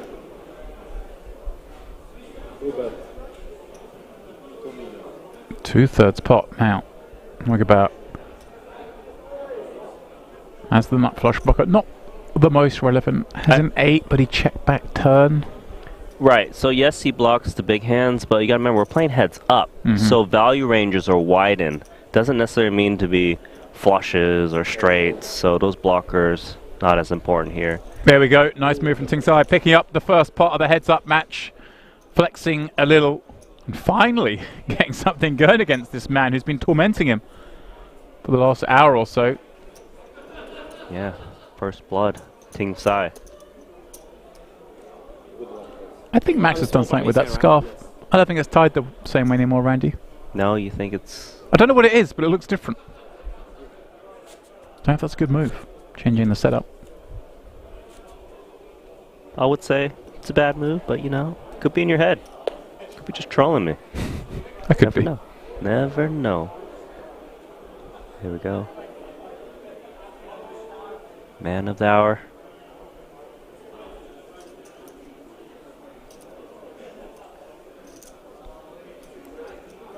Inside 30 bigs on the button, jack 4, of course. The Robbie. Big blind ante and play me. You're getting such a great price from the button. 300 to win 1.5.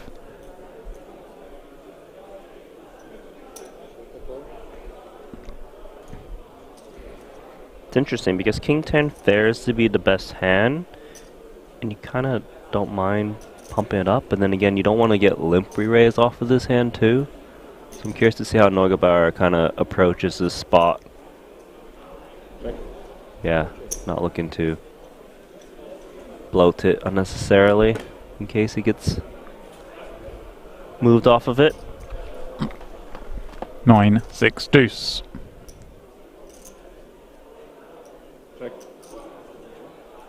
Nogabar taking his customary few seconds before acting. It's customary for limp pots to check to the button, who's got a lot of incentive to kind of bet a wide range, whether you've got it or not.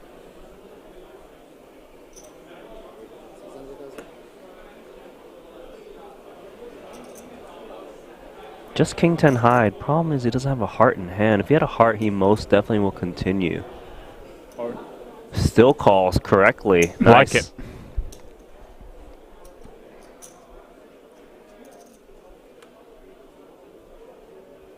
Well, Sai picking up the flush draw and gut shot draw. A lot of opportunities, right? Yeah. And of course he did bet that one big blind on the flop means Nogabar has stuck around with hands like this, King 10, no heart. So there are hands he can bluff off potentially. Of course, could elect to knuckle back, run that equity. He doesn't. He goes pot, or does it 2 million, pardon me, 2/3 pot. Hand 2 gonna go the way of the Taiwanese. Yeah, Ting size. It's an animal in heads up already. I haven't seen many hands, but you can see where his head's at is steal when you miss. Off and running, exactly what you said. Doesn't have to be an all-in double up. Just start inching up. A few blinds here, a few blinds there. Yeah, just try to put a little bit of doubt in your opponent's mind as you close the gap. Then time your big blow. Ryan, do you like the bracelet there in the middle of the table? I like it. Just a reminder.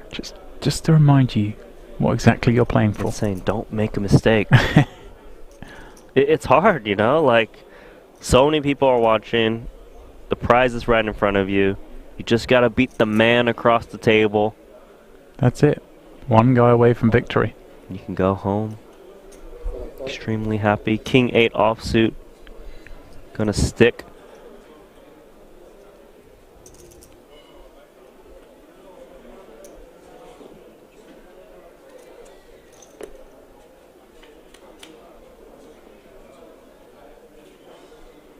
Once again, Dempsey, favourite in a pot, having flopped top pair.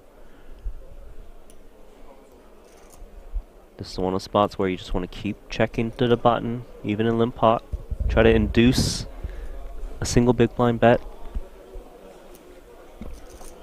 But actually he's going to lead. Interesting. Maybe this will throw off his opponent. Because you shouldn't expect him to want to bet a 9 or 5, right? Because you kind of dissuade your opponent from calling. It actually induces the King 8 to make the call. Yeah, play me a hand there, Randy, with an 8 especially. What's the game plan on the turn for Sai? One over card?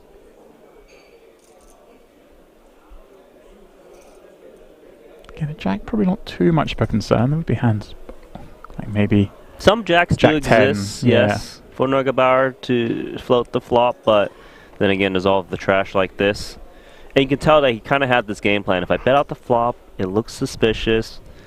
Maybe I can do some floats. Now I'll check and call bet to get value out of that hand, and also a little bit of pot control. Doesn't fall for it though.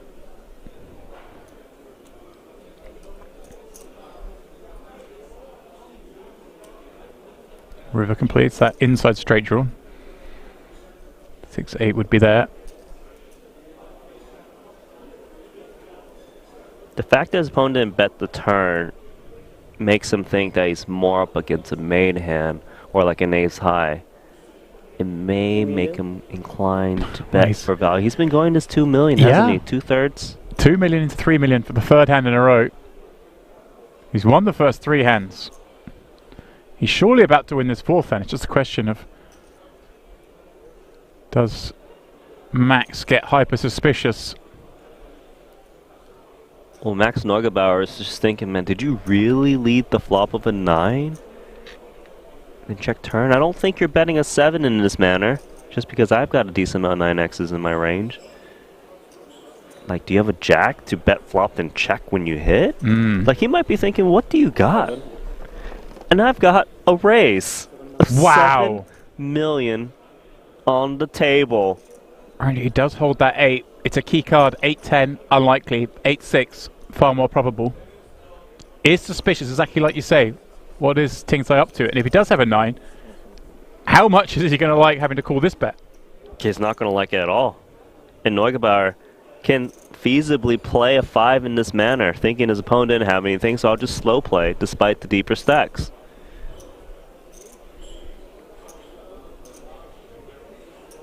It's not even unheard of Neugebauer can find a raise of a lone jack, just because I would never think that Sai would have a 5 as played. So -1 over. Of course, clubs have missed. They're an obvious bluff candidate. But there aren't too many others. Just gotta ask, is my opponent just making a move? If he had a 5, would he value bet me on the turn? And he lays down the best hand. Max Neugebauer finally gets something going in this heads-up match. I say finally. It was hand 4, Randy, but the first one he's won. He's had to do it via devious means. Don't trust the man. Scarf and sunglasses. That could have been the hand that really gets Dempsey to be a troublesome stack. Yeah, if he'd managed to find the call there and pick that up, it would be a lot closer to parity and give him a lot more room to maneuver, as it is a well-timed bluff from Max. Do you think Dempsey perhaps a little shy, hadn't been bitten? Was it like 2 or 3 times with 4 or 5 left when he kept calling this man's bets and getting shown the best hand? You could see that. The thing is, we're heads up. You just gotta play this man now. There's no one else to survive. Play the best you can. Didn't give credit for his opponent to have a bluff in that spot. Misread. Shout out to Mrs. Dealer. He's got the ring on. Yes, thank you for breaking my train of thought. Period. Done. Carry on. As we were. Heads up. Max on the button. King deuce. Has his man back to where they started, just under 30 blinds. Reset.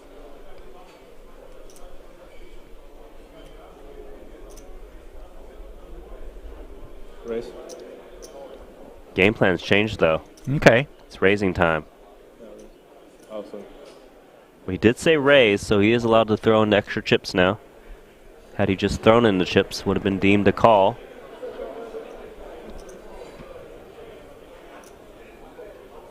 Bit of a decision here for 2 fives, right? It's pretty much a call or jam spot. Not really a 3-bet to induce, I wouldn't think. It's interesting because it's the first raise. Obviously, up to now, Max has limped. Yeah, I think if you were up against a player who raised every single button, you would certainly be slam dunk jamming this in, taking it down pre. But it is worrisome when your opponent does raise, does still find it nice.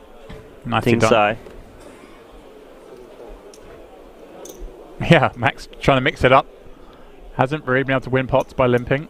And goes to the raise. Can't win that either.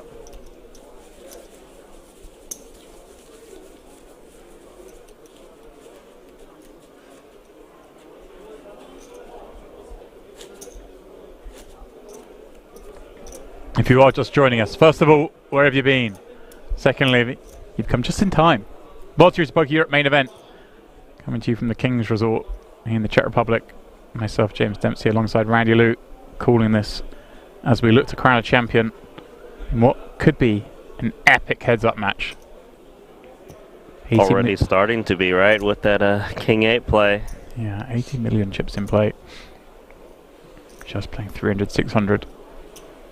Also, just playing for 609,000 more euros on top. Randy, it's the bracelet. I keep telling you about it. The money's irrelevant. It's the bracelet. Yeah, but have you ever seen a heads-up match for this much? It doesn't happen too often every year. It certainly doesn't. King Dewey. Did he say call? There we go. So, our first raised flop as we see Queen, 5, deuce, a piece for each. It's Max with the best of it. The thing is, Sai's going to think he's got the best hand a lot. It's heads up. He also kind of wants to protect, given his pair of deuces obviously vulnerable to any overcard. But if he bets, it could be big trouble, as Neugebauer has been seen to check raise top pairs when we're multi-handed at this final table. I kind of think he's going to, don't you? Check raise Queen Jack. Certainly look to go for a lot in these spots. We saw him check raise trips earlier. We saw him check raise top pair while still multi-handed. His MO is to play big pots with good hands, Randy. It's a good strategy. Yeah. There we go. Check raise. He knows he can represent busted diamonds. Could be some kind of straight draw like 3-4, 4-6, 3-6. Could be just some random backdoor hearts as well. It's plausible. I like this, Ryan. These guys are already battling. Early heads up. A lot of aggression shown. If Ting Sai thinks that Neugebauer is going to be check raise bluffing, he needs to continue with King Deuce, which he does. Clean outs, of course, to King and Deuce. But in trouble. Just 20%.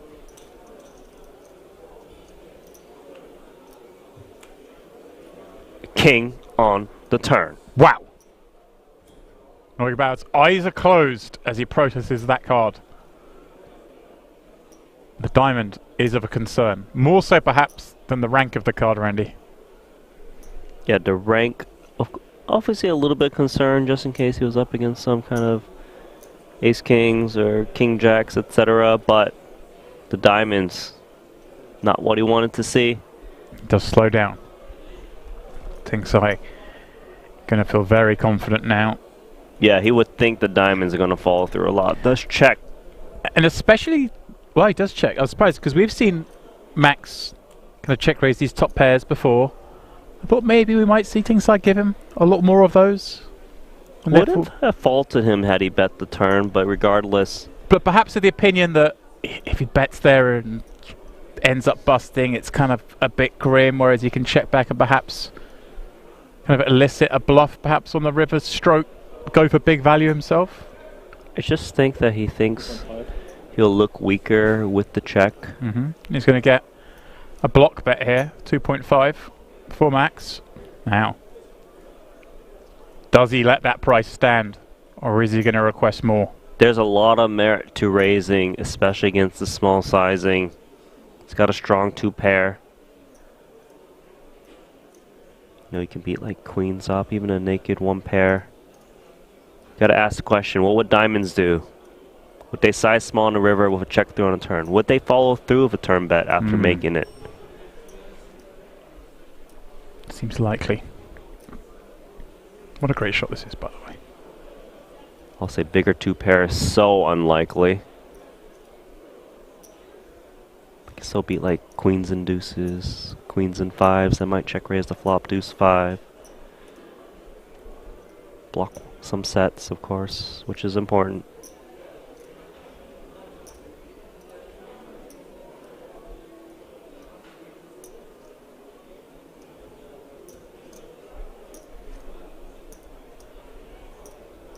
Feels like he knows he's got the best hand.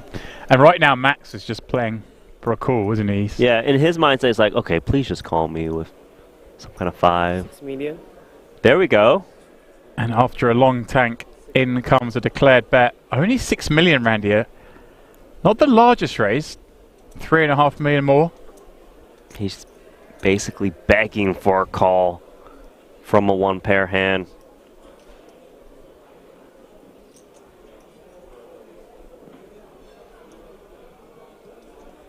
Now Neugebauer is thinking, did you really check back the turn with a flush when we're playing, what, a 14 million stack on the turn?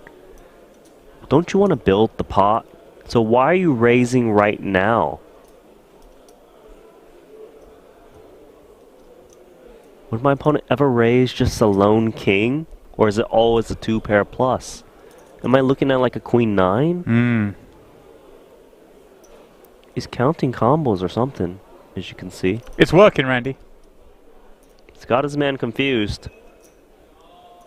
The brain resides at high altitude, but it's a high output today. He's got himself to this position. The big leader heads up.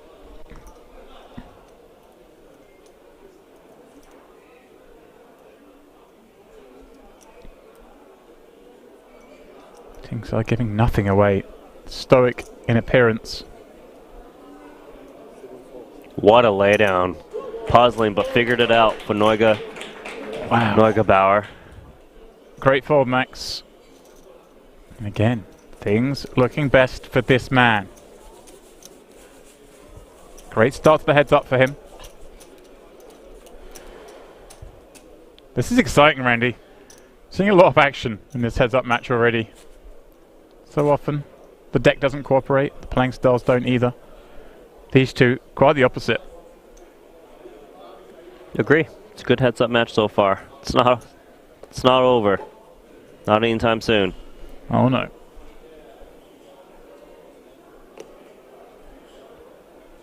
Fighting tooth and nail for every single chip they can get.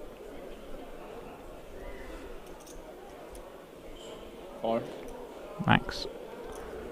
Gonna limp in. It was a very poor combo, but heads up. Such a price. Can't really be folding anything. Thing side now is 23 million in this heads-up match.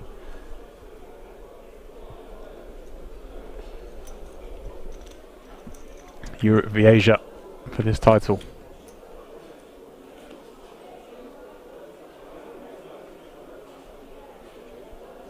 Nothing on nothing. A more common occurrence in heads-up poker. You sneeze, you win. Hard to do so when you got nothing. Still the same.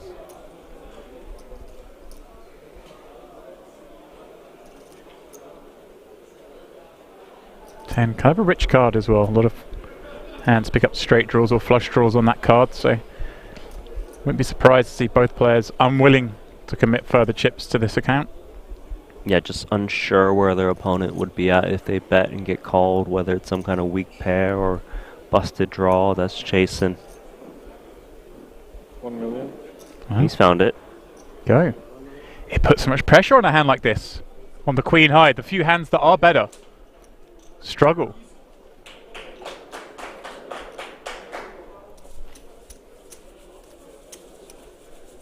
Oh, it's there. In case you need to remind me what we're playing for. There's a few euros in the mix. Ring the button. More euro to be added, right? That's not 1.5, I assume. It's not 1.5, but maybe it may be about what they're playing for in difference. There we go. Maybe they, both get bank transferred the 891, and the winner takes the cash and the bracelet, Randy. You need a bit of walk around money. Yeah, walk around money with that. Yes, you're just throwing bricks at people.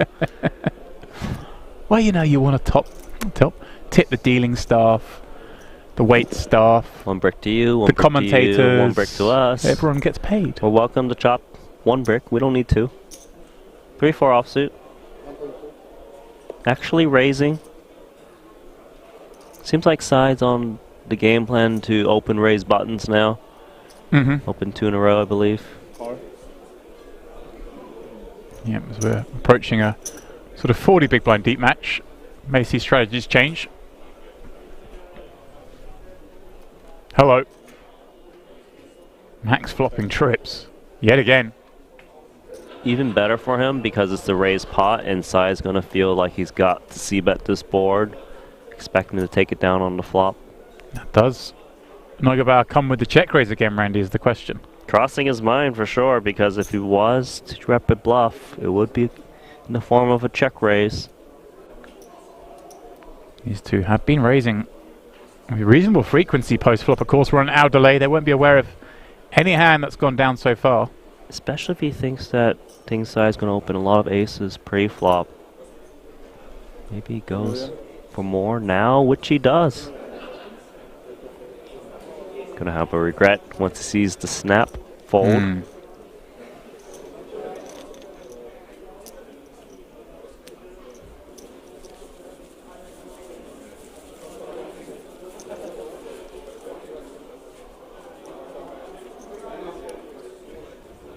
Randy, do you think I can steal one of those bricks and they won't notice? Are you still gonna... you already mentioned this. Like, the bottom one in the middle there, the structure won't fall. What are you gonna replace it with?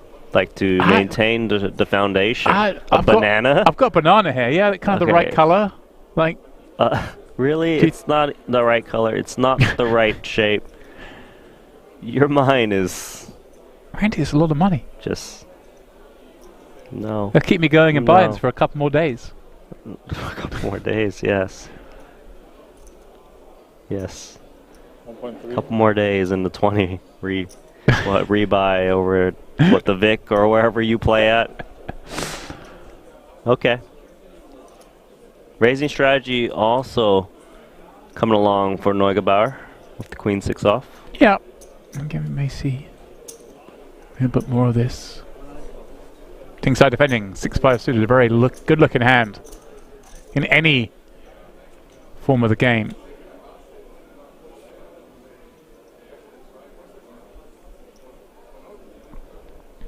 Jack 9-4, no hope for either.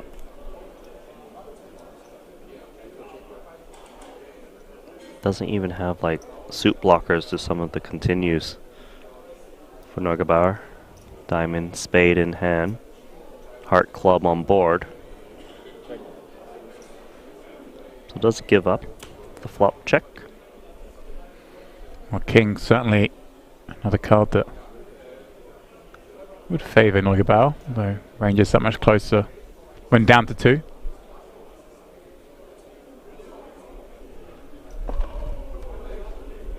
We've seen Neugebauer kind of bet earlier With the jack high on a board, you didn't expect him to so much with no connection.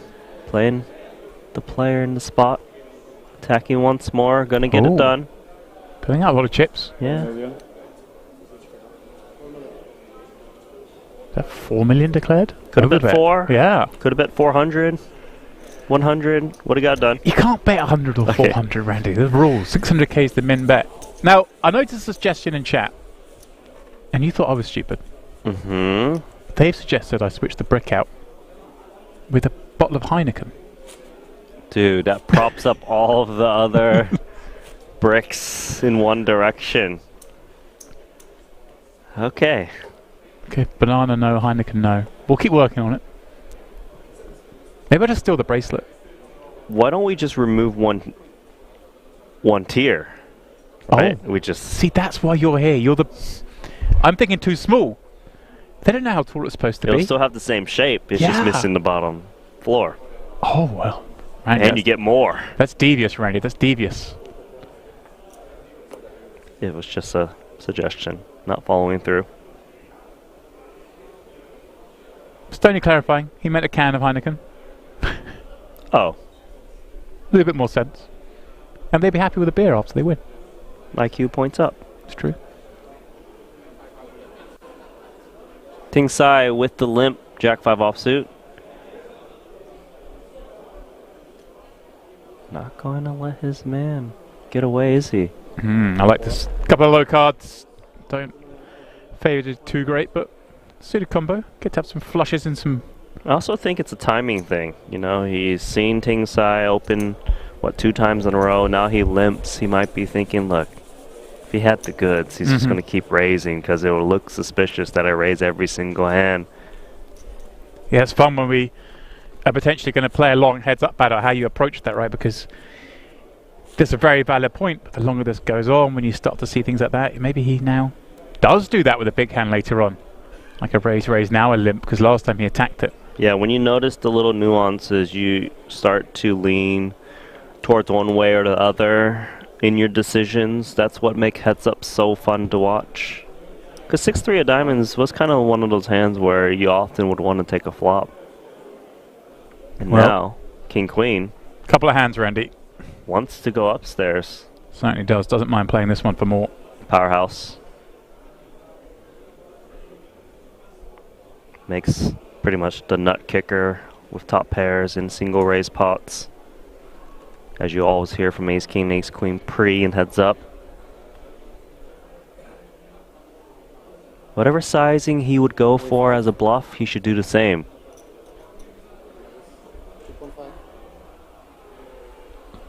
Just over 4. 2.5 into the bet. It gets very interesting because ace-6 is still ace-high in heads-up, which is a monster, but the size is big. It's not the best playability, but he's got the position to try to negate that fact. Yeah, you know Sai can have plenty of bluffs here. And of course there are even hands like this that he's ahead of. And he finds an ace-high flop, but, Randy, there are 3 clubs. Lots of ammunition for Sai to put in some bets. He can really lean on a 10x if he wants to. Try to look for a jack. He's got king, queen outs against a 10. Got clubs, a big one.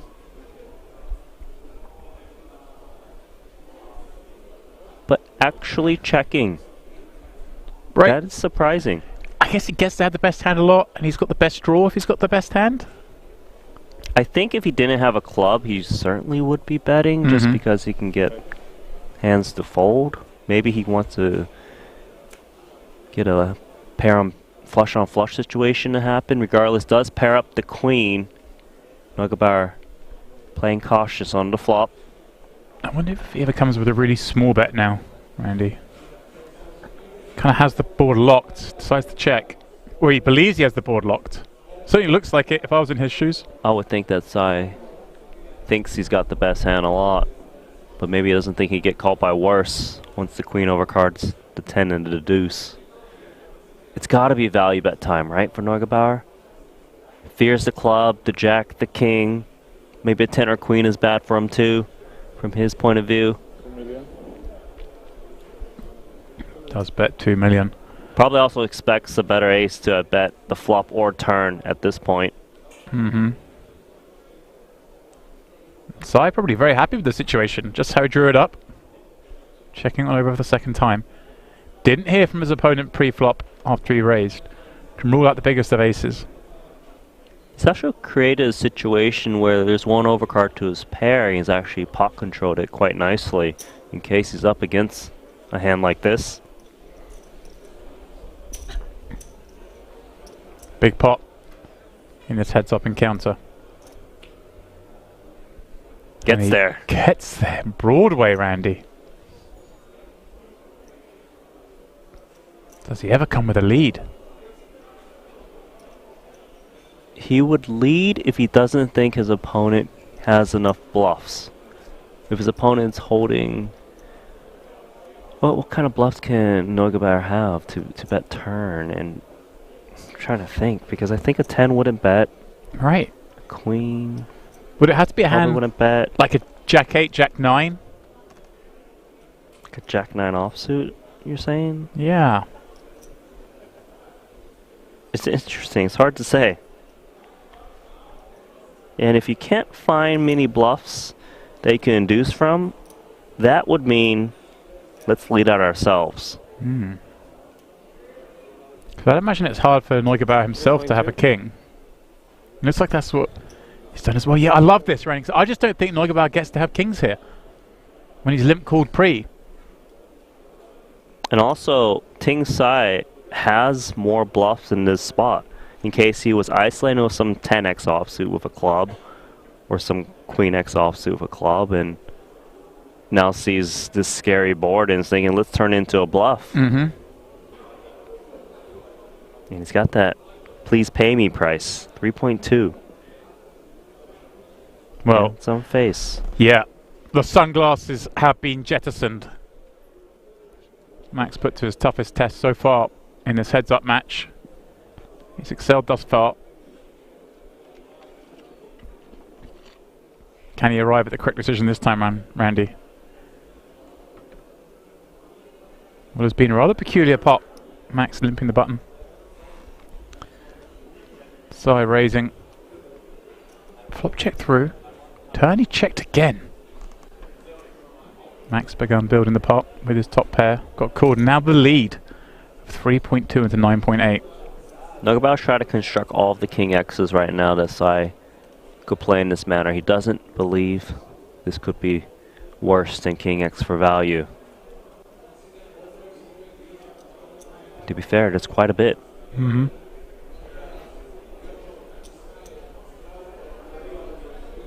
Neugebauer made one great fold already in this heads-up match when he got raised. Can he do one more? Counting out the calling chips. It's halfway to a call, Randy. Once you've got them in your hand, it's easy to throw them forward. This is the longest we've seen him have to tank in any spot, I think, Randy. He does make the call. Close the gap. Ting Sai. Gets shown the bad news. All of a sudden, Randy, the lead is down to just about 2-1.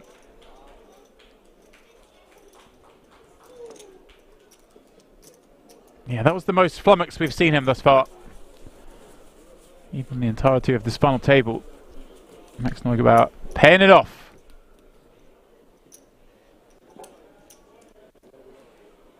Side getting max value.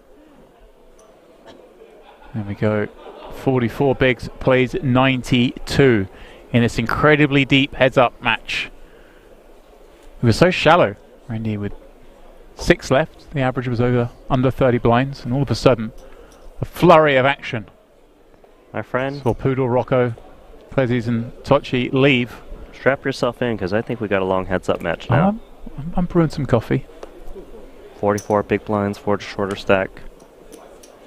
Maybe you can find a better creative way to take a brick.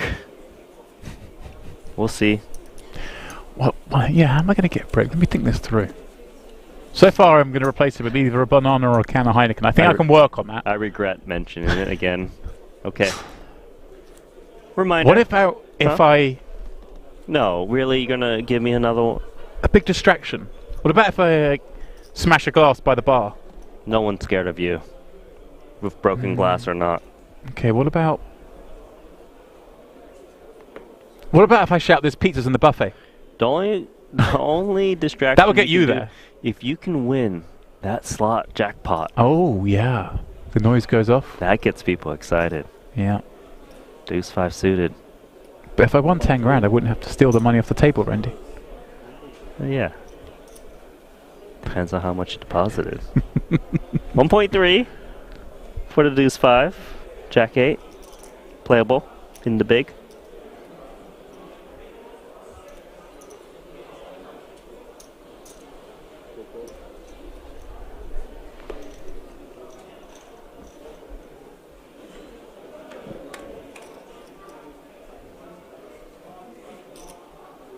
Ten, 5, 4 with a solitary spade. The juices up pre-flop. 3.2 in the middle pair. Looking all right. The backdoor spades, little wheel action backdoor as well. 7 bet. 1 million. Over.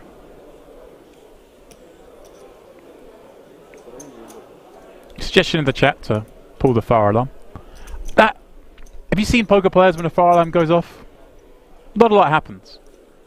They're like, can I play this hand first?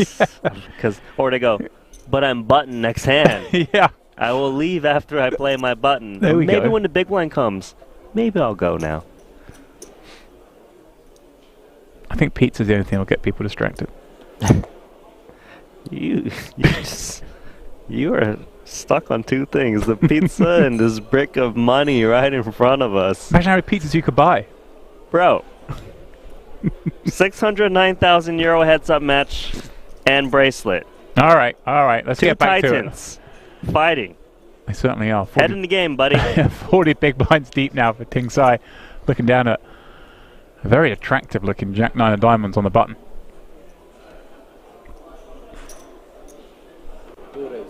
Randy coming in with a little raise. Max Neugebauer. Playable, but not as nice. Mm-hmm. One more gap. Offsuit. Black variety.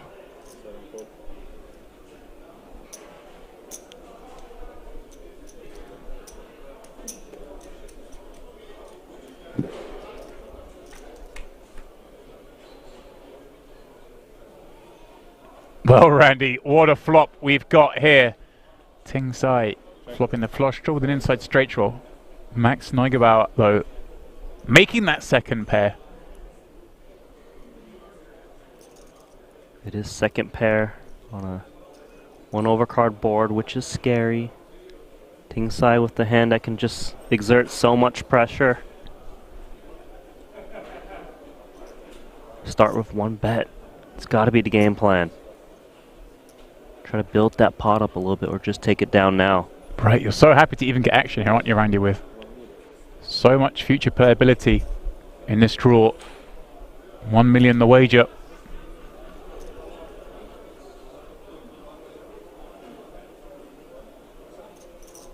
Neugebauer has been so aggressive with his top pairs, but no surprise to see second pair played as a call.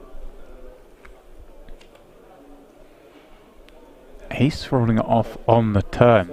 The card that may see Sai fire again, Randy, having been the pre-flop raiser. Pre-flop raiser, all the ace X's, a little bit less ace X in the big blind given they will re-raise some of them. Apply pressure against 8 and 7X. Even a queen. Be hard pressed to call if there was one more to come on the river as well. You got backup, 34% equity as you can see, as you can hit your straight, your diamond. And from his point of view, maybe even a jack or 9 is good against an 8 or 7. Mm-hmm.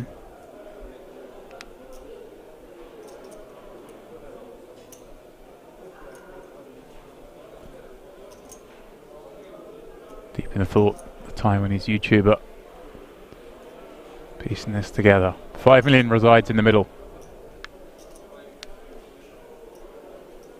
Small flop bet would have shaken nothing. How big does he want to fire on the turn? 6.3. That's 6.3, Randy? Has he gone with the overbet? He is really putting maximum pressure. Surely that's it. On everything that called the flop. Max Neugebauer. Not enjoying it, Randy, but... This is a big decision. He knows that overbets are polarized to 2-pair plus hands usually, or big combo draws like this.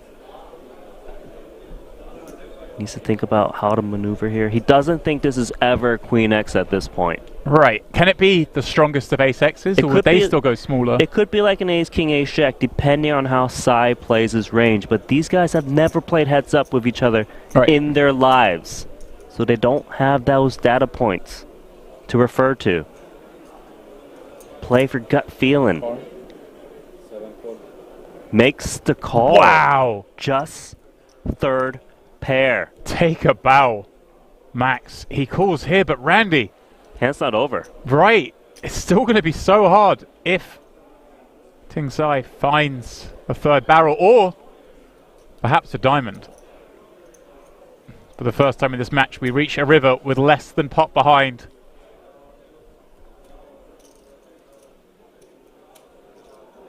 Max Neugebauer putting the cape on. The scarf and the glasses have been on a while. The river's an offsuit 4. Ting Sai left with no hand on the river. Can he find the third barrel, Randy? And he's thinking about it.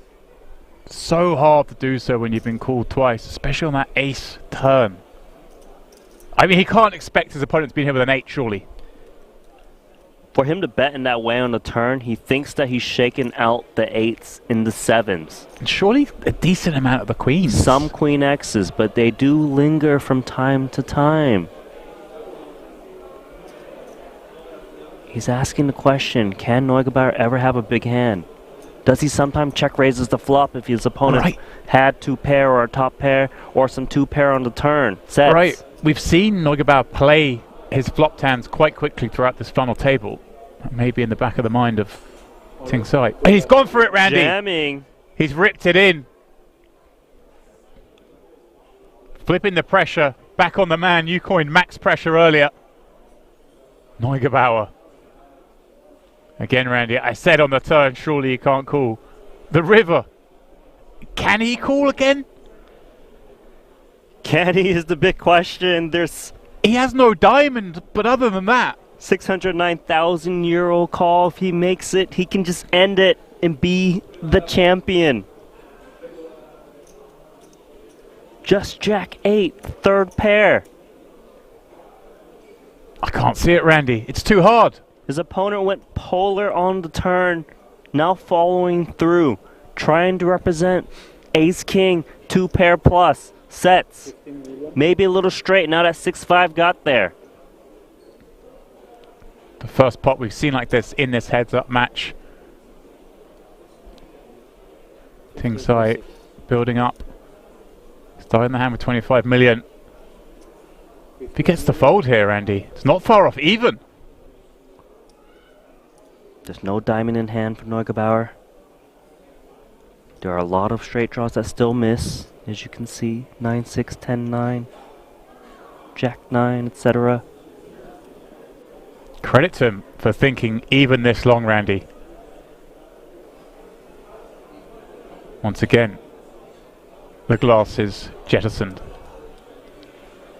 Last time he did that, he made the call and got shown the nuts, or the effective nuts. Can he go with his read that he had on the turn, that his opponent was on a big draw? Barely any of the draws got there. Surely not, Randy. Call, and it's over. Fold, and we have a big match to continue with. just could be all sorts of hands. Ace 7, Ace 8, Ace Queen, Ace King. Other two pairs, sets. No, Oh Randy! my God. Neugebauer. He's made the call. Has done it. The champ. That's impossible. How has he made that call, Randy? Third pair. Take a bow. Max Neugebauer is the World Series of Poker Europe main event champion in the most emphatic fashion, making the most heroic call-off with third pair over 3 streets. Ting Tsai, you've done nothing wrong, my man. He showed so much heart, but incredibly got cooled down. What a roller coaster for Ting Tsai, the runner-up for 891,000 euros. He played well, up and down, up and down. Took a shot on that last hand, and that is it. Randy, I've got a tingling feeling all through my body. That is one of the most incredible hands I've seen to win a poker tournament in my life. If he called there and was wrong, he would have relinquished the lead and his head would have been spinning. Instead, he heroes it off. Max Neugebauer. 1.5 million euros and his first career bracelet. Congratulations.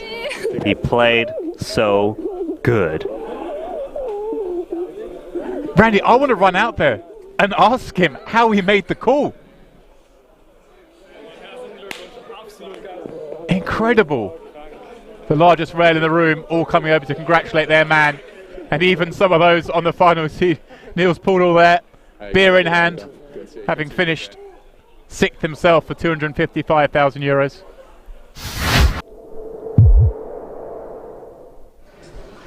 Hello, so we had so many viewers from Taiwan watching you specifically. What do you have to say for them? With my audience or? Oh, okay. Yeah, thank you for your supporting. It's a little bit disappointed.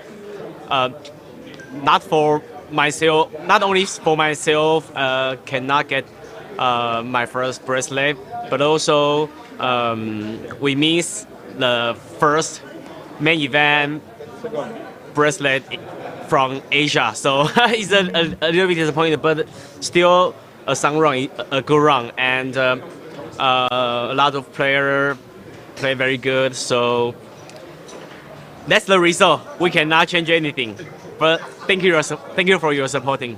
What happened in the last hand? Yeah, the final hand I have straight draw and flush draw and all miss, and I bet flop 33% and turn over bet and river almost pass size gen and get called by third pair.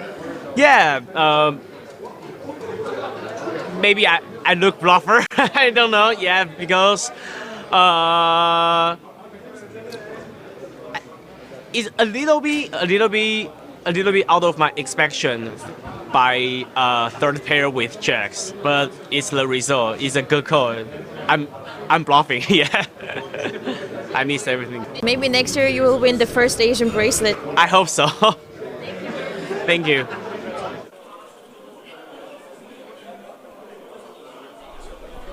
Well, Randy, happy with the run, of course, and his supporters have been with us from the off. Nice to hear from the second place finisher. Yeah, gracious in defeat. But this is the man. Easy to overbluff. It's just so fucking easy to overbluff the spot. So easy to call the fucking river. Well, there you go. He's right. No ICM. People have to bud those spots. No ICM, but you've still got to make the call, Randy, as we're setting the stage before hearing from our winner. See Jack Effel, of course, the Executive World Series of Poker Tour Director. He's here to present the bracelet. And of course, it is not the end of the World Series of Poker this year. The sunglasses on top. There we go, Randy. The Jack 8 for the ears. Oh, nice. But there's still missing brick. Okay, I won't steal any bricks. No. Let the man But if I take it took all. one of those bricks, Randy, I could head down to the Bahamas, play the World Series of Poker Paradise, and maybe I could be a main event champion. Well, I hope to see Max there. I'm sure we will see Max there. He's got the dough. Certainly does, winning plenty of buy-ins. Sounds like we're going to get a few words. Is that right, James? Well, I hope so. Ah, Elkie in the mix too. There's a man who knows something about winning poker tournaments. Going to present the bracelet. Looks like though, Randy, from us it may Ladies be and gentlemen, here we are with Max Neugebauer, the winner of the 2023 World Series of Poker Europe main event. Yes, I butchered your last name, but you know what, Max? I gave it a heck of an effort. Congratulations on your win. €1.5 million richer, the World Series of Poker Europe main event bracelet. We're here for the presentation. We have Bertrand Gros-Pilier, better known as Elkie, to present the bracelet to the director of poker here at King's Casino, Federico Brunato, to then present it to you, Max. Great performance. Thank you. Thank you so much. I don't know what to say. I'm still in the Jack 8 hand. I don't even know. I almost didn't even come. Last minute I decided to come. I had some back pain. Didn't want to have to sit for 4 hours, like 4 days straight basically. But I decided to come anyways, and I guess it paid off. Just don't know what to say. Thanks to the rail. I really appreciated the rail. They were the best. They came all the way from Vienna. Gave me so much energy. It was amazing. Well, congratulations, Max, on behalf of the World Series of Poker, GG Poker, and King's Casino here in Rozvadov. Well done, my friend. Don't spend it all in one place, and we'll see you at the next World Series of Poker. Congratulations. Well, there we go, Randy, a worthy champion. And just before we have time to sign off, I'd like to thank all of you for supporting us over the last 2 weeks. On behalf of myself, Randy, Henry and Ollie, it's been a hell of a time, and we look forward to seeing you at the World Series of Poker Paradise. See ya.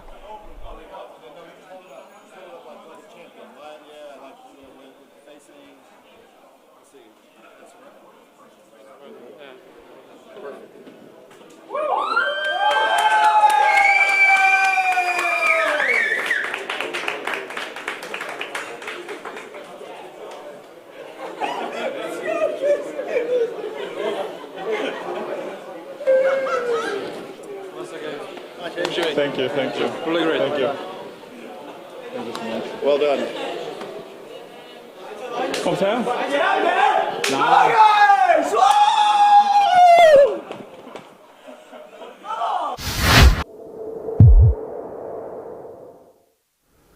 Well, that brings to a close the 2023 World Series of Poker Europe. Randy, what a series it's been. Yes, we awarded 15 WSOP bracelets and a record-breaking field throughout.